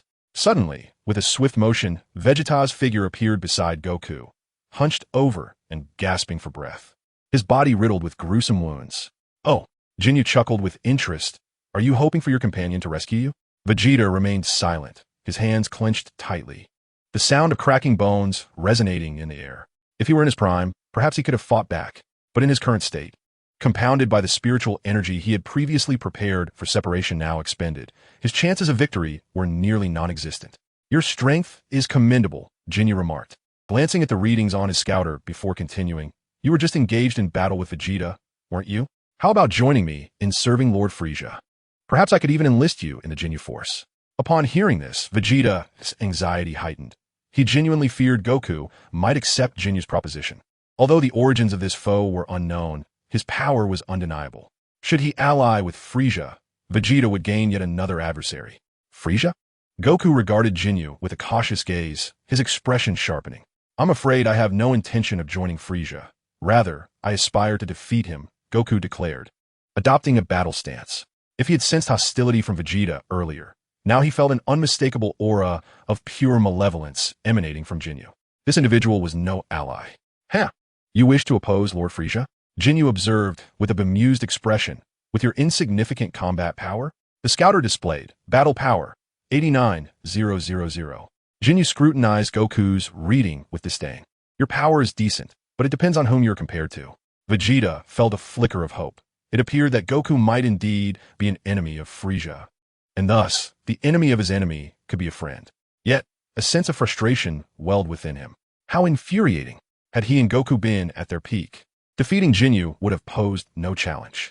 However, they had just endured a fierce battle, their energies severely depleted, rendering them incapable of showcasing their true prowess. Step back. Allow me to take this on. With an expression of calm, yet piercing intensity, Sun Wukong slowly positioned himself before Vegeta, despite the inexplicable animosity directed towards him. This individual harbored no malevolence within. Vegeta attempted to intervene. Suddenly, an overwhelming aura erupted from Sun Wukong, causing his power level on the scouter to surge dramatically.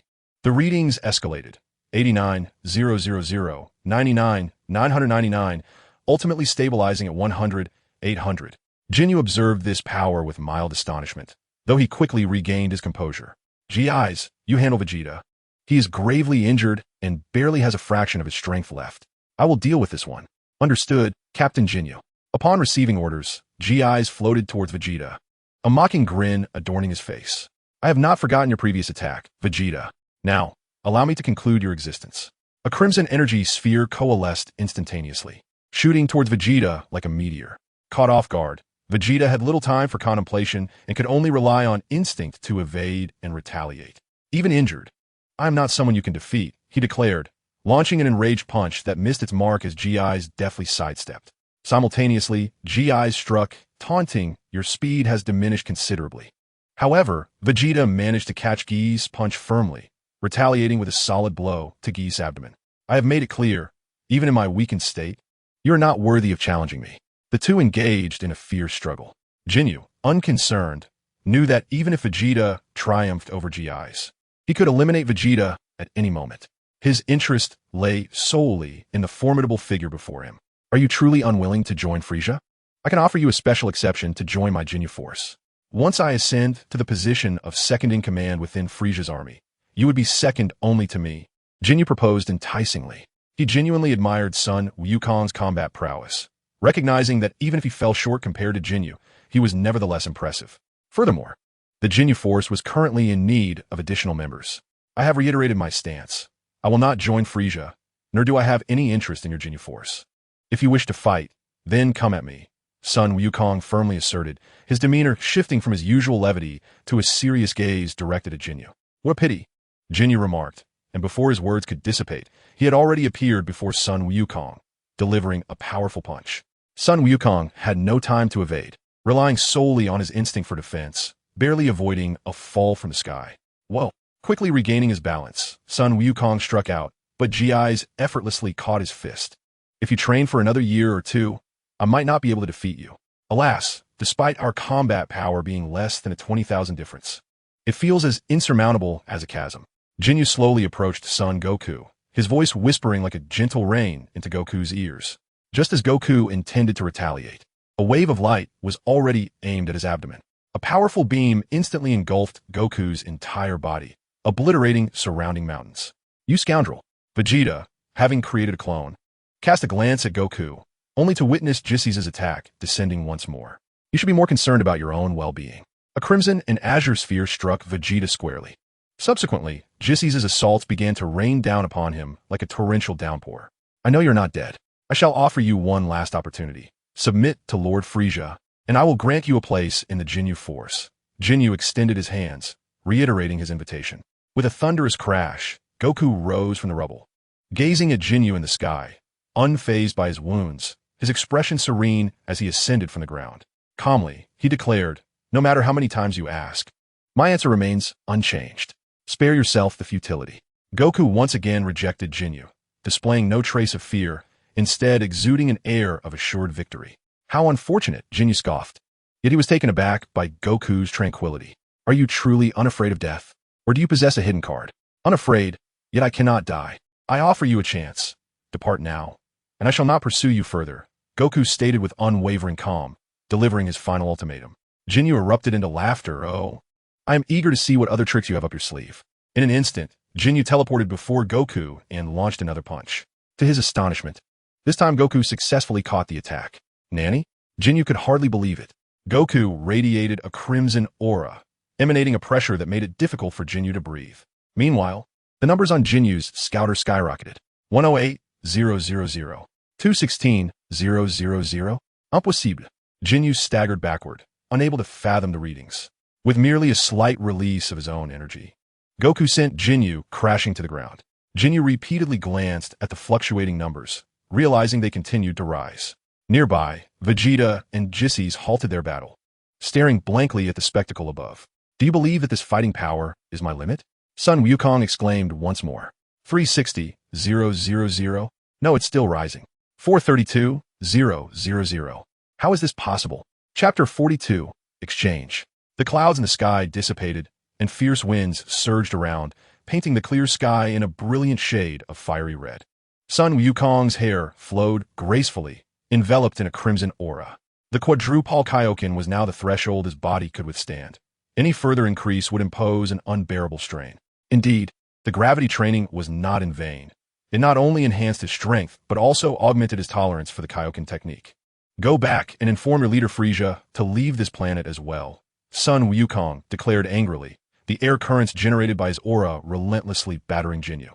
Merely the force of the air was enough to leave Jinyu defenseless. A combat power soaring to 400 000, yet seemed it was still far from the limit.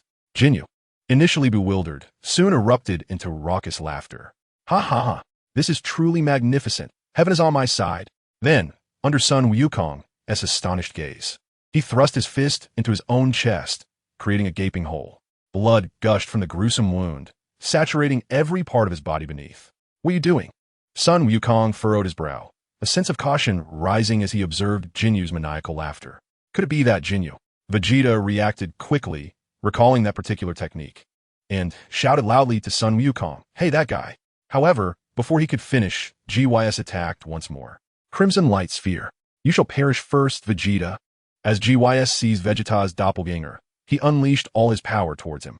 Just as the attack was about to land, two figures suddenly appeared before Vegeta, effortlessly shattering the light sphere. Vegeta, you truly are in a dire situation.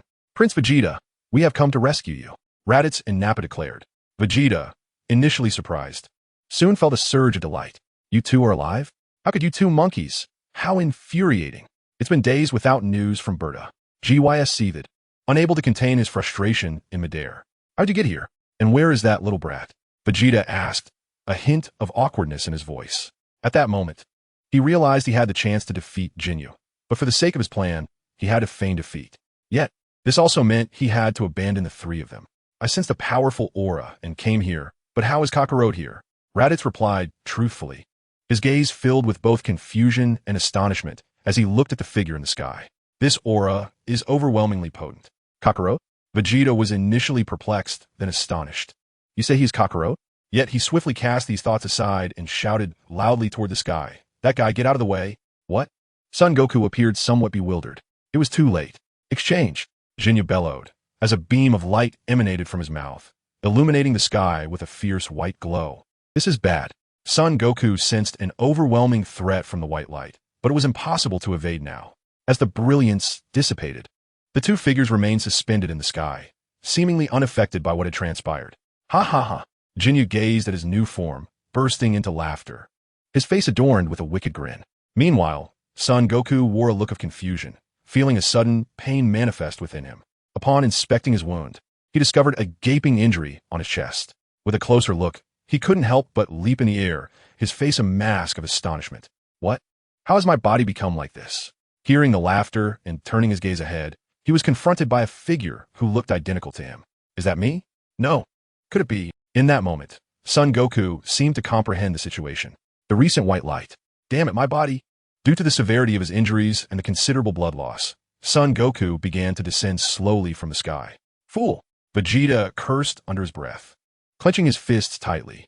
Kakarot, have you been defeated by Jinyu? Raditz questioned uncertainly, though he felt something was off about this version of Kakarot. No, he is Jinyu. He has now exchanged bodies with Kakarot. Vegeta vehemently denied, his face twisted with rage. Observing Kakarot's body in the air, he was filled with a sense of injustice. Upon realizing that the previous individual was a Saiyan, 5 words suddenly flashed in his mind: Super Saiyan.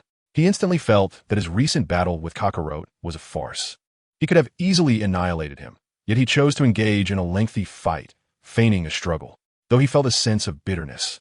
It was now intolerable that Jinyu had usurped a Saiyan's body, especially that of a Super Saiyan. He is Jinyu? Then that must mean that is Kakarot? Raditz found it hard to believe, suddenly recalling that Vegeta had previously lost to Jinyu in a similar manner. Fool, fool! Vegeta swiftly charged towards Son Goku, lifting him by his body and demanding, why didn't you just kill Jinyu when you had the chance? Why? Son Goku managed a bitter smile. You can still recognize me? However, I truly apologize. The only option left now is to defeat him. Son Wukong staggered to his feet, raising his gaze to observe his own body. He burst into laughter, his voice echoing with mirth. Defeat me? Come at me with all you've got. I am eager to witness the prowess of a body boasting a battle power of 400,000. Jinyu soared through the sky, reveling in the sensations of his new form. He adored this body immensely. Let's commence with you, he declared, turning his attention to Vegeta, launching a sudden punch in his direction. Vegeta's eyes widened, instinctively preparing to defend himself. To the astonishment of all, Jinyu's punch was effortlessly intercepted. Nanny? Both Vegeta and Jinyu exclaimed in unison, disbelief etched on their faces. Impossible. Jinyu shook his head in denial, unable to fathom the reality before him, and swiftly escalated his assault, raining down punches upon Vegeta like a monsoon. Yet, each strike was met with a steadfast defense for Vegeta. You seem incapable of utilizing this body, Vegeta smirked, delivering a sharp elbow strike to Jinyu's abdomen. With a grunt, Jinyu spat out saliva, gazing at Vegeta in shock while feeling the frailty of his newfound power. How can this be? This is a body with a battle power of 400,000. Before Jinyu could ponder further, Vegeta's relentless onslaught continued. First a punch, then a kick, followed by a devastating blow. Vegeta's excitement mounted with each strike, the sensation of flesh meeting flesh invigorating him. Is this truly the extent of a Super Saiyan's power? Vegeta couldn't contain his laughter as his attacks grew increasingly fierce. Impossible. Get away from me, Jinyu roared, unleashing a powerful surge of energy that sent Vegeta staggering back. Is this fellow gradually acclimating to Kakarot's body? Vegeta mused in surprise. At that moment, Sun Wukong joined the fray, determined to prevent Jinyu from fully adapting to his body. Despite his injuries, he found himself capable of movement. As long as he could move, he could fight. Let us summon Nappa and Raditz to deal with Jinyu, Vegeta called out to his companions. Chapter 43. Kill me. Within a small, semicircular dwelling, tranquility reigned, surrounded by lush greenery, a remnant of Namek's pristine sanctuary. Child, your heart is troubled. I cannot properly assist you in unlocking your potential in this state, the elder said with genuine concern. Yes, son Gohan hesitated, his face betraying his inner turmoil. It is that rascal, Sun Wukong, isn't it? Piccolo suddenly spoke, his eyes opening. Indeed, Uncle Piccolo, Dad's energy feels rather unusual, though the distance was great. Son Gohan could distinctly sense his father's presence. However, just moments ago, that presence seemed to wane abruptly, accompanied by an unsettling and sinister sensation. I can feel it too. Allow me to investigate, as I have matters to address. Piccolo stood up, his expression grave. He flexed his wrists and neck, the joints cracking audibly. Are you leaving? The Grand Elder inquired softly, opening his eyes as if to imprint every detail of Piccolo in his memory. Yes, I will defeat Frieza. Piccolo replied in a remarkably calm tone, as if recounting an ordinary occurrence. Yet in doing so, he subtly acknowledged his heritage as an Namekian. The Grand Elder remained silent, gazing blankly at Piccolo. Then, in a hushed voice, encouraged, "Good luck, Brother Nail. I believe you could defeat the invader." "Thank you, Uncle Piccolo." Son Gohan expressed his heartfelt gratitude. Given Piccolo's current strength, as long as he did not encounter Frieza's final form, he would face no challenges. Piccolo's lips twitched slightly. He was puzzled by the overwhelming goodwill emanating from the young boy. Do not misunderstand. I'm not here to rescue Son Goku. After I defeat Frieza, I will confront him as well, and my mission does not concern you, so there is no need for thanks, Piccolo replied coolly, though he appreciated the kindness. He was not inclined to accept it. All right, thank you, Uncle Piccolo, Son Gohan continued to smile. Tisich, Piccolo said nothing further, slowly ascending into the sky before unleashing his energy and darting off in a specific direction. I apologize, Grand Elder. Please continue. Son Gohan felt his own energy had grown tremendously, yet it was still insufficient to defeat Frieza. He needed to become even stronger. Indeed, the Grand Elder resumed, unlocking Son Gohan's potential. Fight. Bang. You think you can control our Saiyan bodies? Such folly. Under the onslaught from Son Goku and the others, numerous wounds rapidly appeared on Jinyu's body. No, more accurately, on Son Goku's body. Impossible. How can this be? This is a body with a battle power of 400,000. How could I lose to this pack of monkeys? Jinyu exclaimed in disbelief, recklessly unleashing his energy in an attempt to fight back. Yet, the might of his energy was even inferior to Nappa's. Give it up. My body is powerful because of years of relentless training. The skills etched into my very being cannot be mastered overnight. Son Goku, now in control of Jinyu's body, could command about 50% of its power, while Jinyu could only manage a mere 30% of Son Goku's. This was the chasm that separated them. It is impossible. Impossible. I want you all dead, wretched monkey. The Jinyu forcefully lashed out at the crowd, akin to a madman. Yet now, he found himself unable to even approach them. The moment he attempted to strike, he was sent crashing back to the ground by Vegeta's swift kick. Do you think your feeble self can control the body of Saiyan? Vegeta scoffed disdainfully. Although he harbored a certain irritation towards Goku, his animosity for Jinyu was far greater, especially since Jinyu had forcibly seized the Saiyan body. Lying on the ground, Jinyu stared up at the sky, utterly drained of strength. He had initially believed that fate had bestowed upon him a powerful physique, only to face such a dismal outcome. Suddenly, a thought struck him, and he burst into laughter. Ha ha, go ahead and kill me. If I die, your companion will never regain his original form. Jinyu relinquished all pretense of resistance, spreading his arms before the crowd. Come on, kill me. Lord Frieza will surely avenge me, and you will all meet your demise. Even in his final moments, Jinyu felt a sense of satisfaction in potentially aiding Frieza in vanquishing a formidable foe. What did it matter if he had a battle power of 400,000? Death awaited him regardless. Curse you. Goku felt an overwhelming frustration. Indeed, even if he defeated Jinyu, he could not revert to his original body. Would he have to live in this form from now on?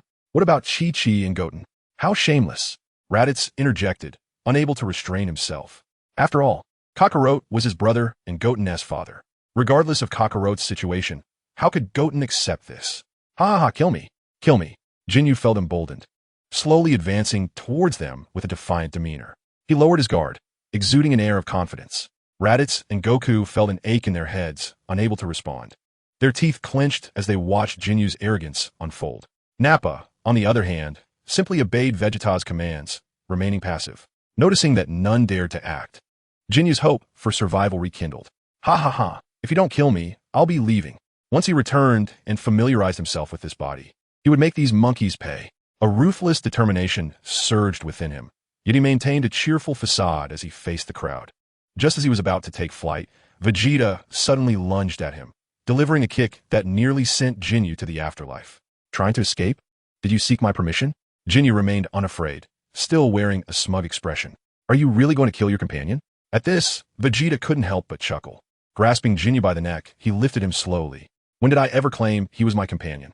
Jinyu's eyes widened, a suffocating sensation enveloping his entire being as he beheld the merciless Vegeta, a flicker of fear creeping into his heart.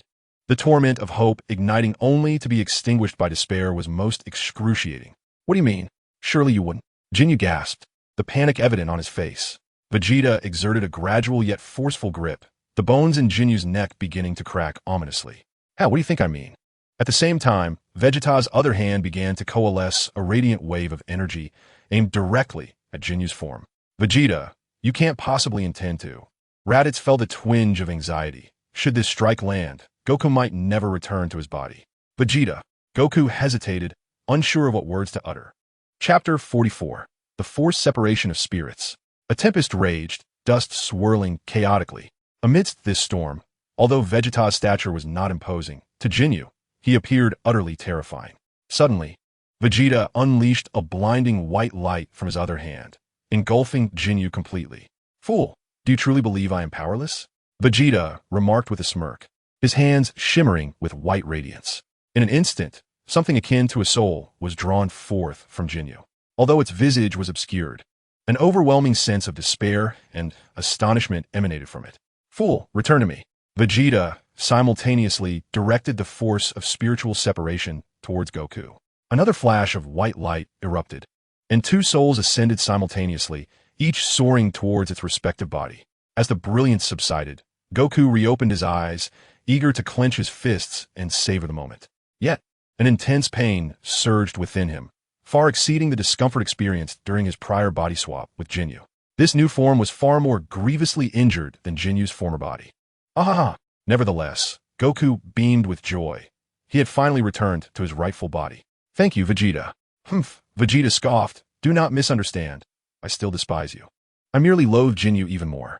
Meanwhile, Jinyu was gripped by terror and unease, stripped of any remaining confidence.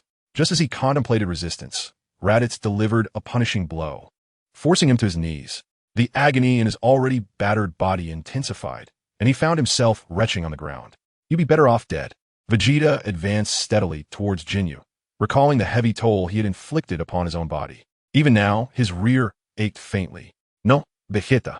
Lord Vegeta, I was wrong. Spare my life, please. Jinyu's voice was low and filled with panic, his body involuntarily recoiling as if he were a stray dog, crawling before Vegeta, pleading for a final shred of mercy. It was disastrous. Jinyu had been defeated. Jeez sensed the dire situation and attempted to flee. Yet, just as he ascended into the sky, a towering figure appeared before him. Raditz, arms crossed over his chest, bore a faint smile. What do you think you are escaping to? Jeez felt cold sweat trickle down his brow, desperate to continue his flight. Suddenly, an excruciating pain surged through his abdomen, and, in disbelief, he glanced down to see his gut pierce through. With despair engulfing him, Jeez slowly descended, a torrent of blood erupting from his body, swirling in the air until it settled upon the ground. The life had fled from him. You Saiyans are truly merciless.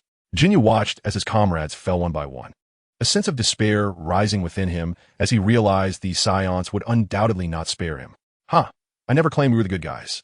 Vegeta aimed a hand at Jinyu's head, a white energy wave beginning to coalesce in his palm. Haha, Lord Frieza will surely avenge us. With those words, before Vegeta could strike, Jinyu's body rapidly expanded. Bang! A tremendous sound erupted. Coughing, a thick cloud of dust rose. Yet Vegeta and the others merely coughed a couple of times, suffering no harm. Meanwhile, far away, Frieza's scouter emitted a sudden voice. The Saiyans. Lord Frieza will surely avenge me. Was that Jinyu's voice? Frieza was taken aback, pondering if Jinyu had indeed failed, and worse yet, had been slain by those monkeys. What a waste. He had not anticipated that he would have to personally deal with those apes. It seems I have underestimated you wild monkeys. He mused. So you're the father of that little brat, Kakarot. I never expected that. Vegeta, visibly displeased, reflected. No wonder I felt a sense of familiarity mixed with irritation upon first seeing him. It turns out he is the father of that little brat. Truly like father. Like son. Ha! My apologies. Goku chuckled sheepishly before inquiring. What are you planning, Vegeta? What am I planning? I am, of course, gathering the Dragon Balls. Vegeta grinned wickedly at Goku, relishing the thought of a plan that could not be thwarted. He had endured for so long, all to collect the Dragon Balls. Now, no one could impede him. Wait, what wish do you intend to make? Son Wukong realized that he could no longer prevent what was about to unfold and could only hope that Vegeta would refrain from wishing for anything malevolent. Why should I tell you?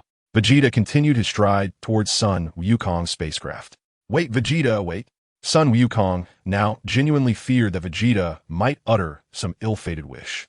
Although he sensed a flicker of goodwill within Vegeta, it was overshadowed by a relentless ambition that would stop at nothing to achieve its goals. Ignoring Son Wukong's pleas, Vegeta pressed on. At that moment, from the horizon, an immensely powerful aura surged towards them. Vegeta's heart raced with apprehension. What could it be?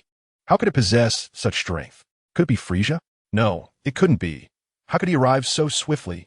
The overwhelming energy left Vegeta devoid of any thought of resistance. The only course of action was to seize the Dragon Ball and gather all 7 to make a wish.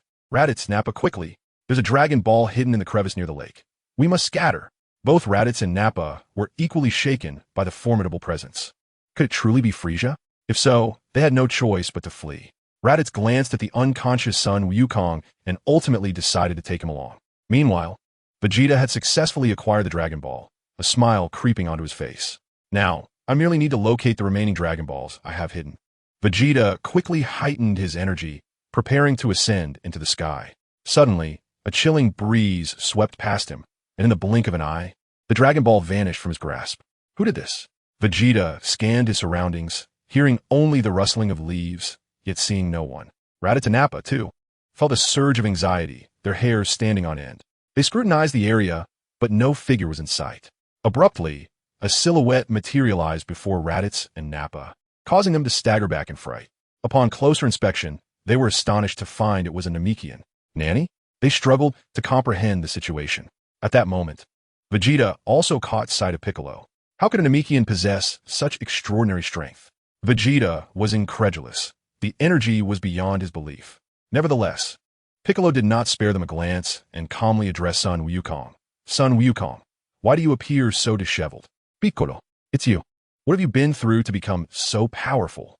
Son Wukong, equally astonished, had sensed this aura earlier and thought it resembled Piccolo's, yet was undeniably more potent. Piccolo turned away, offering no answer to Son Wukong's inquiry. He merely needed to ascertain that Son Wukong was alive. Subsequently, he turned his gaze towards Vegeta, advancing towards him with deliberate steps, inquiring with an underlying tone of accusation. The remaining Dragon Ball resides in your possession, does it not? Hand it over to me. Vegeta, momentarily blinded by his desire for the Dragon Balls, charged recklessly at Piccolo. Yet he found himself utterly immobilized, unable to approach, as Piccolo's overwhelming presence bore down upon him. Piccolo, do not take his life, Sun Wukong's voice, though faint, pleaded on Vegeta's behalf. Despite its weakness, Piccolo heard him clearly. You should consider yourself fortunate that you have not slain any Namekian, for otherwise, you would already be dead, Piccolo retorted, retracting his aura. He sensed no murderous intent emanating from Vegeta towards his kin. He continued, the Dragon Balls are artifacts of our Namekian heritage. I shall not relinquish them to you. Even if you were to gather all 7, your wishes would remain unfulfilled. Chapter 45. The Dragon Balls, the Eternal Dragon. On Earth, in a secluded, rugged terrain, a blue-skinned trickster, a yellow-hatted canine, and a tall woman, all muddied and standing amidst a quagmire, were present. We have finally located the 6th Dragon Ball. Now, we need but one more to complete the set of 7. At that moment, we shall summon the Eternal Dragon, fulfill our wishes, gain power, and reign over Earth. The blue-skinned trickster exclaimed, cradling a Dragon Ball in his hands, lost in dreams of kingship. Indeed, Lord Pilaf, you are but one Dragon Ball away. The yellow-hatted canine eagerly flattered, envisioning his own future as a general among dogs. Without delay, Lord Pilaf, let us collect the final Dragon Ball, the tall woman chimed in, her face alight with excitement. Indeed, these 3 were the notorious Pilaf gang, Pilaf, Shu, and Mai. Let me see where the last Dragon Ball is. Pilaf cackled, producing a compact, circular radar. Upon its surface, 6 luminous dots gleamed. This was his ingeniously developed Dragon Ball detector, which he dubbed the Mini Dragon Ball Radar. This new device not only encompassed the entirety of Earth, but also boasted significantly enhanced accuracy. It was due to this invention that he had swiftly located 6 Dragon Balls. However, his mirth was short-lived, for he soon discovered that no matter how he adjusted the radar, he could not find the trace of the last Dragon Ball. It seemed to have vanished without a trace. Could it be malfunctioning? That cannot be, Pilaf muttered, furiously tapping the detector, his face a mask of confusion. On Namek, Piccolo's voice turned cold. The remaining Dragon Ball, shall I search for it myself, or will you hand it over? He regarded the present company of Vegeta and others with disdain. If you can find it, go ahead. I will not divulge its location, he said, unconvinced that anyone could discover his secret hiding place. Piccolo smiled slightly. I just heard you mention that you concealed the Dragon Balls in a nearby crevice. It merely requires a bit of time. Piccolo twirled the Dragon Ball in his hand, a grin gracing his face. How is that even possible? Vegeta exclaimed incredulously, pondering whether the Namekian had indeed arrived here at that time. My organ structure is rather unique, Piccolo replied with a subtle smile before soaring into the sky. He too sought to gather the Dragon Balls and summoned the Eternal Dragon to fulfill his wish. Having resolved to assist the Namekians, he thought it best to restore their planet to its former glory, bringing back all those who had perished. He wished to demonstrate to all Namekians how he had vanquished Frieza. After Piccolo departed, the 3 Saiyans and the seemingly paralyzed Goku remained in stunned silence. Vegeta muttered a curse under his breath, careful not to make too much noise. He then turned to the others and said, "Let us go. We should head to the healing chamber." Since acquiring the Dragon Balls was no longer an option, it would be wise to recuperate in the healing chamber to regain strength and further enhance their abilities. Very well, Prince Vegeta, Nappa replied nonchalantly. The Dragon Balls had never been in his fate. He merely needed to follow Vegeta's commands. Raditz remained silent, simply hoisting Goku onto his shoulder and following Vegeta toward the healing chamber. Gah! Goku gasped, apprehensively exclaiming, "The healing chamber. It won't involve needles, will it? I don't want that." His body instinctively curled up in trepidation. Raditz, hearing this, expressed mild disdain, giving Goku's injured area a firm pat. "Calm down and be quiet." Ouch! It can't possibly involve needles, can it? As Piccolo traversed the various small islands, he swiftly located a rather peculiar crevice, thanks to his distinct organ structure. Indeed, he discovered 6 Dragon Balls. Glancing at the one in his possession, he realized he had now gathered all 7. Fortunately, possessing Nail's memories allowed him to comprehend the Namekian language. Otherwise, he would have been unable to summon the Dragon Balls. With that thought, he placed the 7 Dragon Balls together. Upon uttering the incantation, the 7 Dragon Balls emitted a brilliant and urgent light, as if something were about to burst forth. Suddenly, a dragon's roar reverberated through the air. Instantly, the sky darkened, cloaked in ominous clouds. The night that would not have occurred on Namek had now enveloped it in profound darkness. Then a stout, green dragon materialized against the night sky. In the midst of this profound darkness, a radiant light emerged. It cannot merely be described as a glimmer, for it shone with such brilliance that any wish could be fulfilled. It was not the final dawn, rather, it served as a formidable weapon capable of turning the tide at any moment. Simultaneously, both Vegeta and Son Goku, who had just arrived at the healing chamber, as well as Frieza, situated on the far side, beheld this astonishing spectacle. Was this the dragon? As Vegeta approached the healing chamber, he was momentarily rendered speechless by the wonder before him. I wonder what wish Piccolo will make, Son Goku mused, gazing skyward. However, this dragon seems somewhat different, he added. Vegeta, unable to suppress a slight tremor in his body, strode directly toward the healing chamber, dismissing any further thoughts. One of Frieza's guards stammered, pointing towards the dragon. Yes, I see it, Frieza replied, his tone deceptively calm, though his tail lashed against the ground in agitation, betraying his inner turmoil. It must be, the guard began, but was abruptly silenced. Enough. I am aware, Frieza retorted, swiftly ascending in his hovercraft towards the direction of the dragon, a trail of energy blazing in his wake. Damn it, no matter who you are, the Dragon Balls must belong to me alone. Within the semicircular chamber, the Grand Elder and Son Gohan also sensed an unusual disturbance outside, feeling an unsettling dimness. It seems someone is summoning the dragon, the Grand Elder remarked, his voice laced with anxiety. Nanny? The dragon? Son Gohan echoed, his surprise quickly giving way to a deep concern. He had entrusted the Dragon Balls to his father, and if someone was indeed summoning the dragon, it could only mean that Piccolo was the one doing so. The summoning of the Dragon Balls from Namek requires the language of Namek, the Grand Elder weakly explained. Currently, apart from us two, only Piccolo remains. Piccolo. Son Gohan felt a measure of relief. Perhaps his father had entrusted the Dragon Balls to him. Now, at this crucial juncture of potential development, he needed to remain focused, unable to be distracted by the energies outside, which had been a source of concern for him. Wait, Grand Elder, your condition. Son Gohan suddenly noticed the Grand Elder, visibly exhausted and weak, his voice barely above a whisper. His eyes were closing, and his body was growing cold. Grand Elder, Son Gohan exclaimed, removing the Grand Elder's hand from his head. Please, no more unlocking my potential. That is enough. Yet soon after, the Grand Elder gently placed his hand back upon Son Gohan's head. I have stated before that this is merely one of my abilities, and now I find myself at the twilight of my existence. There is little I can offer to assist you. Allow me to fulfill this final task. Speak your wish and summon any 3 beings you desire. The solemn and commanding voice of the dragon gradually echoed forth. A faint smile graced Piccolo's lips as he recalled Chapter 46, where some had perished, yet he remained. Dark clouds gathered ominously, and thunder rumbled in the distance. The colossal form of the dragon was visible from nearly every corner of the planet, exuding an air of grandeur and authority, yet devoid of frivolity. My wish is to restore planet Namek to its former state and to resurrect all the fallen Namekians, Piccolo proclaimed, his voice resonating powerfully through the heavens. The dragon fell into a contemplative silence, ultimately responding with a tone tinged with resignation. I regret to inform you that, despite my desire to grant this wish, I am unable to do so. Why? Piccolo exclaimed, anxiety lacing his words. A single wish can only resurrect one individual. It cannot bring back everyone who has fallen. If your desire is solely to restore planet Namek, that can be accomplished, the dragon elucidated, though it too yearned to revive all the inhabitants of Namek.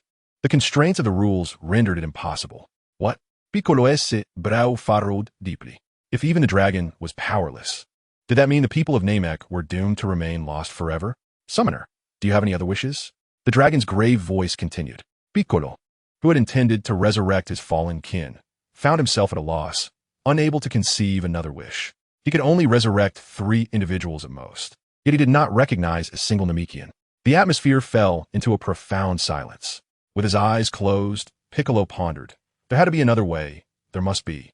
After an extended pause, the dragon spoke again. Summoner, if you possess no further wishes, I shall take my leave. Wait, Piccolo called out to the dragon, then continued. Are you familiar with the celestial beings of Earth? Is there a way for me to communicate with him? In Piccolo's recollections, he remembered that Earth also possessed the mystical Dragon Balls. While only one wish could be granted, there was no limit on the number of individuals that could be resurrected.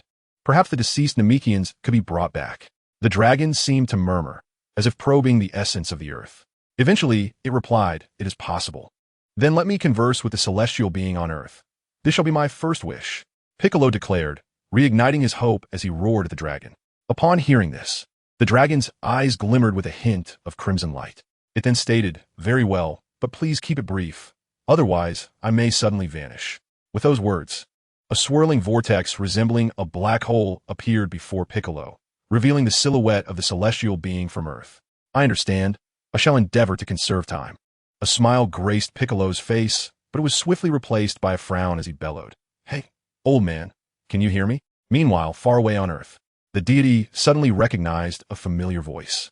Surprised, he turned around to find an enigmatic vortex had inexplicably manifested. Within this vortex stood none other than Piccolo himself. "Huh. Given your reaction, it seems you can indeed see me. Time is of the essence, so I shall be succinct." Through Piccolo's explanation, the deity grasped their current predicament. Although the information was overwhelming and resembled a tale, he understood that Piccolo was not one to jest lightly. "I understand. I will gather the Dragon Balls and resurrect those who perished on Namek." The deity rarely exhibited a serious demeanor. "Very well. Next I shall wish to return the 4-star ball to Earth." Piccolo knew that the Dragon Balls were of no use unless all 7 were collected. Currently, Gohan possessed one of the Dragon Balls on Earth, and it was imperative to return it. As for that young boy, he could retrieve him later. Back on Earth, the deity stared vacantly at the shrinking vortex until it vanished. A shiver coursed through him as he realized he was, in fact, an alien. No wonder he bore no resemblance to the inhabitants of this planet. The weight of the recent revelations left him momentarily incredulous. "Deity, what is the matter?" the ever-observant Bubbles inquired, noticing the deity's unusual demeanor. "It is nothing, Bubbles. Prepare yourself. We shall descend to Earth in search of the Dragon Balls." The deity spoke with a calm demeanor. "Thus, it is indeed gratifying to contribute to my homeland." "Huh."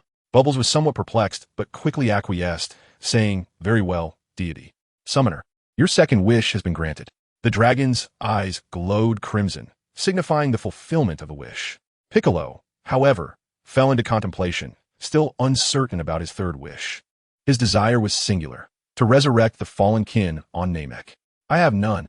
Just as Piccolo was about to conclude his wish, the dragon in the sky exhibited some unusual behavior. Thunderous clouds erupted above. A resounding crack echoed through the heavens, a sound potent enough to reverberate across the entire planet. The dragon's form suddenly vanished. The stormy clouds that had obscured the sky dissipated, allowing light to flood back in. With a series of thunderous booms, 7 colossal, spherical stones plummeted from the sky to the ground. Meanwhile, the Grand Elder's heavy hand slipped away from Gohan's head, naturally descending to the earth. In that moment, time seemed to freeze. Tears instantly welled in Gohan's eyes. Grand Elder. Tears of Dandy flowed unbidden as he stumbled towards the Elder's side, clutching tightly to the Elder's sleeve. Yet, both remained silent, aware that the Elder cherished tranquility. The Elder smiled, departing amidst joy, a state perhaps transcending the existence of 90% of beings in the universe. As the token dissipated, so too did the Elder's life. The brave bearer of the token. Alas, the culmination of his potential was his demise. Dandy, choked with emotion, struggled to articulate his thoughts, oblivious to the absence of the 4-star ball nestled in his embrace. He gazed at Gohan. Some had perished, yet he remained, akin to Neru, akin to the Elder. "I will vanquish Frieza, and you must live well," he urged. Gohan wiped away his tears and soared from the modest abode, standing aloft in the sky. A golden aura flickered around him, his hair standing erect, tinged with a hint of red. "Frieza, I shall ensure that you accompany the Namekians to their graves." Chapter 47. The State of Affairs. As the dragon dispersed, Namek returned to its original splendor, the sky a canvas of blue and white. How could the dragon vanish so suddenly? Piccolo pondered, furrowing his brow. Could it be that the Elder? A dreadful realization struck him. Though he hesitated to accept it, it seemed the only plausible explanation. Yet, before he could dwell on his sorrow, an aura of unspeakable malevolence and formidable strength surged towards him. It was Frieza, and only 5 minutes remained. A fierce energy approached from behind. Frieza, seated in his plush carriage, surveyed the fallen 7 spherical stones, recalling the dragon's abrupt disappearance. In an instant, a sinister expression graced his face. "Namekian, what mischief have you just wrought?" Upon witnessing Frieza leap from his carriage, Piccolo felt no fear. Instead, a wicked smile crept upon his lips as he provocatively replied, "What do you think, Frieza?" From the memories absorbed from Neru, He understood that this Frieza had yet another transformation, one that would render him even more potent, but it was merely that. Moreover, with Frieza's arrival, it spared him the effort of seeking him out. Ah, I feel as though I have encountered you before. However, that is of little consequence. Frieza spread his arms wide, revealing a chilling grin, his tone oscillating from calm to a furious roar. For you shall all perish, cursed Namekians. I will slaughter each of you one by one, and your planet shall be reduced to cosmic dust. With that declaration, Frieza instantly transformed into his second stage and charged at Piccolo. On Earth, within a spacecraft that had undergone countless repairs, a blue-skinned trickster busied himself with an array of tools. Amidst the chaos, a multitude of small flames erupted around them. King Pilaf, is this detector truly reliable? Ashu lamented, stroking his canine head with a hint of resignation. Indeed, chimed in the long-legged Xiaowu, unable to suppress her sarcasm. Silence. Do not question my abilities, Pilaf retorted sharply, turning back to immerse himself once again in the intricacies of his detector. What could possibly be amiss? It shouldn't be this way. How could there be nothing? Pilaf muttered to himself, perpetually dismantling and reassembling the device. Yet, despite his relentless efforts, he failed to uncover any issues, the detector persistently displaying merely 6 erroneous signals. Pilaf scrutinized his Dragon Ball detector closely, extending his finger to count aloud, 1, 2, 37. Huh, I found it. Who said I was incapable? ISNT this splendid? Pilaf declared triumphantly, pointing at the location of the final Dragon Ball. Excitement rekindled on Ashu and Xiaowu's faces. Without delay, King Pilaf, let's hasten our search, they urged. Ha ha ha ha. I, King Pilaf, shall gather all the Dragon Balls and fulfill my wish to dominate the Earth. The trio boarded their repeatedly repaired spaceship, soaring towards the direction of the last Dragon Ball. Above their vessel, the Supreme Kai and his attendant, Bobo, observed the scene. On Namek, a fierce battle raged between Piccolo and Frieza, spanning from the ground to the skies and even into the depths of the ocean, the sounds of their clash resonating across the planet. To everyone's astonishment, Frieza appeared to be at a disadvantage. Regardless of whether he attacked or defended, Piccolo remained remarkably composed. What is happening? Is the cosmic tyrant Frieza truly this weak? Piccolo taunted amidst the fray. A powerful punch landed squarely on Frieza's forehead. Frieza attempted to retaliate, yet found himself utterly immobilized, his fist firmly grasped by Piccolo's iron grip. This overwhelming force surpassed his own. Damn it! Frieza seethed, fixating his gaze on the Namekian before him, incredulous that he, Frieza, could ever be toyed with, especially by this so-called failed Namekian. Who are you? Frieza questioned, barely able to comprehend the strength of this Namekian. Furthermore, that face, it was familiar, too familiar. Who am I? Piccolo slowly released his clenched fist, his previously raging aura gradually subsiding. Yet, this seemed merely the calm before the storm, as his energy soon surged once more with ferocity. I am a Namekian who arrived here from Earth by mere chance. My mission is to uphold the hopes of Namek and vanquish you, the scourge of the universe. Piccolo discarded the burdens he carried, his aura escalating, causing the very ground beneath to tremble. This energy radiated throughout the entire planet. Within the healing chamber, several Saiyans recovering also sensed this formidable energy. Is this the essence of Piccolo? How could it be so powerful? What has he experienced on this planet? Goku pondered in astonishment, as it was truly hard to believe. On the other hand, is that the energy of Frieza, so malevolent, yet indeed formidable, though it seemed not to surpass Piccolo's essence. Goku also detected another potent force. It did not appear to be as terrifying as Lord Kai had described. Is this the energy of that Namekian from earlier? Ah, another Frieza. That Namekian, you better not kill Frieza. Only I, Lord Vegeta, am permitted to do so. Otherwise, I shall ensure your demise. Vegeta now regarded both with disdain. He acknowledged that he had previously underestimated the extent to which the Saiyans could enhance their battle prowess upon the brink of death. Is this the essence of Uncle Piccolo? Meanwhile, Gohan, seated in an open area, also sensed this energy. The other must belong to Frieza, right? Uncle Piccolo, I hope you can hold off Frieza for a while. I will hasten to your aid. He needed to familiarize himself with the new power he had just obtained and learn to master it. The power derived from the Elder's potential unlocking was far inferior to Frieza's. Only by mastering this rage-fueled strength could he hope to defeat Frieza. This energy felt familiar, reminiscent of when Uncle Raditz had utilized it, albeit briefly. Now he needed to gain control of this power before confronting Frieza. Only in this way could he fulfill the elder's expectations and possess the confidence to defeat Frieza. Uncle Piccolo, please wait for me. Gohan's body radiated a golden aura, his fiery red hair dancing in the air. Frieza glared menacingly at Piccolo, but soon regained his composure. Rejoice, Namekian, for you have successfully provoked my ire. Frieza spread his arms wide.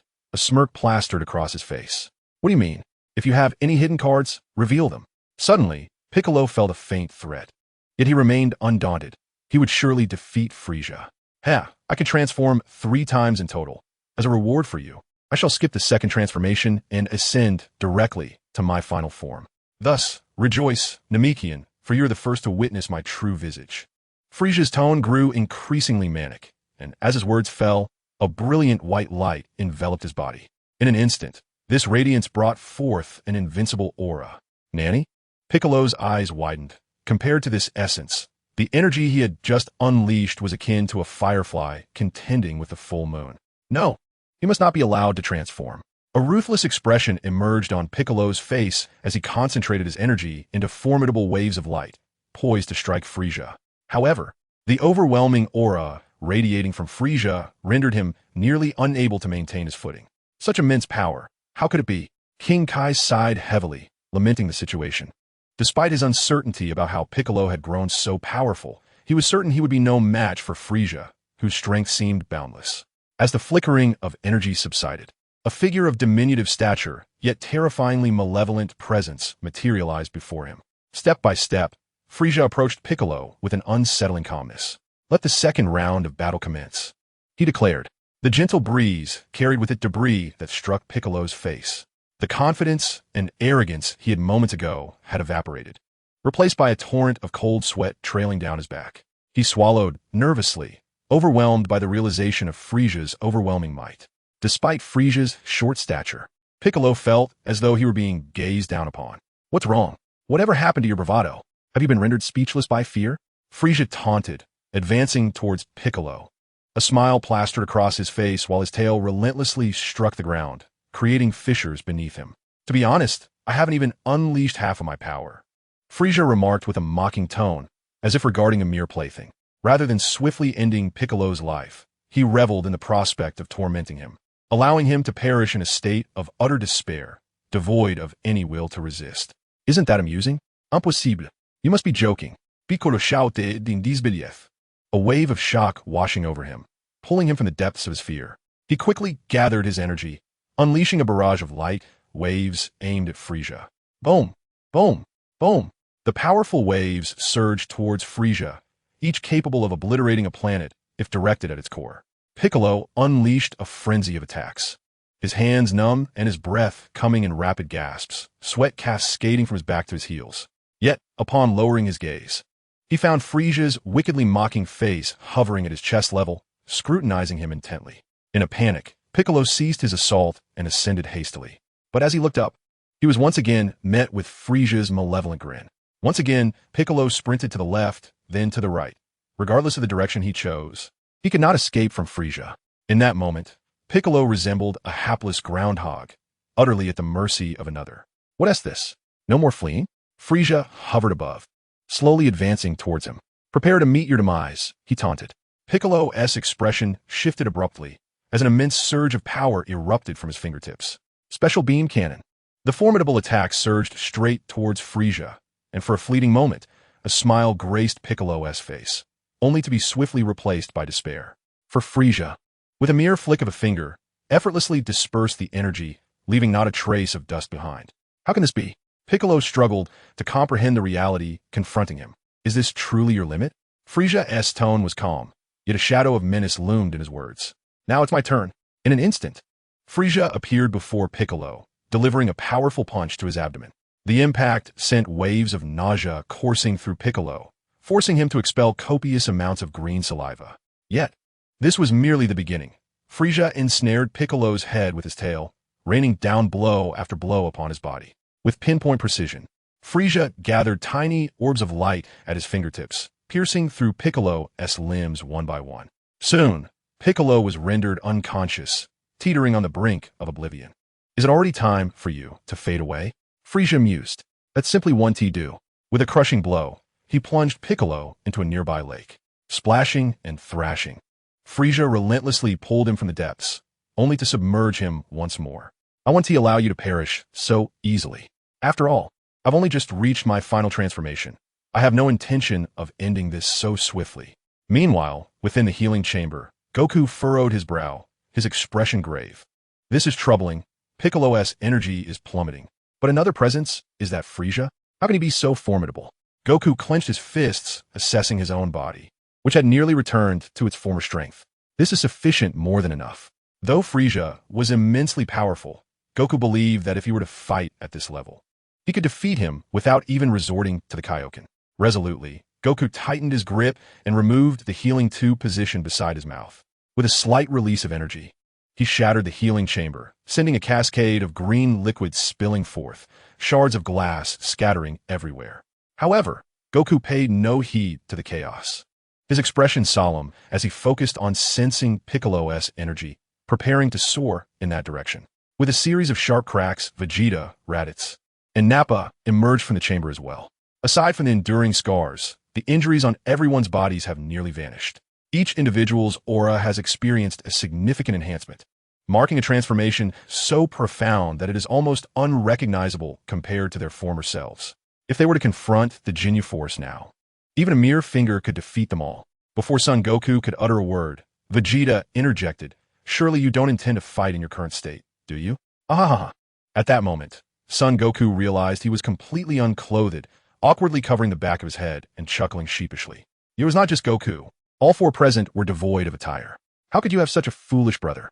Vegeta remarked, struggling to find words as he began to search for clothing. He recalled that this base possessed combat uniforms, and all he needed was to locate the appropriate size. "We cannot delay any longer. Piccolo is in dire straits." Son Goku's expression shifted back to seriousness, his tone urgent. As he spoke, he reached for the tattered clothing he had previously discarded, grateful for at least a pair of shorts. "Fool, just put it on. I have a way to get us there directly." Vegeta tossed Goku a combat uniform, and soon, the others began to don their battle attire. Though their defensive capabilities were not particularly strong, it might just save their lives at a crucial moment. "Hurry and get dressed. Vegeta and I can use instant transmission to get there directly," Raditz added. "Instant transmission?" Son Goku was perplexed but complied obediently, putting on the combat uniform. Within mere seconds, they were all dressed. "Link hands," Raditz instructed as they placed their hands on Vegeta's shoulders to conserve energy. "Hey, why are you all coming along?" Son Goku question. Unable to recall their familiarity with Piccolo. Rather, it seemed that Piccolo had taken the Dragon Ball from this person. "Heh, I'm not here to rescue that Namekian. I simply wish to defeat Frieza. Naturally, after vanquishing Frieza, I will also give that Namekian a lesson." Vegeta's expression bore a hint of disdain. "Frieza, Super Vegeta, is here." Simultaneously, on the other side, Gohan, who was becoming acquainted with his new form, sensed a powerful yet faint aura. "No, it's Uncle Piccolo's energy. I can't continue training. I must save Uncle Piccolo." Gohan's energy dwindled, and the golden flames surrounding his body gradually faded, strands of his floating hair falling one by one. The other powerful aura must be Frieza. But no, Frieza's strength far exceeds this. He hasn't even unleashed 1/10 of his power yet, Gohan murmured to himself. Now, Frieza's aura felt somewhat akin to his own, but with his transformation, he could potentially enhance his combat power by 30-fold. Yet he pondered. How much of Frieza's true strength remained concealed? Regardless, it is time to rescue Uncle Piccolo.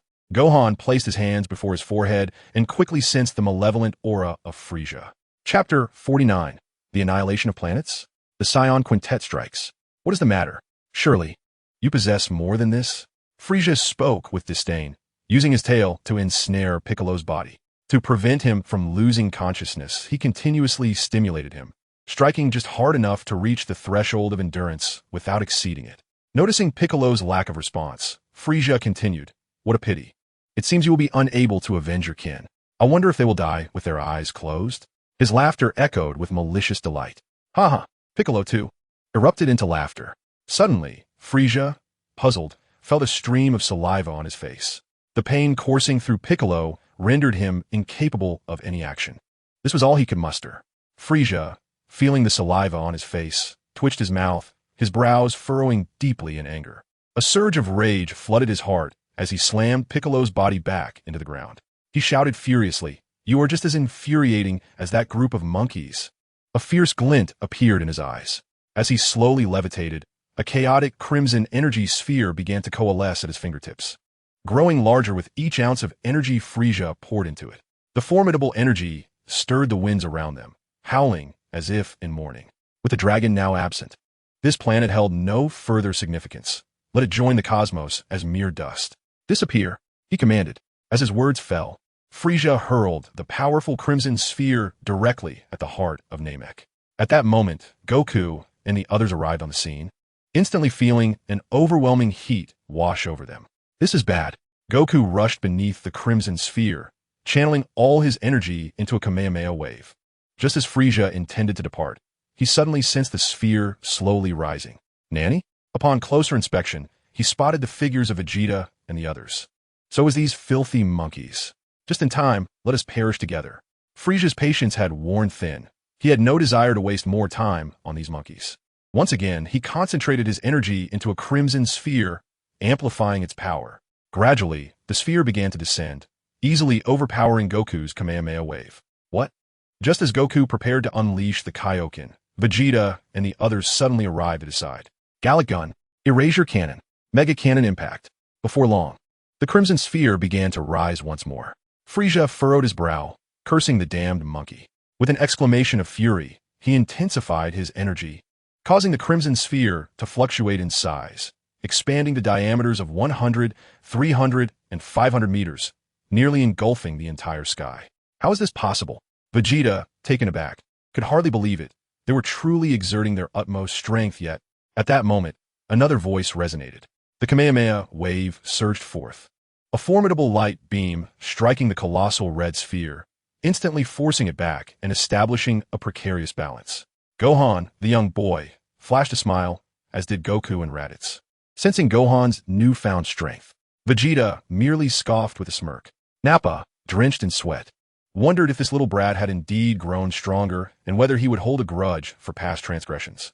Father, Uncle Raditz, Uncle Vegeta, Uncle Nappa, let us all unleash our full power to vanquish Frisia, Gohan declared with fierce determination, channeling an even more potent Kamehameha. Yes, let us do this together, Goku replied, also summoning his enhanced strength, causing his already formidable Kamehameha to thicken further. Do not command me, Vegeta, he retorted with a flash of brilliance. Though Vegeta feigned disdain, his violet energy wave transformed into an even more powerful golden wave. Now, Gohan, unleash the Saiyan Great Ape Cannon, Raditz exclaimed, excitement coursing through him as an even mightier attack emanated forth. Nappa sighed in relief, thinking this little boy seemed rather innocent. He too unleashed a more potent assault. Saiyan Great Ape Cannon. The five warriors combined their energies, shattering the stalemate in an instant. The glowing sphere surged towards Frisia at an alarming speed. How could this be? Frisia attempted to channel more energy, but the sphere could bear no additional burden. Damn it! With a thunderous boom, two immense attacks collided, resembling the force of thousands of nuclear explosions, igniting the sky of Namek with an eruption of energy. In the very moment of the explosion, the entire planet trembled. The cerulean sky was swiftly engulfed in a cloud of dust, scattering all the clouds. As the haze dissipated, the two opposing forces were revealed, the five Saiyans and Frisia.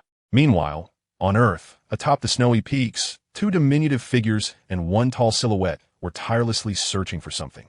Emperor Pilaf, it is unbearably cold. I can't stand it. Shivering, I lamented, wishing to curl up into tiny ball. Indeed, Emperor Pilaf, I am absolutely freezing. Shu echoed, huddling his body within the folds of his clothing. Silence. You useless Pilaf. Just as Pilaf stood up to voice his outrage, he could not endure for even a second and curled back into a ball, feeling rather cold. Are you certain the last Dragon Ball is here, King Pilaf? Asu timidly inquired. Of course.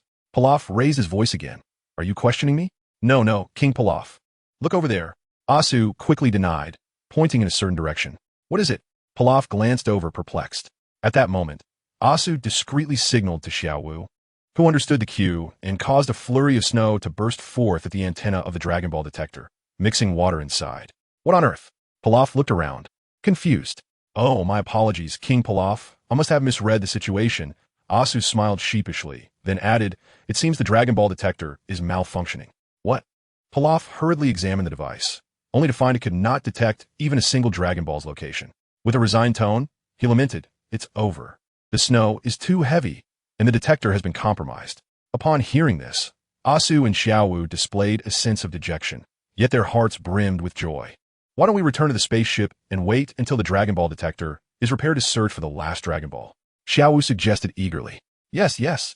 Asu echoed in agreement. Pilaf hesitated for a moment, pondering deeply. "Very well, let us return." He added, "I'm not going back merely because it is too cold, but rather because the detector is broken." "Splendid. Master, those three seem to have given up on searching for the Dragon Balls. What should we do?" Bobo inquired, though his tone remained remarkably calm. "Fear not. The Dragon Balls are my creations, and I know their locations," the deity replied, leaning on his staff as he slowly rose and gazed in a certain direction. As the god of Earth, he had the ability to observe any place and any situation on the planet. Furthermore, since he had created the Dragon Balls, discovering their whereabouts was a trivial matter. "Gulme. Bobo, the last Dragon Ball is over there." Chapter 50. I am Vegeta, Super Vegeta. Namek. The winds and sands whipped against the group, and the once repaired ecological environment began to deteriorate again due to the deaths of the Namekians. The centuries of effort by the Namekians crumbled under the weight of overwhelming power. "I never imagined I would witness so many Saiyan monkeys once more," Frieza mused as he gazed at the Saiyans before him, reminiscing about the previous group of Saiyan warriors. Since their absence, the expansion of his Frieza force had slowed to a crawl. Vegeta disregarded Frieza's taunts, revealing a fierce determination as he replied, "Heh, Frieza, soon you shall find no laughter left for yourself. You ought to regret not exterminating us Saiyans when you had the chance." "Oh," Frieza replied, amusement dancing in his eyes. "Are you suggesting that you and your band of monkeys could possibly defeat me?" Vegeta strode forward, brimming with confidence. "Are you not aware of the legend of the Super Saiyan?" "Super Saiyan?" Frieza pondered silently, a flicker of surprise flashing through him. Vegeta, mistaking this for fear, continued to advance. "The legend speaks of a Super Saiyan, a warrior that arises once every millennium among our kind, heralded as the mightiest warrior in the universe. That warrior is I, Super Vegeta. Super Saiyan? Ha ha ha." Frieza erupted into laughter, unable to contain himself. "Such childish tales. Only you foolish monkeys would fall for them, right? Whether it is a deception or not, you shall soon discover," Vegeta retorted, his body rising slowly, poised against Frieza.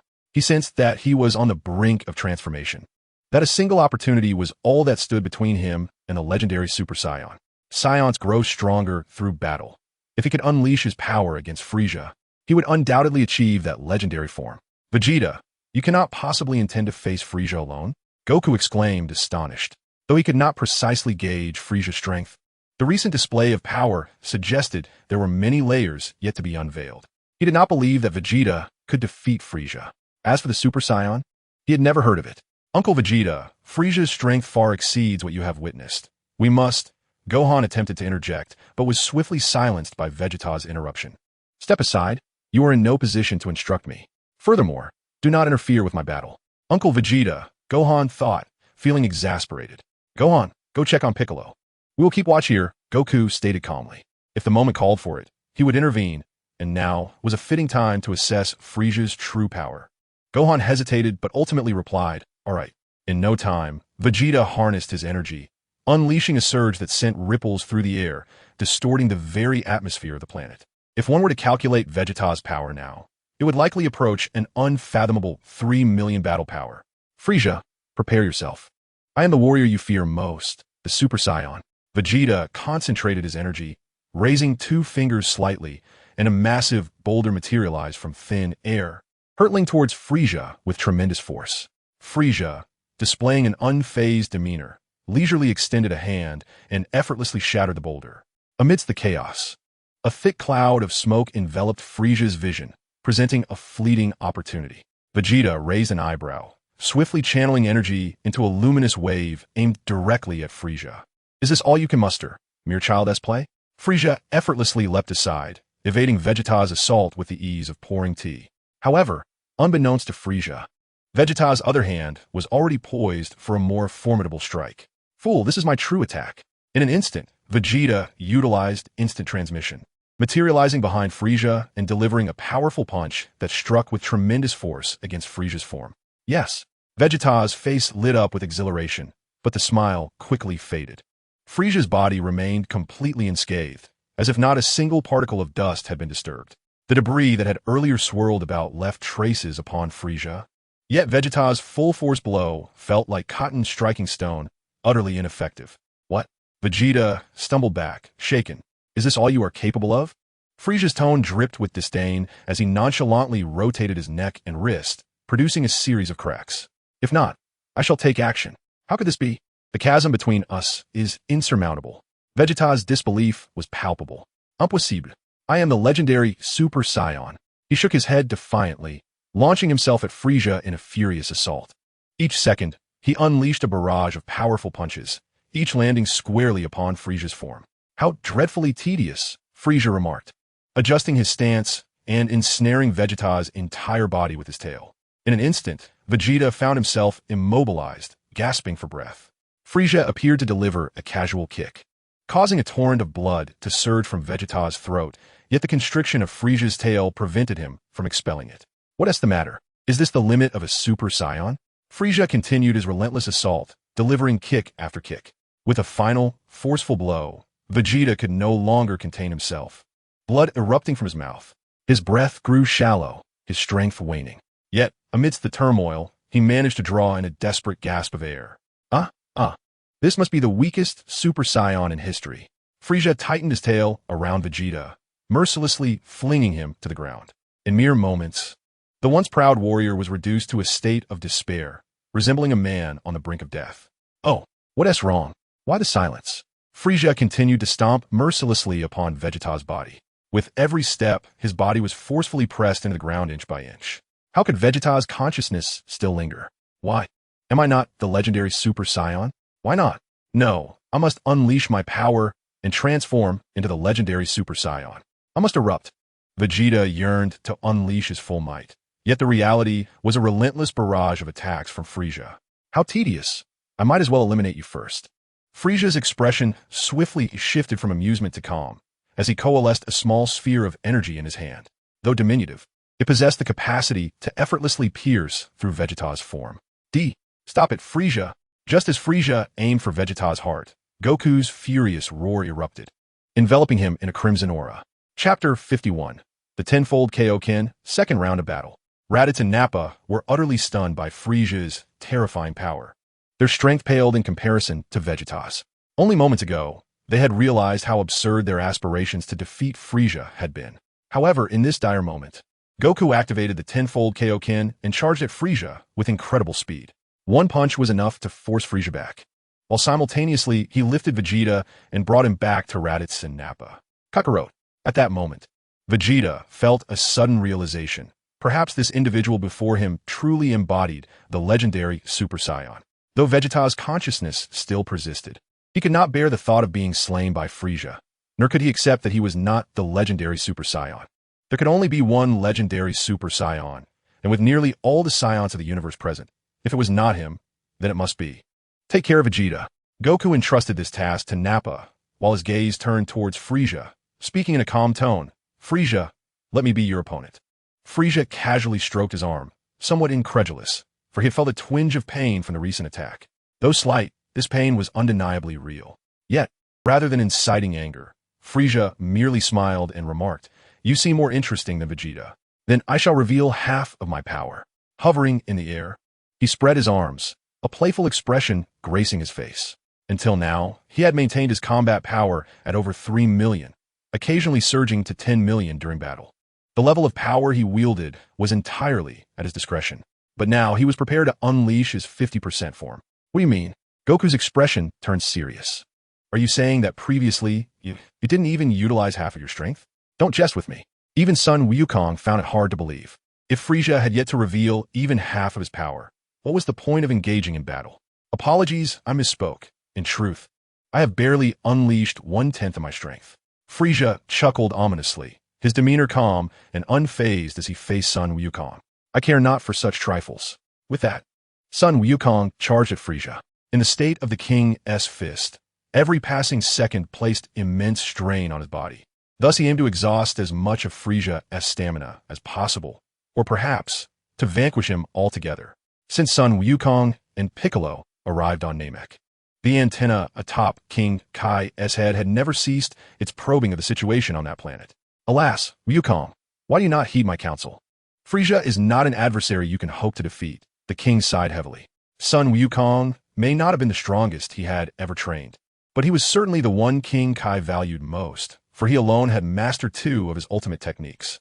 Indeed, the spirit bomb was a technique that even its creator could not wield, for it required a heart of purest intent. King Kai sighed once more. Son Wukong's current predicament was dire. Even with the tenfold increase of the king's fist, he barely qualified to stand against Frieza in the initial stages of their clash. Since the battle began, they had not ceased their struggle, traversing from the eastern sky to the west, soaring through the heavens, and burrowing into the earth from south to north. The sonic booms generated by their attacks were unfathomably powerful. Raditz, is your brother truly this formidable? Nappa could scarcely discern their battle, only hearing the resounding thuds. Raditz gazed in astonishment at the sky, first silent, then spoke. I cannot say for certain. Perhaps this is why Gohan possesses such strength at such a young age. In truth, Raditz wished to say more, but ultimately fell silent, his gaze sharp as he observed the sky. Unlike Nappa, he could still perceive traces of their skirmish. At present, while Son Wukong appeared to be evenly matched with Frieza, he had already accumulated numerous wounds. Coupled with the burden imposed by the king's fist, his body was slowly nearing its limits. In stark contrast, Frieza appeared utterly relaxed, even playfully toying with Son Wukong. Your face seems familiar. I recall a Saiyan who bore a striking resemblance to you daring to challenge me previously. Frieza then withdrew his hands behind his back, attacking solely with his feet.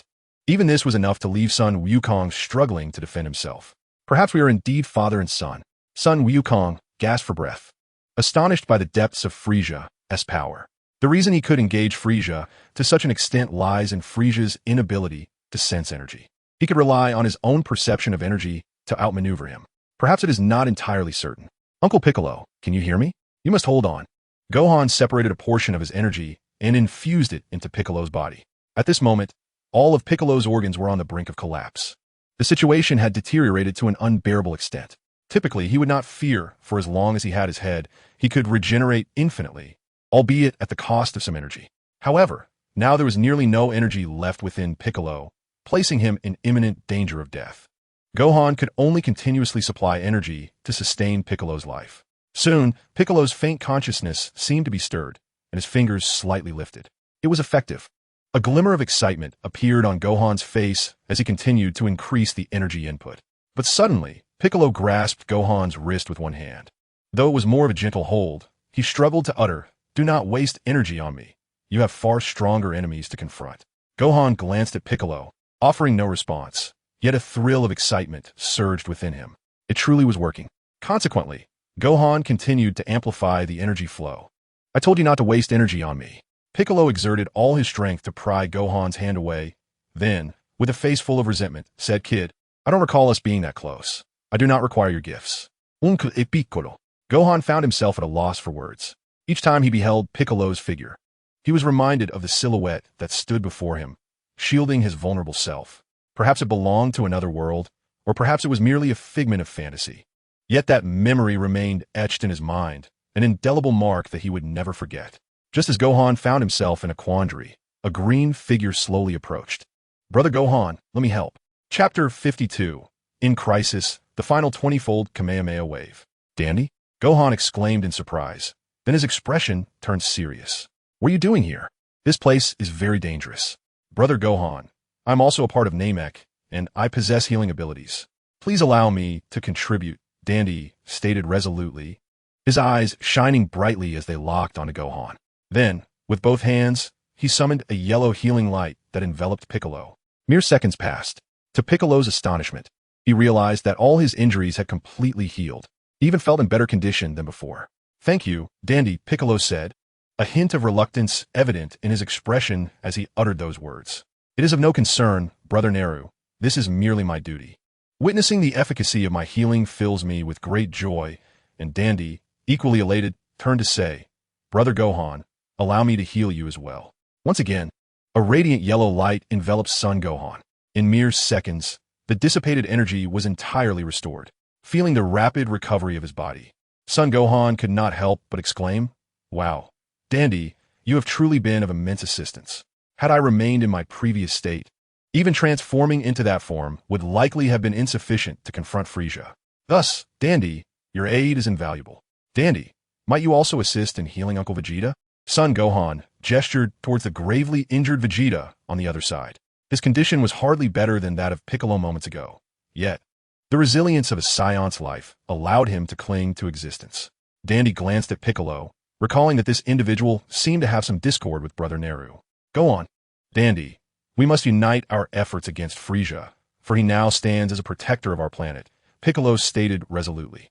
The past grievances between him and Vegeta would not impede Dandy from healing him. Thank you, Uncle Piccolo, Son Gohan replied with a smile.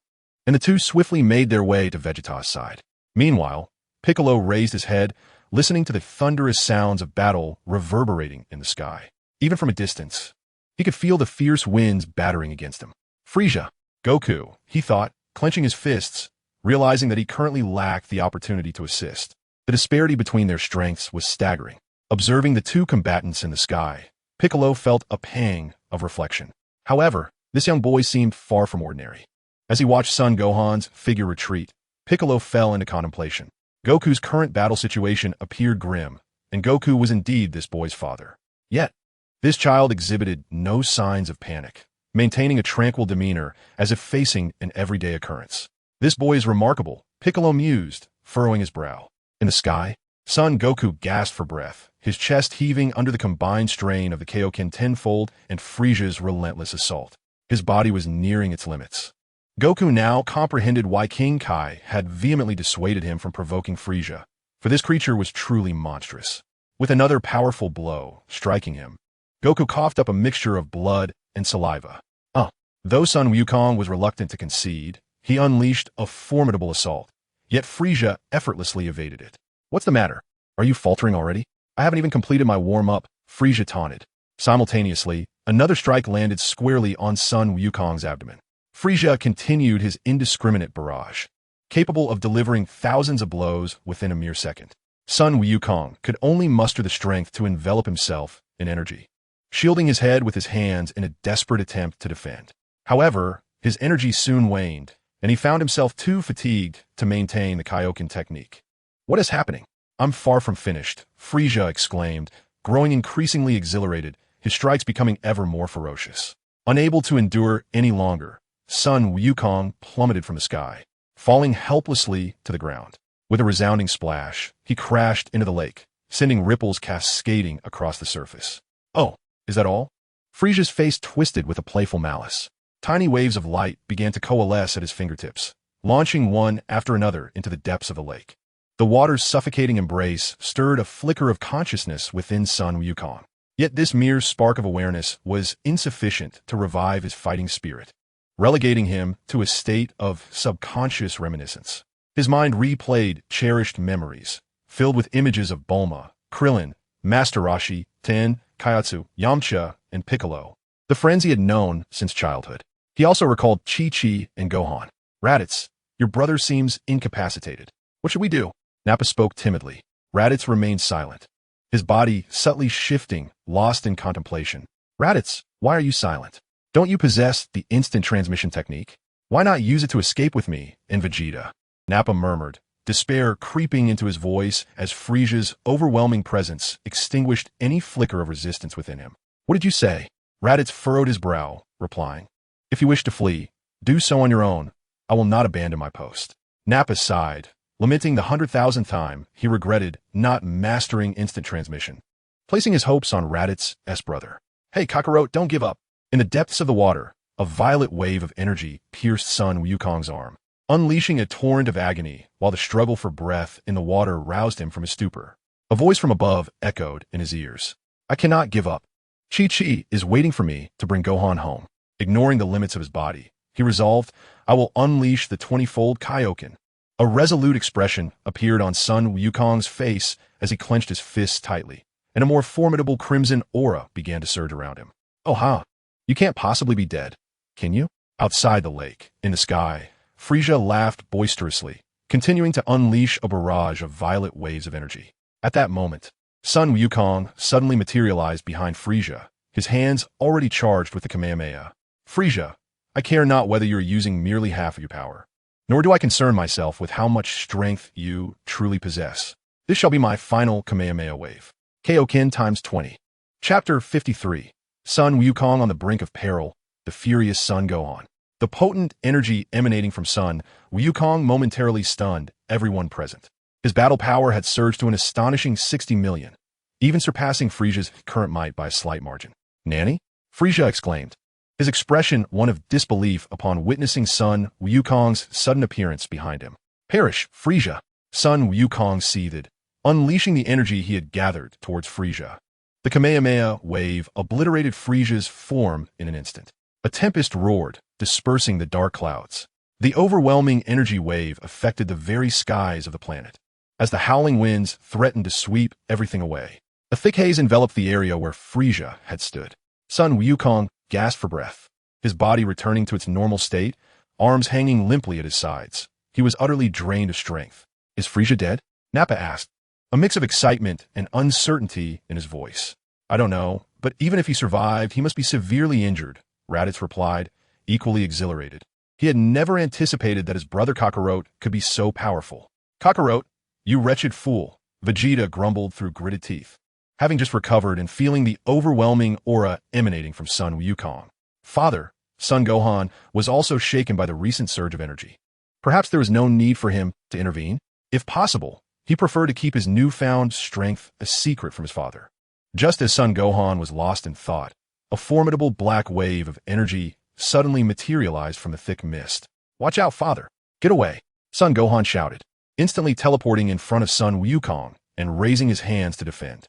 Gohan, get back! This is beyond your capability to withstand. Son Wukong realized the peril, yet he found himself too exhausted to counter Frieza's attack. To his astonishment, Gohan had managed to deflect Frieza's black energy sphere with sheer force. What? Son Wukong exclaimed, visibly taken aback. He seemed to have sensed an extraordinarily powerful aura emanating from Son Gohan, albeit fleetingly, yet undeniably present. This aura's strength even surpassed his own at the 20-fold Kaioken state. After deflecting the attack, Gohan intended to utilize instant transmission to reach Dandy's side. However, upon raising his gaze, he was confronted unexpectedly by the malevolent and terrifying figure of Frieza, appearing without any forewarning. At present, Frieza was marred by numerous wounds, with faint traces of blood lingering on various parts of his body. Though merely a trickle, it was evident that he had sustained injuries. In a moment of astonishment, Gohan froze. Frieza, however, completely disregarded Gohan and launched an assault directly on Goku. Turning to look, Gohan realized that both his father and Frieza had vanished from sight. Not good, father, he exclaimed, but it was already too late. In less than a microsecond, Frieza had sent Goku flying to the other side. A pained cry echoed through the air, the remnants of Goku's suffering. Yet Frieza's onslaught showed no signs of abating. Rather, it intensified with ferocity. Curse that wretched monkey! Your previous attack caused me considerable pain. Did you know that? A lowly creature like you can inflict harm upon me? Frieza sneered, ensnaring Goku's entire form with his tail and launching another brutal assault. If the previous clash could be deemed mere skirmishing, Frieza was now truly enraged. Damn it! Gohan cursed. Release my father. He unleashed a tremendous surge of energy, though he was cautious, aware of his father's weakened state. Meanwhile, Raditz hastened to the scene, his voice resolute. Kakarot cannot perish. Only he possesses the strength to confront Frieza. If he can be healed once more, he will undoubtedly defeat him. Although Vegeta was reluctant to admit it, the situation indeed appeared dire. He scoffed but proceeded toward Frieza, understanding the necessity of rescuing Kakarot. Are you all going? Nappa, momentarily bewildered, soon declared with fervor, as a high-ranking warrior of the Saiyans, I shall not allow my brethren to be slaughtered. He then shot into the sky. Piccolo furrowed his brow. Dandy, stay safe. Before also soaring toward Frieza. Before long, the group had gathered beside Gohan, confronting Frieza. Uncle Raditz, Uncle Piccolo, Uncle Vegeta, Uncle Nappa, Gohan felt a surge of emotion. Yet he sensed their arrival was ill-timed. Simultaneously, Frieza ceased his assault, casting a scrutinizing glance at Gohan and the others, narrowing his eyes in confusion as he spoke. Oh, Vegeta, along with that Namekian, have you both recovered? Are you attempting to rescue him? Frieza revealed a smirk, tightening his grip further. Goku cried out in pain once more. Damn it! Gohan clenched his fists, feeling increasingly trapped. He had not anticipated Frieza's speed. It could only be attributed to his own carelessness. Had he unleashed his full power from the outset, these circumstances could have been avoided. What? Do you intend to save him? Frieza reignited his interest, speaking mockingly. His greatest pleasure lay in annihilating the cherished ones of those he despised, relishing their impotent fury. Frieza, I'm Super Vegeta, resurrected. If you dare, face me. Vegeta roared in anger, instantly teleporting to Frieza's vicinity to launch an assault. Yet, Frieza merely sidestepped, easily evading the attack, while simultaneously delivering a single punch that sent Vegeta flying, all while binding Goku with his tail. Let my father go, you fiend! Gohan shouted in fury as a golden aura began to manifest around him, though it had not fully erupted. In an instant, he appeared beside Frieza, engaging him in battle while Frieza continued to restrain Goku. However, this encounter proved far more challenging than Frieza's earlier confrontation with Vegeta. Oh, you possess some intrigue, Frieza remarked with a slight smile, noting that this young boy could hold his own to a degree, far surpassing that worthless Vegeta. Release my father. Gohan's golden aura thickened, yet he still refrained from fully unleashing his power. Heh, if you wish to defeat me, then come at me, Frieza replied nonchalantly. Damn it. Gohan felt a sense of helplessness, as the proximity to his father made him wary of the battle's repercussions. Suddenly, another voice rang out. I am Super Vegeta. Back once more. It was Vegeta again. After receiving Dandy's healing, he had returned. This time, Frieza frowned. Oh, you're like a bothersome fly, though useless. You are quite annoying. Enough chatter. Prepare to receive my strike. Vegeta unleashed a powerful punch, yet Frieza effortlessly dodged it. At that moment, Frieza noticed a small Namekian below. Was he the one who saved you? As he spoke, a minuscule wave of light began to coalesce at Frieza's fingertip, aimed at the diminutive figure of Dandy. This is bad. Gohan realized the danger, but the light wave had already been released from Frieza's fingertip, hurtling towards Dandy. Until everyone fully comprehended the situation, Dandy had already collapsed amidst a pool of blood. In that moment, the world seemed to be suspended in time, and Sun Wukong could no longer contain himself. Dandy! Frieza, you shall pay for this. You shall pay. Dandy was so young. The fury within Sun Wukong erupted uncontrollably, and the turbulent golden aura surged forth from his body. Chapter 54. Is he a Super Saiyan? In an instant, a tempest swept through, dispersing the dark clouds. The raging golden flames soared skyward, and the overwhelming aura left all present in awe. Even Raditz felt the immense pressure from mere energy. Frieza, too, was taken aback by this sudden and terrifying surge of power. Suddenly, Sun Wukong utilized instantaneous movement, appearing right behind Frieza before he could react. Without hesitation, Sun Wukong seized his tail. In an expression of shock, Frieza watched as Sun Wukong exerted a slight force, snapping his tail in two. Nanny! Oh! Blood gushed forth, and Frieza cried out in pain, furious and ready to retaliate against Sun Wukong. Yet, Sun Wukong had already vanished from sight once more. Raditz, please look after Dad for me. Though Sun Wukong appeared furious, his voice trembled with emotion, and tears lingered at the corners of his eyes. He berated himself for his overconfidence. He should have confronted Frieza directly and ended him, thus preventing Dandy's demise. In truth, he felt more guilt than anger. Wukong. Raditz was at a loss for words, numbly taking hold of Sun Wukong's body.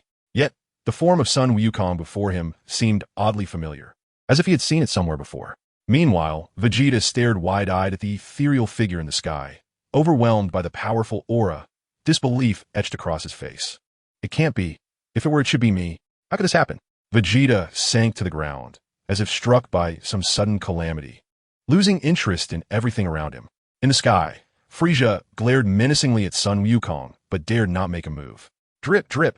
Blood continued to flow from his severed tail. Frieza, I will never let you go. Dandy was so small and kind, waiting to atone for all the fallen Namekians in hell. Sun Wukong wiped away his tears, his expression resolute as his gaze bore into Frieza. Damn you, vile monkey. Even if it means death, it shall be your end. You cannot truly believe you can defeat me. Frieza glared back at Sun Wukong, infuriated by the audacity of this mere monkey to injure him. What difference does it make if one is a Super Saiyan? I, Frieza, am the true ruler of the universe. Moreover, he believed that the boy before him was not even a Super Saiyan. Enough nonsense, Frieza. I will surely kill you. With those words, Gohan surged towards Frieza with astonishing speed, so swift that it eluded the notice of everyone present, including Frieza himself. A resounding crash echoed through the air as Gohan struck Frieza, sending him hurtling through the sky and crashing in several mountain ranges before finally coming to a halt. In an instant, Gohan utilized instant transmission to appear beside Frieza, unleashing a flurry of relentless attacks, each blow eliciting pained cries from Frieza. "Damn it, get away from me."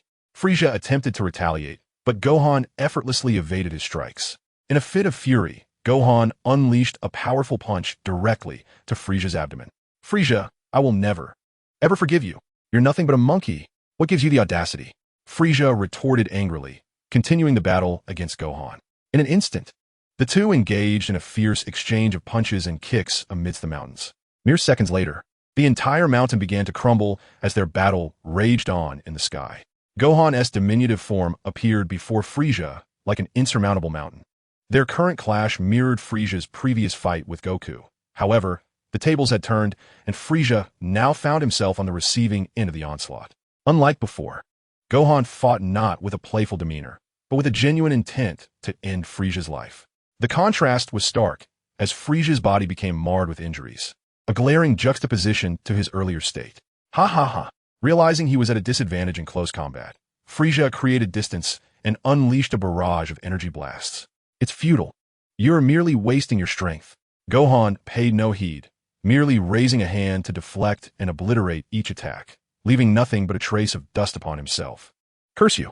Frieza seethed through clenched teeth, feeling utterly helpless. He needed to buy time, continuing to fire off waves of energy. Planet-destroying blast. One after another, black energy orbs hurtled towards Gohan. If even one were to strike the planet, it would likely succumb to annihilation.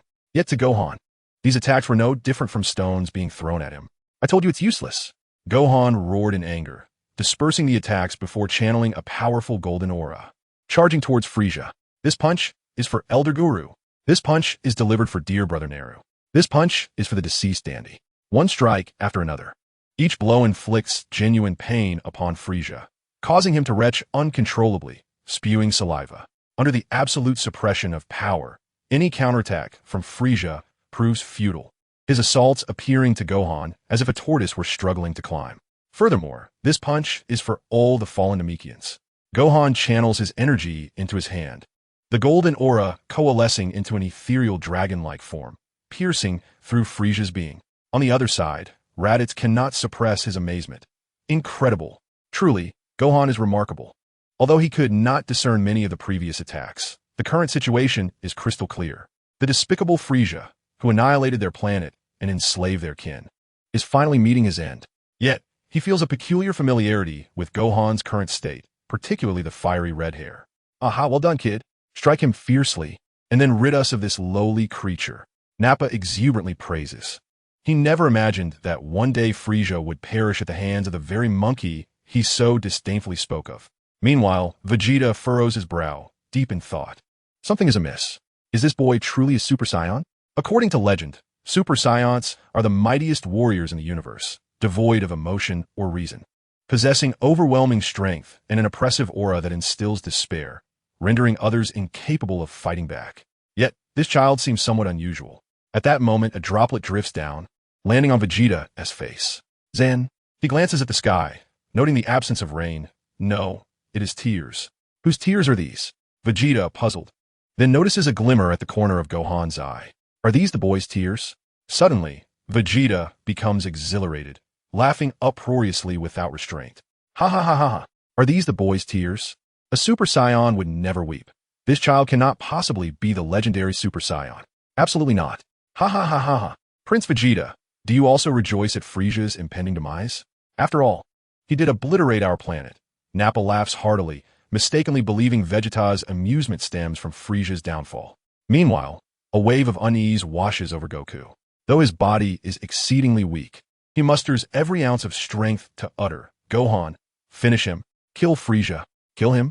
Hearing his father's voice, son Gohan calmly replied, "Rest assured, father. I shall indeed vanquish him. However, to let him perish so easily would be too merciful. I will ensure he endures considerable suffering." Just as son Wukong was about to respond, Frieza's figure surged once more from the rubble. "Who do you intend to kill?" Chapter 55. The 100 Form, the terrifying Frieza. Frieza slowly emerged from the mountain debris, his tone laced with disdain. At that moment, his body underwent further transformation, appearing even more robust. Heh, you foolish monkey. Do you truly believe I am incapable of defeating you?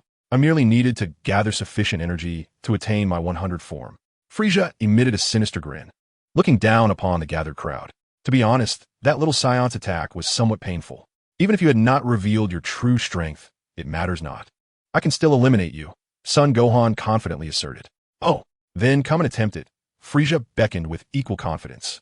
With caution this time, Son Gohan utilized instant transmission to arrive beside Frieza, a golden glow emanating from his hand as he aimed to strike at Frieza's abdomen.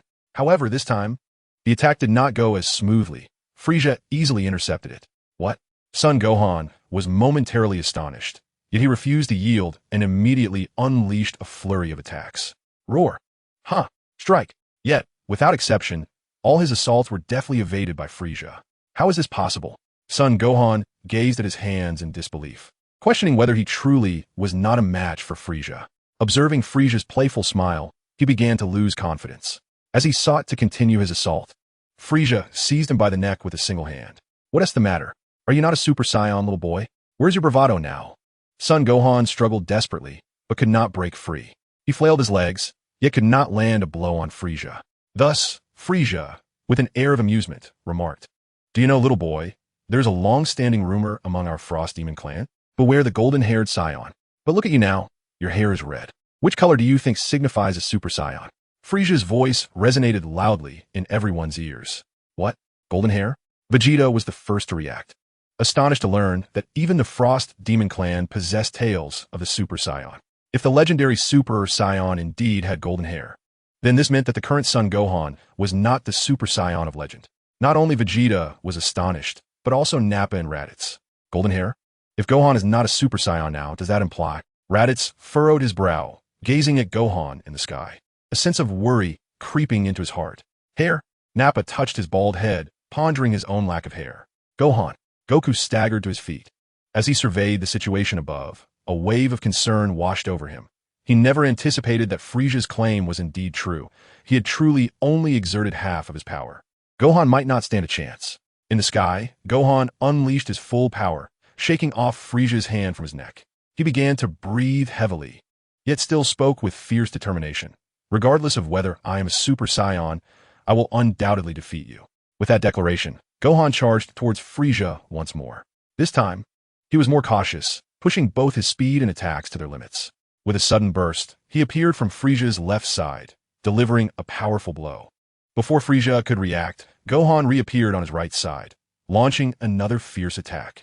In the span of a second, Gohan executed hundreds of instantaneous movements, surrounding Frieza with a flurry of strikes, producing a cacophony of thunderous sounds in the air. Even though Frieza's combat power surpassed Gohan's, it was exceedingly difficult for him to land a meaningful blow. Damn you, pest! Frieza seethed with anger, abandoning the offensive against Gohan and opting solely for evasion. However, while dodging, he slowly raised one hand, concentrating to form a massive, blazing crimson energy sphere. If you wish to prevent this planet from being annihilated, you must block it. In an instant, Frieza hurled the enormous, fiery red orb towards Goku and his allies. This is bad. Gohan frowned. With no other option, he had to forsake his assault on Frieza and instead focus on countering the cataclysmic energy sphere that threatened to obliterate the entire Namek. The Kamehameha wave surged forth, clashing against the colossal red sphere. However, despite Gohan pouring all his strength into it, they merely reached a stalemate.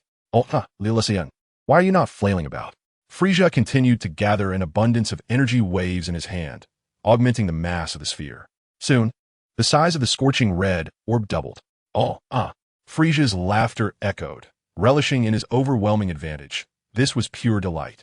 Gohan soon found himself struggling to withstand the energy sphere. Damn it! Gohan sought to amplify the Kamehameha wave's power, but he was unable to push the orb back.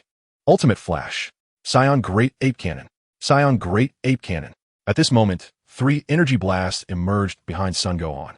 However, given the vast disparity in power, their efforts were exceedingly limited, almost negligible. Frustrated by their lack of effect, the trio approached Frieza from behind, launching a direct assault on his form. Yet, it appeared to yield no results. The immense gap in strength rendered their resistance seemingly futile. Insects? Frieza remarked, gazing at Vegeta and the others. With a mere flick of his fingertips, he unleashed several waves of energy that effortlessly pierced through their figures. Instantly, the bodies of the three plummeted from the sky, crashing violently to the ground. Uncle Raditz, Uncle Vegeta, Uncle Nappa. Son Gohan clenched his fists in anguish, loathing his own weakness. I refuse to let you annihilate this planet, even if it costs me my life. With that resolve, he abandoned his defenses and charged directly into the blazing crimson orb of energy. Chapter 56, Despair. No one to fight. Oh, it seems this little brat is truly fearless. Very well, I shall send you on your way. Frieza's hands coalesced once again, conjuring a dark purple beam aimed at the searing red sphere. Within the orb, Son Gohan was fervently expelling his formidable energy, striving to obliterate it from the inside. At that moment, Frieza's death beam pierced the orb. It swiftly traversed the entirety of the massive sphere, heading straight for Son Gohan's body. This is bad. By the time Son Gohan realized the impending danger, the death beam had already penetrated him. Blood gushed forth, and the protective aura surrounding him began to wane. The golden energy was gradually dissipating. A sense of helplessness enveloped Son Gohan, inducing a desire to relax and succumb to sleep. Soon, the searing orb began to corrode his body. Yet, the intense pain ignited a flicker of awareness within him. No, I must protect this planet, even if it means my demise. In a moment of clarity, he summoned every ounce of strength left within him, unleashing his full energy. The powerful golden aura instantly filled the entire blistering sphere. The violent fluctuations of energy destabilized the orb, causing it to begin disintegrating. The already massive sphere continued to expand, yet it no longer coalesced, now threatening to shatter into countless fragments. This is bad. Raditz realized that the colossal orb was on the verge of explosion, but Son Gohan seemed to be in dire straits. Enduring the excruciating pain and the orb's corrosive heat, he used instant transmission to teleport beside Son Gohan. In an instant, he utilized teleportation to bring them out. At that very moment, a thunderous explosion erupted as a colossal, searing sphere of light, measuring several kilometers in diameter, blazed in the sky. Numerous smaller luminous orbs, born from the explosion, began to rain down upon the earth. We must defend ourselves. Vegeta swiftly conjured an energy shield around his form, safeguarding his body. Even these falling minor attacks were beyond their current capacity to withstand. Raditz intended to create a protective barrier for himself and Gohan, but he caught sight of Goku, battered yet inexplicably raising his hands in a peculiar manner. Though reluctant, Raditz promptly teleported to Goku's side. He concentrated and formed a large energy shield that enveloped the three of them. Goku, taken aback, soon smiled and thanked his brother. Stop wasting time. Why aren't you hiding? What with this strange behavior? Raditz managed to utter, straining slightly. Strange behavior? Goku replied, glancing at his uplifted hands. He offered no further explanation, simply speaking in a tone filled with earnestness. Brother, could I ask you to hold off Frieza for just a moment? It will be quick. At that moment, Raditz realized his brother seemed intent on some form of action. Yet with a twitch of his lips, he exclaimed, Are you joking? You want me to stall Frieza? What are you planning? Goku, unwavering, affirmed, Brother, I believe in you. You possess energy akin to Gohan's. You can do this. Just for a little while. Raditz furrowed his brow, perplexed. What do you mean by similar energy? Can't you be clearer? Observing the nearly lifeless Gohan, Raditz had no time for further discourse with Goku. He had to concentrate entirely on the protective barrier, ensuring their safety. Gohan's condition was dire. Had Frieza's attack not slightly veered, it could have struck his heart, resulting in instant death. How infuriating. Raditz could conceive no method to defeat Frieza. The foe was overwhelmingly powerful, instilling a sense of despair. As the last of the luminous spheres fell from the sky, Frieza remained prominently aloft. Though he bore numerous wounds, and his tail was severed halfway, his formidable aura showed no signs of waning. You monkeys truly are resilient. Not one of you has perished yet. However, I tire of this child's play. Frieza cast a sinister gaze upon the individuals below, a malevolent smile creeping upon his face. Shall we begin with someone? Once again, a dark wave of energy coalesced at the fingertips, akin to the grim reaper who governs fate, gazing upon the few individuals on the ground. How infuriating. Vegeta clenched his fists, gritting his teeth, yet felt utterly powerless in the face of the current predicament. Prince Vegeta, Nappa, seeing Vegeta's reliance falter, turned his gaze toward Gohan, who appeared in an even more dire state. With an exasperated sigh, Nappa looked at the small vial of healing liquid he clutched, initially fearing his own injuries would prevent timely recovery. However, it seemed that it would soon be rendered useless. Who to eliminate first? In the sky, Frieza's finger moved back and forth, shifting from Vegeta to Piccolo, then to Raditz and Goku, ultimately resting upon Gohan.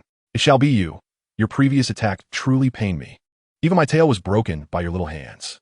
Accompanied by Frieza's sinister grin, the blackish-purple energy began to take form at his fingertip, aimed directly at Gohan's body. If no action were taken, Gohan would surely perish. What to do? Raditz, in a state of confusion, incessantly questioned himself, as memories of his and Gohan's shared experiences began to unfold in his mind. From a moment he abducted Gohan on Earth, to their time on planet Vegeta. He recalled unleashing an immense power to protect Gohan on planet Vegeta, but that had only occurred once, and he did not know how to wield it again. How infuriating! Raditz's anger was intertwined with helplessness, and in that moment, he recalled his brother's recent words. I possess an energy akin to Gohan's? Suddenly, Raditz realized that Gohan's transformation was reminiscent of his own on planet Vegeta. Meanwhile, in the sky, Frieza was poised to strike. In an instant, the blackish-purple wave shot forth from Frieza's fingertip, aimed at Gohan's form. Oh, perish, Saiyan brat. But at that very moment, a crackle of electricity surged, and a golden flame erupted skyward. It was Raditz, his flowing red hair billowing in the golden blaze. Frieza, I will not allow you to harm Gohan. Chapter 57. A renewed despair, the final spirit bomb. With a resounding explosion, Raditz effortlessly crushed the dark energy wave with a single hand. Gradually he ascended, his tone icy and his gaze piercing. Frieza, from this point onward, I shall be your opponent. Observing this, Goku exhaled deeply, relieved. Thank goodness. As long as my brother can keep Frieza occupied. Yet now, no one seems to have noticed the immense blue and white sphere of energy hovering in the sky. This is the spirit bomb, conjured by Sun Wukong. When Frieza unleashed his full power at 100%, he realized that Gohan stood no chance against him. It was at that moment that the spirit bomb began to take shape. Now, only a fraction remained. All that was needed was for Raditz to hold Frieza at bay. You lot of monkeys are truly bothersome, Frieza sneered. Irritation etched on his brow as he pressed a hand to his forehead. We have come here to kill you. And rest assured, unless you perish, we will never relent. Raditz, brimming with righteous indignation, faced Frieza directly. In that instant, he no longer feared death. He had never anticipated that he would confront Frieza head-on. Prior to this moment, he might not have envisioned himself transforming into someone so resolute, almost indecisive, as if he had lost the essence of Saiyan. Yet he embraced this newfound self, for he now seemed to comprehend the meaning of life, not merely to fight for trivial desires, but to battle for the sake of protection. Only in this manner could true strength be realized. Huh, you dare to threaten me? Frieza exclaimed, his voice dripping with disdain. In an instant, he teleported beside Raditz and delivered a crushing blow that sent him spitting out saliva. However, Raditz did not flinch. He retaliated with a punch aimed squarely at Frieza's face. To Frieza's surprise, a trickle of blood appeared on his cheek. You dare? Frieza exclaimed, momentarily taken aback by Raditz's counterattack. Damn monkey! He cursed, not moving from his spot, but launching another heavy punch towards Raditz. Likewise, Raditz remained steadfast, absorbing Frieza's assault while delivering another strike. Frieza's brow furrowed in anger as his attacks rained down upon Raditz like a tempest. Yet Raditz refused to back down, matching each blow with one of his own. The two stood suspended in the air, exchanging injuries in a fierce display of combat. In mere seconds, their bodies bore the marks of numerous bruises. Although Frieza had endured many battles, it was evident that Raditz's injuries were far more severe. Nevertheless, Raditz persisted, channeling golden energy into his hands and launching rapid attacks, each strike imbued with tremendous force. Frieza, unwilling to evade, remained resolute in his belief that he could not be defeated by this wild monkey. A dark, purplish aura coalesced around him as he unleashed a barrage of punches. The resounding echoes of each strike reverberated through the sky, reaching the ears of every onlooker. Raditz proved to be formidable. Perhaps I should cultivate a better rapport with him. Nappa, still haunted by memories of past transgressions against Raditz, contemplated how to express his apologies. However, Raditz appeared to be struggling against Frieza as well. What was to be done? Amidst his thoughts, Nappa's gaze fell upon Gohan, who lay motionless on the ground. Of course, he could utilize the healing liquid to restore Gohan, perhaps enabling him to rejoin the fray. Nappa felt a surge of clarity as he regarded the vial in his hand. inwardly marveling at his own ingenuity. Time ticked away. In the sky, although Frieza bore some injuries, Raditz's condition was far more dire, his body soaked in blood. His breaths grew increasingly erratic, and his energy began to wane. Raditz's battle prowess after transformation was even inferior to Gohan's earlier performance.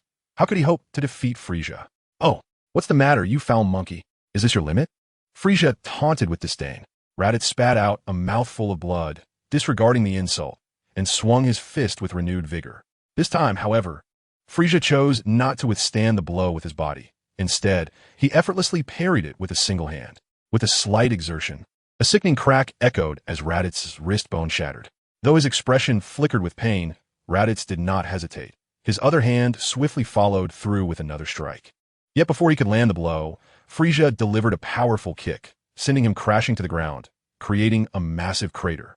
"You are no different from that little brat. At most, this is your peak. Yet, to have fought me to this extent, you may take pride in your efforts." With that, Frieza conjured a dark energy sphere, crackling with terrifying lightning around its surface. One could assert with absolute certainty that should this energy sphere strike Namek, the planet would face obliteration. In that moment, all present, save for Frieza, would meet their demise. Everyone's gaze was fixed upon Frieza in the sky. Raditz yearned to intervene, but the agony coursing through his body rendered him immobile. "Wake up! Wake up!" Nappa anxiously shook Gohan, who remained in a deep slumber. "Let this planet become cosmic dust," Frieza seethed, hurling the dark energy sphere, poised to witness the impending explosion. Suddenly, mid-flight, the energy sphere was inexplicably drawn upward, vanishing from sight. "Nanny?"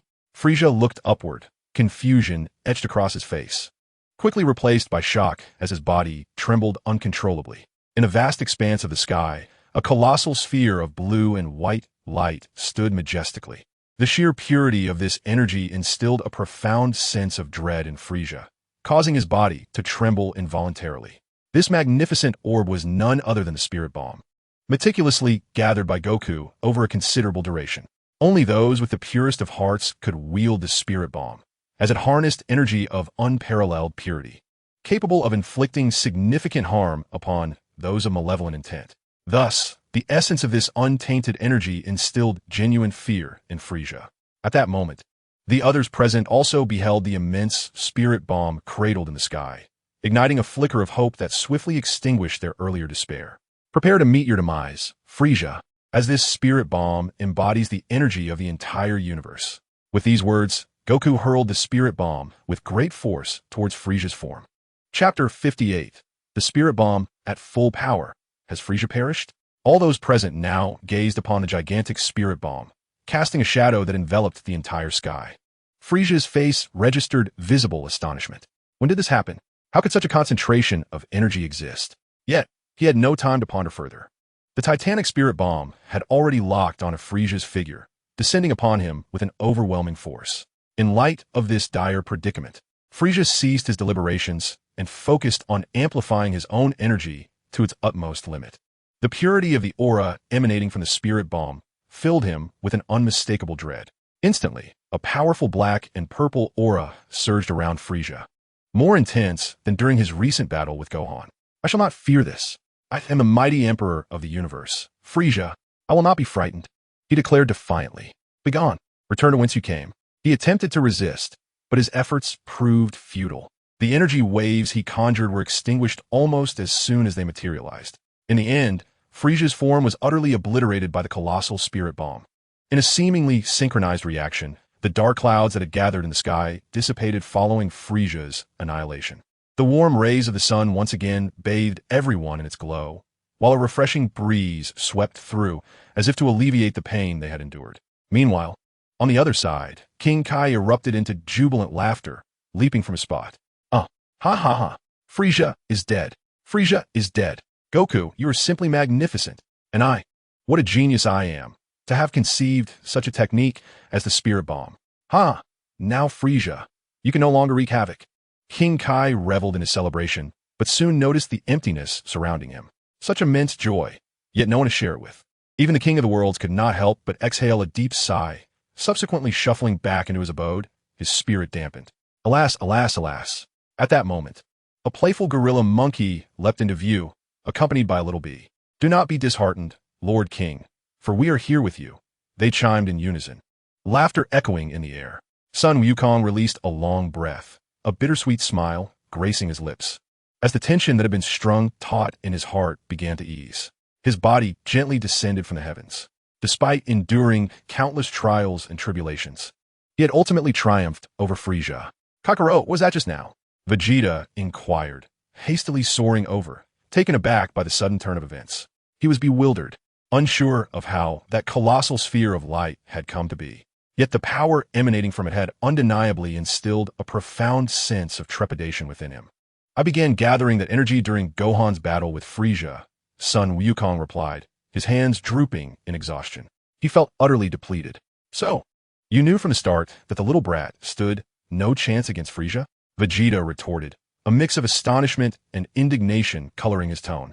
Until now, he had always believed himself to be the mightiest Saiyan. If the legend of the Super Saiyan were true, he was certain it would be him.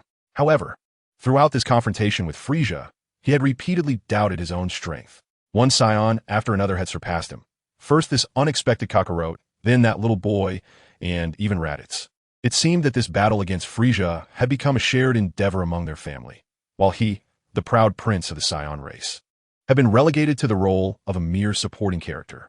I have faith in Gohan's potential, but Frieza is truly a terrifying foe, Sun Wukong admitted, a hint of resignation lacing his words. He finally understood why the King of the Worlds had vehemently opposed his engagement with Frieza. Nonetheless, this journey to Namek had bestowed him with numerous insights and surprises, particularly regarding Gohan. It appeared he would soon need to keep pace with his son's burgeoning strength. Lost in thought, Sun Wukong staggered over to Gohan's side. Observing the wounds on Gohan's chest slowly mending and his energy surging, Sun Wukong smiled and embraced him warmly. Reflecting on the challenges of the past year, he felt a sense of fulfillment, having ultimately achieved his objectives. Nappa, sensing the mood, discreetly stepped aside, his mind churning with unflattering thoughts. No wonder this little brat is so formidable. It seems his father is exceptionally powerful. Who was it that told me Raditz's brother was a weakling with a battle power of only 2? Hey, big guy. Thanks, Sun Wukong expressed his gratitude, acknowledging that without those healing liquids, Gohan's recovery would have been quite troublesome. Haha, it is nothing. This is merely my duty. You all united to vanquish Frieza, and I cannot simply stand idly by, can I? Nappa said, feeling somewhat embarrassed. In this battle, he had scarcely contributed anything of significance. Father? Son Gohan gradually regained consciousness, his eyes fluttering open to glimpse familiar faces, though he remained quite alert. What about Frieza? Do not worry. Frieza has been defeated by my spirit bomb. We can now return home with peace of mind. Chi-Chi has longed for you dearly, Son Goku said, affectionately ruffling Gohan's hair. Vanquished, and we can return to see Mother? A smile briefly illuminated Son Gohan's face, yet an unsettling memory resurfaced in his mind. Spirit bomb? Frieza? No, that cannot be right. Son Gohan immediately became vigilant once more. He distinctly recalled that his father had indeed used the spirit bomb against Frieza, but it had resulted in failure. He remembered clearly that in the end, his father had transformed into a golden-haired form. After that, his memories ceased abruptly. What is it? Gohan? Son Goku incroyable? Puzzled. Father, Frieza may not be dead. Son Gohan's expression turned serious as he scanned the surroundings. At that moment, a gust of wind stirred, creating a tumultuous wave. The onlookers instantly tensed, their eyes fixated on that spot. However, after a prolonged wait, no reaction ensued. It was only when a breeze brushed against everyone's faces that they began to relax once more. Gohan, you are too tense. It is merely a gust of wind, Son Goku said with a light-hearted tone. He recalled that King Kai had informed him that the spirit bomb was designed to annihilate evil beings, delivering fatal damage to those as malevolent as Frieza. Moreover, it had been charged for an extended period. Indeed, Gohan, Frieza currently has not a trace of energy left. How could he still be alive? Raditz staggered to his feet, his body gradually acclimating to the pain, allowing him some movement. Yes, kid, do not frighten us, Nappa added. Equally anxious, seeing that no disturbances had occurred after such a long time, Son Gohan felt his apprehension ease. After all, those were merely vague memories. Perhaps Frieza truly had perished. Perhaps I was simply too anxious. Father, shall we return home to find Mother? Son Gohan reassured himself internally, smiling as he spoke. Yes, let's go. Just as the group prepared to leave the planet, they suddenly sensed an overwhelmingly powerful presence behind them. Simultaneously, a chilling voice echoed, "Where do you think you're going?" Chapter 59. Who will die? As the words fell, the terrifying figure of Frisia reappeared before the crowd, emanating an aura so potent and horrifying that it sent shivers down their spines, instilling a deep sense of dread. In this moment of despair, they were utterly defeated. How could Frisia possess such overwhelming strength? They found themselves utterly powerless. Neither Son Goku nor Raditz could muster even a trace of strength. Son Gohan had only just begun to recover, and the thought of defeating Frisia was nothing more than a delusion. He likely wouldn't be able to withstand even a single blow. With gritted teeth, Son Goku, filled with helplessness, shouted, "Aren't you capable of instant transmission? Hurry and escape. I'll hold him off. And you, Gohan, get out of here." As he spoke, Son Goku soared toward Frisia, his energy akin to a firefly competing against the brilliance of the moon. "No, that irrefusa." Son Gohan cried out, determined to join the fray against Frisia. However, Raditz quickly intercepted him, blocking his path. "Gohan, it's futile to go now. You would only be wasting your life." No matter how fiercely Son Gohan struggled, Raditz held him firmly in place while placing his fingers to his forehead, anxiously searching for any detectable energy in the vicinity. Vegeta, too, was fervently scanning for any perceivable energy around them. They had considered using instant transmission to flee the planet, but such a technique required a recognizable energy signature to lock onto. If fortune smiled upon them, they might detect something immediately. However, if luck turned against them, they might find nothing alive at all.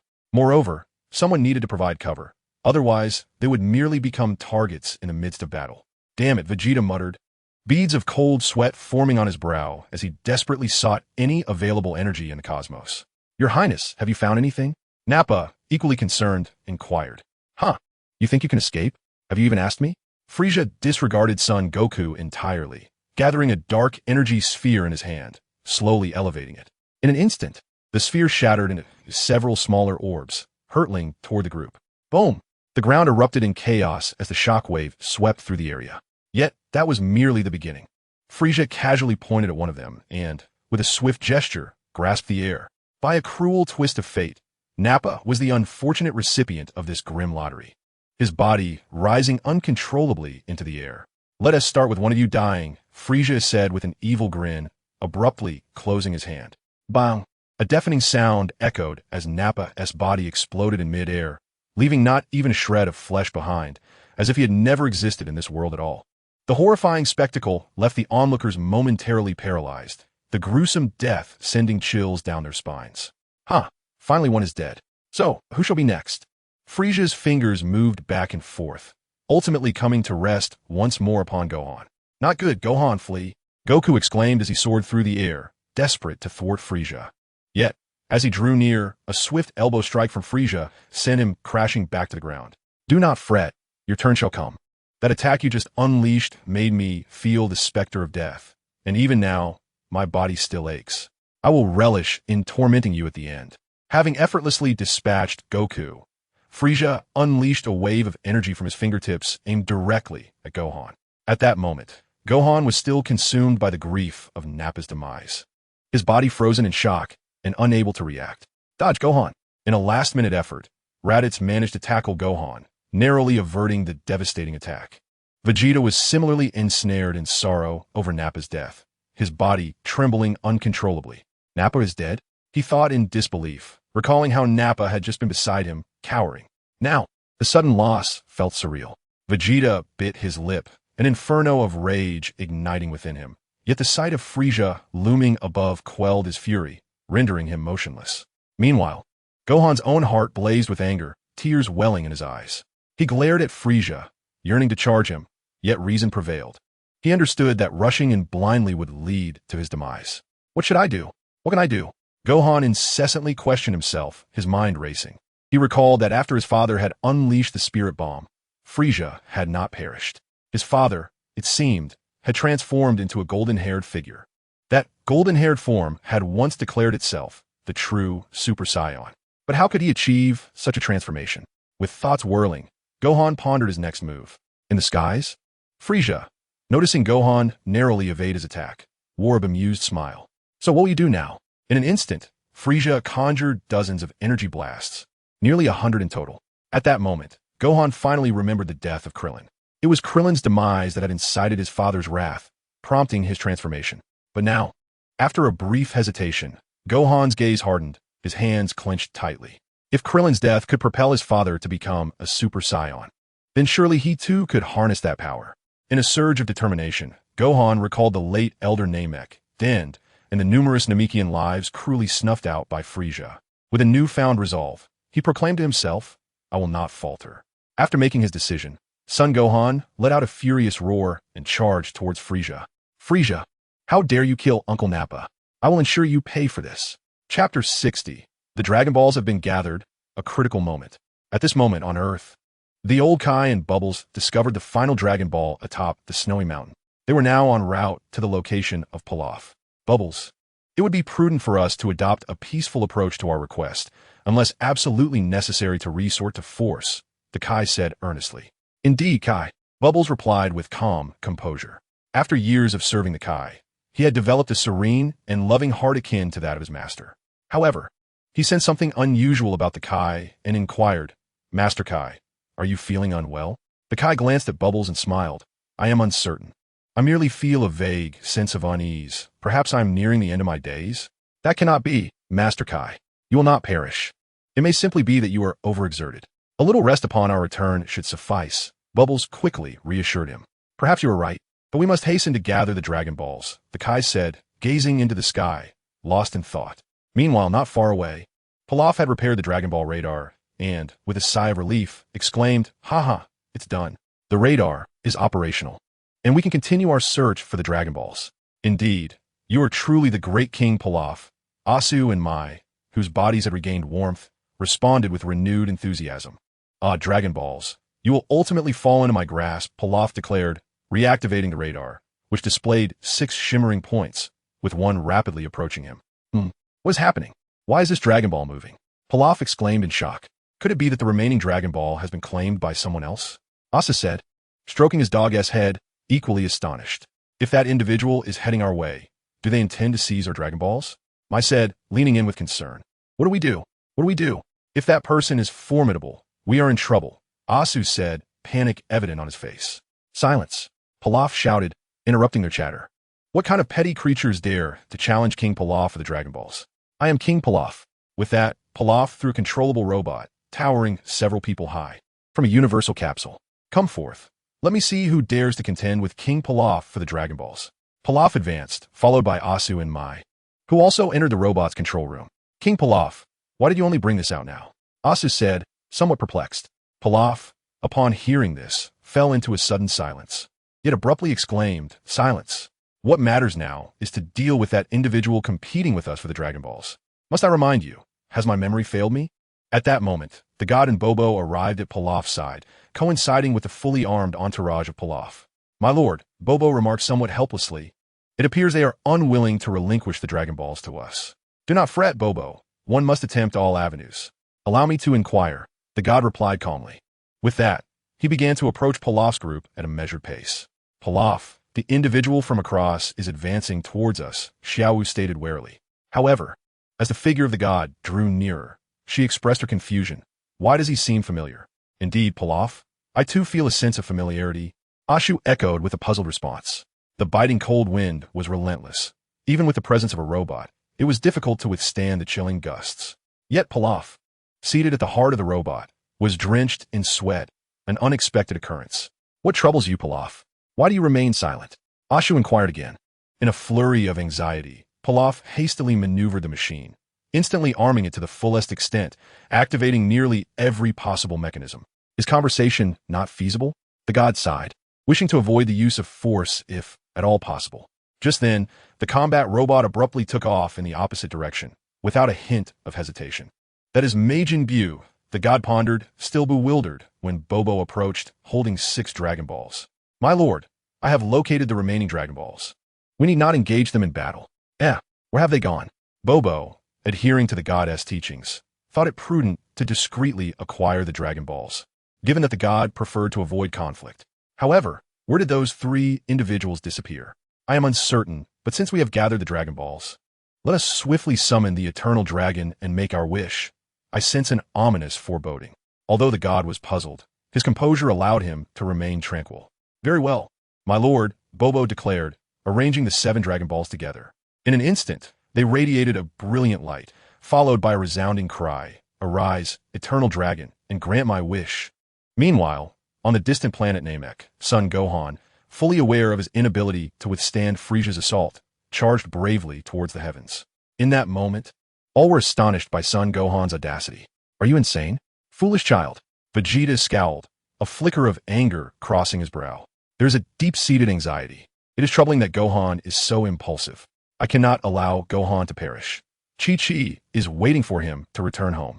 Once more, Goku, despite enduring excruciating pain, rises from the ground and swiftly ascends into the sky. "Do not go, Gohan," Raditz exclaims, his face a canvas of shock. In his eyes, although Gohan's recklessness is evident, he should not be driven to such extremes. However, it is too late now. "No, I cannot let Gohan die." A resolute expression emerges on Raditz's face. To onlookers, it may appear as though he is blinded by rage, yet only Gohan understands that this is a necessary sacrifice. He resolves to aid his father in becoming stronger through his own demise, for it is the only way to vanquish Frieza. This is the sole path for the survival of those here. Farewell, father, Uncle Raditz, and mother. Tears cascade down Gohan's cheeks as he closes his eyes, preparing to embrace death. At that moment, a warm, familiar aura envelopes him entirely. "Uncle Raditz? Why?" He gasps, startled. Before he can process this revelation, he catches sight of another figure. "Father? No, please don't." Goku, equally astonished, instinctively embraces Raditz. "Kakarot, Raditz exclaims, his shock palpable. Suddenly, a figure charges directly at Goku, forcefully propelling him to the other side. In his peripheral vision, Goku discerns that it is Piccolo. "Son, you cannot die. I believe in you. I know you could defeat Frieza." Chapter 61, The Dual Super Saiyans. "Not Piccolo." Goku cries out, but his plea falls on deaf ears. Frieza's attack is imminent. In an instant, the assault pierces through the bodies of Piccolo and Raditz, halting just before it reaches Gohan. Cough! Both Raditz and Piccolo spew forth blood, their bodies drenched in crimson. As they plummet, the blood cascading from them resembles a waterfall. Yet, both of them share a smile. Raditz gazes at the Gohan he cradles in his arms. Despite being covered in blood, he understands that it is his own. "Cough, Gohan, you must live on." Piccolo, glancing at Goku, who has been sent sprawling, bears a look of satisfaction. "Son, though I am reluctant to admit it, you are indeed powerful. I believe in you. I know you could defeat Frieza." He then turns his gaze to Gohan below, pondering that, in a strange twist of fate, he has protected him at the cost of his own life. Odd, yet perhaps it serves to repay this little one's debt. The two individuals exchange their final smiles, pressing down on son Gohan as they plummeted towards the ground. At this moment, Gohan's world seemed to dissolve into darkness, his vision narrowing to the figures of Piccolo and Raditz. With a thud, the three of them crashed to the earth. Their mingled blood flowed over Gohan's body. His mind, overwhelmed, could no longer think coherently. He muttered incessantly, "Why? Why?" Reflecting on his past encounters with Uncle Raditz, as well as the shared experiences with Uncle Piccolo, he found it impossible to maintain his composure. Why, Frieza? Why did you have to kill Uncle Raditz and Uncle Piccolo? Damn you. You shall not be forgiven. Never. Gohan's eyes glazed over, consumed by rage. In an instant, an immense golden aura erupted around him, swirling violently. At that moment, his hair began to oscillate between black and gold. He was entirely enveloped in a tempest of fury.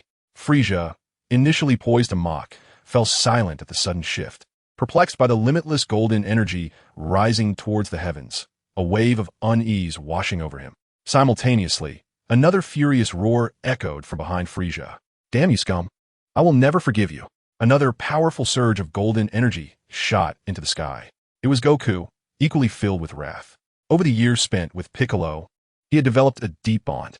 He understood that Piccolo's heart was not as cold as it appeared. It harbored warmth and humanity. Yet Frieza had dared to kill Piccolo and Raditz. How could this be tolerated? Meanwhile, the Supreme Kai, lost in thought, suddenly felt a tremor in his heart, his form growing ethereal. "This is bad. I am dying." The Supreme Kai recognized this as the precursor to his demise. "Supreme Kai? How can this be? Why are you suddenly..." Bubbles, unable to contain his emotions, felt tears welling up in his eyes. Having served the Supreme Kai for many years, he understood that this was indeed a sign of impending death. Perhaps something had gone awry with Piccolo. The Supreme Kai initially accepted his fate with calm resignation, then hastily urged Bubbles, make a wish. Make a wish. Though tears streamed down his face, Bubbles complied with the Supreme Kai's command. Dragon, please bring back all those who died because of Frisia on Namek. In the dimly lit sky, the figure of the dragon began to flicker into view. Yet, at the very moment of its disappearance, a glimmer of red light emanated from its eyes, fulfilling its wish. Bang!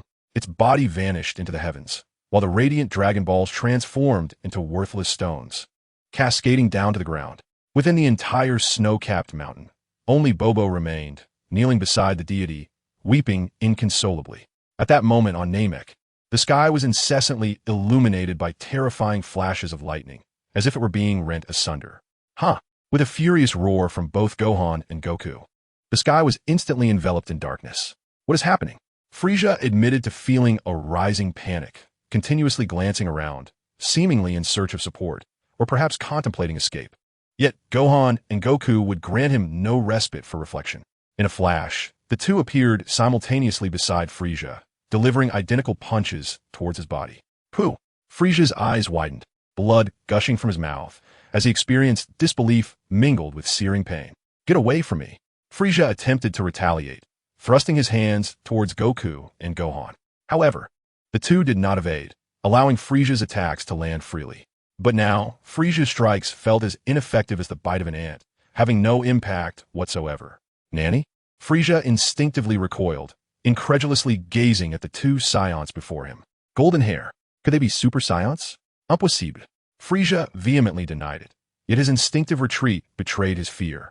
He was genuinely afraid. Gohan, damn it. Goku, scum. As the two prepared to strike Frisia once more, a tremendous sound erupted from the opposite side of the sky. The visage of the dragon from Namek suddenly materialized. Meanwhile, on the ground, the recently deceased Dend astonishingly came back to life. Not only that, but within Goku and Gohan's perception, the planet was suddenly infused with an abundance of Namekian energy signatures. This as Dend looked at his own hands, reflecting within. Had he not already perished? How could he possibly be resurrected? He glanced around, only to discover two lifeless bodies. Naru? Dend dashed towards the direction of Piccolo's lifeless form, but at that moment, Piccolo was beyond the point of revival. Likewise, Raditz remained deceased. Neither had returned. Frisia, too, recognized the peculiar happenings on this planet, as well as the sudden appearance of the colossal dragon in the sky. That must be the eternal dragon. If I can make a wish, yes, if I can wish, I will surely defeat these two monkeys. In an instant, Frisia unleashed his full energy and sprinted towards the dragon. This is bad. Goku and Gohan hurriedly pursued Frisia, determined to thwart his intentions. Although they were unaware of the situation's specifics, they understood that Frisia must not be allowed to make a wish. Simultaneously, Gohan shouted at the recently resurrected dandy, urging him to wish upon the dragon, requesting that everyone except him and his father be removed from the planet. Chapter 62. Despairing Frisia, the final wish. What? Frisia exclaimed, realizing that these two monkeys intended to remain on the planet alone with him. His speed intensified. However, despite exerting all his might to flee, he was quickly overtaken by the duo. You damn scoundrel, don't run from me. Goku suddenly appeared before Frisia, delivering a punch shimmering with golden light that nearly forced Frisia's insides to erupt. Yet, this was not the end.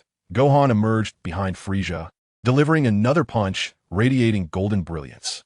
Frisia, pained and compelled to descend, glared fiercely at the father and son duo, who glowed with golden energy. You wretches! Frisia seethed, gnashing his teeth as he struck the ground in fury. Unexpectedly, he refrained from retaliating and continued his rapid ascent toward the dragon, fully aware that to defeat them, he must rely on the dragon's power. I told you, you can't escape. Just as Frisia began to rise, Goku reappeared in his path. No matter which direction Frisia attempted to flee, he was ensnared by an unrelenting nightmare. Damn it! Death Ray! In his fury, Frisia concentrated energy at his fingertips, directing a beam precisely at Goku's neck. Yet, it stirred not even a speck of dust. In fact, Goku had intentionally exposed his neck, inviting Frisia's attack. Damn it! Frisia changed direction once more, only to be confronted by another Saiyan with golden hair. This time, it was Gohan. You wretched creature, I have vowed to kill you. His eyes brimmed with a murderous intent that belied his 5 years of age.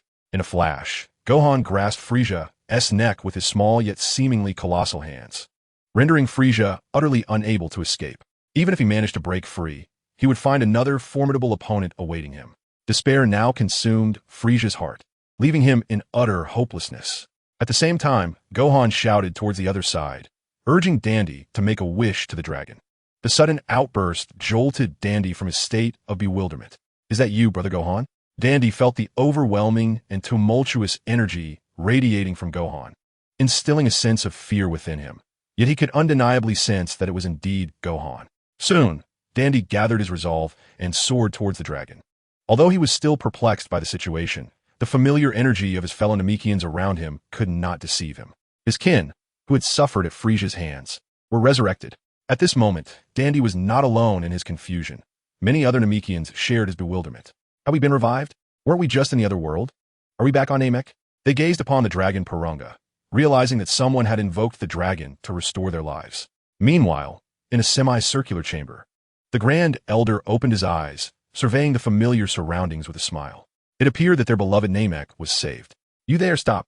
Frisia spotted Dandy flying towards the dragon, and, as he prepared to unleash a beam of energy, Gohan interrupted him. "Damn you! You still wish to harm Dandy?" Gohan's punch forced Frisia to confront his grim reality.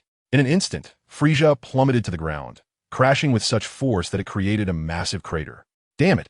Frisia lay on the ground, gazing up not at a darkened sky, but at the shimmering, golden-haired Saiyans. Even the sight of them tormented him. Why? I am the mighty emperor of a universe. Frisia, his eyes bloodshot and face twisted in disbelief. He realized he had exerted all his strength. Yet the two before him loomed like insurmountable mountains, rendering him utterly powerless. "For we are the Super Saiyans you dread most." As the words fell, Gohan and Goku charged once more at Frisia.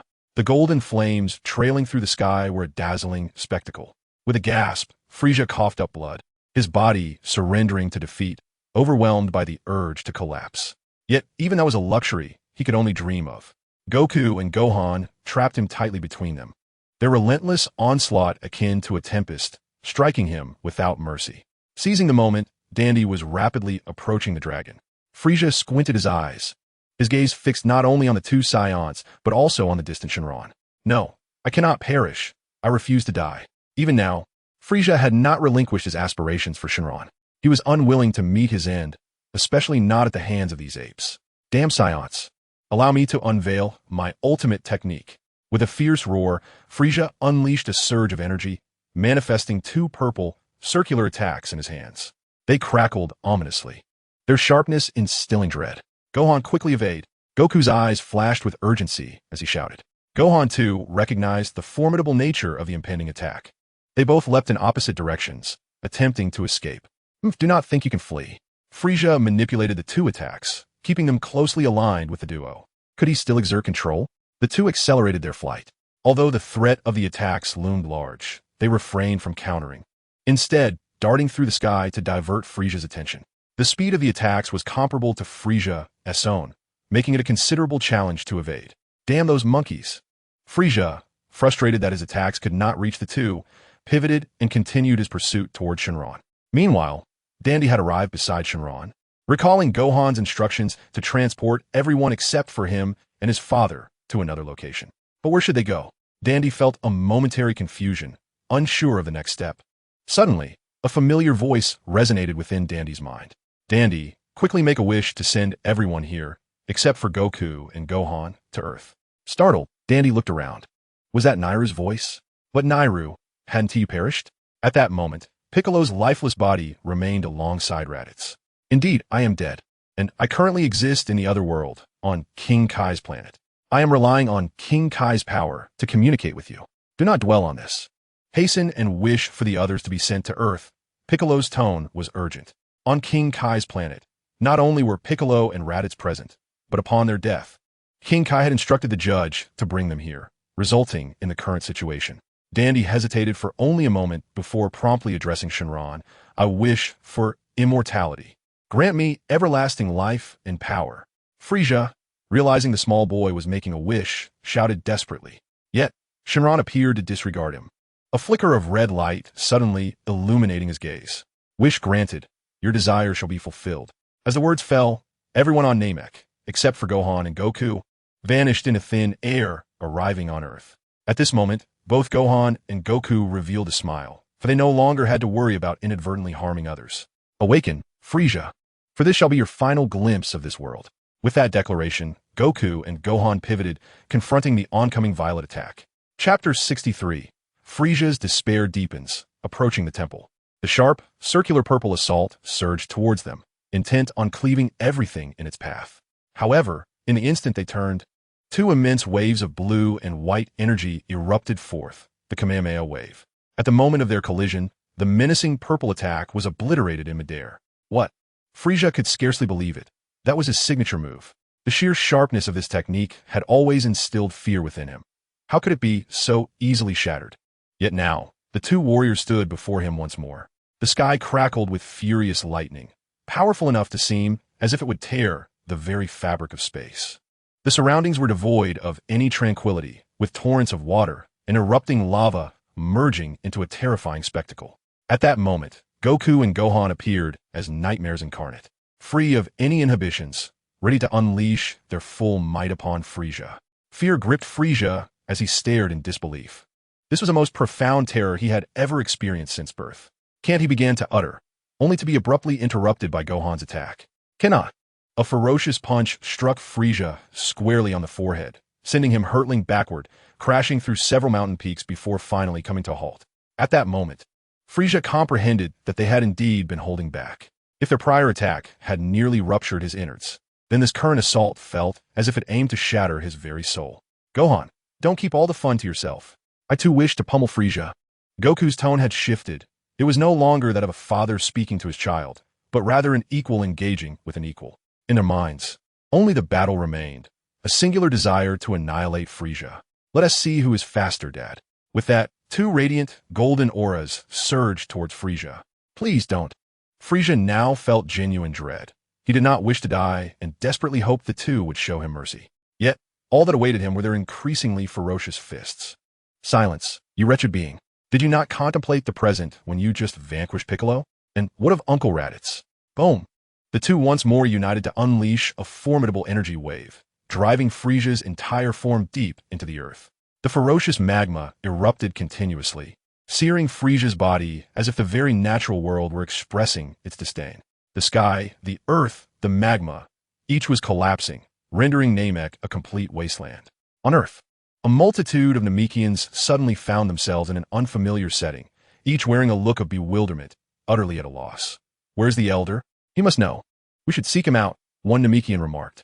At that moment, another, his eyes veined with crimson, interjected, There's no need to search. The elder has perished. What? Wasn't the dragon just here? One questioned, unable to grasp the reality. Indeed, but he has now succumbed. He pointed towards the dragon balls, now transformed into stone. What shall we do now? Where are we? What about the elder? The assembled Namekians were engulfed in confusion and panic. They found themselves not only in a strange environment, but also bereft of their reliance on the elder, with their sacred relics rendered inactive. I too am at a loss. I have no clarity on our situation, the second elder confessed. Though he surmised this place was certainly not Namek. At that moment, Dandy suddenly exclaimed, Everyone listen, this planet is called Earth. Our resurrection is due to the existence of Dragon Balls here. Perhaps we can survive on this planet for the time being. Dandy had just explained this to Piccolo, and although he understood, his youth hindered his ability to command attention or articulate clearly, leaving the doubts of the crowd unresolved. Does this planet also host our kin? Where are they? Shall we never return to our own world? The second elder raised his voice to quell the tumult, declaring, No matter where we are, we must not panic. Our priority is to survive. His words proved effective, and the clamor ceased instantly. With the elder absent, the second elder assumed leadership, as the group prepared to explore their surroundings. An unusual figure approached and stood amidst them. I am Bobo, he spoke in a calm tone. I am a servant of the Supreme Kai. Please, accompany me to the Kai's temple, he added. The Supreme Kai is indeed one of your kin. Are you suggesting that the Supreme Kai here is one of our kind? The second elder inquired. Somewhat astonished, yes, Bobo affirmed. Then please lead us to him, the second elder said, expressing a profound trust in their kin. Despite the vast distance and their unfamiliarity, the mere fact that they belonged to the same lineage fostered belief. Bobo fell silent, and with a hint of sorrow, he remarked, That may no longer be possible. for the Lord of the Heavens has already passed away. What? The second elder gazed at the melancholic Bobo, refraining from further inquiries. Instead, he offered a prayer for this unfamiliar kin. However, you need not worry. The Lord of the Heavens has communicated with me in the underworld, instructing me to host your arrival, Bobo said with great courtesy. The second elder hesitated briefly before acquiescing. I can sense a trace of the essence of our Namekian heritage within you. Then please lead the way. Thus, a multitude of Namekians followed Bobo as they soared toward the celestial temple. In another corner, as Vegeta was about to depart, Bobo called out, "You are Vegeta, are you not? Mr. Goku once trained there. Would you like to see it?" Upon hearing this, Vegeta suddenly froze, halting his steps. Without uttering a word, he simply fell in his step with the Namekians. Chapter 64. The Death of Frieza on Planet Namek. Magma erupted and hurricanes raged, shrouding the sky in darkness even after the dragon had vanished. Only the sporadic eruptions of magma illuminated the somber atmosphere. At this moment, Frieza's body was a canvas of destruction, every inch marred by the relentless onslaught he had endured. His bones lay shattered, leaving him devoid of strength, unable to rise. Yet, the two figures before him, radiating golden energy, showed no sign of ceasing their assault. The attack came like a tempest, a punch sent him flying, a knee strike followed, and then a brutal impact drove him into the ground. The two combatants toyed with Frieza as though he were but a mere plaything. "Spare my life," Frieza gasped, extending his last hand in a desperate plea. "Do not jest." In response, they unleashed even fiercer blows. "I truly understand my mistakes," Frieza implored, aware that this was his sole chance for survival. He still had a father and a brother. If he could find them, he might defeat these Saiyans. Therefore, he was unwilling to perish. At that moment, Goku hesitated, halting his assault. After a long pause, he released his clenched fist and said, "Gohan, you may kill him."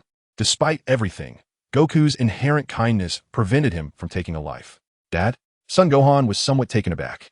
However, the fact that his father would not slay Frieza did not imply that he himself would refrain from doing so.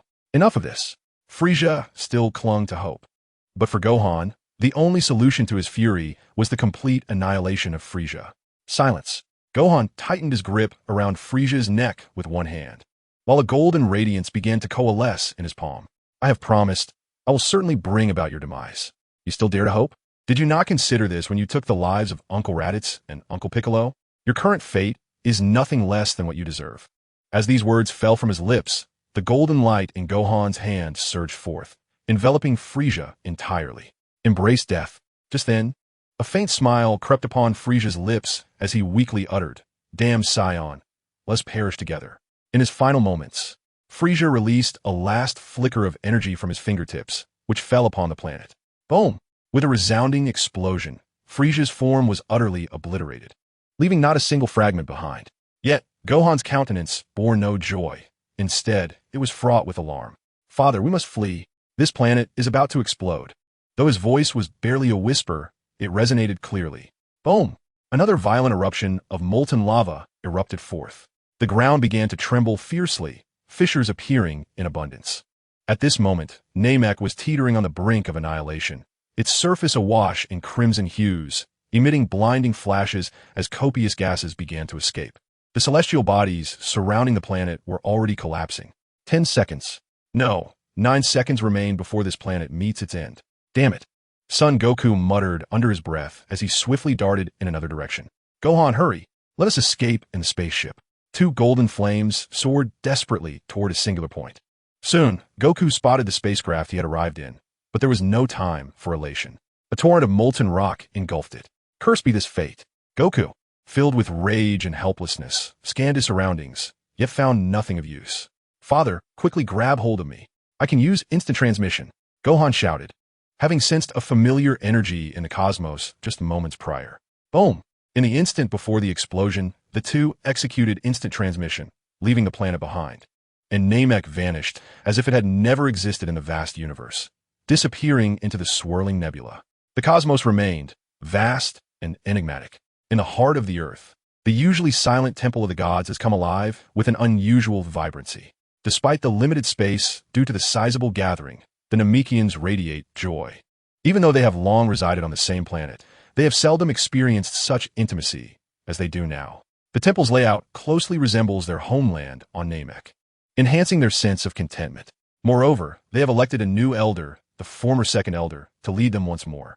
Their clan has been bestowed with a sacred relic and restored faith. Mr. Popo, we are deeply grateful for your hospitality during these past few days. However, it is time for us to return to our lives, the newly appointed elder expressed politely. Not all, as long as you wish to stay. You are most welcome here, replied Popo, who felt no disturbance. Rather, the temple had become even more joyful during their stay. No, I have successfully recreated Purunga, and I believe it is time for us to depart, the elder announced, having resurrected the deceased dragon.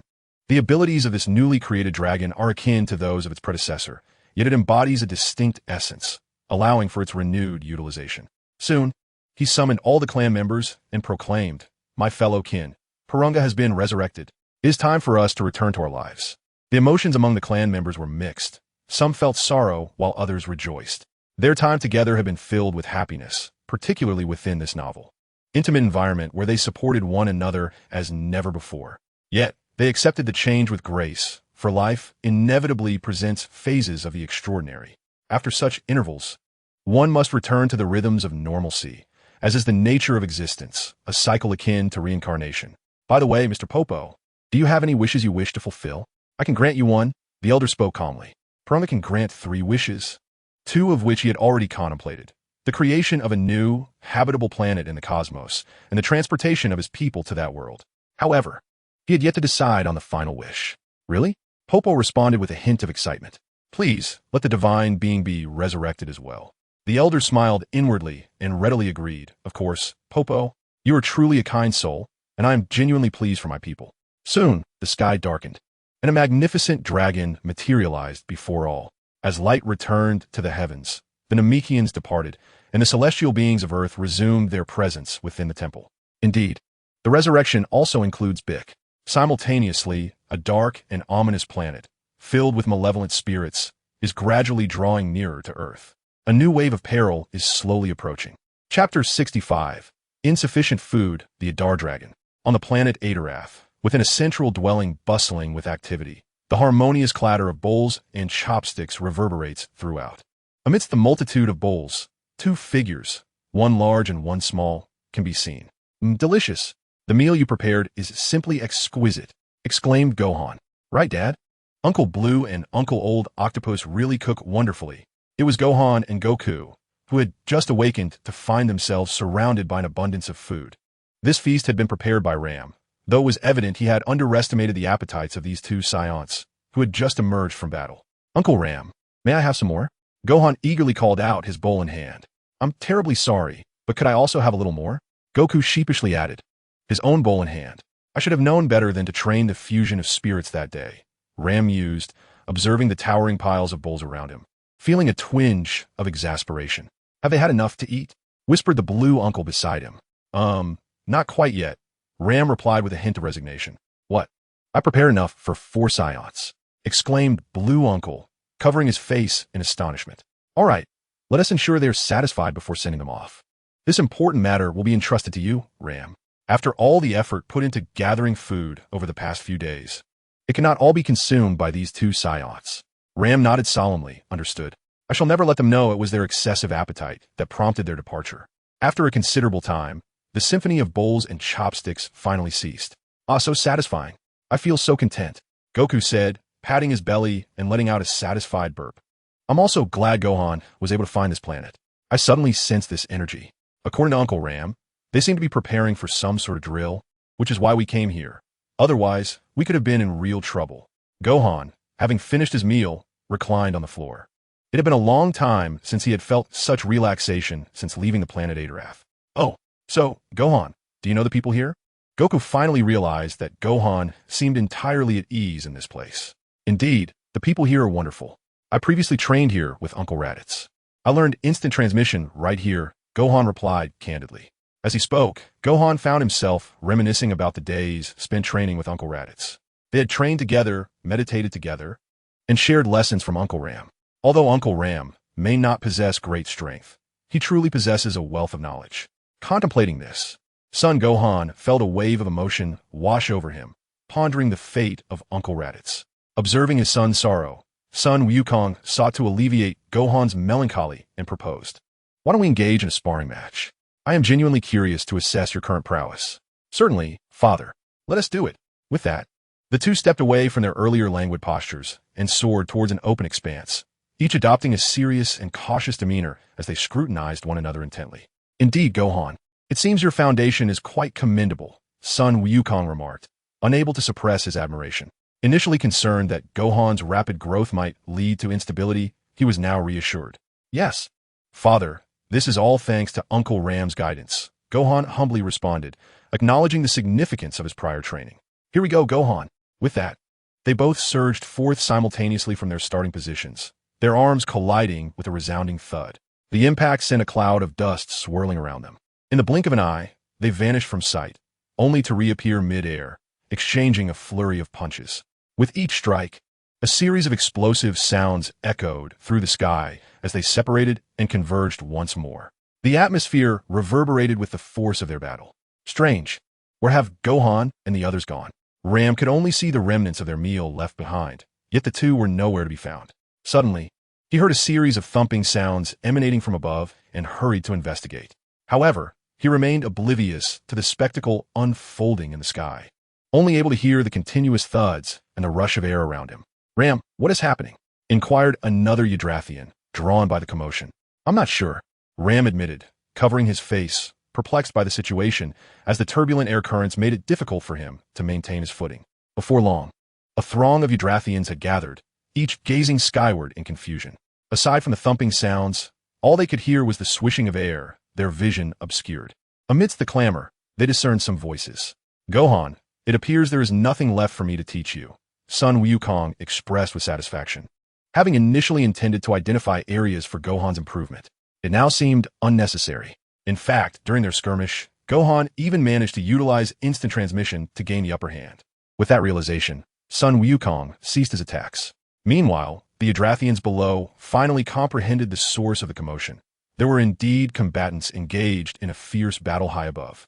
Meanwhile, son Wukong also noticed the numerous inhabitants of planet Adrat gathering below and greeted them.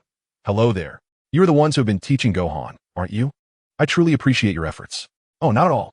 We adore Gohan. He is a delightful child, Ram responded, coming back to his senses. Indeed, Gohan is exceptionally well-mannered, laughed the blue creature, though he was currently tugging at Ram for eye contact. Ram understood and walked forward, asking Mr. Sun, have you considered returning home? Yes, but I heard from Gohan that you possess many extraordinary techniques. Son Wukong replied with innocent enthusiasm, then added somewhat shyly, may I stay here to learn?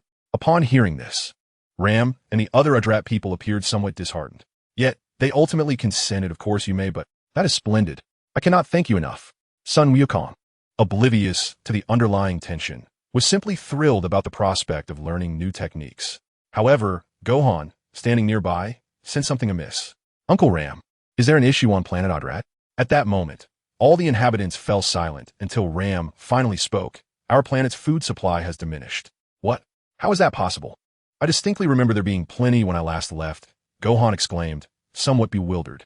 Although he and Uncle Raditz had consumed more than usual, sustaining just a few individuals on such a vast planet should have been manageable, even considering their appetite for hundreds. Alas, Ram sighed, it is due to the awakening of the Adrat dragons. We must offer them sustenance, or they will harm our people. Wherever humans exist, conflict arises, and where nature exists, so too does the food chain. Even the renowned, peaceful planet Adrat is not exempt. Among its inhabitants, alongside their own kind, exists a formidable species known as the Adrat dragons, born with an innate strength far surpassing theirs.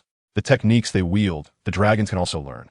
Thus, they naturally ascend to the apex of the food chain, while the Adrat people find themselves at its base, powerless but to obey and endure exploitation. Fortunately, the dragons remain awake only half the year, spending the remainder in slumber.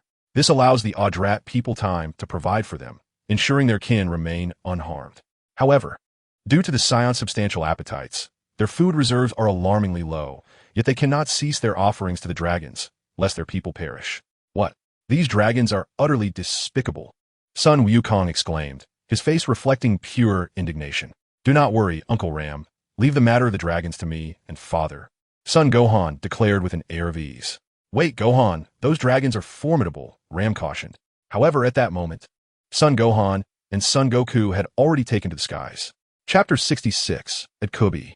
By the way, Gohan, do you know where those dragons are? It seems we have rushed a bit, Son Goku remarked after a considerable time of flying through the heavens. It dawned on him that they seemed oblivious to the whereabouts of those dragons. It seems so, Father, Son Gohan replied, halting his flight. Gazing down, they beheld a desolate and barren landscape. A gentle breeze swept through, causing their hair to dance gracefully in the air. Although they appeared earnest, their thoughts seemed singularly focused. Right, Uncle Ram mentioned that those dragons possess intelligence. We might be able to use instant transmission to locate them, Son Gohan pondered, extending his senses. Adrat Star, being a high-ranking planet, boasted an immense expanse of territory. Soon, however, apart from the familiar auras he recognized, he detected some powerful, unfamiliar presences. Those must be the Ad-Dragons that Uncle Ram spoke of. Father, I found them. Hold on to me, Son Gohan said, extending a hand. Excellent, Gohan. In an instant, their figures vanished from their location, arriving in an entirely different realm. As they materialized, an overwhelming stench assaulted their senses. Ugh, what an awful smell. Is this the dragon's domain? Son Goku exclaimed, pinching his nose in distaste. Son Gohan mirrored his action, reluctant to utter a word. The Saiyans' naturally acute sense of smell rendered them intolerant of the foul odor, and the surroundings were shrouded in darkness, obscuring their vision. They could only cautiously navigate, when suddenly, a distinct crack echoed beneath Son Goku's feet. A long-decayed white bone lay there, a remnant of the past. It was unclear how long it had been there. Just then, a resounding voice boomed. Are there little bugs here? Instantly, the ground trembled as if an earthquake had struck, accompanied by the sound of clattering bones.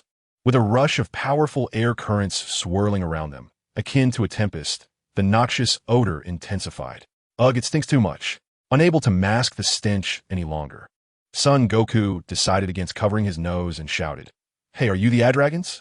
His voice echoed like a call through the mountains. Simultaneously, a perplexed cold snort echoed through the air. A brilliant flame burst forth above, rapidly expanding until it illuminated every corner of the vast chasm before them. This was a colossal pit, littered with remnants of various foods and the scattered bones of animals that had feasted here. Before them loomed an enormous black dragon, its height easily exceeding 100 meters, perhaps even approaching 1,000.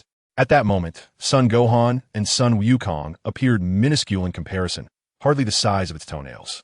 Wow, it's enormous, Son Wukong exclaimed, a sense of awe washing over him, before he called out loudly, Hey, are you the Yatka Dragon? His voice reverberated throughout the pit, echoing endlessly. Upon hearing the commotion, the massive black dragon turned its gaze curiously around, displaying a look of confusion. Clearly, there was nothing there. Lowering its head for a closer inspection, it finally spotted the two diminutive figures akin to grains of rice. It promptly began to shrink its colossal form, diminishing rapidly until it was roughly the size of Son Gohan. Now transformed into an adorable little black dragon, it opened its eyes and finally recognized the two. However, it furrowed its brow, enlarging itself slightly until it stood just over 2 meters tall, surpassing Son Wukong by a little, finally revealing a satisfied expression. Then, it extended its 2 fingers, cleared its throat, and spoke leisurely, Ahem, I am Yadku, the slave of dragons. Have you come to bring me food? It is a bit late, but I am in a good mood and may graciously spare you. Upon hearing this, Son Wukong displayed a mixture of confusion and delight. Yadku? It must be the Yadka dragon, though it seems somewhat different from what I imagined. What seems different? Hurry and hand over the food. Do not delay my meal. Yadku's voice was coarse, and a gust of wind suddenly swirled around them. Son Wukong muttered softly, Do you not have any food? But there is hardly anything left with the Yidlatrians. Food? Of course, I have plenty, but none of it is fresh. This dragon only consumes the latest. With a snap of its fingers, a fire ignited in another part of the clearing, revealing a grotesque sight of decaying flesh and bizarre creatures long dead. What was even more repulsive was the green, viscous slime that resembled vomit covering the remains. As Yadka spoke, it seized a piece from the pile and placed it in its mouth, only to spit it out almost immediately. If there is no food, do not blame me for feasting upon your kind. Though dragons possessed potent gastric acids capable of digesting anything that could fit in their mouths, one must wonder, why not indulge in something delectable? This won't do, Son Wukong firmly rejected. However, in reality, he too was an outsider, merely wishing to remain here for the purpose of cultivation. It seemed rather inappropriate to destroy this Kobe merely for that reason. Sun Wukong found himself in a quandary and inquired, "What must I do to avoid asking the Ajrat people for food? To refrain from seeking sustenance from those individuals?" Adakubi smiled faintly and replied, "It is quite simple. You need only defeat me." Upon hearing this, Sun Wukong's eyes widened in disbelief. "Is it truly that easy?" "What do you mean?" Adakubi furrowed his brow, gazing at Sun Wukong, before continuing, "Of course, it will not be so simple. You must defeat me 3 times. Feeling anxious, Sun Wukong responded, "I can manage however many times it takes. Let us begin." "Are you certain?" "3 times, indeed," Adakubi remarked, extending one foot and discovering only 2 toes, then raising the other foot to reveal 3 toes. 3 times, he reiterated. "Yes," Sun Wukong replied with enthusiasm. "Let's commence." As he spoke, he had already assumed a fighting stance. Adakubi scoffed, exhaling a puff of dragon breath, and declared, "Let us begin the first challenge, a contest of intellect." Chapter 67, The 3 Contests. In the Dragon Abyss, Sun Wukong shouted in confusion, "Intellect? Indeed, I am the strongest among the Ajrat dragons, and I now aspire to become the wisest," Adakubi proclaimed proudly, pointing to himself with 2 fingers. "We shall compete in 3 rounds, and for the first round, you may choose any intellectual challenge. I am prepared for all." Sun Wukong exhaled deeply, scratching his head in uncertainty, feeling somewhat lost. He had anticipated a battle, only to discover that the contest was one of intellect, a domain in which he was decidedly less skilled. Therefore, he chose to sit down, propping his forehead with his hand, as he mentally revisited his past learning regarding matters of intellect. As he reflected, he recalled that the last time he had engaged in such learning was during his training with Master Roshi.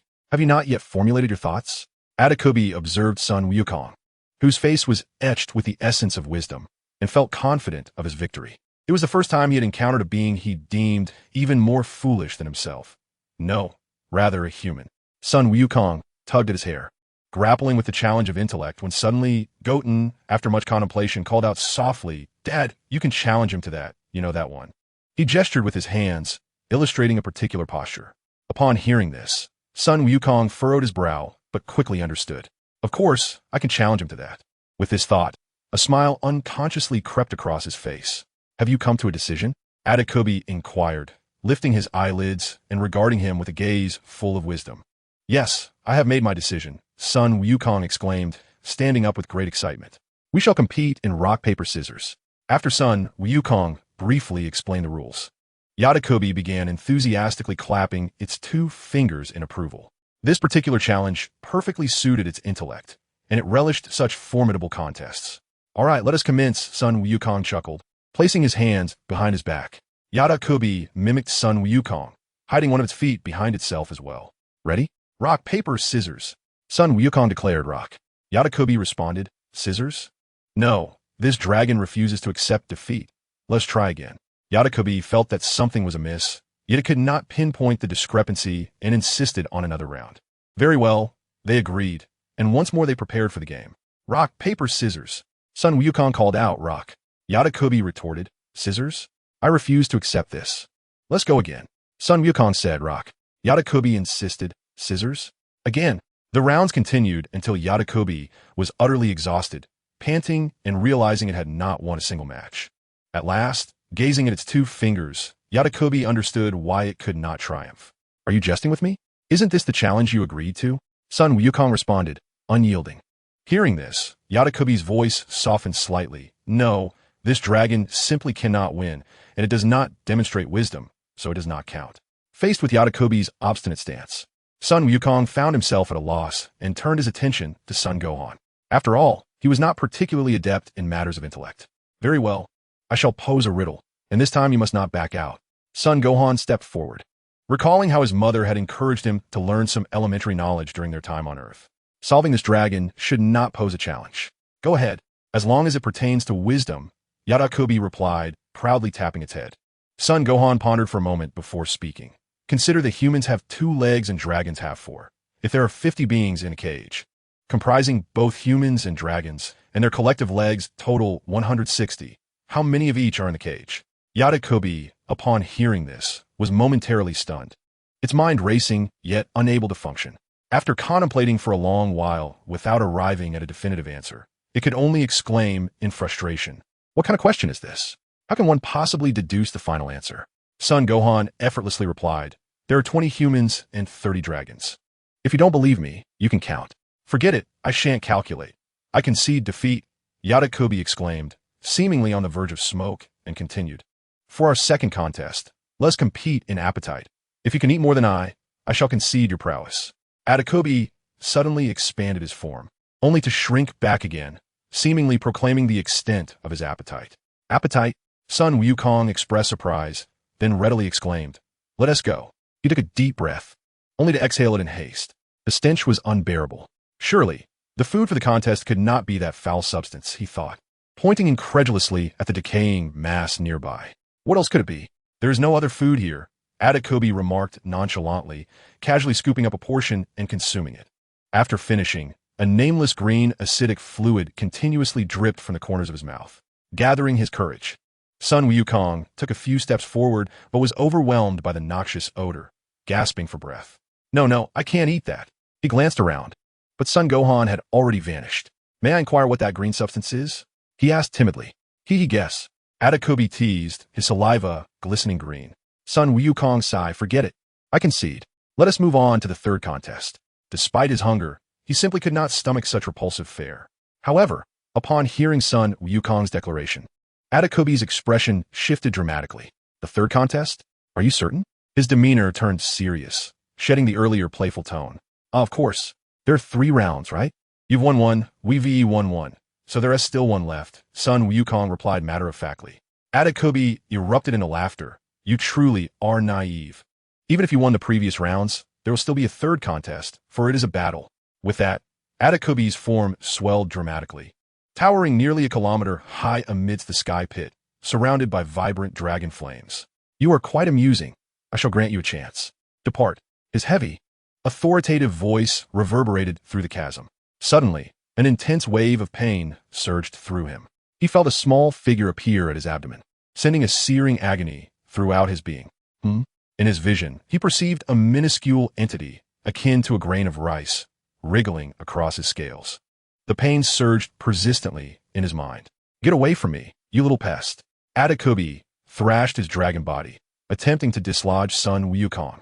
Meanwhile, the sky pit trembled violently, with debris cascading down. Yet, for Sun Wukong, this only heightened his eagerness for battle, as he had been anticipating this confrontation all along. What intellect, what appetite! Such matters are not his forte.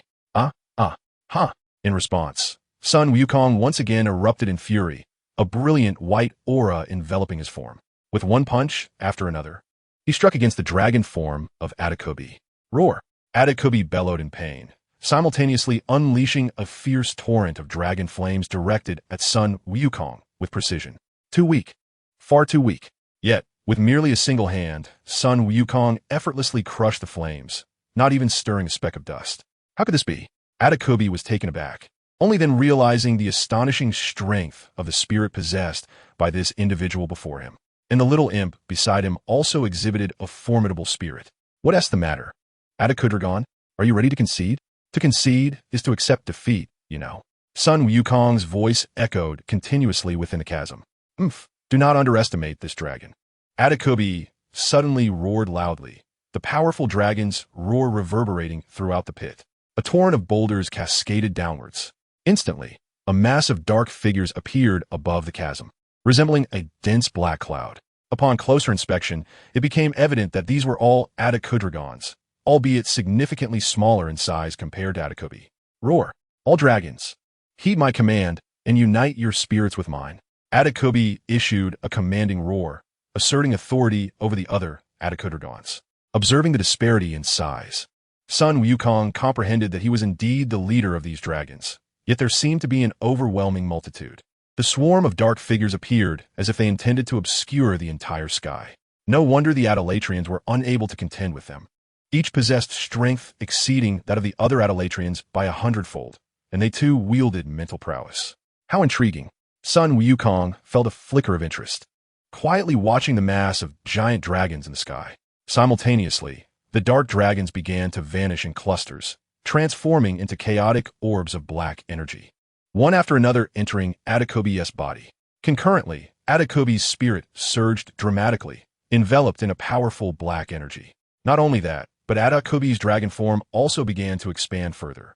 If before it measured nearly 1,000 meters, now it had swelled to nearly 10,000 meters, rendering the chasm insufficient to contain it, forcing it to ascend into the skies above, continuously soaring and circling. Roar! The formidable dragon's roar transformed into supersonic waves, imparting a sensation that the entire chasm was on the verge of collapse. Ha! Little ones, proclaim your names. You have earned the right for me to know. The proud roar of the dragon Adakobi echoed incessantly, reverberating through the air. Those of lesser strength would likely find their eardrums shattered within a mere second of arrival. I am Sun Wukong. Gazing at the ebony behemoth soaring above, Sun Wukong felt an exhilarating thrill rather than trepidation.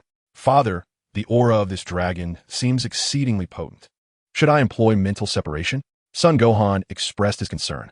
Though he understood that his father could easily vanquish the colossal dragon in an instant by transforming into a Super Saiyan, they were still unaccustomed to wielding that form with finesse. Worry not, Gohan. Since I wish to remain here and train, I shall resolve this matter with my own strength. Sun Wukong replied with a relaxed demeanor. Simultaneously, he began to gather and channel his energy, his hands forming a lotus position at his waist. A shimmering blue-white light emerging from within. Kamehameha! In the skies above, Adakobi similarly coalesced an immensely powerful force within his maw. Roar! The breath of the 10,000 dragons. A torrent of blackened flames surged towards Sun Wukong, an ominous wave of destructive energy intent on obliteration. At that moment, Sun Wukong's Kamehameha was complete. Wave! As the words left his lips, the formidable blue-white energy collided with Adakobi's dragon breath. Yet, it was evident that in his normal state, Sun Wukong was not a match for Adakobi. The energy of the Kamehameha was being gradually overwhelmed. Father! Son Gohan exclaimed, anxious to assist. However, Sun Wukong merely smiled, a crimson aura enveloping him. Kaioken.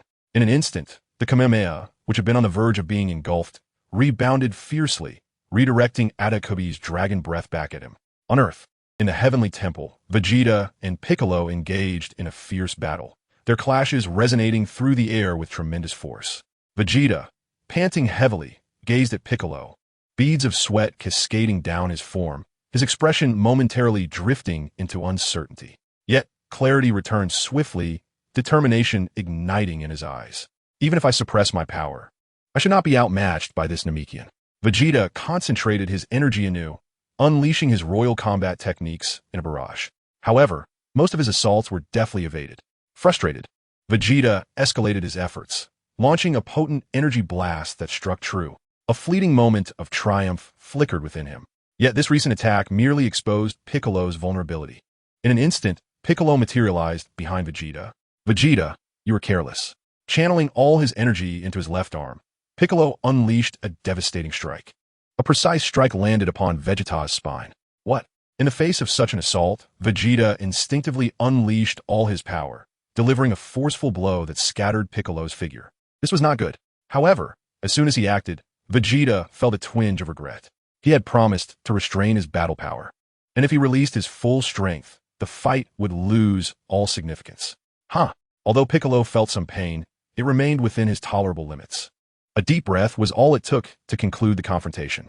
At that moment, Bobo approached slowly, stating blandly, "Are you now willing to engage in that training?" Chapter 69. The conditions of both parties too.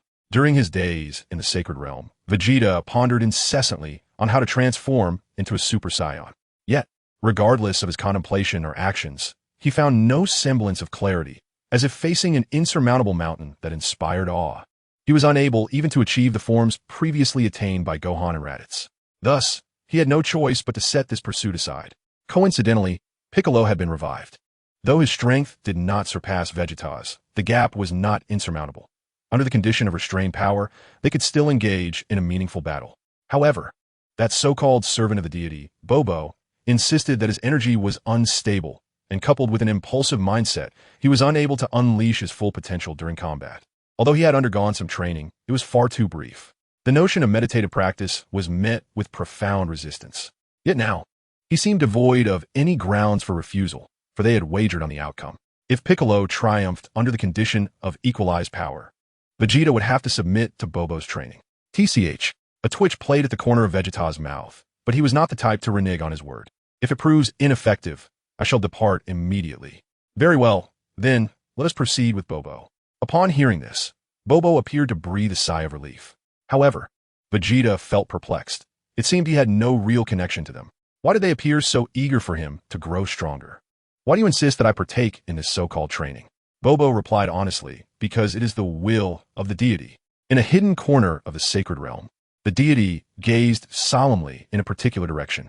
There, thick clouds of dark energy swirled ominously, forming a large character above, Demon, on the planet Yardrat, following Goku's amicable interactions.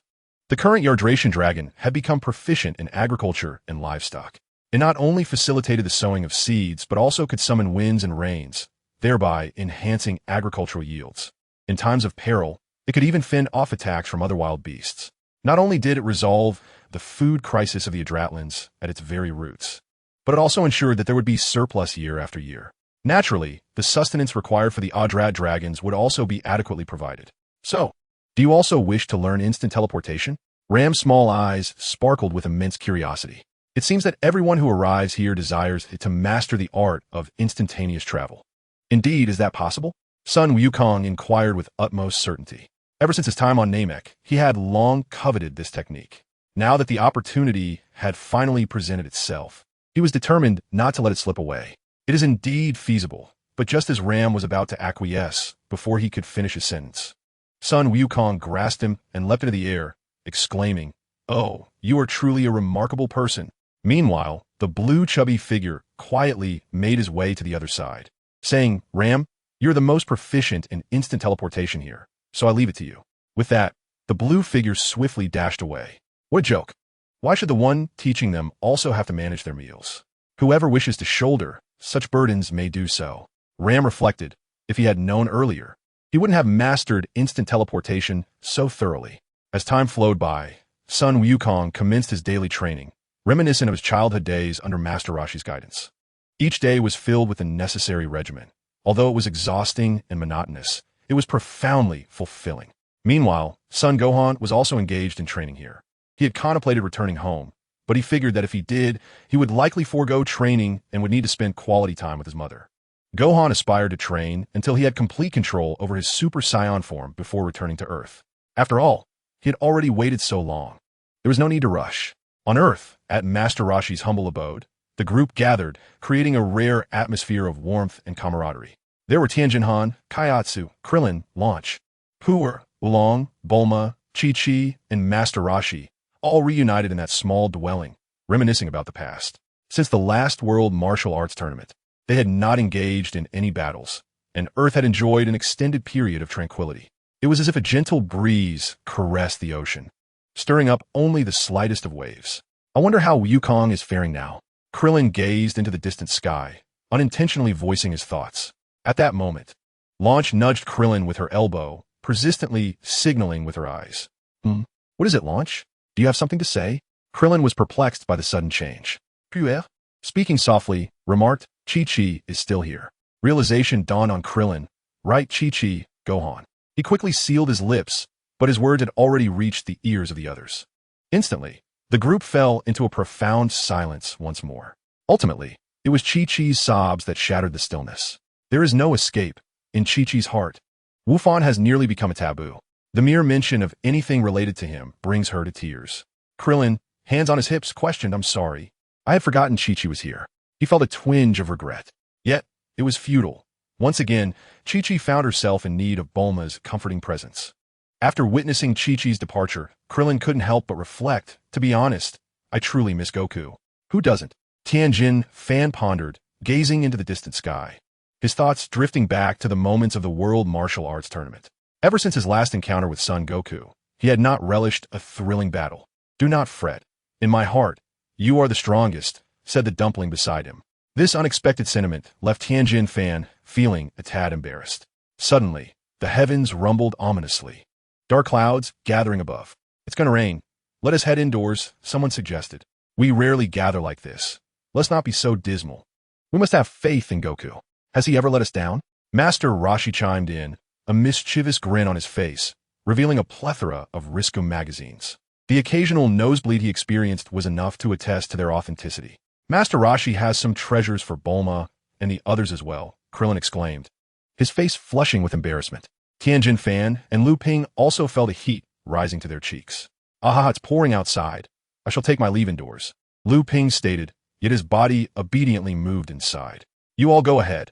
I shall remain outside for a while," Tianjin Fan said calmly, looking up at the sky. "Oh, but do not linger too long," Krillin advised before rejoining the others in Master Roshi's small abode. Soon, a gentle drizzle began to fall from the sky, but surprisingly, an immense fog suddenly enveloped the area, so thick that visibility was nearly non-existent. Chapter 70. The State of Earth. Above, dark clouds amassed, and the gentle rain intensified.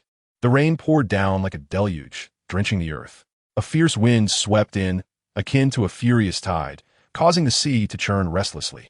The sounds of the storm reached the ears of those in Master Roshi's dwelling, leaving them somewhat startled. "This rain is astonishing," Krillin murmured, observing the windows thrashing against the wind. However, the others did not seem overly concerned about the downpour outside. Master Roshi and Lu Ping were engrossed in their adult pursuits. Bulma continued to console Chi-Chi, while Oolong and Por were engaged in playful antics. In the kitchen, the blue-haired Launch busied herself with culinary preparations. Only Krillin appeared somewhat lost in thought, an inexplicable anxiety gnawing at him since the onset of the day. His right eyelid twitched incessantly. Tian Shanhan is still outside. "I shall call for him," he resolved. Hearing the patter of rain, Dumpling also felt a twinge of concern and ventured outdoors. "Never mind, I will close the window," Krillin thought, slowly making his way up the stairs to secure the opening. Yet, at that moment, a peculiar mist began to waft gently through the window. Instantly, Krillin seemed entranced, standing vacantly in place. Dumpling, who had gone to summon Tian Shanhan, had yet to return. Within the room, aside from the lewd chuckles of Yamcha and Master Roshi, an eerie silence enveloped the atmosphere, as if time itself had come to a standstill for everyone else. Suddenly, a thud echoed as Krillin fell from the stairs, his vision tinted in crimson as he began to approach Yamcha and Master Roshi with slow, deliberate steps. Another sound reverberated through the air. The door of Master Roshi's hut was forcefully kicked open. It was Tian Shinhan and Dumpling, their eyes also shimmering with a hint of red, moving toward the two with a similar lethargy. However, they were too engrossed in their adult pleasures to notice the ominous shift, dismissing it as mere playful antics. Just as Tian Shinhan, Dumpling, and Krillin were about to launch their assault on Yamcha and Master Roshi, a piercing scream erupted, jolting Yamcha and Master Roshi from their indulgence. They narrowly evaded the impending attack from the trio. "Krillin? What's happening?" Yamcha's mind momentarily blanked, his body weakened by fright as he scanned his surroundings. "Is this mist?" Before they could ponder further, Bulma suddenly burst forth from another room, crying out loudly in alarm. "Bulma!" Yamcha instinctively moved toward her, but Master Roshi restrained him. "Do not approach. There's something amiss with this mist." In a swift motion, Master Roshi tore a piece of cloth from his attire and tossed it to Bulma. "Wrap it around your mouth and nose. Do not breathe in the mist." He then quickly ripped a piece of clothing from Yamcha. "Hurry, wrap it around yourself. And if possible, dampen it slightly. We must not inhale it." Master Roshi's demeanor shifted from lecherous to serious, his gaze now wary as he surveyed the area. A foreboding feeling surged within him. He felt he had encountered this mist before. At that moment, Chi-Chi and Launch approached slowly, their eyes laced with crimson veins. The bodies moved as if they were mere shells, devoid of any semblance of humanity. Just as they were about to launch another assault on Master Roshi and Lu Ping, Master Roshi leapt with remarkable agility, bursting through the rooftop and fleeing into the chaos outside. "Help!" came Bulma's sobbing voice, as she too rushed out alongside Lu Ping. However, their astonishment quickly deepened upon witnessing the turmoil beyond. It was even more chaotic than before.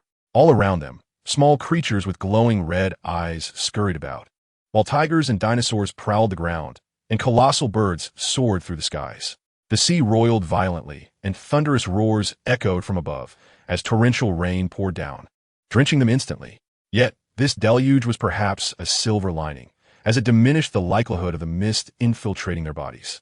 Simultaneously, the others who had been inside the house emerged, their gazes fixated menacingly on Master Roshi and the others. They were devoid of any awareness, their minds singularly focused on transforming every living being into their own kind. Krylin, Tian Shinhan, Dumpling, it's me, Lu Ping, he shouted, desperately attempting to awaken their consciousness. Alone, he and Master Roshi could not contend with such numbers, especially in the presence of the chaotic beasts surrounding them. Do not exert yourself. They cannot be roused, Master Roshi remarked, his expression unusually grave as he surveyed the strange mist enveloping them. What should we do? Bulma quivered in fear at the surrounding mayhem. Clutching le ping tightly, seeking solace. Suddenly, Tian Shinhan lunged at them. Although they had lost their senses, their former strength remained unscathed, perhaps even amplified. Cursed, le ping mutard, narrowly evading the attack, while countering against Tian Shinhan. Yet, Krylin soon followed suit, and the 2's formidable onslaught left him no room for escape, causing him to plummet from the rooftop to the ground below. Le ping, Bulma cried out, her own body crashing to the earth, sustaining numerous injuries. Given that both Krylin and Tian Shinhan were slightly stronger than him, and now further empowered by this darkened state, he stood little chance. Gritting his teeth, Lu Ping pressed his hand against the site of impact, blood seeping through his fingers. Just as another attack was imminent, Master Roshi suddenly shouted from behind, the universal shockwave. A brilliant and powerful light erupted, illuminating the sky amidst the dense fog, causing the assailants to retreat as if confronted by their natural adversary. Indeed, this is sorcery, Master Roshi noted, his expression growing ever more serious upon witnessing the unfolding events. In that moment, he recalled his days of battling the demon clan alongside his master. Though the mist back then was nowhere near as vast as it is now, it was merely a small area. Nevertheless, it was only through their discovery of the demon's weaknesses that they managed to secure a hard-fought victory. Without hesitation, Master Roshi tossed his only pair of sunglasses to Krillin and, as if resolved to a significant decision, his muscles began to swell. Krillin, take Bulma and hurry to the temple. Only the gods can resolve this. Chapter 71, The State of Earth 2. Thunder roared in the sky, and lightning threatened to tear the heavens asunder, booming incessantly. The torrential rain intensified, showing no signs of abating. The fierce winds howled, and the seas churned. At this moment, Master Roshi's silhouette appeared majestic against the backdrop of the raging storm. Krillin wished to speak, but was interrupted by Master Roshi. No time for words. When I say run, you must leave immediately, heading at full speed to the Temple of the Gods. Do you understand? In that instant, Master Roshi stood like a heroic figure bearing a heavy burden, every movement radiating authority as his gaze remained fixed on the multitude of demons surrounding them. Krillin wiped away a tear from the corner of his eye and nodded. Yes, Master Roshi. Krillin began to gather his energy, looking towards a specific point in the sky, poised for action. 3, 2, 1, run. Solar flare, Master Roshi shouted, unleashing an incredibly bright light that swiftly enveloped the entire island. The demonized creatures nearby, filled with terror, cowered on the ground, paralyzed by fear as if confronted by their mortal enemy. Simultaneously, Krillin hastily covered Bulma's eyes and propelled himself towards the sky. In that moment, he understood the true essence of a martial arts master. As the brilliance of the solar flare faded, the multitude of blood-red eyes on the island regained their former clarity. No longer in a zombie-like state, the demons glared at Master Roshi with both fear and malice. Suddenly, several demonized creatures lunged ferociously at him, baring their blood-soaked fangs as though intent on tearing him apart. However, Master Roshi showed no sign of fear. Humph, my body is far from resting. With a swift motion, he unleashed the Kamehameha wave, the powerful blue and white energy engulfing the charging demons. Yet, before long, another wave of demons surged toward him, seemingly endless. Even with Master Roshi's extensive experience in combating such foes, he found himself overwhelmed. Damn it! As the Turtle Sage prepared to unleash the Solar Fist once more, Krillin and the others suddenly appeared behind him, fiercely biting into the Sage's neck. Ultimately, a flicker of crimson emerged in the Sage's eyes. In the air, although Lu Ping had managed to break through the encirclement with the Turtle Sage's cover, numerous corrupted creatures still filled the skies. The air was thick with these malevolent avians. It wasn't just a few, but nearly the entire expanse of the sky was cloaked in their presence.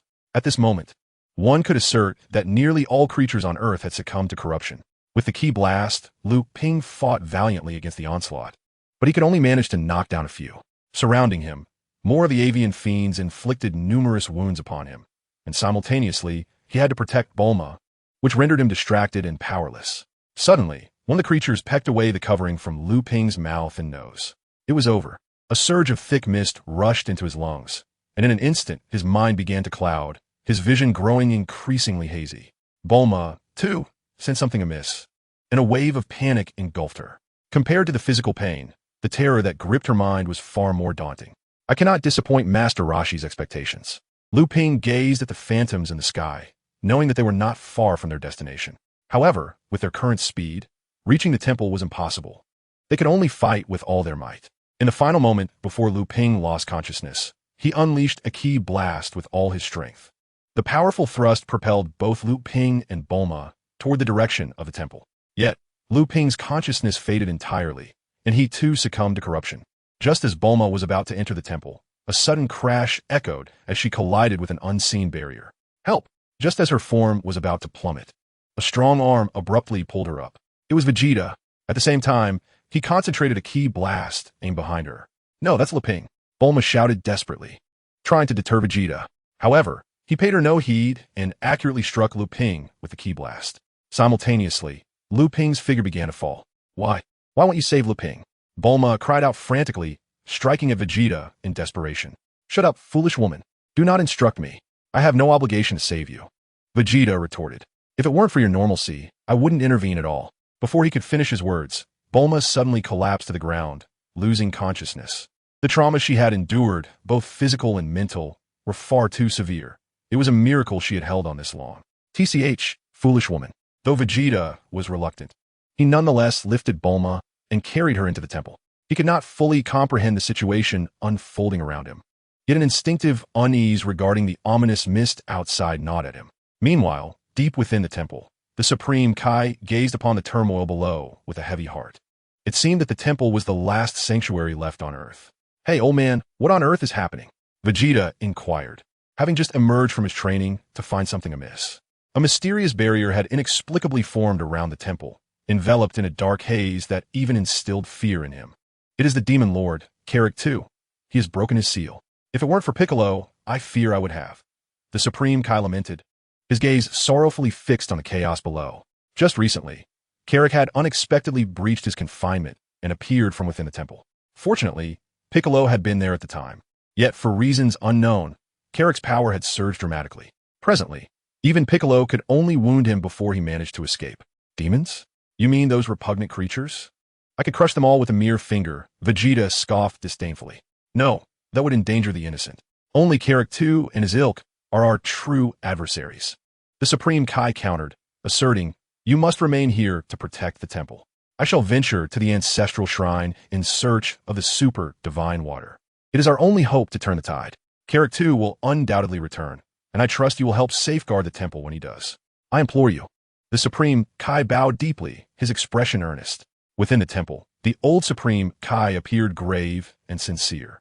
He had long foreseen a calamity befalling Earth. Yet he had not anticipated the emergence of the demon race. If the essence of the Earth's deity demanded pure goodness, then the demon race epitomized pure malevolence. Once, he and Karrick had vied for the position of Supreme Kai, but neither had succeeded in passing the trials. The previous Supreme Kai had discerned a hint of wickedness within their hearts. The role required the utmost sincerity of goodness. To become the Supreme Kai, he had purged his inner malevolence and transformed into the Piccolo of today. Unfortunately, Karrick was not so fortunate. In his struggle to expel his dark thoughts, he succumbed to malevolent temptations. A single thought can elevate one to divinity, yet another can plunge one into darkness. Thus, the demon race on Earth emerged, standing opposed to the divine from the moment of its inception, intent on transforming the entire Earth into their dominion. As the guardian of Earth, he would not remain passive. He united all martial artists within the realm, defeating Karrick I and successfully sealing away his wicked counterpart, Demon King Piccolo. What was once a tranquil existence was abruptly shattered with the unexpected emergence of Karrick II. He arrived accompanied by the spectral essence of his father, inheriting all that belonged to him, and wielding powers that even his progenitor had never possessed. More terrifyingly, he was immortal. At that moment, one felt utterly powerless against Karrick II. Fortunately, it was during this crisis that Sun Wukong, alongside his son, Gohan, united their strengths to once again seal away Karrick II. However, it was unforeseen that Karrick II would later break free from his bindings, descending upon Earth once more, now with a significantly enhanced and fearsome power. Thus, One could only ponder whether the ancient sage had aided in augmenting my strength solely for the purpose of confronting such a dire situation. Vegeta met the gaze of the deity, his fists clenching resolutely. The deity remained silent, merely exhaling a sigh as he gripped his staff. Initially, he had indeed harbored such intentions. Yet in Vegeta, he discerned a stark contrast to Sun Wukong, a relentless desire for strength that would forsake all else, pouring every essence of oneself into the pursuit of cultivation. This pure warrior's heart gradually endeared the deity to willingly enhance his power. "Humph," Vegeta declared, releasing his clenched fist and turning to address the rear, exuding an aura as he spoke. "Regardless of the reasons, I must express my gratitude for your assistance. Thus, I shall consent this time, but in the future, who can say?" Concurrently, Piccolo stood beside Vegeta, unleashing a white aura and stretching his limbs. "Let us consider this a favor owed from Namek. Do not let your hopes run too high, Piccolo." The deity felt a flicker of surprise and emotion, yet he quickly steeled his resolve. "Bobo, accompany me to the sacred realm of the previous deities to seek the super divine water." "As you command, my lord." Meanwhile, in a shadowy corner of Earth, a gathering of peculiar, imposing figures radiating an aura of malice had assembled. "Lord Carrick, the entirety of Earth has succumbed to our demonic dominion, save for the deity's sanctuary," one, adorned with greenish skin and twin wings, respectfully proclaimed. "Excellent," Carrick too replied, a glimmer of excitement flashing across his visage, though the pain from his wounds soon gnawed at him. "Cursed be Piccolo, how could his power have surged so tremendously? I should have been able to capture that old deity upon my initial arrival. Yet Piccolo was there, too, and his might was formidable. Had he not fled swiftly, I might have met my demise." "Lord Carrick, are you unscathed?" inquired one of his companions, concern etched upon his features. "I am fine," he replied curtly. Carrick too resumed his impassive demeanor, gazing at a crimson star among the night sky, a harbinger of the impending arrival of the demon star. Soon, all would succumb to the dominion of the demon race. The demon star, their ancestral home, approaches Earth once every 5,000 years. On that fateful day, it would bestow upon them an inexhaustible source of energy, amplifying their powers 100-fold. It would mark the moment when the demon race once again asserts its rule over Earth. Within the divine temple, the elder god and Bobo had already embarked on a quest to locate the super divine water.